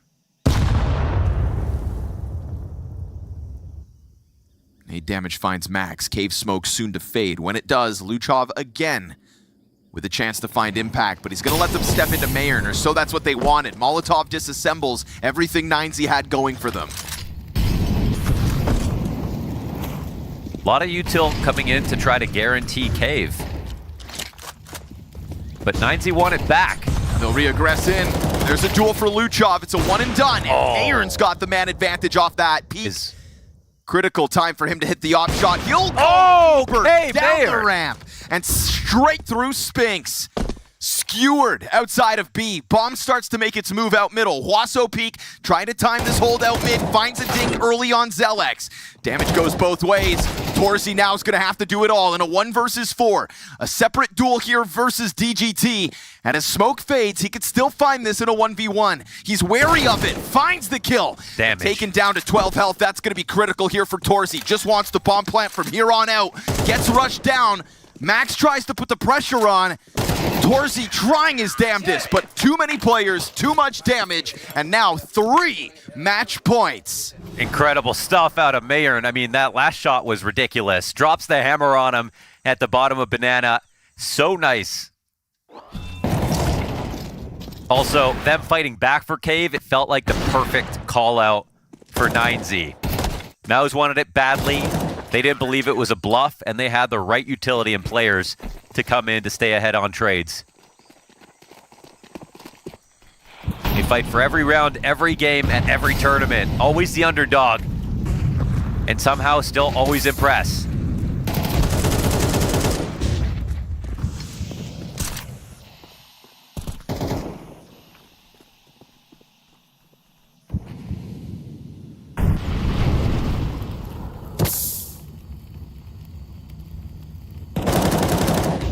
Total mid dominance here to start off round 22. No A walk up. It's going to be another B play. This first kill could be everything. Insertion loses. Mayern finds it. JL, the only answer, 3v4, and MOUZ still trying to fight it, but it does get cleared out. And if not for the newest kid on the block in Zelix with no bomb possession, the 9Z have done something they haven't since 2024. Top 8 at an S-tier event, guaranteed with this round win. Just when you think they're back down in regional competition to be dispatched by European squads, they take a huge step forward here in Astana. A domination of Paravision to open up their event. Stomping on Falcons in Dust 2 in a shocking fashion, and now making sure that Xertion's in-game leadership with MOUZ won't be enough. It is 9Z, top 8 at Astana, and the first team to pull off playoffs. Absolutely, and you can see the big pop from them there. They also got a huge pop from the crowd yesterday when they left the building after having dispatched Falcons. They go through 3-0, and man, do they deserve it. I don't care who you're a fan of, this is a story that everyone can get behind. DGT reuniting with some of the guys he played with in 9Z years ago to finally accomplish something that none of them have in such a long time. You know, Scrouty was telling you it was 2024 IM Dallas. That's a long time ago where they placed top 4 there. They never were able to reach those heights again. So to see them claw their way back with this 5-man lineup and the teams they beat to get here, You can poke holes as much as you want about all new players. I don't give a shit. They beat Falcons, they beat this team, and they beat Paravision. That is a legit-ass run of the playoffs. It's just super to see him like this. I feel like all the moves that 9Z have made lately have obviously really paid off to also at the beginning of the year bring in Luchov. I mean, that's a slam dunk move for Lucan earlier. And I feel like that 1-2 punch has just totally delivered for these guys. I love that it's also not even just purely based on the individuals. Like, I wouldn't even really cite that as the best aspect of watching this 9Z team. The fact that they have so many ideas of how they want to start different rounds, so many different setups. You can rely on guys for a clutch here and there or a multi-frag, but I mean, they just put MOUZ in their place. They actually cornered this MOUZ team into practically having to go to a single play over and over again as they tried on this very last round. So great job from 9Z, and I'm hoping that they still do some damage in the playoffs on top of it. Oh, I mean, don't rule it out, and especially now, you know, this is the crazy thing. You've got this extra time to sit down, work on your stuff, prepare. You're going to know who your opponent is. Remember, they've come into this. It's Swiss. You know, you can simulate, you can guess. You can't actually know for sure. I can guarantee you this will be probably the hardest path any team had to playoffs. Yeah. This is the one you just witnessed. Yeah. What a 3-0 run from 9Z. Yeah. It's so fun to watch this team play. As Maui said, it's a team that isn't just necessarily fueled by 1 or 2 star players. Yes, they do have some guys who frag very heavily, as we've talked about the GT Luchov all event long. Max, a guy who frags pretty well for an IGL. Look at this clip here with the freaking FAMAS. Like, he was having loads of impact in this game. Mayer reinventing himself as an opper. You know, it's just been really cool to see how this squad has. It's been better than some other parts about how they approach the game. And just to quickly jump in and talk about MOUZ, I mean, they've got chances. They're still going to go to playoffs, we feel like. Probably, yeah. You know, there were margins across this series that realistically they could have probably, you know, maybe stole around here, around there. It didn't quite work out for them. You could see the difference in MOUZ's comfort on Inferno, where they're willing to use the whole map, go up the arch side, rotate, or move into CT spawn, and Ancient, where they were basically just pigeonholed and had to only go for B hits here. It's like the only real success they found here. That's kind of the difference right now. They're still trying to build out that playbook. Exertion's still figuring out all of the plays that he can go to, and I think that they still have a great chance to make it into the Barys arena themselves. Yeah, it's one of the things where I was kind of hoping that things would work out better, just because this is one of the matches where they really didn't have to change a whole lot as far as like Zux coming into a role he's already played. Same with JL. This is a spot he played when he was on Navi. Spinks moving to another side of the map was a little bit of a difference, sure. But I hope that they were going to show a little bit more comfort. But you're absolutely right. I mean, this is a team that had only played Ancient maybe like 4 times in the last 6 months with their old lineup. Now you're coming into this tournament with a bunch of moving parts, trying to figure out how to, you know, ascertain how to play the map. And I think you're right. There was a lack of comfort here. Whereas for 9Z, I mean, this is their bread and butter. They look so sharp on this map. Even though we didn't see some of the same like crazy executes like we kind of showed in the pregame segment, they find other ways to win. They're very capable of playing different types of Counter-Strike to get the job done. Yeah, I think it's kind of interesting. Like, I feel a lot of people have been a lot more apologetic about Falcons, who frankly have been struggling and stumbling, you know, through the Swiss, than they have about MOUZ. MOUZ are in the same boat, you know? I think that people... Actually, that is kind of curious that the perception for Falcons has been that they need more time. I feel like I have kind of noticed that also. You know, IGL swaps can be pretty difficult, as they've shown to be, and I think that MOUZ right now are still, in a way, a feel-good story. I actually feel like the earlier morning desk, like Prof and Blah, the way they characterized watching MOUZ was excitement, and Tech Girl as well, of course. So look, we'll put a pin in the discussion for now. We're going over to Banks, who's with the man of the moment, Luchov. He definitely is the man of the moment, Richard, and I'm good to have him with me here. He dropped a 1.35 rating so far in the group stage. You guys beat Paravision, Falcons, and then just MOUZ now. And your first ever for your career, S-tier playoff. What does that mean to you? I don't know. It was always my dream, playing a major and playing in an arena with people, the stage, everything. Now I'm living my dream. Living your dream, and you guys are looking damn good while doing it. But looking at this, Nuke got a bit close at times, but you managed to close it out with confidence at the end. Inferno, which is normally a better map than this for you guys, you couldn't get things going. What was happening inside the server with the team? Yes, I think we couldn't I mean, they played good. They read us, and we couldn't find the solution about what they were doing. So I think that was the key for them. Okay, and looking at that then, coming back into this Ancient, you just told me before we started this interview, they were kind of giving you the kills. They were giving you the opportunities to look good. Did you feel like they were just running into you, giving you the chances? No, I think that everything we did was helping me to get some kills, and everyone was playing good, so it's more easy. Okay. I think that my roles also, I used to have sometimes more kills than others. Humble in how you're doing it, but you still need the skills to get it done. You certainly have that. Now, looking at the fact you don't play so many of these elite teams so often, you play Paravision, Falcons, and MOUZ here. Which team do you think was the hardest game for you? I think that's the last one. Sure. Falcons, I admire them a lot, and they played really good. It was difficult also, but I think MOUZ put us in a worse situation. Okay. Yeah, more pressure applied, but I think I would agree with that when we're looking at the game. And lastly, this is only your second event with this exact team going to a big event.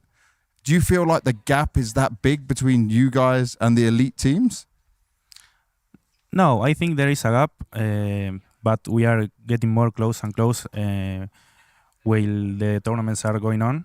So I don't know. I think we are getting very close, and we have the chance of being champion. Oh, I love that confidence. Chance to be champions. Keep that mentality. And Max, I have to ask you, because at the beginning, oh, you pulled him in. You pulled him. It's his birthday. It's his birthday. It's your birthday as well. Oh man, my present. This is your birthday present, a big one as well. Big happy birthday to you as well. You buying him dinner? Yes, of course. I pay all today. Yeah.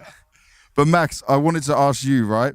At the beginning of the event, I told you, do you think that this 9Z is the best 9Z ever?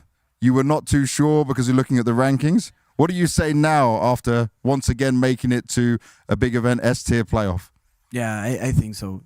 This year has been incredible for me and for the team and for the guys. I'm so happy. We work a lot for this, so we are very excited to play in the arena right now. I'm sure you are. And lastly, anything you want to say to all the fans back home? You can speak in your language as well, my man. Yes, I will say in Spanish, okay? Chicos, muchas gracias por bancarnos. Nos bancaron todo el año pasado, que fue un año difícil. Este año las cosas están saliendo. Estamos ahí de llegar al Tier 1, si es que no llegamos. La brecha está muy chiquita. Así que gracias por bancarnos siempre. Los amo y vamos 9Z. Lovely. Thank you very much, Max. We will see you in the arena. Richard, we're going back to you. Yeah, definitely are. Great to see them in high spirits there, as they should be. And honestly, I haven't been this impressed by a team turning up to a tournament where it was kind of like, are they going to go to the playoffs? Are they not? You know, they're in that, like, they're in the bottom 8 in your mind. Very much looked like, I know. Are they the best team we've seen here? They've looked the most impressive in relation to the context of where they come from and who they've been up against and what they're up. And listen, I know I'm Max's IGL now. I listen to anything that guy says, bro. Like, what a voice on him. He's got a future after playing, let me just say. But no, like, it is a really good feel-good story. Again, I don't care if you're a FaZe fan or if you're, you know, a Vitality fan or whatever. Like, you can get behind a story like this one. You know, a team that, you know, dominated their region, get an opportunity to come to a big event. Did beat MOUZ Sports at Rotterdam, but couldn't quite get it to the playoffs. Now this time around, they've gone the full journey against the hardest path they probably could have taken, and that is really, really cool stuff. There were definitely a couple underdogs from the European region, and we're so much more likely to just kind of say that's the underdog that I'm looking at versus a team who's always harder to assess their ranking. Because when we watch Brazilian matches or South American matches, that is, you're never really sure, is this actually going to work in a Euro-centric meta? But it did, and people like Luchov, I mean, all I have to say to him is, Feliz cumpleaños. I knew you were going to work it in. There you go. So yeah, any just final thoughts about MOUZ, about 9Z, about anything we saw in that series? I mean, MOUZ are still in the playoffs, right? I'm just curious if once teams watch the footage on 9Z, how that's going to change, because I think a lot of people probably took the matchup a little bit more for granted. They're going to tell you that they prepared for it, but I don't feel like everybody knew the style that they were going to play, how punchy it is, how active they were on the CT side. But nonetheless, I think that the individuals could probably stand up even with a little bit of anti-stratting from their opposition in the playoffs. Yeah, I have faith that they have enough pages in the playbook to make adjustments, even if they do hit some initial resistance. You know, I have seen them already just throughout this tournament play different styles of CS, whether it be like execute-oriented, heavy utility, or a little bit more scrappy, or a little bit more dry, or a little bit more, you know, trying to catch you off guard. So I'm curious to see how they can do in playoffs. It'll obviously be determined who they're up against will kind of be the vibe there, but I'm impressed. All right, thanks a lot, guys. Time for a break. As Vanessa Williams famously sang, you always save the best to last, and PGL has done that because it's Spirit Furia in just a few moments. She said she loves you. But she can't love me. But I love you.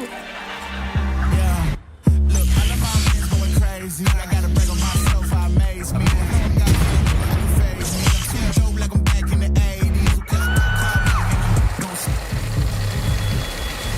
I won't play window anymore. What's going on? Play your role. 1xBet. On to the next one.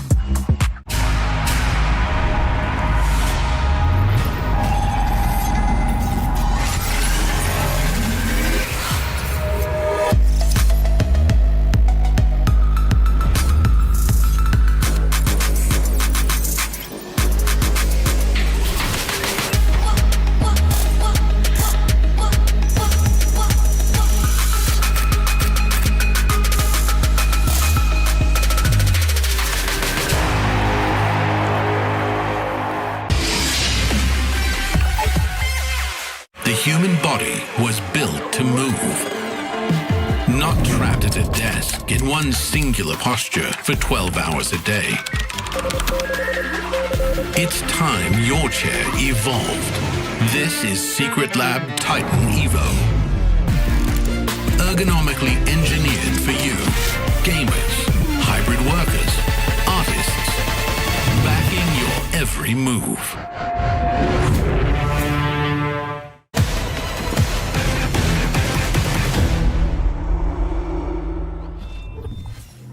So at various points last year, this series could have been a grand final. It isn't. We're getting it now at this stage, but the winner will be going through the playoffs. It's Furia versus Team Spirit. We're going to be breaking that one down on the desk, and very happy to do so. Where do you want to start, gentlemen? I'd like to start by talking about Spirit, if I'm honest with you. Go on. Okay? Yeah. Well, let me just tell you something. Go on. I don't believe in this Spirit lineup at all. All right. I think this was a waste of everybody's time. I think the Magic's IGL prospect is doomed to fail. I think people in the Spirit organization saying, well, it took a year to get the last IGL up to speed, blah, blah, blah. I think that sucks. I think you're wasting Donks, Prime, and you need to change this up. That is. Do you want to switch roles? I feel like you got a lot of analysis. There it is. Here. All the hot takes. Yeah, you have really supplied us a lot to work. My work with. here is done. I will say, you can take it. Actually, I feel like I heard a very similar spiel from Richard when Apex took over as in-game leader of Vitality. No, you did not. Yeah, I think it was a relatively similar nonsense. sort of take. Don't do that. You know I love Dan. Oh, maybe now you do, now that he's a winner, but you weren't there when he was a little caterpillar. He had to go through the cocoon. The metamorphosis needed to happen, and now he is literally there covering sauce. A flourishing butterfly. Before you even but in the beginning, the game. I remember you were a hater. And I can tell you're a hater right now of Magic's, but I've already seen improvements in the way that he calls. In fact, I would even say sometimes the best thing about Spirit on maps has been their T-side. Yep. Exactly. So I think we're seeing progress. I think we're already seeing some of the players actually find ways to flourish in ways that they didn't under Chopper. I think Tanir has actually looked better as an individual under Magic's guidance, under his leadership, maybe with actually a boost when Sotfix sitting behind him instead of Holly. But I like what I'm getting from Spirit so far. Well, a test for Magic's today, if indeed what Maui is saying is true, because the student must take on the master. Yeah, I mean, Furia has looked ferocious this event. You know, we were really concerned about them based on just how they weren't looking themselves anymore. You know, this is a team that won multiple titles last season, looked like a favorite at Budapest, didn't quite cash in on that. This year started okay, but then really we saw kind of a decline, and it really came to a head at Fort Worth where they lost to two teams you just never expect them to not make the playoffs. That was really damning. But they've come in here, and while they haven't faced the biggest competition yet, you know, they really look good in their wins against Monte and Heroic and look more like the team that we saw last season, which is a nice, one of the best teams I've seen here. Yes, for sure.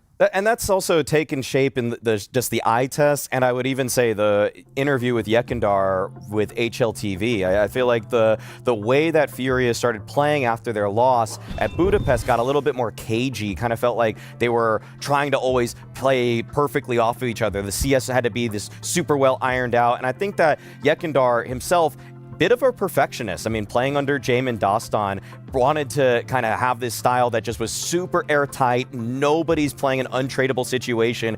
And I think that probably got to them. But now they're rediscovering themselves. And I think that people like Molodoy are figuring out that I need to come with that individual flair, re-peak a little bit more like I did when I was clearly the Rookie of the Year. Just want to be perfectly clear, that was an interview by Note. It's spelled N-O-H-T. No one else involved in the interview. It was just Note from HLTV. Just want to be perfectly clear about that one. But no, I think you're right, Mal. It is nice to see, when Furia were at their finest last year, it was because they played very decisive Counter-Strike, and I mean that in the sense that they had really fine-tuned, set aggressive plays, but also how quick they were to bounce off of a reaction. As soon as they felt something, or as soon as they did get an entry, they were able to really build off of it very nicely. And Yekindar was a big part of that. The fact that he was able to be a successful entry fragger again after having such poor times at Liquid towards the end of his time there. This is just how unfair the situation is whenever you're compared to Donk. If you look at the stats on the left, they look great. This guy's world sick. class. Oh, okay, bye. Not to worry. Donk is just an unreal level of player. I mean, we've been glazing him for such a long time, but he deserves it. I mean, this is the best entry fragger we've probably ever seen in Counter-Strike. I mean, the fact that he just does it so often, so well, and such a difficult role to be consistent in. Still my player at 2025, but not that yes, bad. I agree with you. I agree with you 100% on that one. But the big thing for me is just no matter what else is going wrong on Spirit, you always had the puncher's chance because just how good that guy is at creating space by himself. Yeah, but let's also be real. This year, put it this way, we can have the argument about what happened in 25 between him and Ziwu till the cows come home. Everyone's got their opinions. Did you fight Striker on that? No. I thought we'll just let him have that one. Okay, it's fine. No argument this year about who the best player in the world is. It's Ziwu. Oh, yeah. It's not even close. Sure. And my worry always is what I said at the start of the segment. Is Donk going to be Donk forever? The Donk that we know now, the Donk we're seeing now, history tells me no. Think about Simple. Yeah. I mean, look, I will say that Spirit definitely looked very shaky after Krakow. They definitely had some results that made you really kind of wonder if they had made the right call. But I really do think that what we saw at Rio was very promising in that run to the grand finals. I think what we've seen so far this event has looked pretty sharp. I think, Maui hit a really key one is the fact that Tanir is finally online. We all know that Dalkin Show is going to deliver time and time again on a regular basis. But the fact that Tanir is having some of his best Counter-Strike since he's joined Spirit these last two tournaments is massive. That's that third star that this team needs to be able to go up against everyone else. So I really like that. As far as the Veto goes, I mean, really nothing of note yet. I mean, this is exactly what you expected so far. And there we go. Furious back to Overpass. I like that they're forced to Overpass personally. Obviously, they've been trying to pick Inferno over Overpass when they're given the option. So in a fun way, I actually think that this is beneficial to Furia, that they're forced to this map as their pick. As for the decider here, I kind of would lean Mirage as being the common ground between the two. And we get the nuke ban here from Spirit, which does lead us to Mirage. I think this is actually... Maybe, I don't know, Dust, with this Veto, I probably am going to say Spirit are my favorites, but I don't know if that's actually even because of the Veto. I just think I like the form way more of Spirit in the last month or two. Yeah, I think that for me, when I'm watching Rio and I'm watching some about this event, I'm excited about how well they're playing on T-sides, actually. Because I think that was maybe some of the hits that they were kind of taking criticism-wise when Chopper was in-game leading them, until he was eventually replaced, was that the T-sides did lack in a lot of ways because they just didn't necessarily have as much in the playbook as maybe people were hoping for. But I feel like they're producing a lot there. Again, I think Tanir's getting more comfortable in his roles. I think we're seeing a lot of good stuff. My concern has been their defenses sometimes has really lacked. I think that's the more concerning element. Maybe it's just a individual skill issue. Maybe it's a working off rust issue for Zontix. Either way, that has to be course corrected in a game like this one. And we see obviously the positions here. I'd say key matchup for me actually is just if there is long pressure on Fallen, I feel like I've been seeing so many long anchors get abused at this tournament. It feels like, to me, it's coming back. It's a big facet of the Dust 2 meta right now. Yeah. Late long takes, smoking off the corner late, trying to isolate that player because everybody now knows how Dust 2 is going to play out, that you're going to fall into the setup that you see more or less on your screen here. And I think that a lot of teams are now thinking that late long takes in general are just so much more potent as opposed to 6 months ago where the cat control into a cat hit was just the real like MO of almost every team. Yeah, just for me, like, first of all, this is going to be fireworks because both teams play very aggressive Counter-Strike and they're very confident in how they play. So we're going to see a lot of really cool early clashes, in my opinion. I think, secondly, it's going to be fun to see the different styles of opping you're going to see on Dust 2 here. Shiro, much more of a, hold angles. He can be aggressive defensively, but offensively, he's not going to be necessarily going for entries as much. So just kind of your steady guy that you can kind of rely upon. Maladoy is an X factor, a guy who could create, big space with the AWP. So that's going to be huge. And yeah, I think the other big thing to watch out for is Tanir. We've been kind of hyping him up. Since he has joined Spirit, this event, Rio and Rotterdam have been his best performances so far. So he's finally getting himself. And I think the big reason why is because on this map, even though he's kind of a, long A player, they don't leave him there very often. They're either using him to take long A actively, or he's getting put in the pocket in a comfortable trade fragging position where he feels good about being able to express his skills. And so I think that's something that's really been helping Spirit. All right then, guys, it is time for what I'm sure is going to deliver. And calling this one always spirited, occasionally furious, it's Launders and Scrawny. Oh, he's smooth, isn't he, folks? Yeah, I think this one, Mo's, got me excited just because of the version of Furia we've had in the last 48 hours. I mean, damn near perfect in a lot of ways. Damn near perfect. And that is all I hope to see versus Spirit, because we've been kind of saying, like, yeah, all right, it's versus X opposition. The step up has occurred. This is Spirit. This is Donk. Like, if there's anybody that's going to stop this Furia and kind of put them back into that realm of hurt and struggle, it should be this team. So I'm expecting fireworks with this one. Yeah, totally am as well. I'm super excited to get into this. It'll show us and forecast a lot of what we'll, expect to see going into playoffs. It's almost a shame they have to fight each other here. This could have been... I mean, it's a taste. You could argue that this could actually wind up being the grand finals. Absolutely. It's think possible. People would have had, like, before the event started, Furia, Spirit, and Falcons in that conversation. Falcons have not hit the ground running. Now everybody is talking about 9Z. Only room for one other team after 9Z. Yeah, that's what I'm thinking. Winner of this fights 9Z in the best of 5. How about that? Sounds good to me. What do we get? Plenty of games left to play, and Fallen will find first blood in this enticing head-to-head. We've got Zontix out the cap play, trying to pressure this A ramp hold. Yuri in with one, and Fallen still fighting. Back from the depths of pit, he has stopped the bomb in its tracks. A wild move for Zontix, who is now 3 kills into this round. And Fallen was killed by Donk at long range in the middle of all that. That's Fallen, who had bomb possession. Yakindar 1v2 caught out by the smoke fade. Good on Donk and Zontix to take that one by storm. Very fun move from Zontix to drop into CT spawn. I mean, obviously knowing he could just get right back up. And the trades are here. This game just has so much I want to see unfold, whether it's from Furia, if they're going to continue to be kind of perfect as a team. I mean, there was that quote from Yakinder, talking about losing themselves a little bit, trying to copy what Vitality are doing, but with different players. And, like, their style is a little bit different and can absolutely keep up. I mean, I think in some ways they have some stuff that's even better, man. Like, some of the flash tactics that they use and how they draw aggro in one place, push from another. Like, they're really, I feel like, pushing the meta still, so... And over on Spirit, it's going to be more of just a lot more consistent firepower, especially with Tanir having better tournaments now. Like, that was always just a weird thing when he joined the team. Why isn't he comfortable yet? He's so good. We've seen how good he can be. But the question for Spirit is going to be, like, the leadership, Can they... Yes. Can they make the most out of these players with Magics? And he's still learning as well.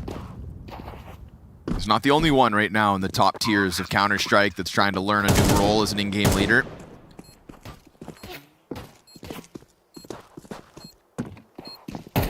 I'm remember seeing Dust have a take online when this roster was first announced, and the kind of criticisms for Magix were coming through, where it's like, yeah, but this is a formula, and you know, even Richard kind of kicks off this pregame with a discussion that he doesn't believe in this iteration, like he thinks it's a bad idea, etc. But it is also a free move. You bring back players from the bench, you shuffle the roles into Magix. If it works, and you can kind of get this and build up from it. If it doesn't work, well, at least it didn't cost you a massive transfer fee. It didn't cost you any kind of a buyout. You already had these players ready to go. Yeah, the only thing it kind of costs you is like time with Donk. Yeah. Because like, I think people have brought this up, but you know, if Donk was an opper, like it might be like, okay, well, you know, we might have another 8 years to go, but with Donk rifling, we just don't know. We've never seen a rifler stay this, you know, this good for that long, to be honest. It just doesn't happen very much at all. Like Nico is literally the only example of longevity in a rifle or whatever. So that's the only question, is like, is there a tournament window that needs to be capitalized on? Right. And then I guess, you know, the answer to that will be just how long does this formula get if it's not going to step up to where it needs to be? So, but they retain the power of friendship. That's for sure. Woohoo! Unfortunately, Spirit also have that. Or sorry, Furia also have that. MongolZ flashed wide with a teammate, but they step into the Lion's Den. You had 4 players for Team Spirit inside of that one. Magix walks out middle, just kind of hanging on to map control in the middle of that smoke, so it felt, but he emerges through, gives K27 something to chew on before K27 turns his position back towards Car, finds damage on Tanir, who is now almost as dead as Zontix, and so Shiro's going to have to be a big part of this shutdown of Furia's attempt in the guns, and he will do exactly that with the headshot onto Yakindar. This is going to be a save call from Fallen as he looks to tiptoe this M4 away, but it's not even a guarantee with Zontix already here. Shiro just killed Tanir. Yeah, and now there's a 1v1 possibility. It's going to be a little bit unnerving for Shiro as he walks towards the window, leaves himself in a spot to get peeked. He might have to time this, and it looks like he'll find a good... Oh. Yeah. Won't even attempt it. Get out of there. Oh, that was close. Doesn't have the kit. Okay, yeah. No, the op's there to save. I don't think Shiro killed Tanir. I think Tanir walked into fire. You think who's to blame? It was a setup? Who's to blame? We'll have to watch it back from above. They're trying to collect insurance.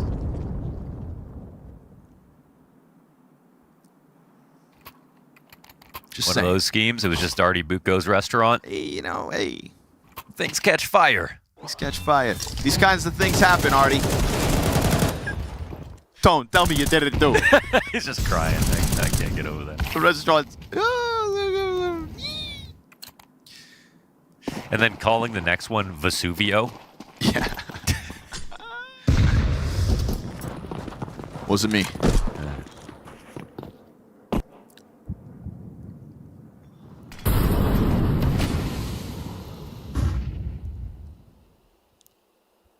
Good start.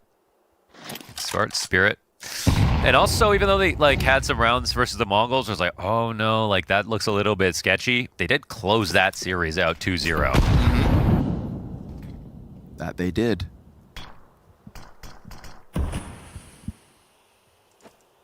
MongolZ's op hunts through mid doors.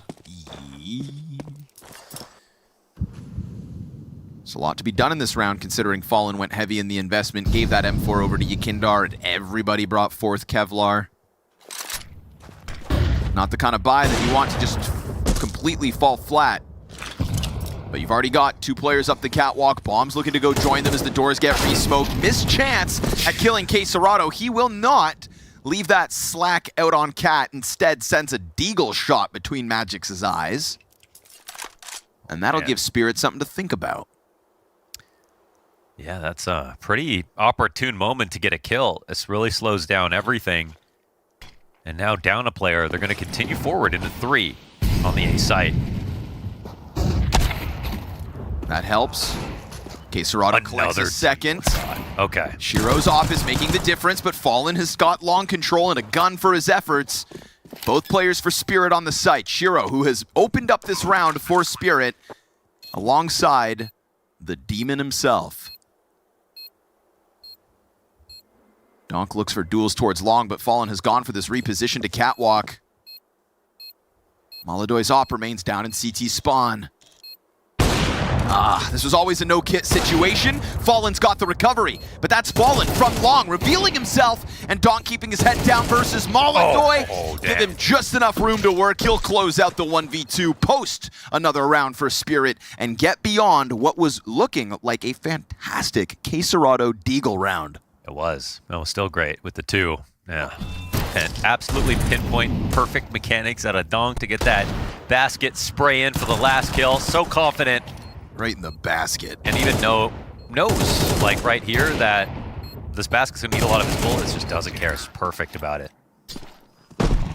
Not a horrible round for Furia, considering they only had 2 guns, but it's the fact that it comes by way of the Deagle, really, opening up the possibility of the upset. Doesn't happen. 4-0 start. Spirit looking to put a dent in Furia after they've built their confidence over the last 48 hours.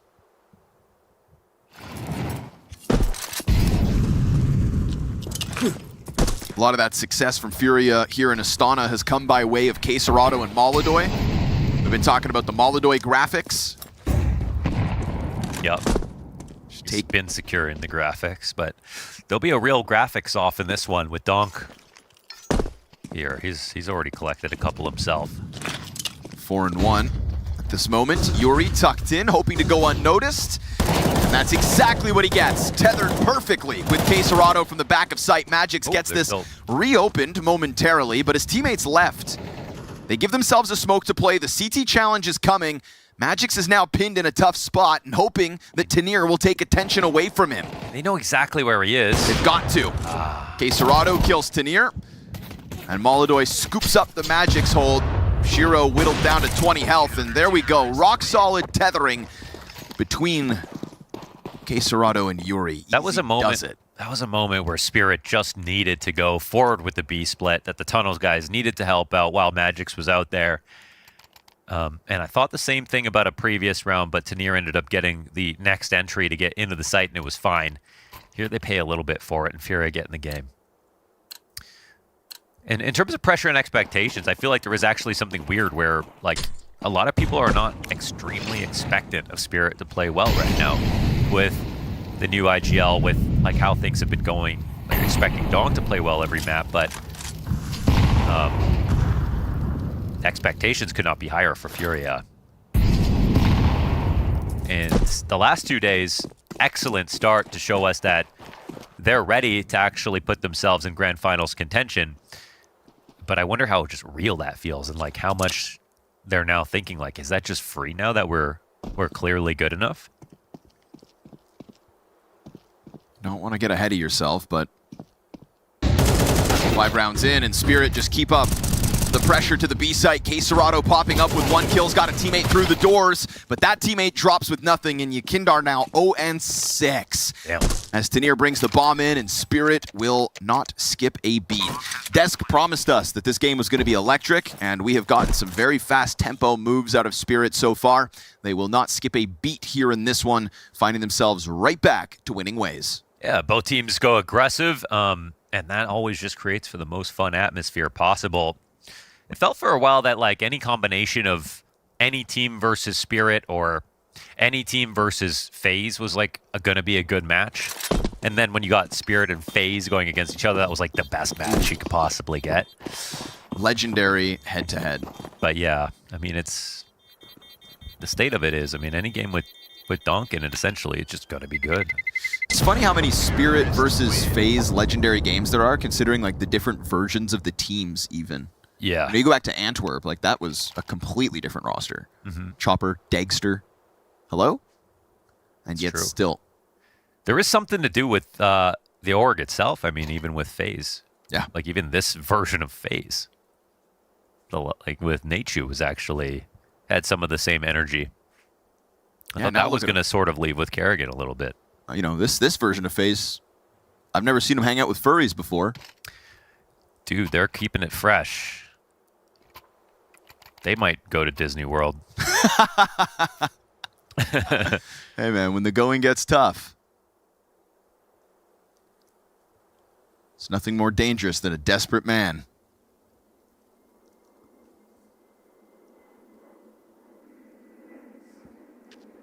For anybody that's not on Counter-Strike Twitter, they've got no clue what the hell we're talking about. Yeah, it's actually trending, so they can just go on and check. Okay, yeah. Yeah, that's on you, not us. Unless you're a fan of Brokey and you just don't want to see him in that state. Well, if you're a fan of Brokey, you'll support him till the end of time. Bye-bye, Zontix. Zontix.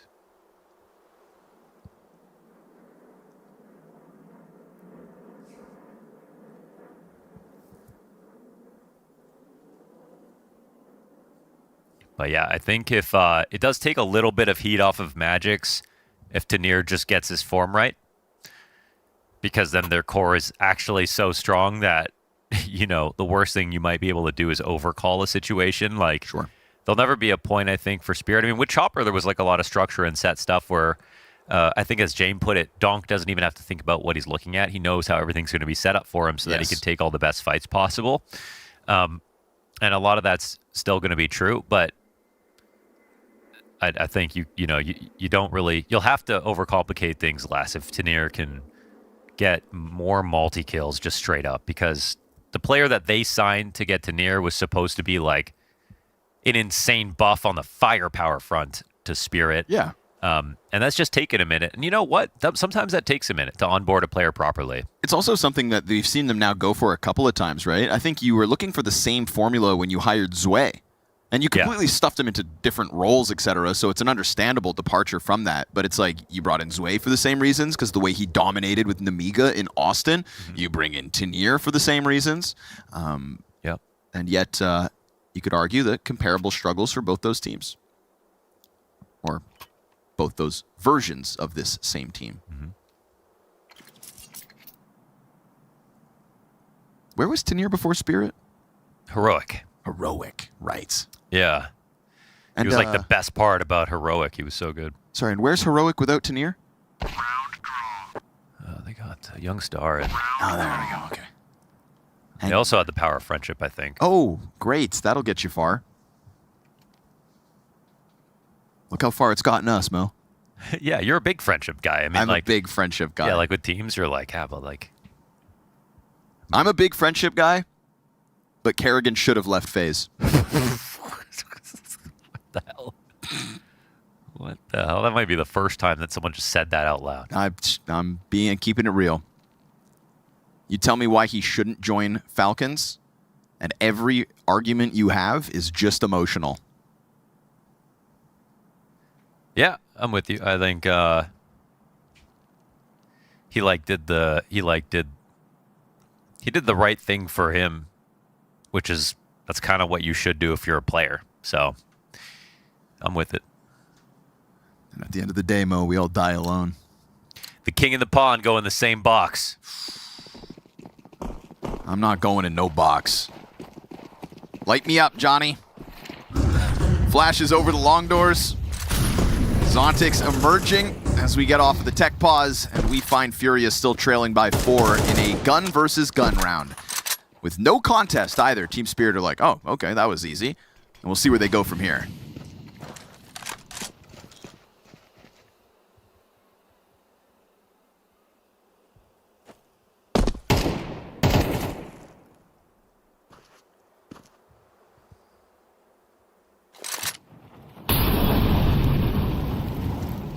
MongolZ still waiting for this.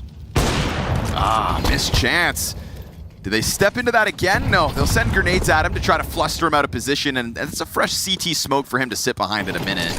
Oh, God, Jesus. Who threw that?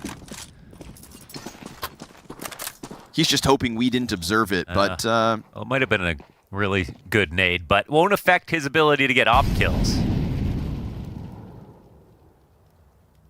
Kind of a weird crawl up. Like 2 players in tunnels as you're taking long control. More smoke to go.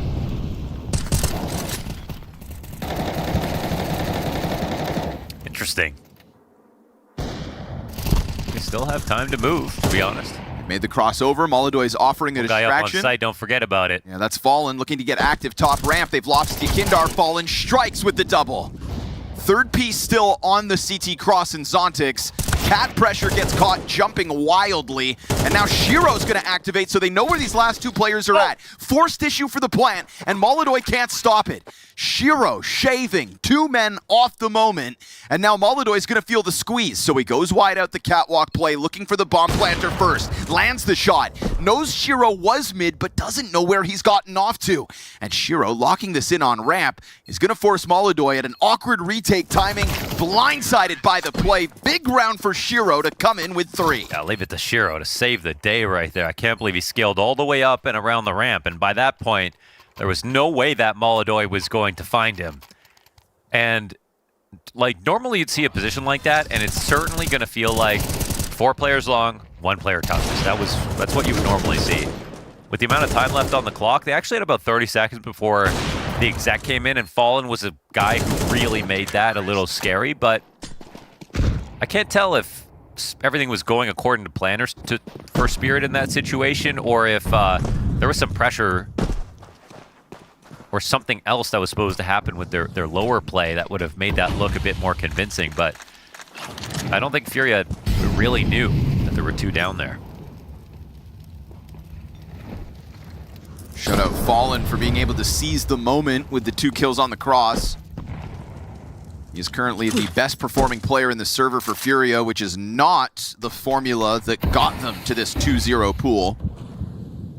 We've been talking about nothing but K27 and MongolZ as of late. No, Yakinder has been like, I feel like second to MongolZ even, but he's 0-7. A very bad map so far. But why, Mohan? Wow, 50 on the nose to Shiro.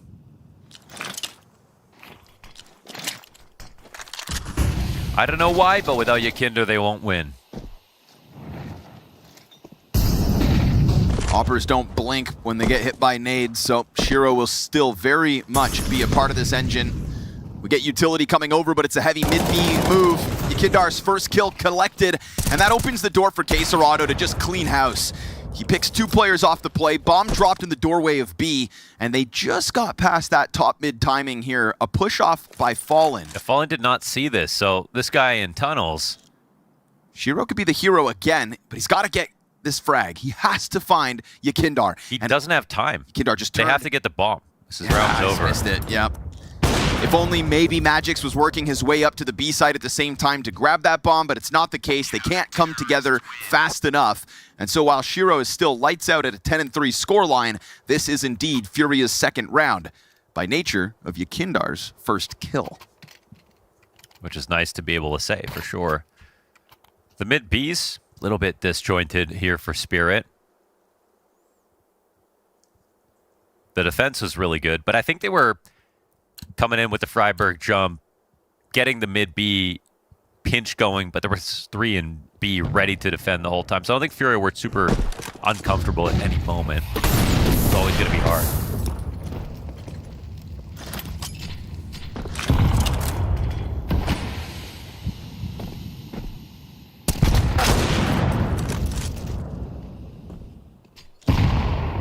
It's a dink upside the head to Shiro in a round where they are 2 players limited to Tech 9s. Spirit don't really want to be taking damage on their riflemen.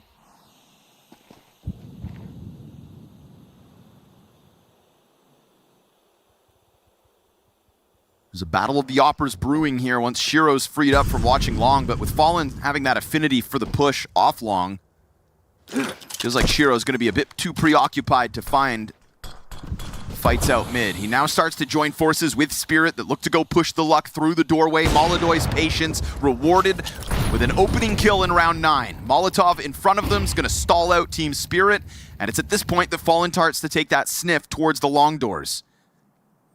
Kindar's angle could damn well catch Spirit off guard.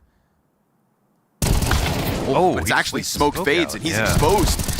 Good hold by Yuri for at least the 1. And then MongolZ keeping that op in the action has found a 3rd frag this round, but to push outside of the doors and grab bomb is a daunting task for Zontix. Got to bait out an op shot is what he's looking to do, but not going to happen. Oh, that's going to the body. That's 2 ops up here for Furia as they win another round.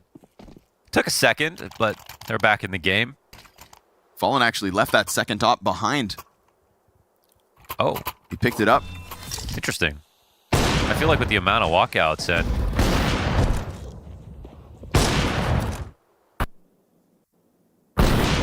next drop at B might not be a bad idea, but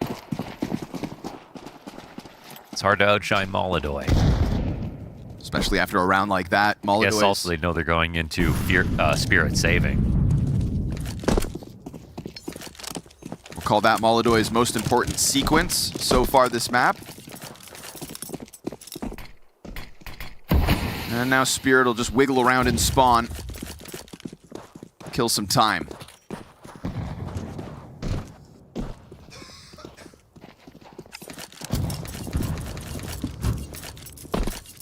This one's going to be a pseudo tack pause as they talk about what to do next.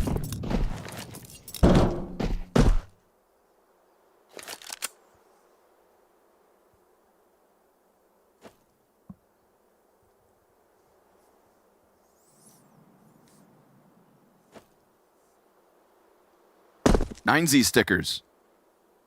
That's culture. That's ball knowledge. Donk Steagle in the background finds the 1. Of course he does. It's Yuri taken out. We'll see if the MP9, yep, upgrades collected. K27 ends that round with a USP, but it is 3 rounds in a row for Furia. A well-earned reward off the MongolZ mid-sequence. 3-round streak. Still a chance to tie this half by the end of it. Yeah, again, I mean, Kinder's looking like a late boomer this game. That's definitely the slowest start. 1-9, but his kill has resulted in a round.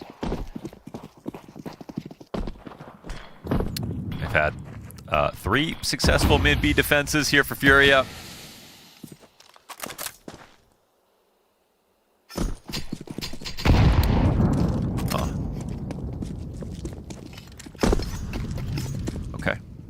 A lot of dysfunctional nades today.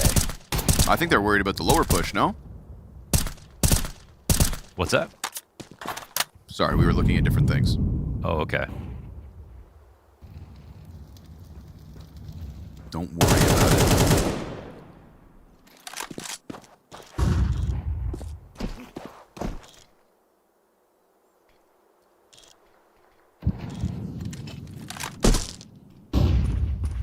Giving a lot of space over to Spirit this round, our Furia. We've seen that B site stand the test, but that's usually when MongolZ is kind of helping out in middle. Right now, he is very much a part of the B defense. It's almost like they're scrimming this mid-B. They just want to get it right. Main issue so far is getting stopped on the tunnel side, and then the mid guys are kind of stranded as the smoke comes up. So let's see if they can avoid that hazard. It's another smoke deep into the tunnels at 30 seconds. MongolZ eyes on mid.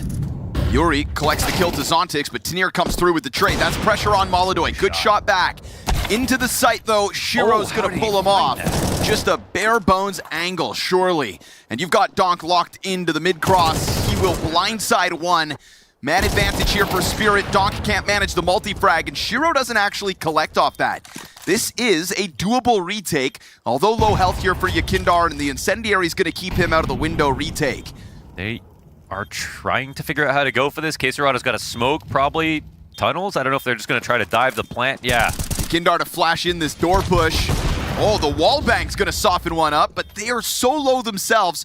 Bombs at 12 seconds. Yeah, they both got hit. Furia, yeah, kind of still taking a last-second look. There's still time, but Magic's down beneath. If there's a will and a way for Yakindar to catch that second, he had the time for the defuse.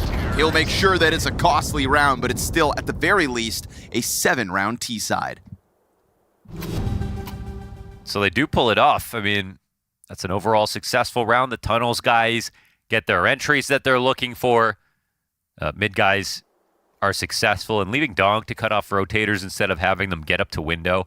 That was all they really needed to do. I think Furia at this point are aware that this is the strat they want to make work. But because of the casualties, it is Tanir holding a Galil. Shiro will do the same. And it looks like Zontix will also join them.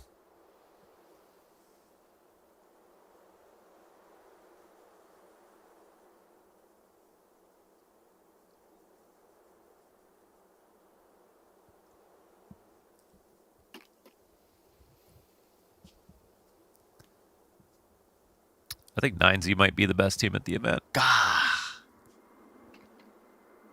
Who would have seen that coming?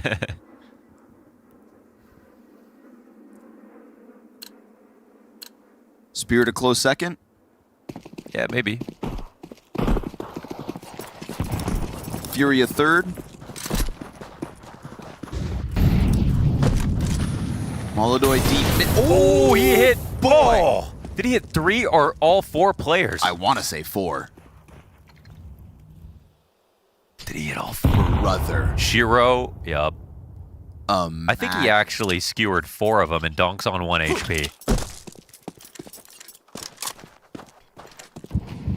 I just want, do they also nade from mid or spam from mid? I didn't see any other play. I was so ready for that to happen, Mo. I saw nothing else. Oh, that could have been one of those once-in-a-lifetime moments, huh? Is that the meatiest op shot in Tier 1 of all time? God, there's a lot of damage. B-Traps, get on it.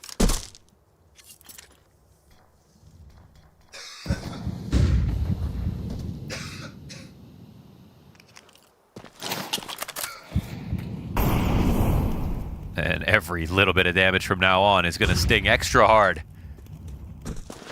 Still want to make this mid-B work again. Yeah, assist city for Molodoy.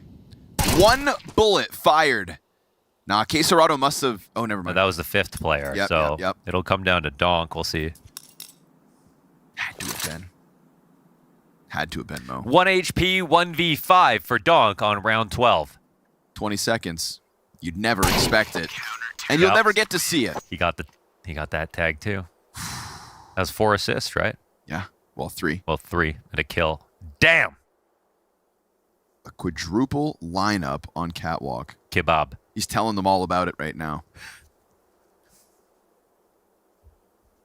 Said, you got to see this shit. I'd love to know how close that was to just 4 headshots. They had a bone to pick with that mid-B, eh? They wanted it. It worked out pretty well overall for Spirit, but... Man, if you got that kill, I would have flipped this table. Yeah? Yeah, I would have broken something in this room. That's a fine. Crushed a headset or something. Okay. If you got that quad kill, I would have picked a fight with somebody tonight. How do you do it, though? You got to get all... It's got to be, like, all headshots. Yeah, it's got to be headshots. Oh, if only he had better crosshair placement. But, I mean, when he peeked into that, it looked like one amorphous blob of a person. It did look like he could have gotten all the headshots, Mo. Yeah, it was like Pikmin. We need to run that back. We'll get the detectives on it. How close was he from the op shot of all time? Still might be the highest damage op shot in Tier 1 Counter-Strike. Tier 1 Counter-Strike in history. You never know when you're on the brink of greatness with CS. That's why we watch every day. Parse the data. Every game. Every single moment. Fast move around the long corner for Furia. They're not going to pull punches. They've got the smoke for the cross. They've got the bodies for this. But Magix actually finds a gap. Oh, Molodoy is going to exploit the same small gap with a Glock shot back through. Donk is on Cat with Tanir. And we've got a double up of CTs down beneath them. These Berettas trying to get into the play as Donk is just out in the open looking for duels as he does. And that is why. Finding the headshot, dropping the bomb in the process. Shiro's Berettas start to roar. And as he reloads them, the bomb has been picked back up, but we can see the damage that's been done on all the Furia players. Dude. Clean up on the bomb site. The way he's just out here swinging. Quesarado could still deal with this if not for Donk. It's a quad for Donk. It's not with 1 op shot, but it is still 4 kills for Donk.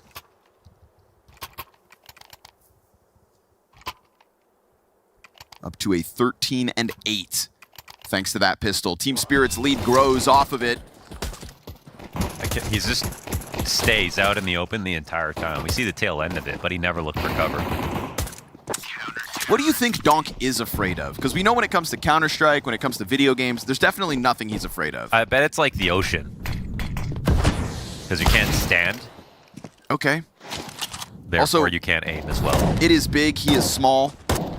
I mean, it's much bigger than all of us. Yeah, that's what I mean. You're not big, buddy. Not compared to the ocean. Donk knows they're coming for him. Fine by him. Not afraid. Has no reason to be there in the unupgraded pistol round of Team... Well, just Furia. Team Spirit. 9-5. Do you think they're going to put Donk in a museum one day? We should probably ask his permission first. I think that's his choice, but... I think they've put less impressive people in museums. Name them. I went to this weird museum in Amsterdam once where it's like a bunch of like mummified people. It's the guy who invented weed or something. Yeah. No, Mo, that's God.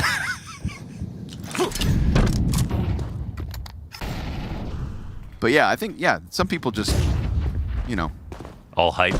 Yeah, all hype. Well, Fallen's ranked higher in the greatest Brazilians than Dom Pedro II, who knew how to speak 23 languages.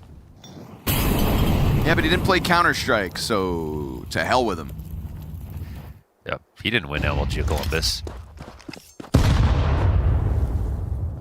He didn't bring an entire nation to the forefront of this global offensive.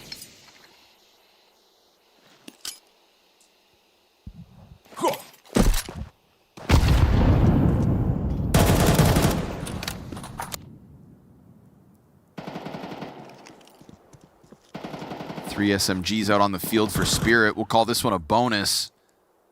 But just because we call it that doesn't mean they won't win it. It is a lethal-looking round with the positioning of the SMGs. The long control Tanir has, rock solid, and the Donk opening kill through the Yuri smoke spam. See ya, sucker. And they're going forward with the push. They've taken over tunnels, and now it's just impending doom for Furia. They don't even know it. Kindar's been heard by Burning, and Donk and Magix combined for the crossfire.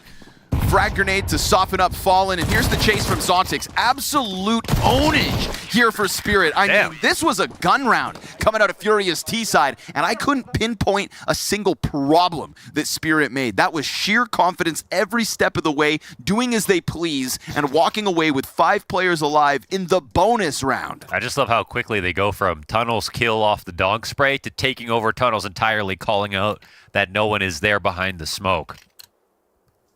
Got a really good read of the map.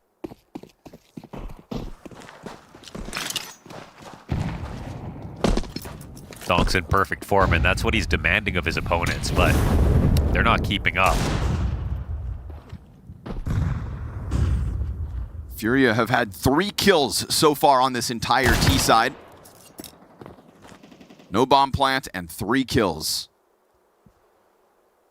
And before they realize this one could be over.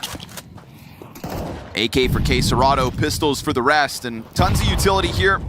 Shiro trying to make things uncomfortable will do exactly that as he mows down 2, queues up Tanir, and Magix's nade finds one from the CT spawn.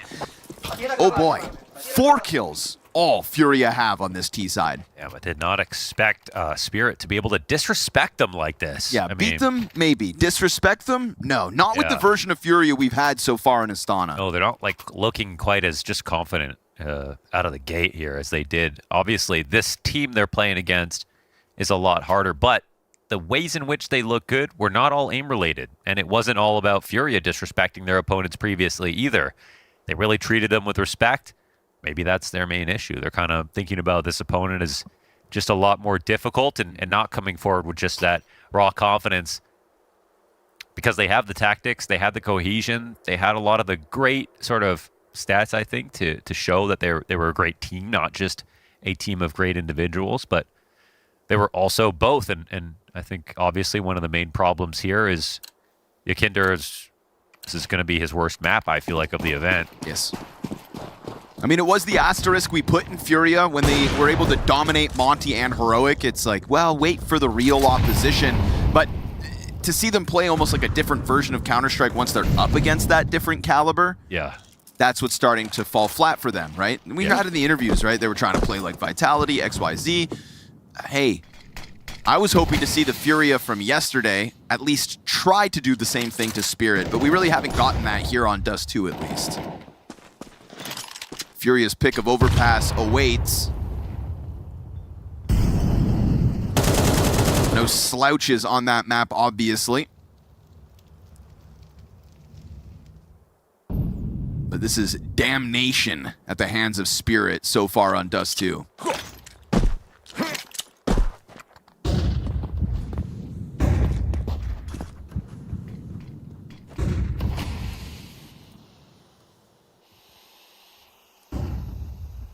T-side off, walks its way up alone towards Cat. MongolZ chipped away ever so slightly by the frag as his 3 teammates take control of Long.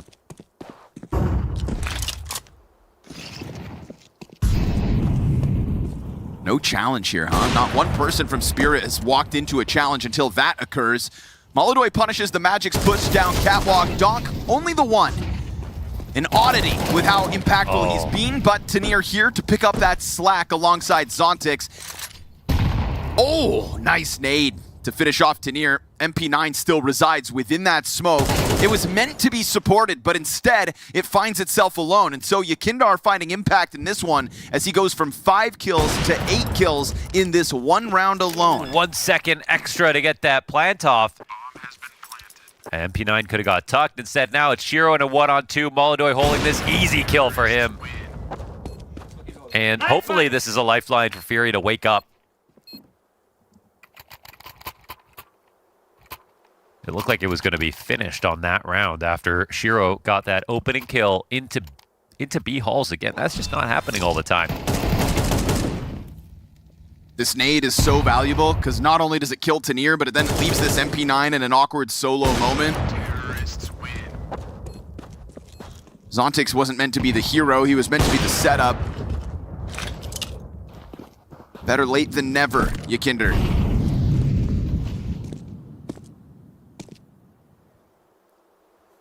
But never late is better. Fact.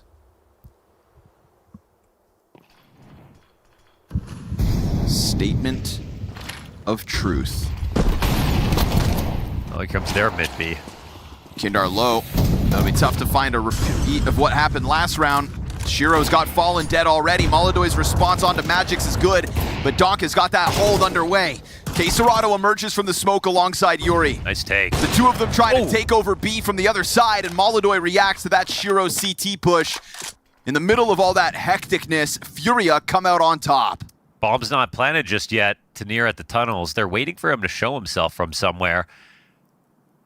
They're going to wait the entire time, aren't they? Bomb's still outside of here. Yeah, he just picked it up, K27. Yuri's got it covered. Tanir's position known, 12 HP, and the nade'll get it done. K27 finishes off the round, him and MongolZ with a 2K apiece. There's that good-looking mid-B take. I think that Spirit were really hunting for throughout that first half.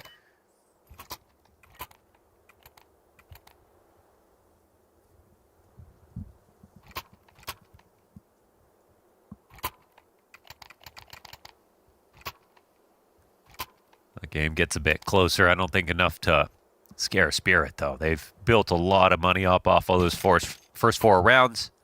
They have the op on... Oh. I think he sold back to get the extra rifle? No. There's the op on Shiro, who's been an excellent right-handed Donk in this game. Yeah, there is a certain duality to these teams right now where it's like the Donk and Shiro duo versus K27 and MongolZ.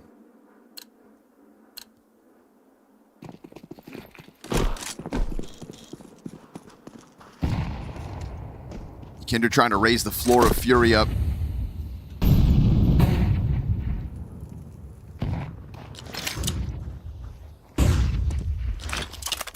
Tanir happy to step in front of this smoke and block off the doorway for now. Again, man. Yeah, a lot of nades are bunk in Fallen. this match. Fallen Mo. He's getting older, man.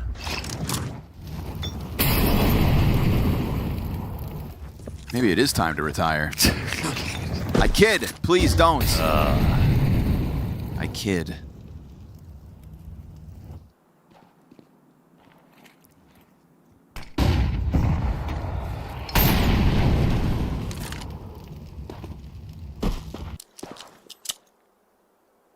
Tanir is looking to go through this smoke. It's him versus K27 if he does it. just takes a glimpse and falls back. Down to 45 seconds now, Furia. Yeah, if he doesn't see the push in a few seconds, I mean, it's kind of awkward for K27. There could be someone there holding the door.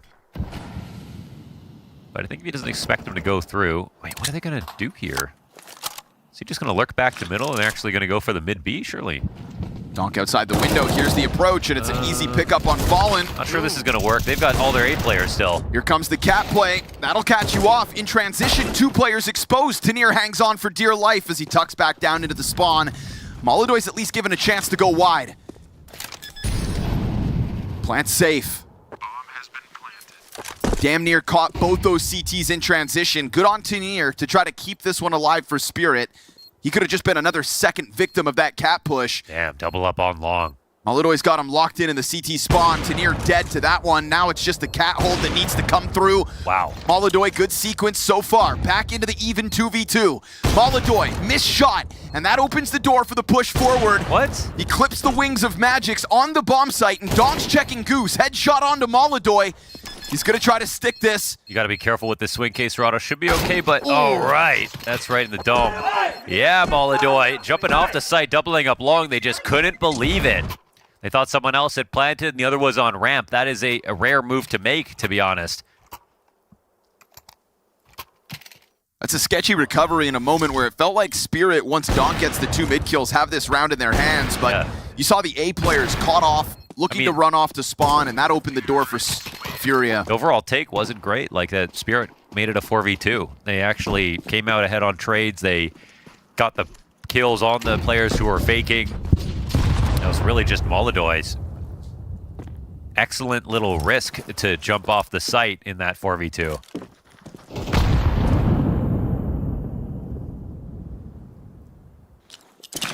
Kind of turned himself into a CT versus a cat take.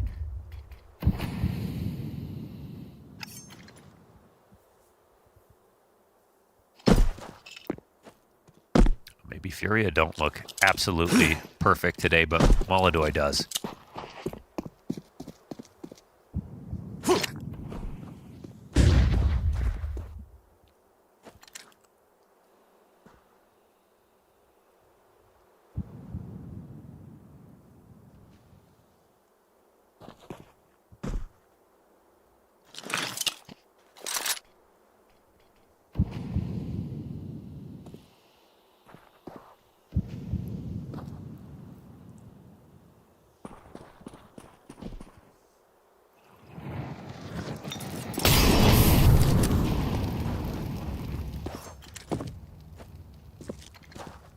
That nade's gonna stay. Oh, big time, but they get the kills to come through. Good on Fallen.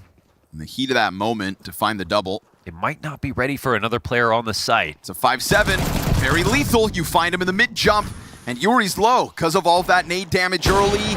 You'll clear the player off site, but Shiro with the wallbang headshot, and again, Yuri was low. MongolZ to the Glock of all things, but it's only the MP9, but he jumps right into it, and Spirit with a robbery. Never supposed to win that round. They're 12th by way of a capitulation. Furia, give that one over. Yeah, I mean, it's the right stack and the perfect grenade in between 3 or 4 of those players on Cat. And again, it wasn't Magix who threw the HE in the first place, so they weren't totally prepared for his play. And that's the problem with starting off slow for Furia. They were starting to look good for a second, but you leave room for errors versus a team that has this much aim, and one good tactic makes all the difference. Man, and that's devastating too. The money that's left over, just with Furia, we're trying to make something happen on Dust 2. That is how fragile this T-side was gonna be.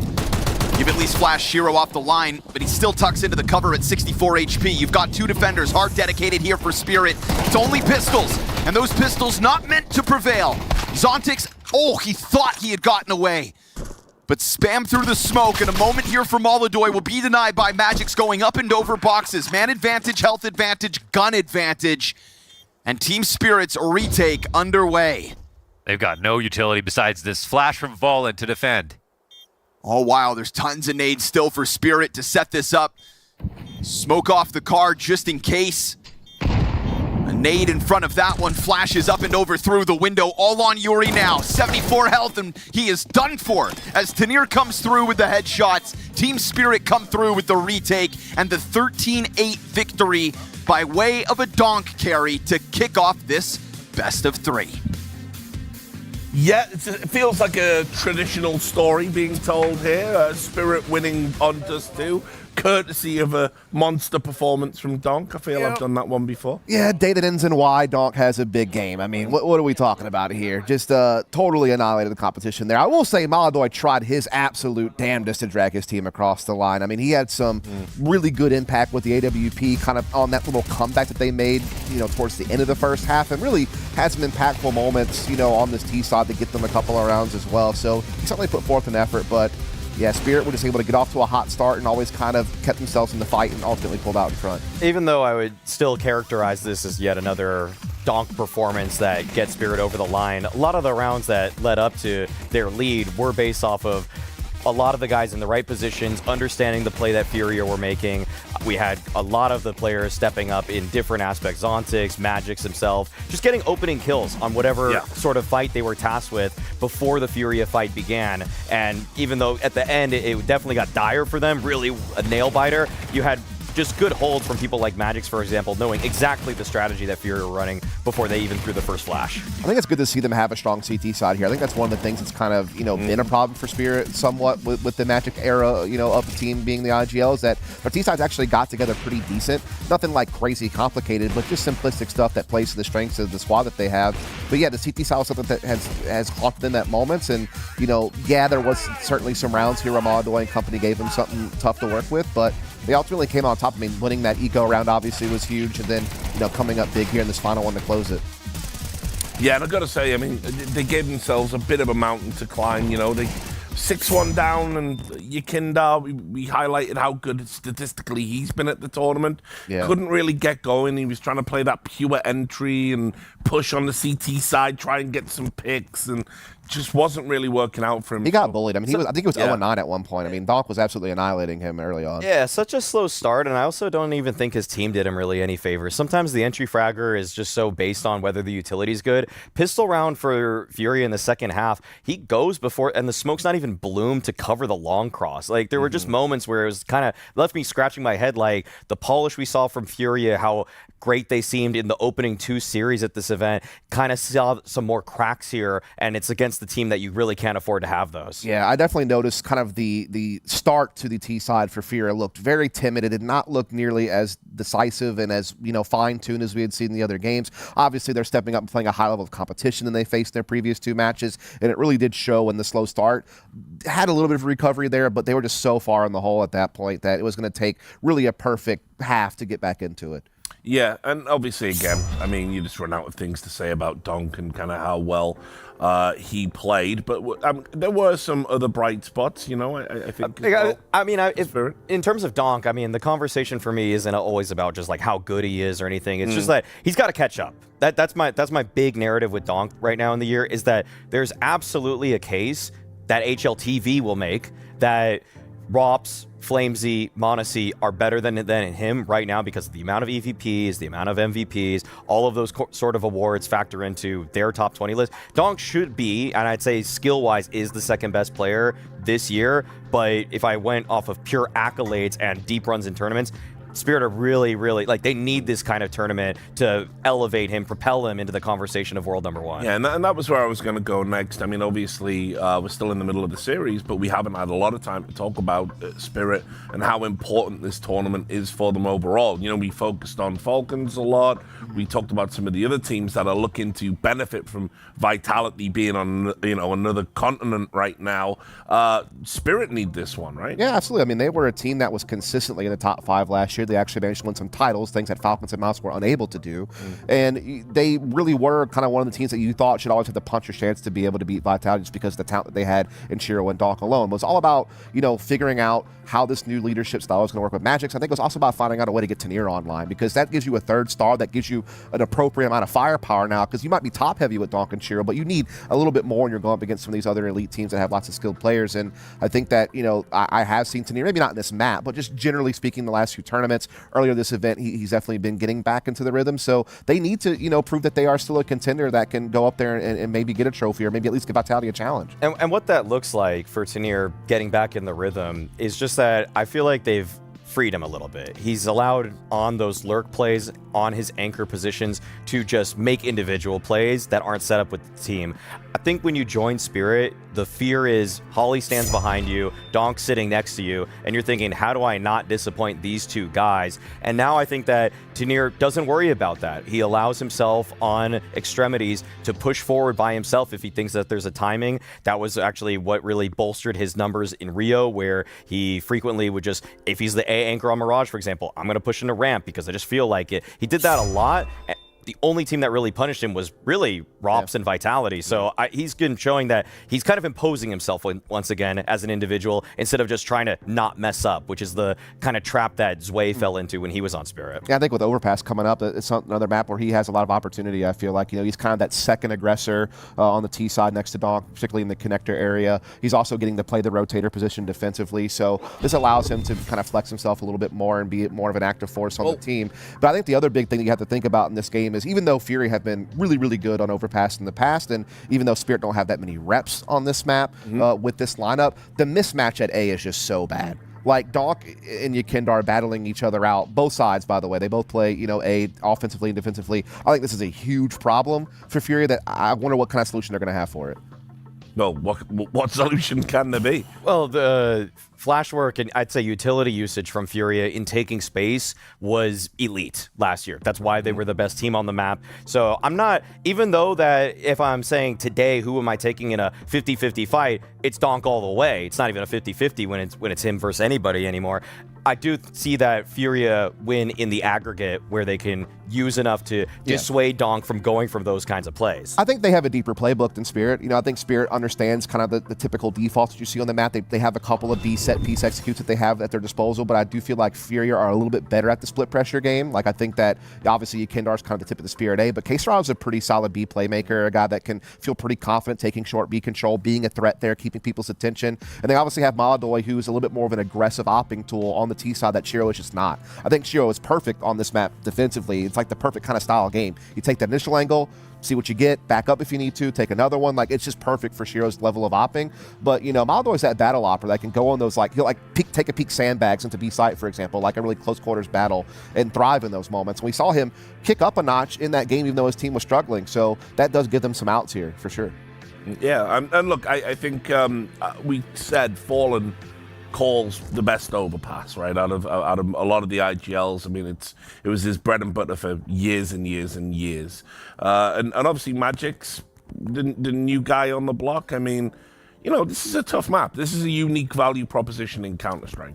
I think it's one where Fury is going to be able to even up the series. I still have Spirit as the favorites in this, as I did before map 1 even started, but I just think that it's a little bit too much catching up to do. The individuals from Spirit are great, but I just think that the structure from Fury, along with the form that they've started to show at Astana, is enough that they'll find a way to get this one over the line. And I think that it's going to be off the fact that they're not going to just let it be Yakindar versus Donk. They're going to say, no, it's 3 of us with utility. Yakindar, sure, is taking that fight, but it's all of the nades that set up the context that make it so hard for Donk to have a good fight for himself. Yeah, I think it's a fair assessment that, Fury should have a little bit more to work with. They have a lot more reps on the map. They have a lot more history on the map, with this 5. And so, yeah, they do come in the front runner, but you got to cash in on that because otherwise, you're going to kind of look a little bit off. Yeah.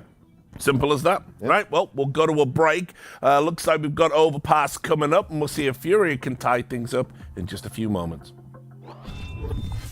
She said she loves you. But she can't love me. But I love you. Yeah. Look, I know my man's going crazy. I gotta break on myself, I amaze me. Like I'm back in the 80s. I won't play window anymore. What's going on? Play your role. 1xBet. On to the next one.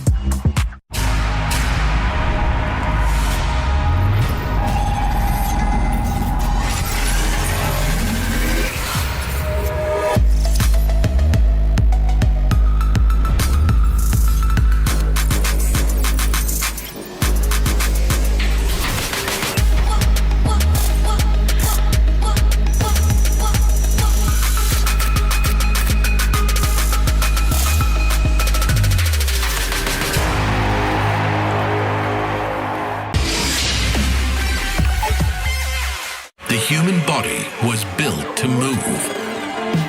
Not trapped at a desk in one singular posture for 12 hours a day.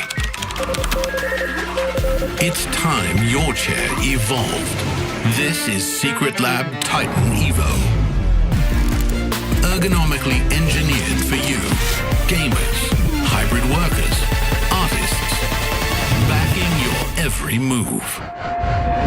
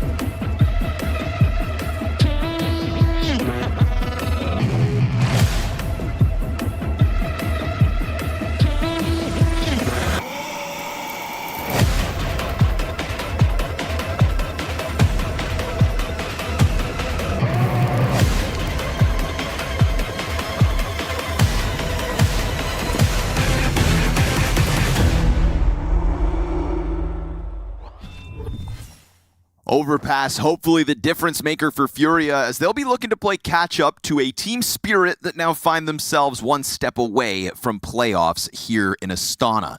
And playoffs in Astana is in fact the last time Spirit defeated Furia. Whoa! 1 year ago in the semifinal.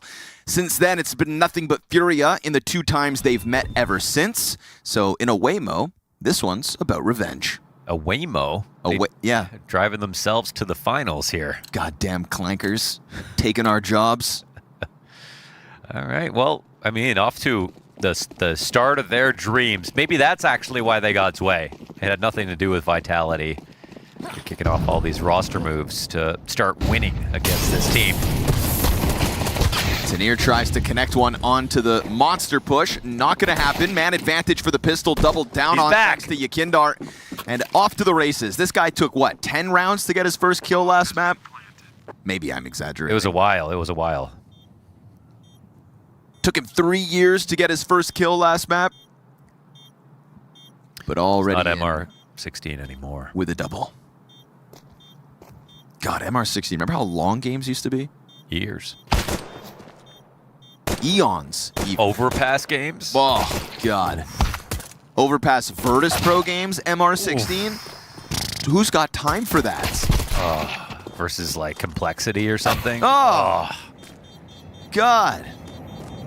Sudoku. Nice one, Furia. In for a T round on Overpass. That's how you want to begin.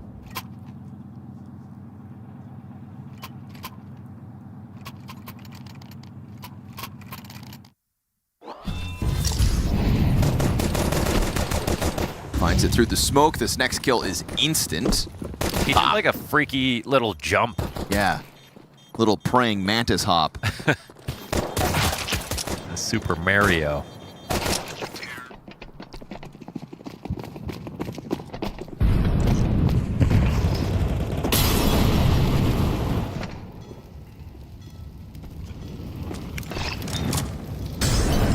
Triple MP9 for the Force out of Spirit.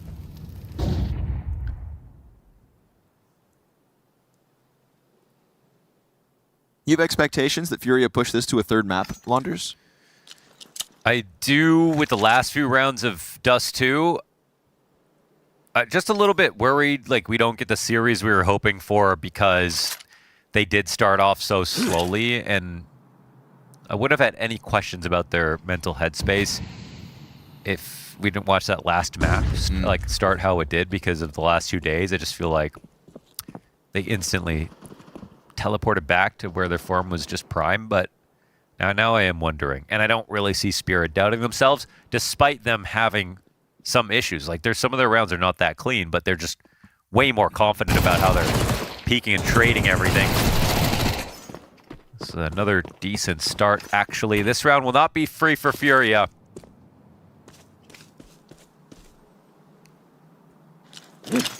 Plenty of damage. Another MP9 left over here for Spirit. Just spreads wide enough. This is a dangerous round, all things considered. With 20 seconds, the bomb having to sprint its way down connector and the low HP on 2 of the 3 remaining Furia players. But that's a much-needed pickup here for K27 to just alleviate some pressure. 10 seconds means it could still get weird, but Zontix misses his deagle shots. And with that, looks like Furia have walked away with it. Still, sketchy, sketchy.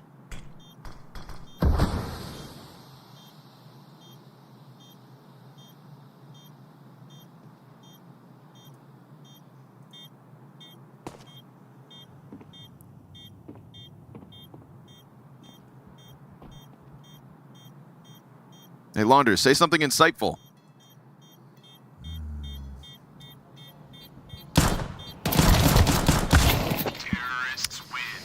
5-7 should be buffed. Okay. No, yesterday was delusional day. Today, we're getting clinically insane.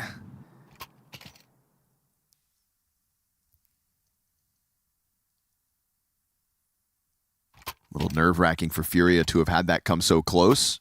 That Desert Eagle in Zontix's hands. If only it was a 5-7. Honestly, yeah. From behind the site there with a 5-7, like you'd feel the confidence watching him. Imagine how he'd feel.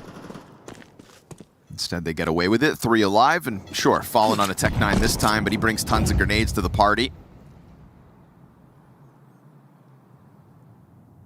And by party, I mean long. Furia forego any kind of mid-look and just walk this one up 3 numbers with bomb towards long bathrooms. And Yuri puffs his chest a little bit down in connector, trying to figure out what Spirit are up to, which is very clearly to us this heavy B stack in anticipation of what is nobody.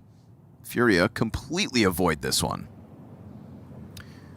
A lot of great things to say about Furia on Overpass. I'm just kind of hesitant to like get into it because I'm not sure if we're gonna see him today. That's the only thing that.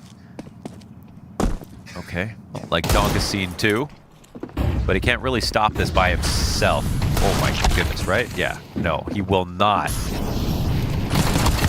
The one Tech 9 on the field is the tip of the spear, going wide into the pistol spam at Tanir. That is also going to drop empty-handed. Not a single kill here for Team Spirit and Furia with the most perfect of T-side starts. 3-0. Perfect is the word that we're looking for, absolutely. He packed that whole Lion King? I mean, Prof literally packs a pair of shoes in the box. In the shoebox. Okay, listen, a bunch of us us got that kind of space, man. All of us bring a couple pairs of shoes, you know, especially the analyst desk. They've got to work full body on camera. Totally makes sense, you know, fashionistas. Prof brings his shoes to events in shoeboxes, folks. What are those freaks at HLTV up to?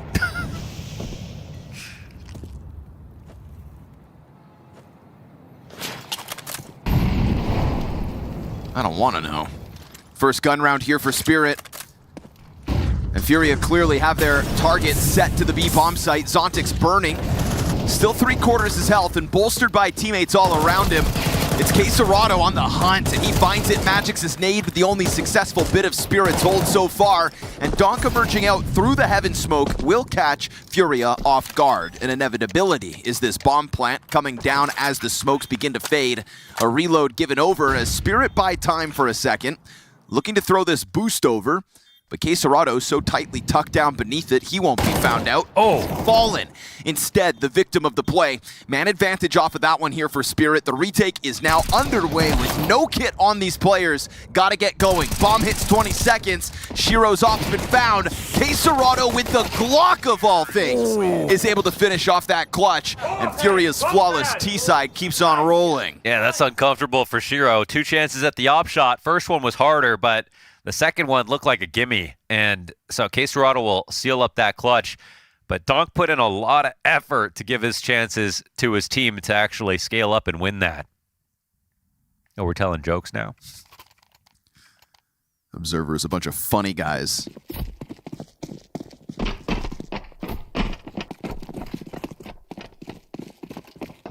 Funny looking anyways.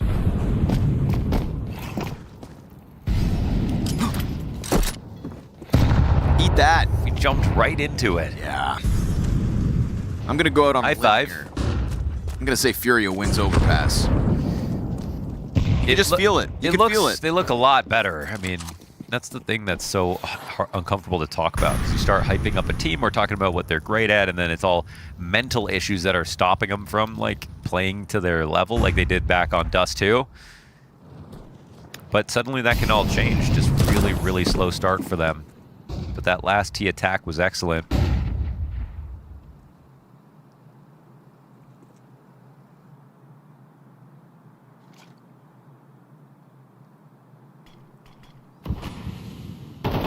Molly should make Zontix uncomfortable once the smoke fades, and K27's going to wait for the smoke fade to tell his teammate to throw it. Here it comes. Zontix like not even able to shoot his gun. He's just getting run over, getting his sight taken.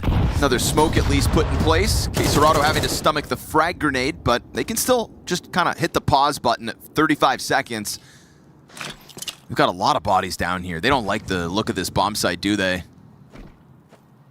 But a daunting task to pull away from it at 30 seconds with no info on A. Only at this point do Furia's players start to walk through bathrooms. They'll be lucky to find no resistance up there. Starting to hear that scramble, they know that they are ahead of this timing. And so the departure of Furia through Connector was actually the perfect move.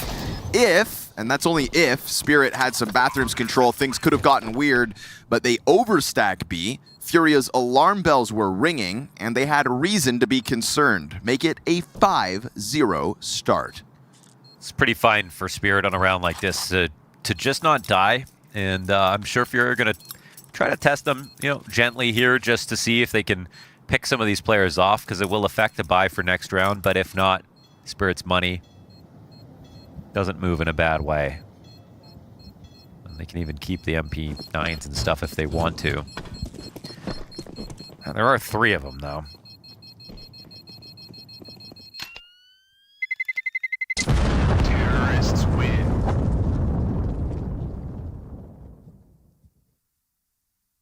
Well, here they are. Furia playing perfect. Been a whole 24 hours since we could say that last. Yeah, you can start to see glimpses of it towards the end of Dust 2, like you said when I asked if you had expectations here. But it was just such a slow start. It was such an uninspired start in a lot of ways.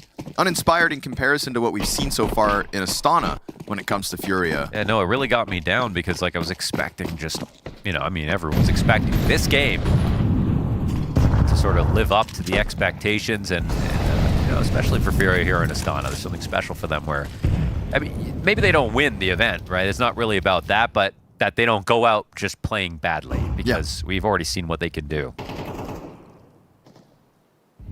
I think we're all kind of sick of seeing Furia be a shell of themselves. We know what they were able to do in 2025. Nothing should have really changed. No, it's not like they need a roster move or anything like that. It's just sometimes they just... Yeah, I agree. Definitely not. Any of these players should definitely not retire for Furia. Just keep it like it is right now, forever. Oh, hey there. Yakindar walks wide, finds damage on Donk, and Yuri's there to clean up as K27 keeps 2 players locked towards Monster. A site yet again, prime for the taking. You know what that is, though? That's actually the Furia walk. That's what Art used to do with this team. Coming up through bathrooms, and a lot of people copied him. How much success you could see from it. But that's Donk with a shadow advantage, and yet Shiro still peering over his shoulder to see out wide, and I think maybe that's because Donk was going to go in for the second swing. But they had a real big gap right there. They didn't keep the front of bathroom smoked. And, obviously not the time to do that. Furia 6-0. Nice to know they've still got it in them. Worrying to see Spirit kind of fall apart as much as they are map to map, but the devs kind of had that conversation about the map-to-map basis that is Counter-Strike's reality. Terrorists win. And we're watching it unfold in real time. It's almost like the desk knows what it's talking about. But I gotta say, it's a good desk. I don't want to get ahead of myself. I hate to admit it, but it is a good desk. I don't care what everybody says, Maui Snake. I think you're great. The line is, I don't care what everyone says about you, Maui. Oh, damn it. I messed it up. Now I just feel like an ass. Yeah. Stupid ass. He knows what I mean.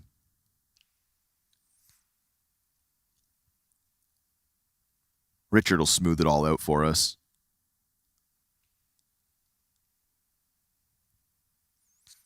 What name do you give K27 when he's not playing well? What's his meme name? That I haven't seen that one. It's because he's always playing well. K27. I don't know.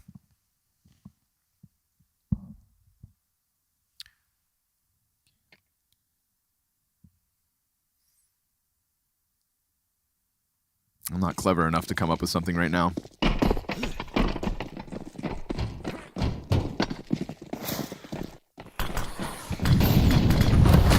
Come on then, Team Spirit. It's CT side overpass. You're going to win a round at least one round by accident. Usually that's the case, but I feel like Furia have this one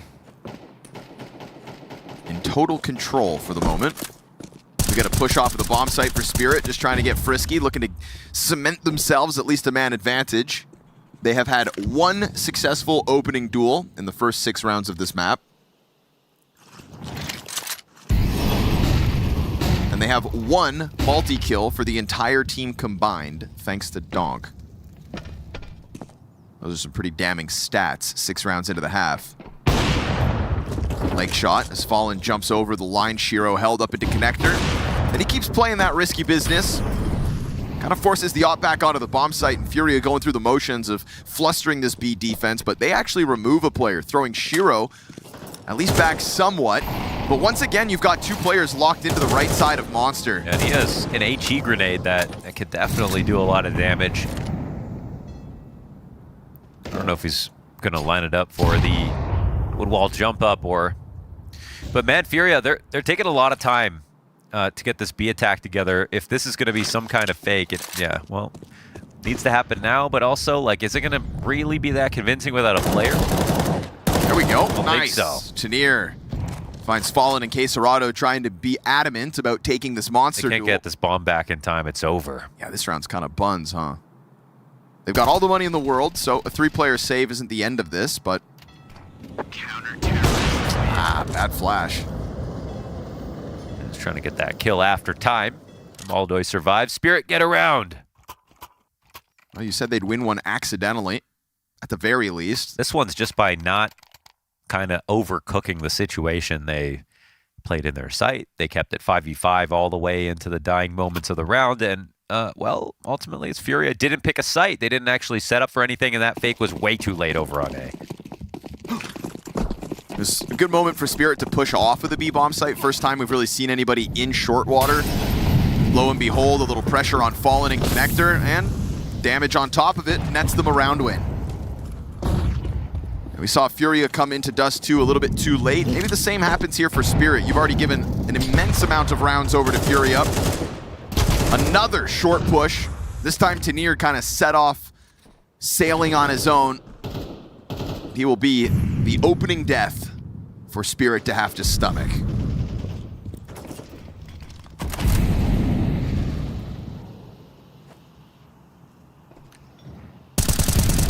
This makes it very difficult for Spirit because they kept numbers high later. Now their win con is out. They need to find a new way to pull this off, and it's gotta be by finding the right aggressive move, but they haven't had tons of success doing that. You know, with a correct stack. That's definitely possible as well. It's not like Furia are scouting every time they hit something.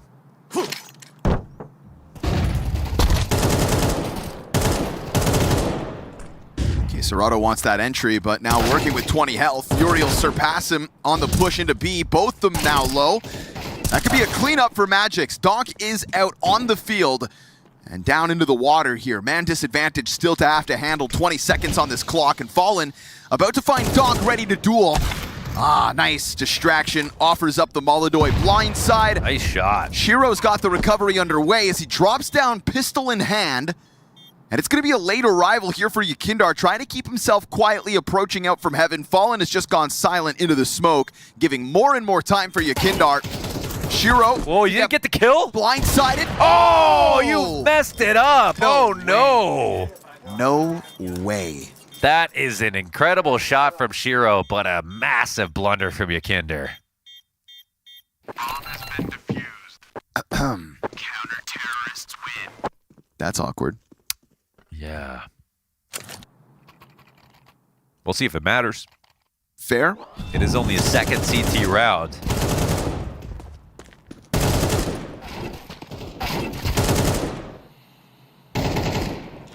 He survived. Shooting his USP. Oh my goodness. I mean, it is quite a shot, but...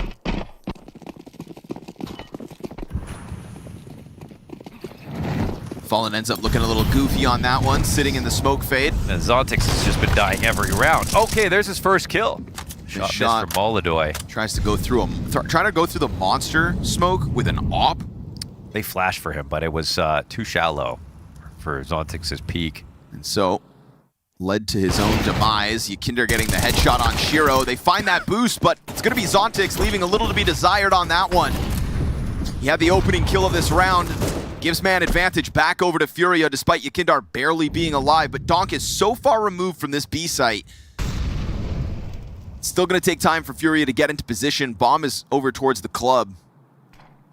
But that smoke will actually open the door for Fallen to go and grab it. He was worried about a monster challenge. This gives him the chance to scoop it up.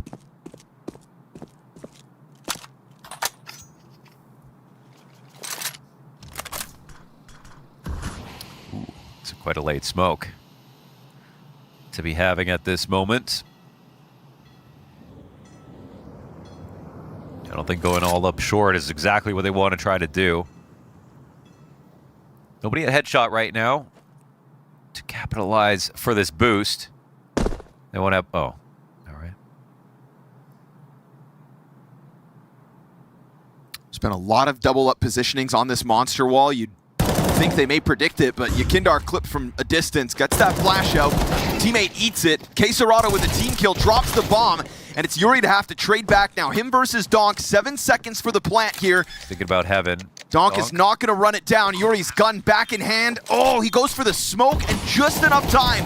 Donk spams through. 50 health for Yuri. But he gets it! What? Over top the smoke, Donk gets clipped and Yuri clutches. Ooh. And his clutches, in this year, rock solid. That could have been an HE that Donk had, and instead he tried to shoot his way through the problem and did get a little bit of damage off, but it's the clutch that matters. That's honestly incredible that Furia win this round. All up short, team kill on the way in. The double monster setup only comes up with a kill each.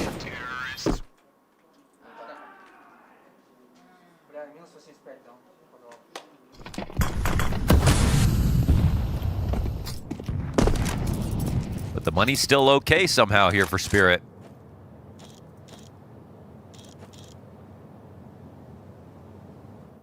I mean, he's got to be sure they missed this timing big time. Surely he's going to move off this, yeah.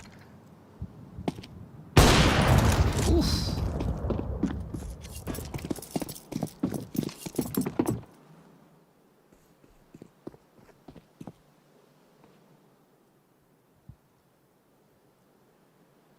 No kits on this round for Team Spirit.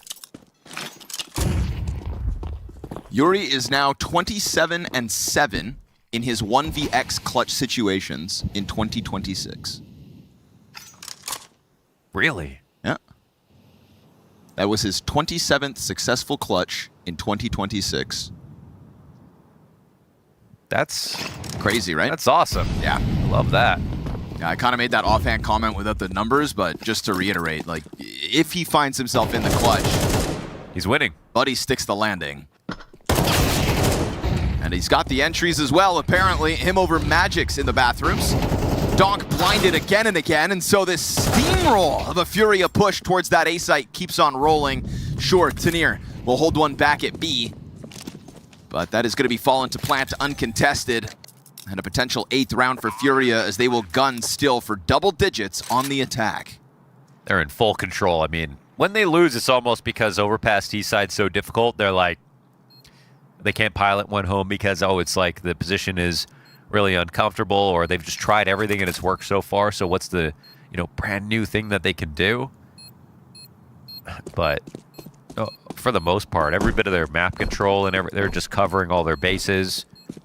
They really know how to approach so well with Yuri inside of blue.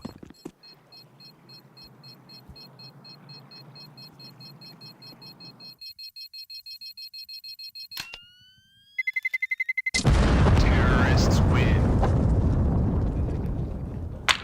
This is the strong performance that you wanted to see out of Furia.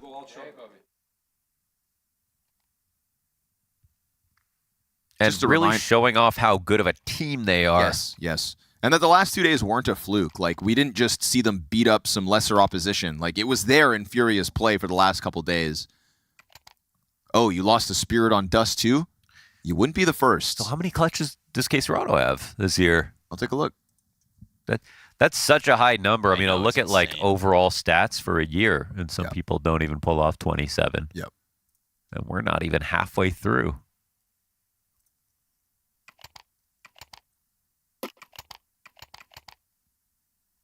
K27 is 32-8 in clutches in 2026.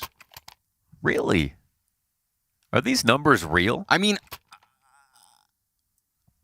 I'm looking at the clutch page of HLTV, K27 2026 time filter. That is volume.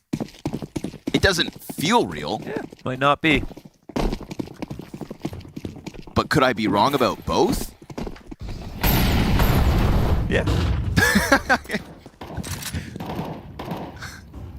Let me check my method on someone who doesn't win clutches. Okay. MongolZ does. And gets openers too. Everyone on this team does it all.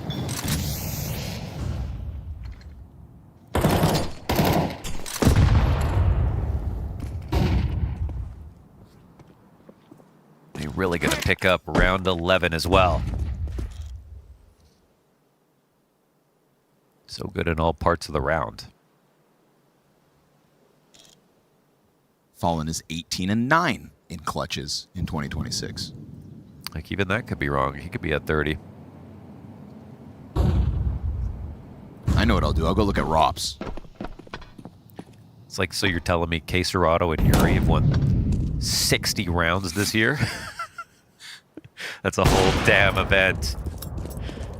And yet... How many maps is that? And yet, not one event. Well, ROPS at the... I don't know, was that at Rotterdam? He had... Oh. He had no clutches until the it was grand Dallas. finals. Yeah, it was Dallas. No. Yeah, like ROPS is only 30-14. Yeah, but ROPS has been less clutch. Shiro has been less clutch in the last couple of years. That's just a thing.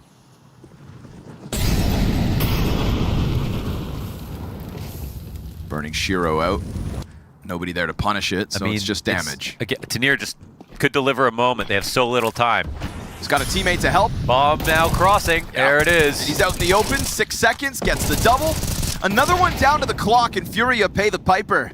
K27, not wanting to die after time, will die before it expires, and Spirit will give us another hope for this T-side turnaround. But they don't look too inspired by a third CT round win. You got to play a whole T-side to come back. I mean, that's not fun.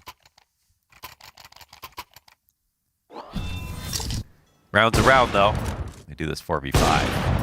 3v5, actually, because of that clock.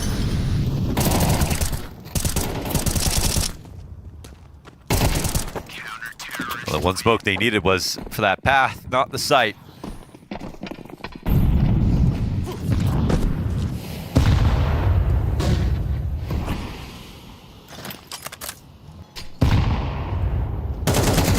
Ooh. Donk gonna make quick work of the connector play. Those two players give a bomb over.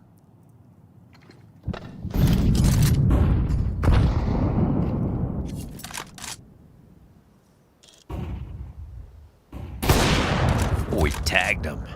And Shiro didn't.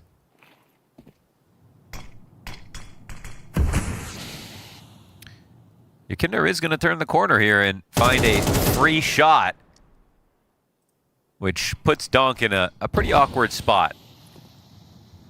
He's sitting on top of the bomb.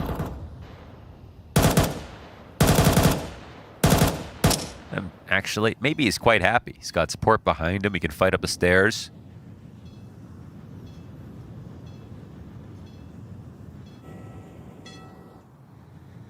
"40 seconds. Tanir's got this top covered, but Donk's also just going to keep his eyes on it just in case. And not even needed. Tanir makes sure he gives cover to Donk, who has sat on top of this bomb ever since he dropped it.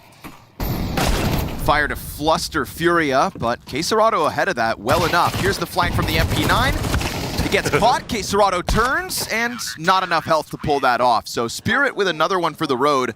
It ends up being a 4-round CT side here on Overpass. And Mohan, if I may revert back to the clutch conversation, I found the error in my method. Okay. On HLTV, they track your lost 1v1s.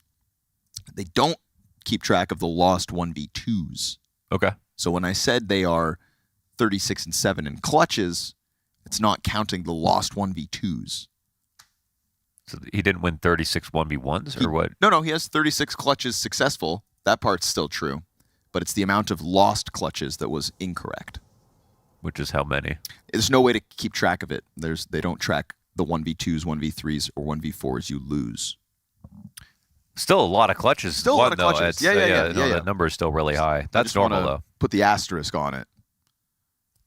If we counted every lost 1v2, things would be different.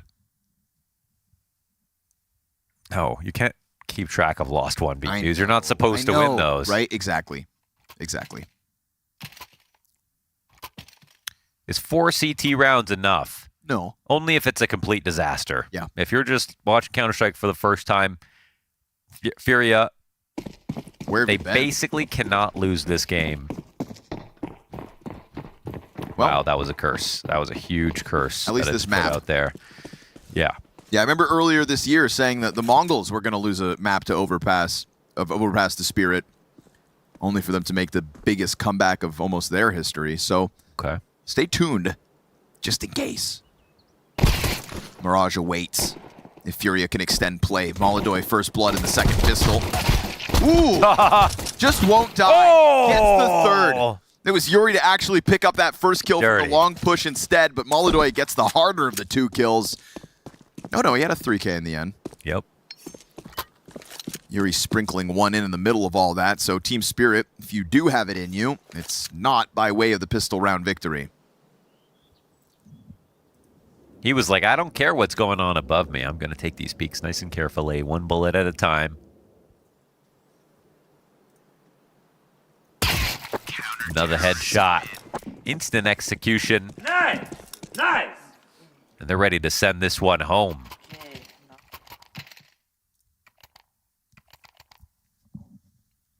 Magix is 12-3 in 1v1s this year.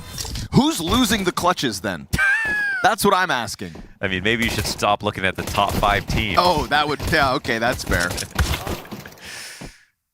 Maybe that's my problem. Maybe that's what makes them the top 5 You're teams. looking at the billionaires. Who's poor then?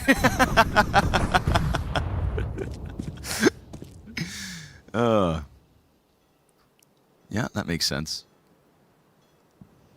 It's a forced situation for Spirit. Waiting for an aggression is Donk. What's he looking at? Waiting for the long push that's just not coming his way. Furia no better.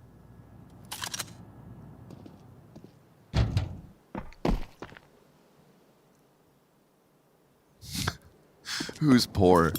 That's crazy. Spirit, if they don't win this round, that's who.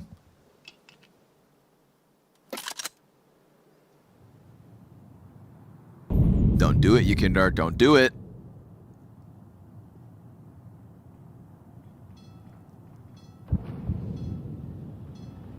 Now it's the time. You'd think he gets that kill every day of the week, but now there's good flashes to overwhelm MongolZ too. Oh, wait a second. Right on the money were those flashbangs. It was only a small mistake, but now it's become cascaded. Small mistakes. The fact the MP9 doesn't get the kill from top mid, and the fact MongolZ eats that flashbang and then some. You've got M4s here. There's a lot to lose if you're Furia. Yeah, you have to be worried about actually them taking them. Did Yuri? No, okay. Yuri got one. Yeah. He has absolutely no ammo, does he? It actually showed that his cartridge was red. His cartridge? That's a new one. Is that what it's not called? Magazine. You know what's so weird in my head? Yeah? I knew it was called magazine, but for some reason, an empty mag was a cartridge.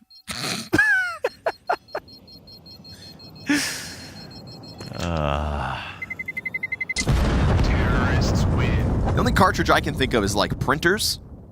What about Game Boys? Oh, okay. A game cartridge? Oh, that's true. You're showing your age, though, Mohan. Yeah, I mean, people don't really use cartridges as much anymore. Ink cartridges. It's about the only one.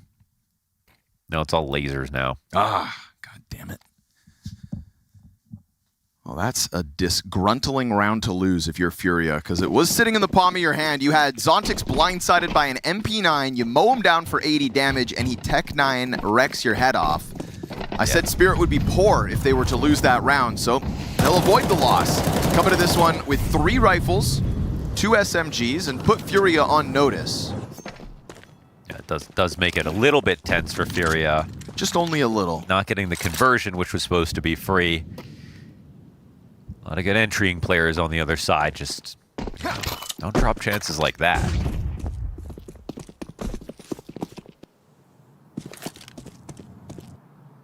Because I'm going to start to get worried about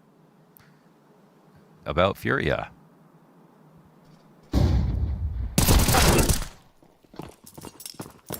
MongolZ given a chance to retreat as Tanir goes on the chase. They were there quickly enough. They kind of know he couldn't have fallen back too far. Oh. He tries it, but the fact that he waited and then tried afterwards means he's just a sitting duck on the fallback. Donk and Shiro gonna try to pressure sight. That's a Yakindar Deagle over towards Optimus. CTs are a little bit crowded right now. K27 takes up a position behind this Deagle. Bank push dead. K27 yet to reveal himself, but they seem worried about this. At least those first two did. Good on Donk to get their trade, as now Fallen's MP9's all that remains. Bomb plant on the other side for Bank, and that is going to be Spirit to make quick work of Furia's A-site setup. That was looking pretty good there for Spirit, and that's MongolZ getting a first kill, getting out, but yeah, it wasn't going to be easy for him with the way that they had spread outside of bathrooms. There was no timing to simply leave. He just had to pick one moment where they would maybe think about switching to grenades that they weren't watching his fallback.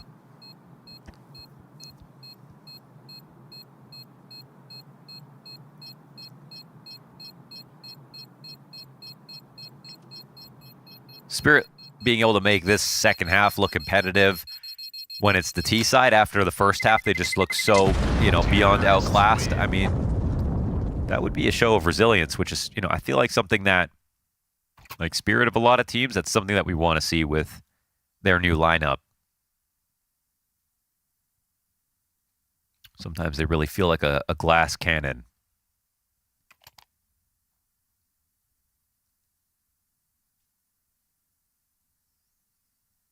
But it can just be such a deadly pack on the attack. It's true, but it's like it's like as long as you have that Yakinder moment, if you don't fail, right, that little moment, of course Donk is going to kill you every round, every day of the year. Yeah.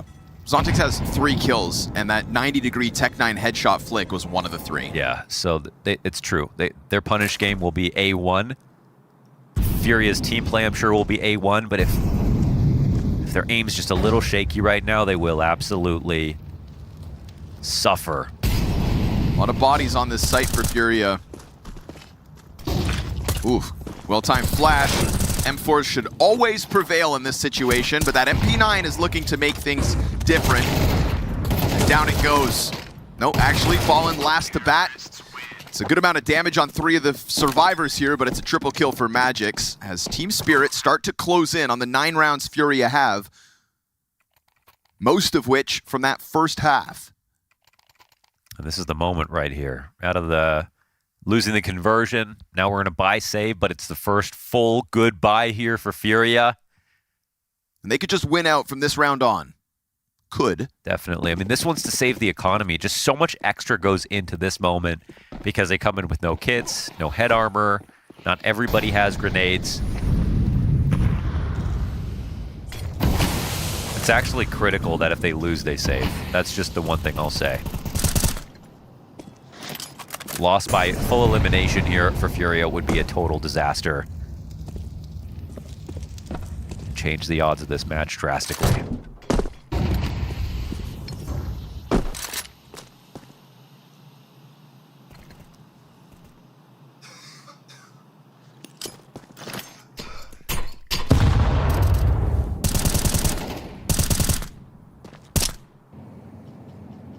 Posturing going on through Monster. Ooh. Wow, he actually had the chance to adjust and flick back. It's awkward for a second, but Shiro doesn't even get a shot off, and MongolZ's got him done for in the head-to-head between the Oppers. Zontix takes a peek towards B. Operating on his own right now versus 3 players on this. Blindside's the one throwing a nade. Are they not watching that what properly? What a double. Oh, they had 3 people there. No one was watching short correctly. Back to the 3 versus 3. Magic's on that op now, trying to work his way up long. Yakindar commits into the smoke of bathrooms, and MongolZ peels Tanir off of it. And this push into the bathrooms, meant to catch Donk off guard, instead gives him a chance to just go back into the 2v2. Fallen has 1 magazine of M4 running up from lower sight. 15 seconds to this clock. MongolZ 2 kills deep already on the round. Bomb has got to push in. Donk toying with it. Magix has got to run over, pick that up, and commit to this bomb plant. Looks like he'll get away with it. Fallen hesitates for a second, but still on the scene, swift enough to collect Furia's 10th round win. Yeah, he knew the advantage he had running into that. Of course, if it was a fake plant, maybe it gets sketchy, but there's not even really a good swing after that. So nice checkmate move there from Fallen. They couldn't get past that op in time, and MongolZ, that's a big round. Kind of saves it. Yukinder doesn't get his kill again when he's trying to hold in front of bathrooms. Gets to pick off on long. Very hard shot. Single scoped at that distance. With Shiro looking at you, which I don't know what Shiro saw. But I'm surprised he didn't get a shot off.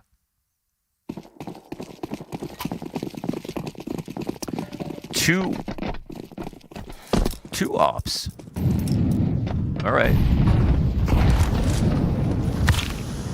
Bottle upside the head for Yukinder. Just as quickly as he throws himself in connector, he pulls himself back. Can the 2 ops on A catch off Spirit? You know, I don't even see a disadvantage to 2 ops on A. Oh, man, MongolZ, so good.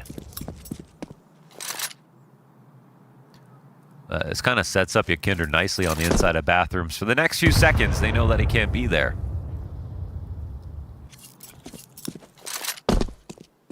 What truly is the downside to 2 ops on A? Like, it's just so much room for both of you to have so many great shots. Yeah. Yeah. Like, you can't exec from back here. You have a lot of space to get that happening. So, kind of love this. Especially if you put one in connector to start. Nice one. Easy does it for the now 5v3. Now they're confused. They see both names in the kill feed. Still long control for Spirit. And I love the move from Yukinder. You really can play free right now. You got your long totally covered. And time is gone.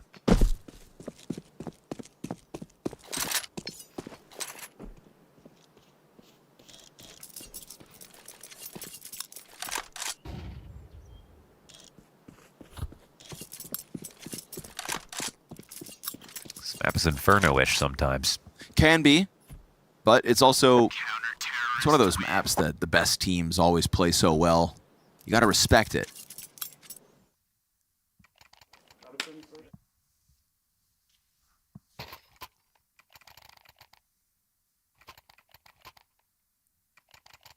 It looks like there's candy in those things. I always wonder. It's tempting. But it's probably like you take a bite, you could die. Kind Oh, of yeah, thing. 100%. Yep. It's like ice packs. Wow, Right, that make it look so right. tempting.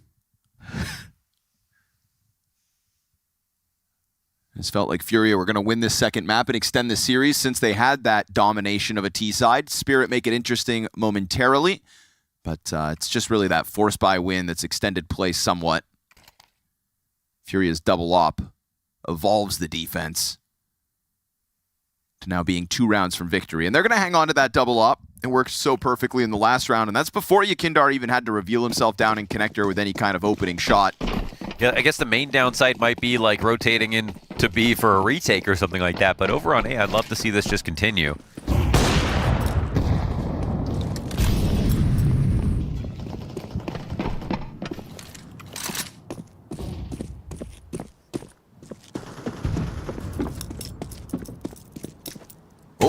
Hello. Oh, you do not want to be here now. He's just dead. Whoops. I don't know what happened there. Yeah. Really wrote off that risk. And seeing as he was the only A player, I think MongolZ's got nobody to blame but himself. I mean, this is not a great position for Yukinder. They did see the 2 ops last time. He's pushing out to unlock some space for his teammates here inside the site. Yuri could get a quick one, but instead allows for that challenge into the site now. K27 trying to work alongside him, and now Yukinder's dead. That's no op on the play now for Furia. K27 and Yuri with a kill apiece, but the rifles churn through for Team Spirit, and they will find a solution to the double op. And that's just catching one of them entirely unprepared for what was 3 players walking up long. MongolZ felt like he had never considered that option. It was kind of a rare mistake from MongolZ. I don't know. I don't know why he just didn't. He wasn't scared of that timing at all. And it's kind of one mistake from him in this game. So, hey, they've got a pretty good lead. The 2 ops is an atypical play, but it was fun to watch. I'm not sure if they'll do that again.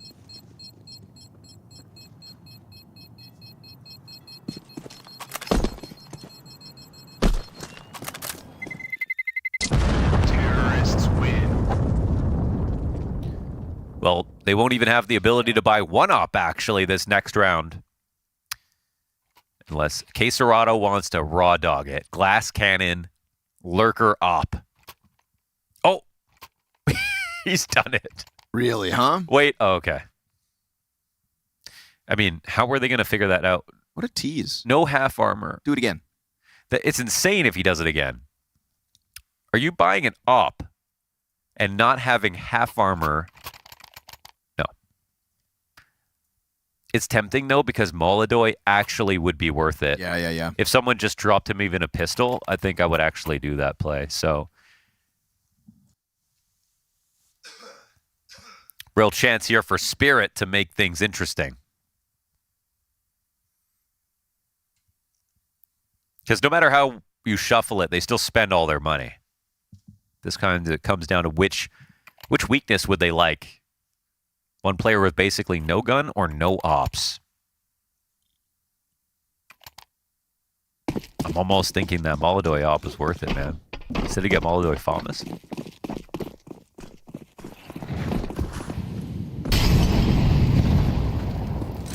Three players at B for Furia out of the gate, and Fallen's one of them on barrels. He's got Donk to try to duel with him.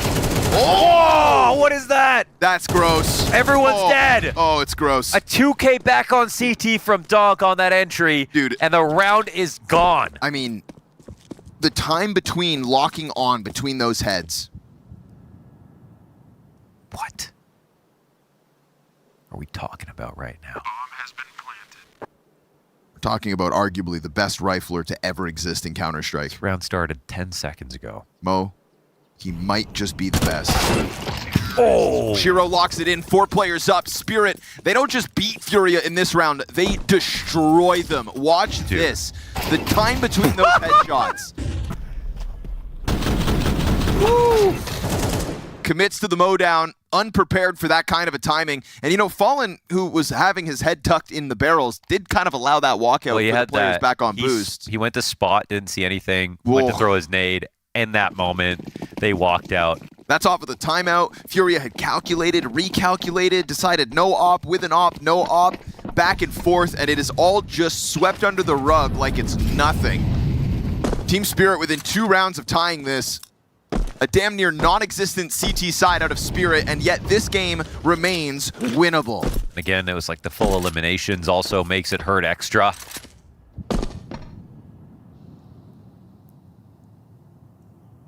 And right now, Spirit are not going into the stack. B is the right call. They're sitting back and waiting. They can sense the CTs are coming, and they're correct about it.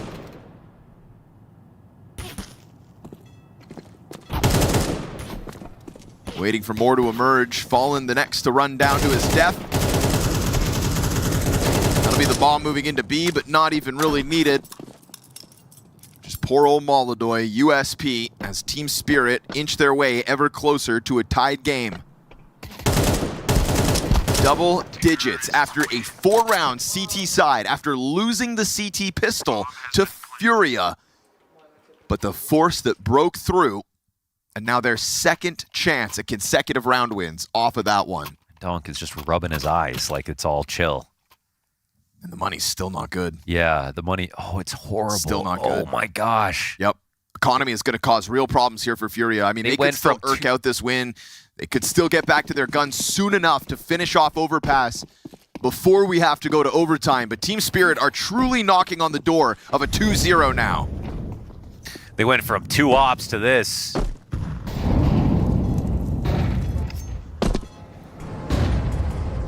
And to be fair, Team Spirit did not try to do too many of those B plays. That might have been the first time that they full committed to a contact explode, and it's right when Furia are expecting them to go for short control and something slow.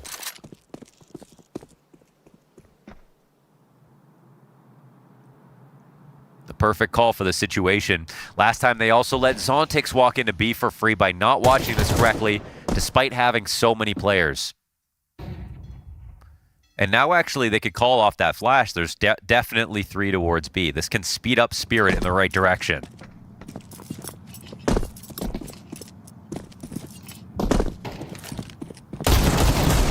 Catch him in the open, find a bit of damage, but Donk gets his 20th kill beyond Yakindar. And mows down MongolZ with the wallbang, allowing Tanir off the leash to go wide with one. One of the 2 MP9s will find, almost a second kill.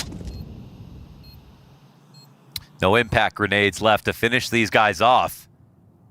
Could have opened up a incredibly, this game gets tied. Absolutely incredible that that's possible, given the T side we saw from Furia, but just a couple of what seemed like minor mistakes. It was Yakindar with the MP9 pushing upstairs and missing his spray. It was letting Zontix walk into B and get 2 players while he was lurking just to get some information.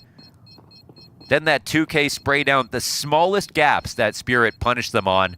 Little bit of a shaky spray here and there. The rounds that Furia won were off the back of a lot of MongolZ op shots.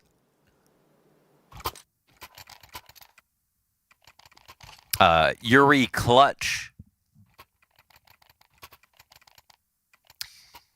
And winning the second pistol, that should have been where it finished, to be honest. I mean, converting the second pistol for the 3-0 start would be the difference between a victory right now. Yeah. And, you know, we can play what if all we want. Ripped away from them, obviously. Yeah, the money got screwed up, and that's...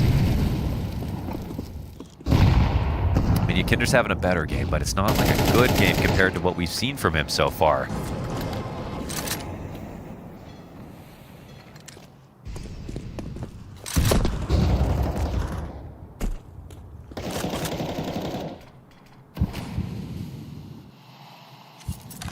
Getting these smokes burned out of the B players early.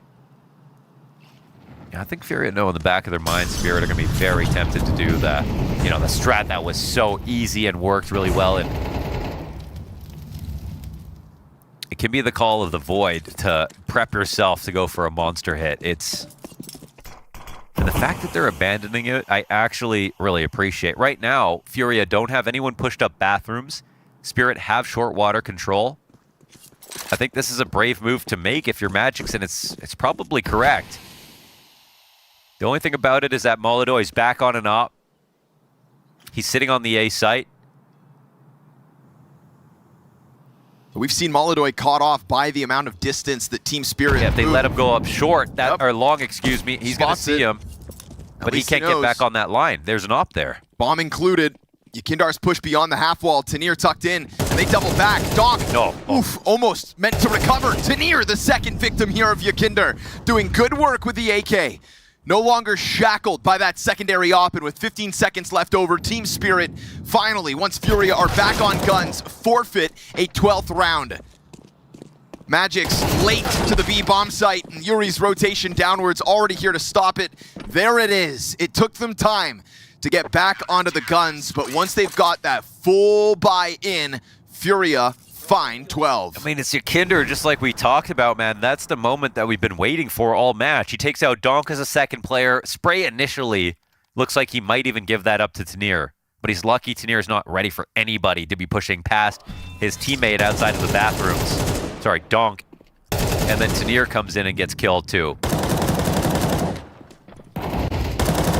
That's just what Yakindar can do, but just has been struggling with a little bit.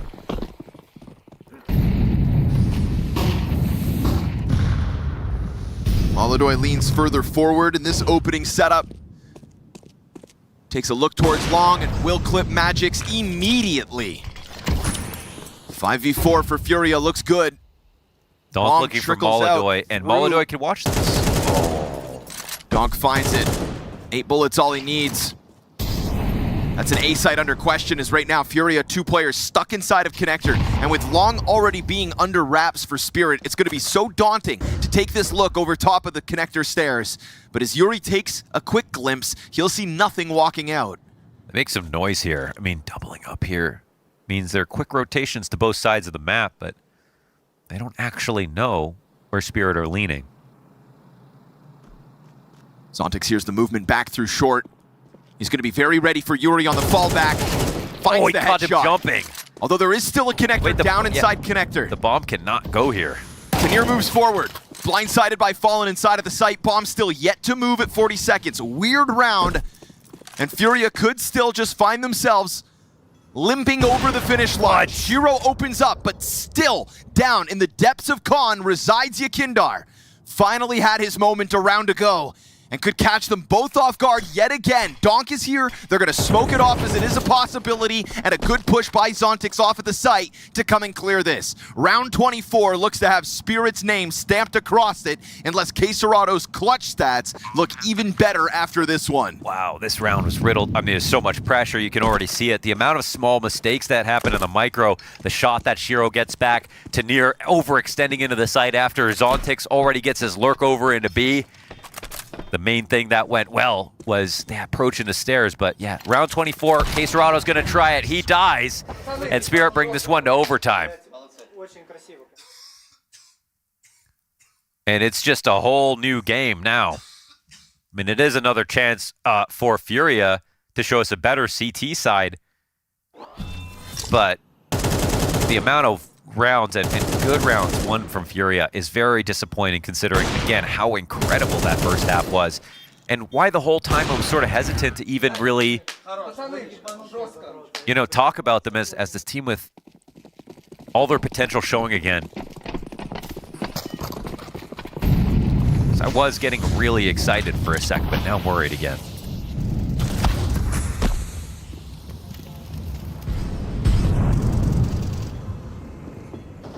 Zontix hears the stomps inside sight. They've allowed him to walk up like this before, and again they have their guard down. They are lucky that he doesn't hit that kill. Like, how can that timing be open every round? This is Furia on overpass with gaps in a CT side of all places. Wow. Boost disassembled. Nade goes over for them. That'll have to be Tenier stomaching the damage. Hit the minute mark, and Yuri looks to add himself to this B defense. That would have been a bridge too far. One more walkout like that, and it would have been full tilt city. K27 setting up a smoke to defend a B pop. They are throwing some flashes right now. Careful with these timings. That's a good flash to interrupt. Fallen ready for the fight. Good trade back from Magix. Yuri's got him from barrels, and K27 here. Yet again, these two tethered. Tenier trying to work his way upwards, but Shiro trying to force it out along the side of smoke. The lineup was right there for the taking, but Molodoy's off. You can see it in his face. He knows that one comes close, that spray could have just come through. Instead, it's Furia to strike first in OT. Lucky to not get killed when the short walk-up took place. When it came to the B-pop later, it's just better handled here for Furia. Excellently done from K27, slick rifling from that headshot position, and a one-round lead. They're probably thinking this one should be over, but now that we're in overtime, there's actually a little bit more to prove from the CT side.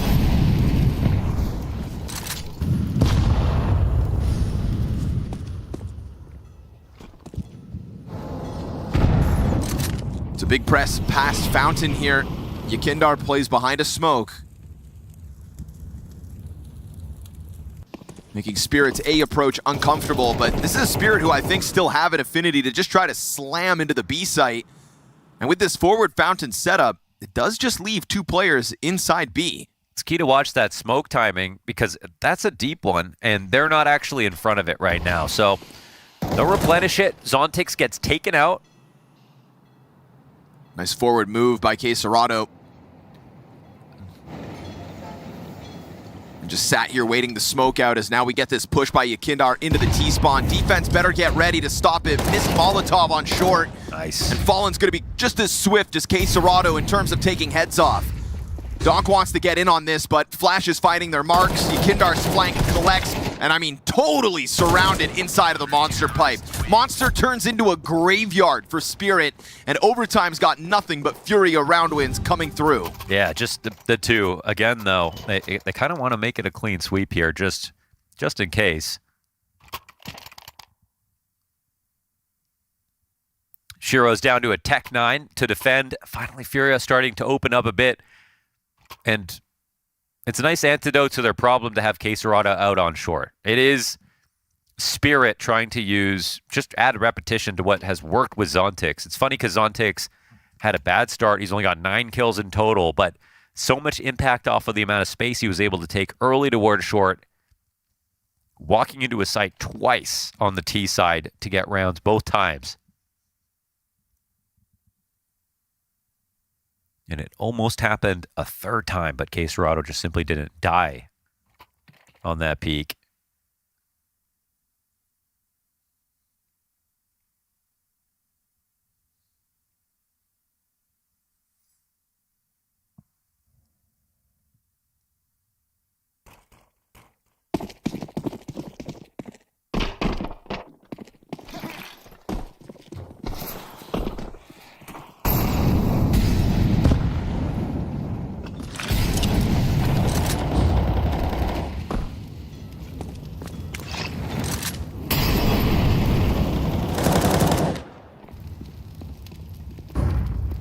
Spirit aren't trying to shroud this movement inside connector. MongolZ on high alert and very prepared for the peak. Right back. That's the re-peak. I love it. Into the headshot on Magix, he'll go. It is a flawless CT side being queued up by Furia at the moment.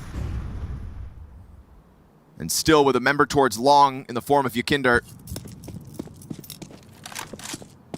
Retaining that confidence that makes him stand out, honestly. He's talked about this as well. He said he's always going to be confident, and his style of re-peaking had to be refined a little bit, but it was a good example of when he could get away with it.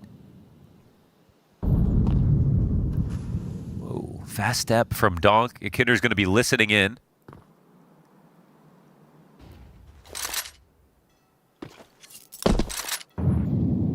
The play just gets stronger. Yakindar in this spot, if no one's wrapping around him, like the odds he gets clear goes to basically 0 now.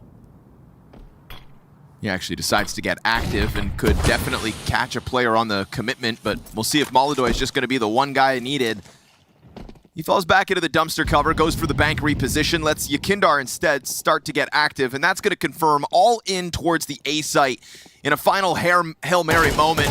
Perfect for Yakindar. Donk turned back around, and it's a triple to close things out. A flawless overtime CT side from Furia, as they finally kind of get their legs beneath them on the defense. That's the best way to put it. Everything we know that they could do. Here. 4 CT rounds in regulation, 3 of them in overtime. Yeah. Like, come on now.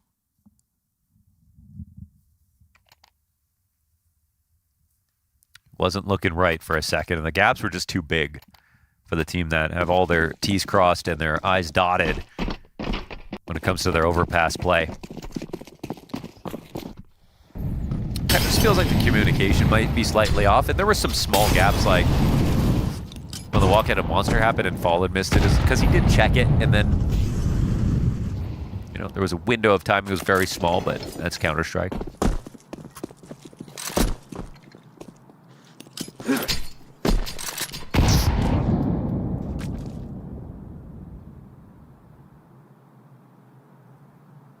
All good. Who put that there? It's overtime 2 or Mirage.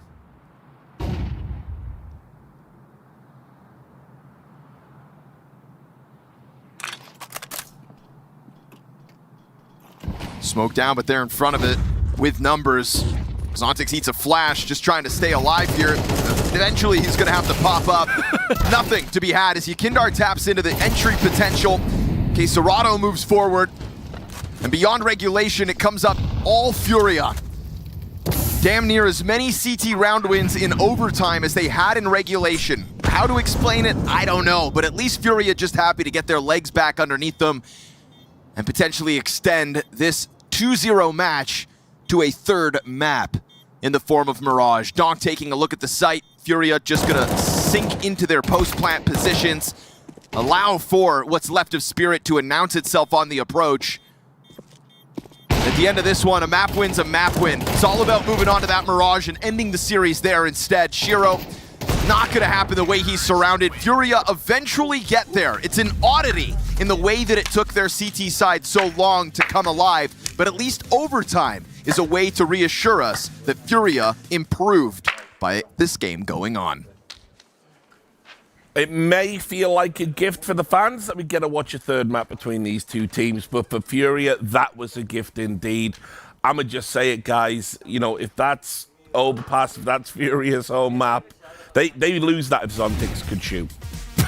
Yeah. Actually. I mean, Furia ended the game the way that they started the game, by abusing Zontix. Yes. That's kind of the story for me of that T side, but that CT side was really concerning for Furia. I mean, I thought that they were going to wipe their hands of this map 8-4 up. That's a gift going into going it. into CT. I know, but then they just couldn't find all the answers. Yekindar, I mean, if you're talking about Zontix losing his hands, I feel like Yekindar, same thing happened to him. Just Houdini got it back at the end, though. That's the difference. It's true. That was the difference, yeah. 100%. You know, you were watching this, and you're going to see it on the highlights happen a few times. Zontix was getting this timing where he always could just get up short, not a problem, back spacing him every time. Like, couldn't get these kills. Yeah, it was wild because we were prepared to come in here and wax lyrical about how Furia just bullied Spirit, because what they did was just bully the B defense enough times to where Spirit were forced to over-rotate or stack, and then that opened up their ability to scale on the A side of the map and just really put together a fantastic T side. But the choke that took place this second half to not close is kind of incredible, especially because they won the pistol too. So it's like everything seems to be lining up. But then as the game goes on, it's just the only person that seemed to have consistent impact was MongolZ's op. Like everything else was just so poor. Like Yekindar as an A defender was really struggling, but then finally at the end he came alive. That was like one of his maybe only multi-kill rounds of regulation with a rifle, was right here to make sure that they got the overtime. So really, really struggling there. Maybe being out here wrong. Maybe Overpass ain't it. I don't know. I think it's still it for them. Yeah, it's still it. But the CT side to me was more of an aberration, and then we saw the regression or the correction to the mean on their overtime when they actually had full utility. I don't know. That just felt like a weird mental thing for me on like the B defense and the inability to read some of the Zontix lurk timings. For on the good point for Furia, you've been saying you want to see a more activated MongolZ, bit more swagger, hitting the re-peaks. He played that way this time. And that's a great sign for Furia, because that was the spark that was missing for them throughout some of these games, and why they weren't able to actually push their playoff runs as deep as you would hope for, as they did in 25, because MongolZ was falling off. But I felt like he was the one guy trying to will them into this one, as he really kind of was on Dust 2 for a lot of it. I mean, he's been a very steady force in this series so far, and he's kind of the ceiling for this team. If he can play like this, then that's how you take down teams like Spirit, who throughout this season have looked better. Yeah, and on the opposing side, you could just tell that once we got into overtime, Spirit ran out of plays. They were just going for like set pieces with no information and hoping for the best, and counter utility came their way. They didn't really have a response to it, and they kind of just got mowed down. You know, it was really odd to just see how the switch flipped from regulation to overtime when they were making this crazy comeback in the second half. And then once they got there, they just didn't have enough in the playbook to finish things off. And yeah, just look at the difference though, like the T and the CT.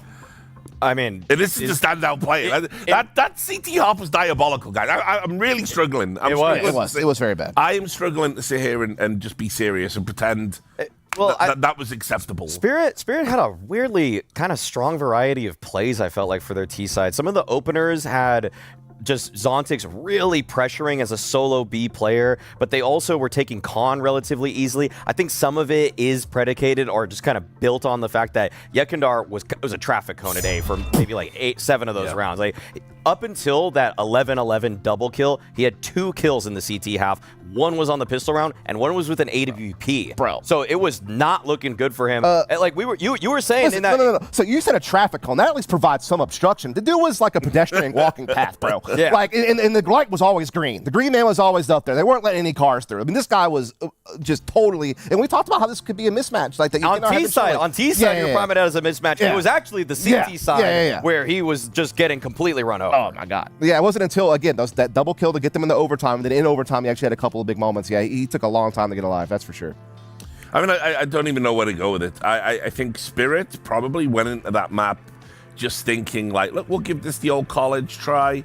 The fact that they were like, for me, we should be wrapping the game up. We should all be going home. Spirit, like, it was right there for them. And that's as good a chance, realistically, as you're going to have to beat Furia. Furia give them all of the opportunity on that CT side to get it done. So how that affects them going in Mirage, I don't know. I think probably not that much, because the worry for me is Furia did not look good in victory there. They kind of like just limped away from the desk. All right, let's go to Mirage. Now it's the Team Spirit aim fest, right? I'm gonna just say, I mean, that was really worrying for Yekindar. We said it before. I'm saying it again. He is so pivotal on this map for Furia, and if he just can't shoot, if he just can't aim, like, remember the Shiro clutch at B where he kills Fallen on the bomb site? Yekindar has like 7 bullets free to shoot him, and he doesn't get him. That's what it looked like when Yekindar was at the end of his time with Liquid. Like, that is just that's inexcusable for a professional player. And if they want to just have a chance here, then he's gonna just have to aim his mouse. But the counterpoint is, at least in that overtime, he raised wherever he was. He was on 11 kills. He finishes with 19. Yeah.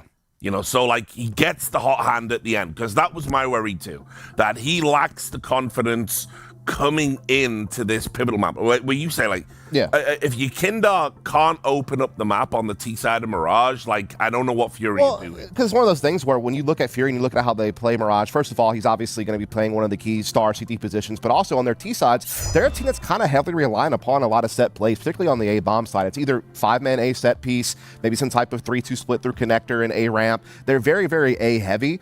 They've thrown in a couple of fakes recently to try to be a little bit more dynamic, but yeah, they're really relying on the fast-paced plays, and we're kind of getting back to what we saw on Dust 2, where it's going to be a lot of early round clashes, a lot of just aggressive plays. And Spirit, you know, I feel like they look a little bit more versed on the map. I feel like they have a little bit more to what they can do, particularly just the threats they pose on the B-bomb site. So I'm curious to see, like, just, it's so hard to put a thumb on where Mirage is going to go based on what we've seen so far this series. And that's crazy to me, because at the beginning, when Magix was first calling for Spirit at the beginning of this year, their Mirage looked really flat. Like, they didn't know what to do after the first 20 seconds if Donk didn't give them 2 kills in middle. Even when he did give them 2 kills in middle, sometimes they didn't even know how to finish rounds despite that fact, because they would just all start walking around in different directions like lemmings.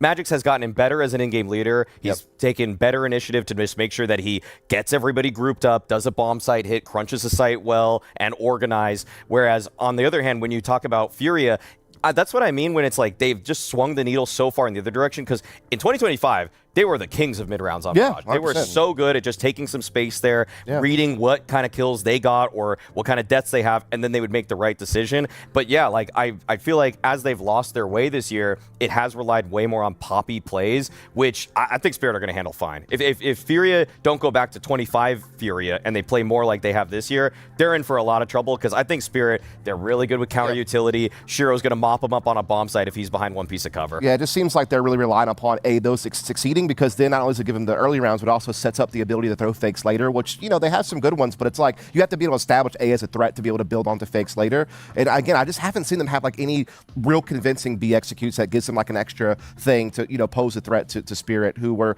definitely a team that will over-rotate and gamble, you know, if they feel like they have the right read. So yeah, I'm not sure what to expect, honestly. No, here's what kind of flabbergasted. Here's what I expect. I expect Donk to top frag. Yeah, probably good. Probably and beyond that, based on what we've seen today, I don't know what. And Maladoy will probably be doing some good things with the That's the other. Yeah, they'll probably top 5 for Fury as well. So that's I mean, that's the good news. Both of the young stars that you wanted to see have turned up, and they've done it today. Like, I'm taking Spirit in this one. Even though Molodoy is so great at being a disruptor on map control, like he's so good at breaking smokes open at top con at window, getting 1 kill. I just think that Spirit, they actually weirdly, with Magix at the helm versus Fallen at the helm, they somehow look like the more well-versed team on this map from recent footage. It's also the Tenier X factor, I think, on Mirage is going to be really helpful here. This is a map where I think he's found a lot of comfort trading, a lot of comfort in being that A anchor, defending against these A executes that Fury like to throw. So I think those are some other variables that will help them here too. All right, we go to a break. It hasn't been a classic. It has been entertaining, and only one team can go through to the playoffs. We're going to find out who it is after this break.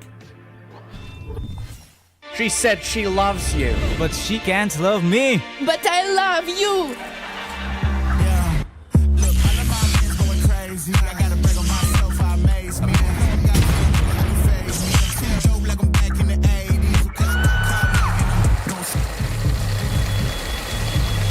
play window anymore. What's going on? Play your role. 1xBet. On to the next one.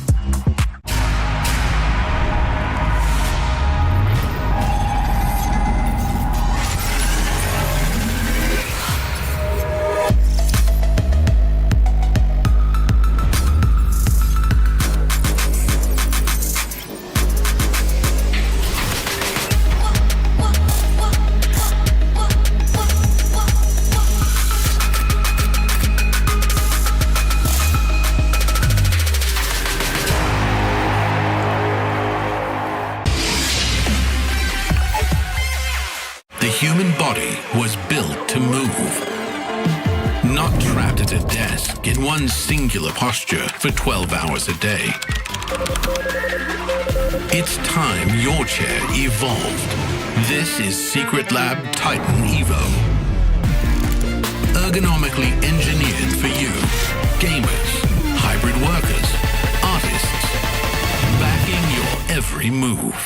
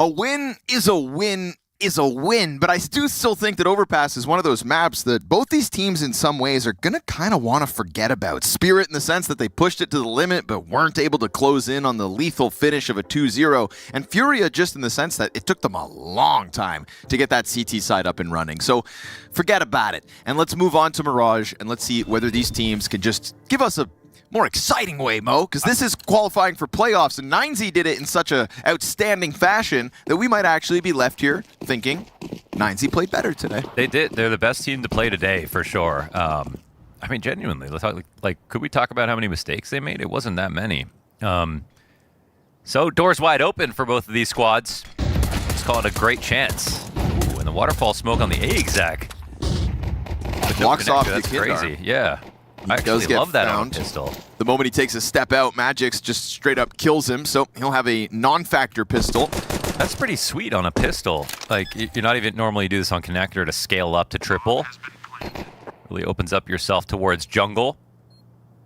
Zontix doesn't seem fully aware there could be someone in window. Oh, that beat comes out first. Yeah. And again, yeah. MongolZ at least able to blindside him because of it. That's the second frag this round from MongolZ. K27 slow crawling out through Palace. MongolZ in with a third. Shiro 1v3. First kill's fast enough to make it happen, but K27 toys with the side of it, and that'll be the Furia retake coming through to kick off a CT pistol. Well, isn't that equally impressive that they managed to take despite how clean the site take was and how they canceled out Yukinder's position and took over window? Just weren't fully aware of the actual threat that was in there.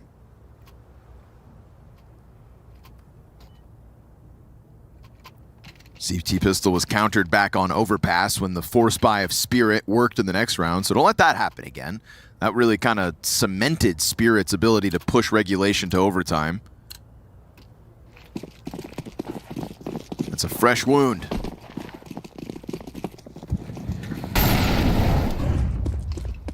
Back to the A site with numbers, and right now it is just Yuri.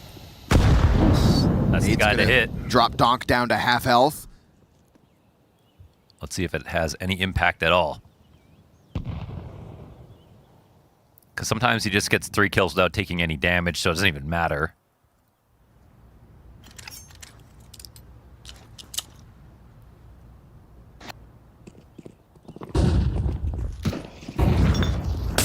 Hides in. Does blindside Tanir. There's the first. But 50 damage isn't Donk dead, so sure enough, into the kill feed. Donk goes hunting for the cat. Oh, no, from that far away, Valve. What is that? What is that? They literally nerfed the jumping accuracy of that gun, and Fallen just gets a headshot from Catwalk into the A site with a jumping MP9. Make that make sense as it kicks off the retake. I mean, after a kill like that, just give the round to Furia. That one's baloney. Shiro, best of luck with bomb on the other side of triple. There's bodies to give this coverage. He's not going to go wide enough to stop this. Fallen, who the hell are you? You know, I mean, Fallen did nothing wrong. It was ridiculous that happened. We're just going to act like that's normal. From that. We're seeing longer range MP9 kills lately. I don't know exactly what changed, but that's the longest by a long shot. He was jumping away and turning around.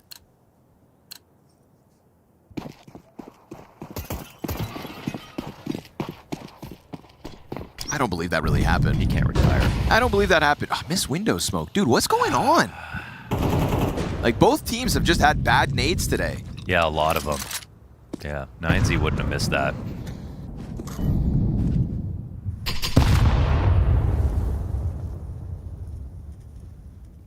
This matchup was queued up to be a potential grand finals for these teams here in Astana. I mean, at least they're getting out the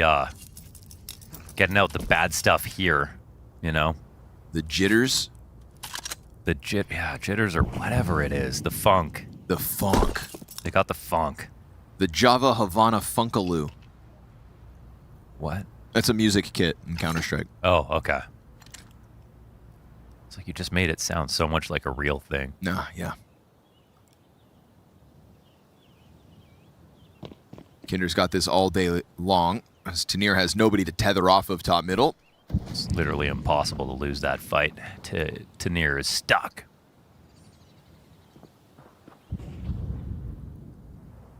And an active K27 top middle push is going to put Yuri on high alert now that he confirms presence out the ramp, and the smoke wall drops. You've got Zontic's dead, you've got Donk low, and you've got Tanir in a body bag bottom middle already with this ramp flank in K27's fast move. Just kind of gets stalled out. He is right here, prime for the taking. Knife somebody. They turn back around, he's forced to activate, and he'll get there with the double. P250 meant to queue up the third, but it's a wallbang headshot out of Yakindar, and another wonky frag coming through for Furia. But it doesn't matter how you get there. At this point, you take what you get. That is 3 rounds consecutive for Furia's CT side.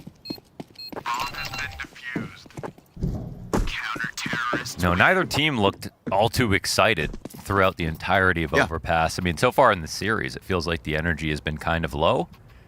I think just wanting to prove to themselves that they're better than this, just so they can gear up for, you know, the chance to win this event. Because again, without Vitality here, like they realize like these are the opponents that they're likely to face again. That will be the reason they either win or lose this whole event.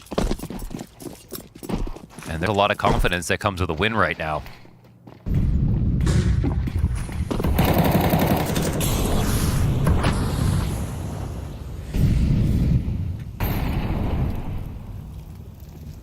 This could be a great push. Yeah, it is.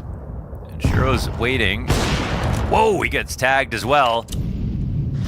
Damn, that was a brave move from MongolZ after showing himself there at top mid. But again, if there's one guy, we've got no question. If there's two, it's Donk and him. Down to 1 health, but still standing.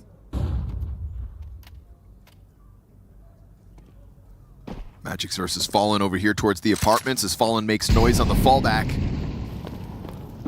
Everything else from Team Spirit still residing top middle, so this is just Magic's kind of puffing his chest up a bit as he then goes into the silent fallback, but it does draw not just MongolZ, also K27 joining forces with Fallen here on B. This is 3 players B. A Palace push for Yakindar is about to find a bunch of players on the approach. Oh, he hears him stomping. He could catch him off guard entirely. Oh yeah, as soon as he hears... Perfect play here for Yakindar. It's so late in the round, too. It's just going to feel like it's a forced save. You can't go back and re-clear Palace. There's no sense in going for an A hit out of ramp. Or maybe they do feel like they have a chance. Well, they'll at least be able to meet Yakindar in here, but 15 seconds. They're just going to save. Careful, Magics. All right. Needlessly kind of losing guns, maybe just trying to secure the after time expires, but it'll be 2 up for the side of Spirit. Op and an AK saved. Awkward amount of money for the others. And not a lot of damage done as Furia rack up early cash and an early lead.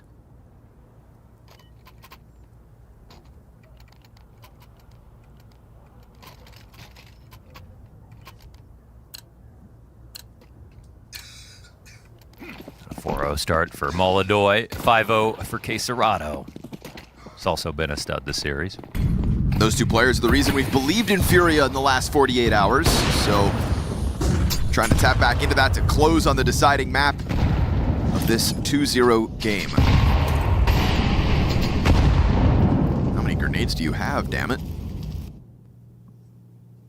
I like this aggression from inside of the apartments. Doesn't feel like Spirit are going to see this coming.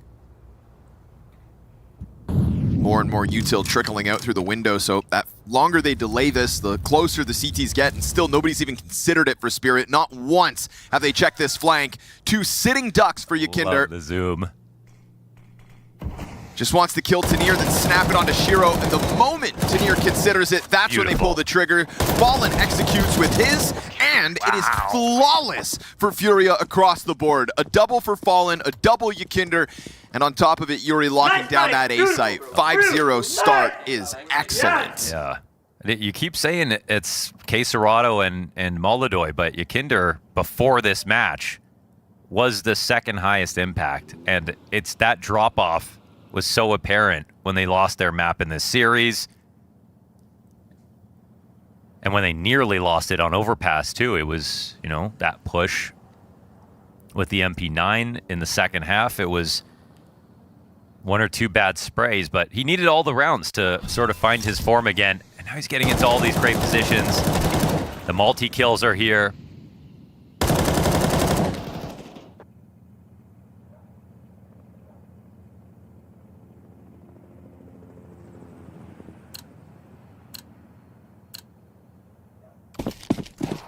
And still, nobody's excited because they know the job's not finished. And we saw that everything just goes back and forth. Ooh. Okay. With a scout. Uh-huh. I was like, let's see it, Shiro. And it's Magic's in the kill feed.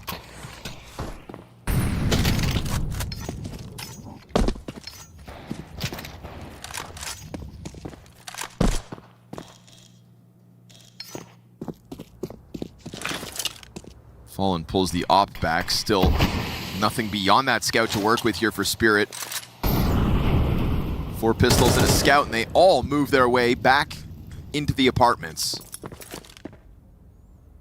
Fallen swapped out to that AWP, has it posted on the market window, as Yakindar is going to be the one cat player for the time being. But even the A setup is kind of reactive to a quick B rotate as needed. Flash into it, and Fallen moves this forward. This is going to be Spirit to hope they can just trounce the B site. Oh, what? Again, Magic's? From the scout to the Desert Eagle, Magic's 2 unbelievable opening headshots. He even gets an assist there on Yakindar up the cat play. Oh! Hero's got the scout frag. What are we watching? I don't know. There's barely any friction. They just got only headshots. What all an 4 down. Anomaly of a round out of Spirit. They didn't even get a chance to get those guns they knocked down. They were so far away. That was weird. Yeah.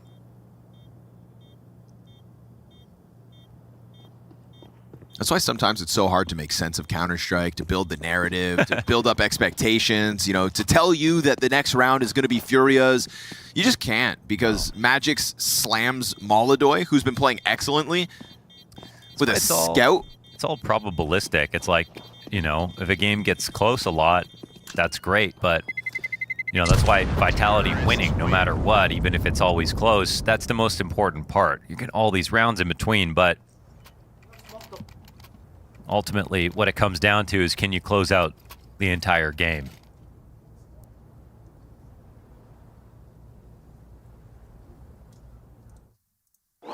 Think Chopper could have done that?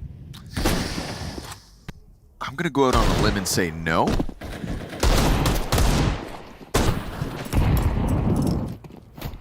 So funny that Magix has to give the scout away and then still gets another headshot just with the Desert Eagle. Yeah.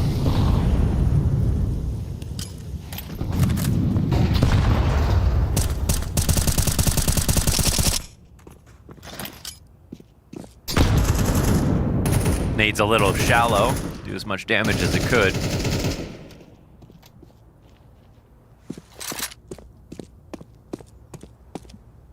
Donk starts this game 1-5.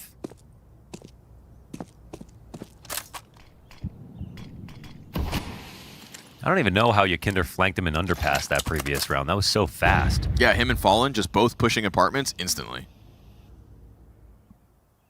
They didn't skip a beat. From the moment they arrived at B out of spawn, they just walked it forward. This round, it'll be Yuri to get a little more brazen with this ramp setup. Donk approaching. Yuri's gonna best him. Make that a 1-6 start for Donk. Uncharacteristic struggle on Mirage. Yakindar's gonna blast Tanir away, blindsiding him off of the cat play.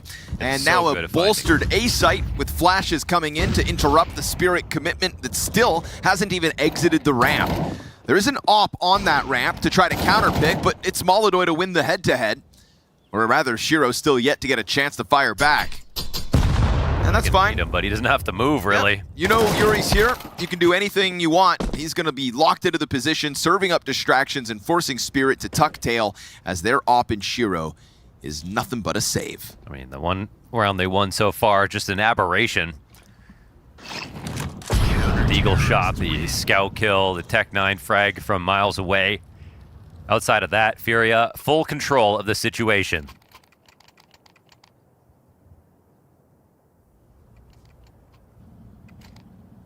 Still not getting excited about it. And yet this is a result that an entire generation of young Counter-Strike players in Kazakhstan are waiting to see conclude. Yeah, it's a great way to put it. I mean, and that might be just weighing heavily on their mind and causing some mistakes too. But now they're putting themselves in a great spot to release that valve of pressure. And I'm sure when the qualification happens, it'll feel a lot different. Insta-kill for Donk. On the hunt for another one here with K27 to his left. Yuri's hanging on to the ramp for the time being. And Donk looking towards that default position. Wants to catch Yuri, but he doesn't let his guard down. Sees a sliver of K27, and a second headshot comes through for Donk. Third kill for Donk. The quad denied by Yuri, who gets a little bit more damage into Tanir, and it's a fallen 1v3, gonna be caught by the ladder push of Magix. Gonna let Shiro just put this angle on, and it's a blind side as Spirit will find another one set up by Donk coming through connector and slicing through that A setup. Yeah, they want him to be Weapon X, and he's set up really well to do so. That round's one just off the back of his individual play, and that's just sort of feels like what's going to characterize this match.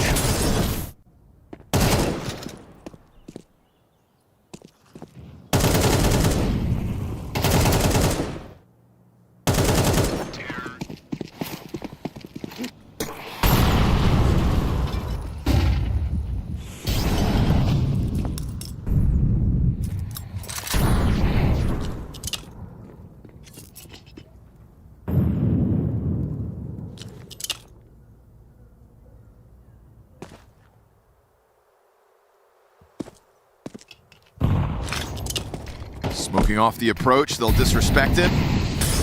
Bad Molotov, bounces off the doorway, pops behind Spirit, and queues up the Molotov opening kill, round 9. You've got Donk on the ground, Fallen dodging the threat.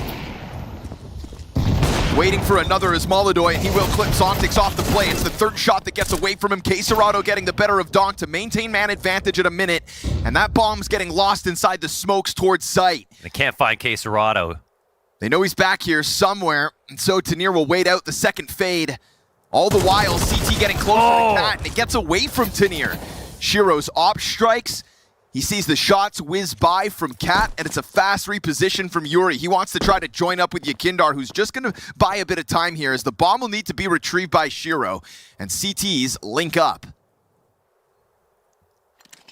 Be impossible to split this crossfire open, but I mean, once the bomb gets planted, it's not going to be that easy. Oh, they're going to push through early. He's still considering Cat. I love that. Nice, I love that Yakinder. sound bait.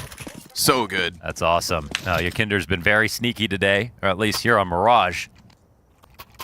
Getting in all the right spots, taking all the right risks. That one could come down to one trade from Tanir, who did have the drop on K27, but didn't have the mechanics.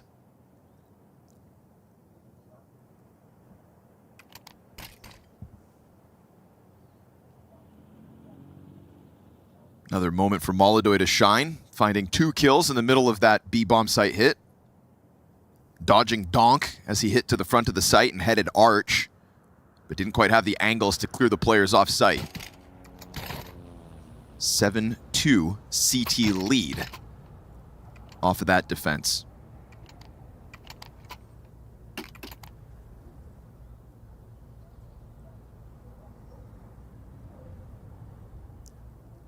And again, it's just full focus, man. Like, even though they're streaking, they're kind of getting these exciting finishes. They're making really good moves.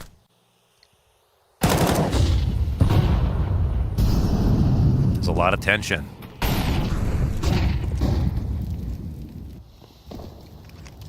Molotov has just been really excellent, though. Like, how many operas do you see in a B hold like that? Like, at max, get one.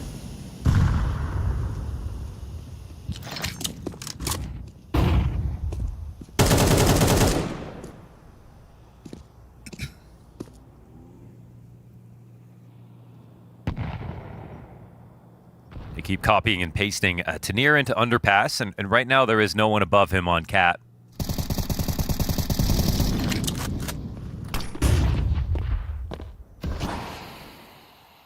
the full clear of B apps as they start to move on over.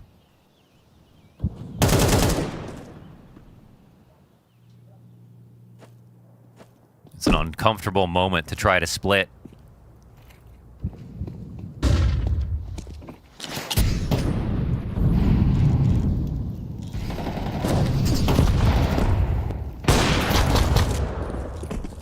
Trying to pressure the A setup. Gonna feel exposed up there by Palace now, Yuri. That's kind of a big deal. Hanging on to it as Yakindar serves up the distraction. Yuri's revealed himself, but him and K27 with a kill apiece. And Yuri's afforded a reposition. Easy hold, Palace drop. Oh God, Zontix, a lot to be desired on that one, and that is not the kind of commitment that Spirit are gonna win rounds with. That's not a great round for Spirit, for sure. I mean, yikes. They didn't have a Molly in jungle. It was very clear to Furia they were gonna split through A. There's 3 players there, and it's even taking the op out with the spam behind triple, and there's still no chance for them to do that.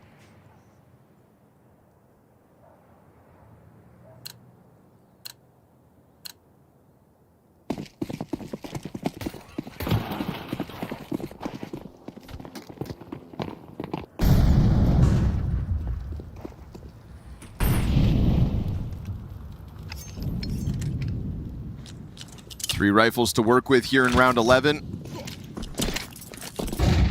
Big volley of utility over top, and the CT's answer, putting a smoke in the middle of the site to create a question mark in Spirit's minds. It's low HP for Yuri.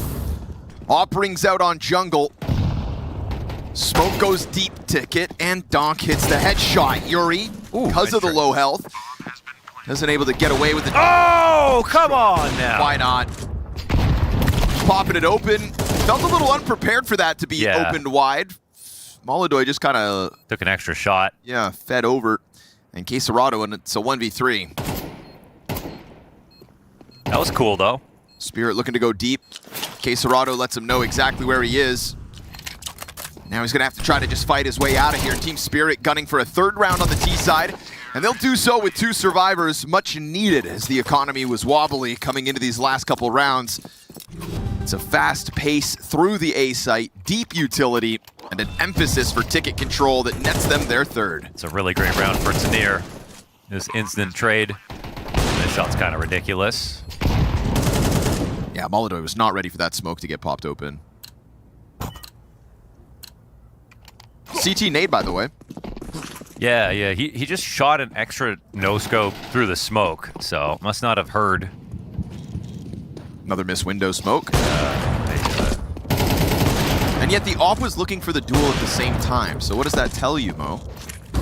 Was it on purpose? It's possible. I mean, it could also have just, they could be preempting blowing open the smoke and then he's looking for that, but the fact that no one dies somehow is kind of interesting too. It's going to be Furia economy limited this round. Haven't really had to deal with that this half. It's been Spirit's issue. And yet we go 4 players towards this site. Yuri strikes with a deagle to the back of the head, grabs an AK for his efforts, and a perfect distraction as now he tries to go for the multi-frag, but will be cut down to size by Donk, sitting on 12 health down in Sandwich. K27 whipping that crosshair in anticipation of the mid-play, but nobody this direction except his teammate in MongolZ. Now both remaining Furia members trying to make it move up con. Op has gone unannounced for the time being, and Donk tests the limits of ticket. It's a great post plant. It's all up to Shiro, but he should be offered up a free shot. Sees the gun barrel coming. K27, if he steps to the top of the stairs, should be done for. Counterpart attempts to take the duel, and Shiro lands it. Now K27 knows where the last guy's at. Doesn't have a kit. Awkward situation. Bomb's got 12 seconds left. And with that, it is going to be Shiro to win the last round of this half. A 4th for Spirit as they sprinkle a couple in.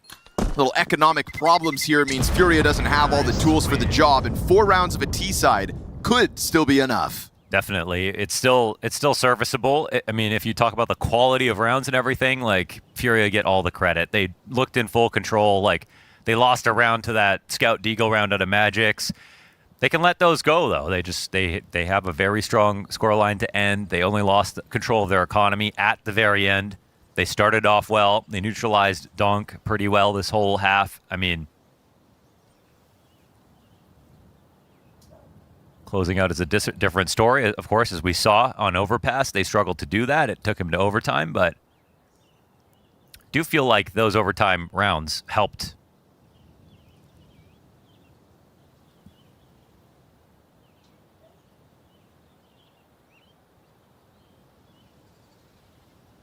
Just trying to find themselves again in the same fashion that they played CS in the last 48 hours. This time we get a Yakindar and K27 pop off. Yuri was also rock solid within that A site when called on. So the rifling core here for Furia lights up the server and gives themselves wiggle room as they'll take to the T side now.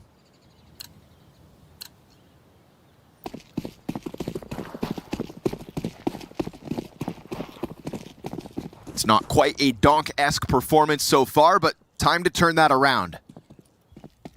Critical pistol. Zontic sets up the flash to interrupt ramp.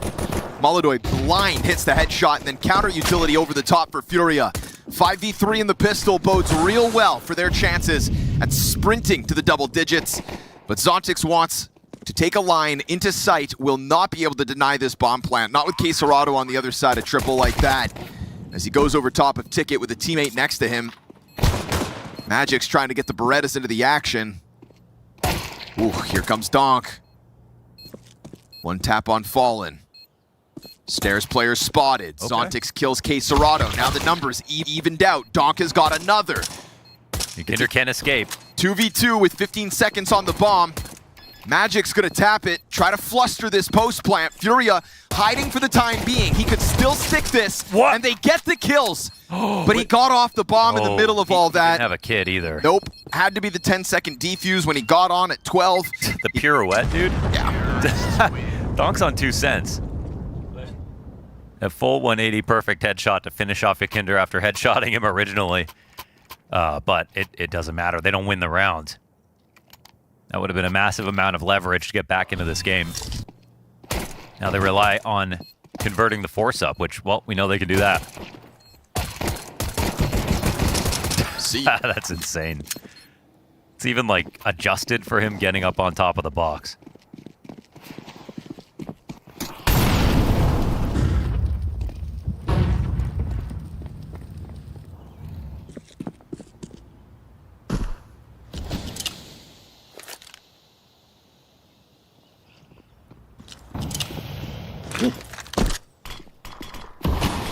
Smoke on the ramp to interrupt the execute. Spirit firing off that M4. They've given Donk all he needs. It's Tanir with the MP9 instead. Force by victory for Spirit. That's what they've queued up. A K27 quad kill demanded. Low health on all four, but he hits the ground, and Spirit stacking that site with firepower, forced by their way back in. Hey man, they don't win the pistol, but now they're right back into the game. That'll actually feel pretty good if you're Spirit. You know, you're very excited to play the CT side. And Fallen is a chatterbox right now. He's got a lot to say.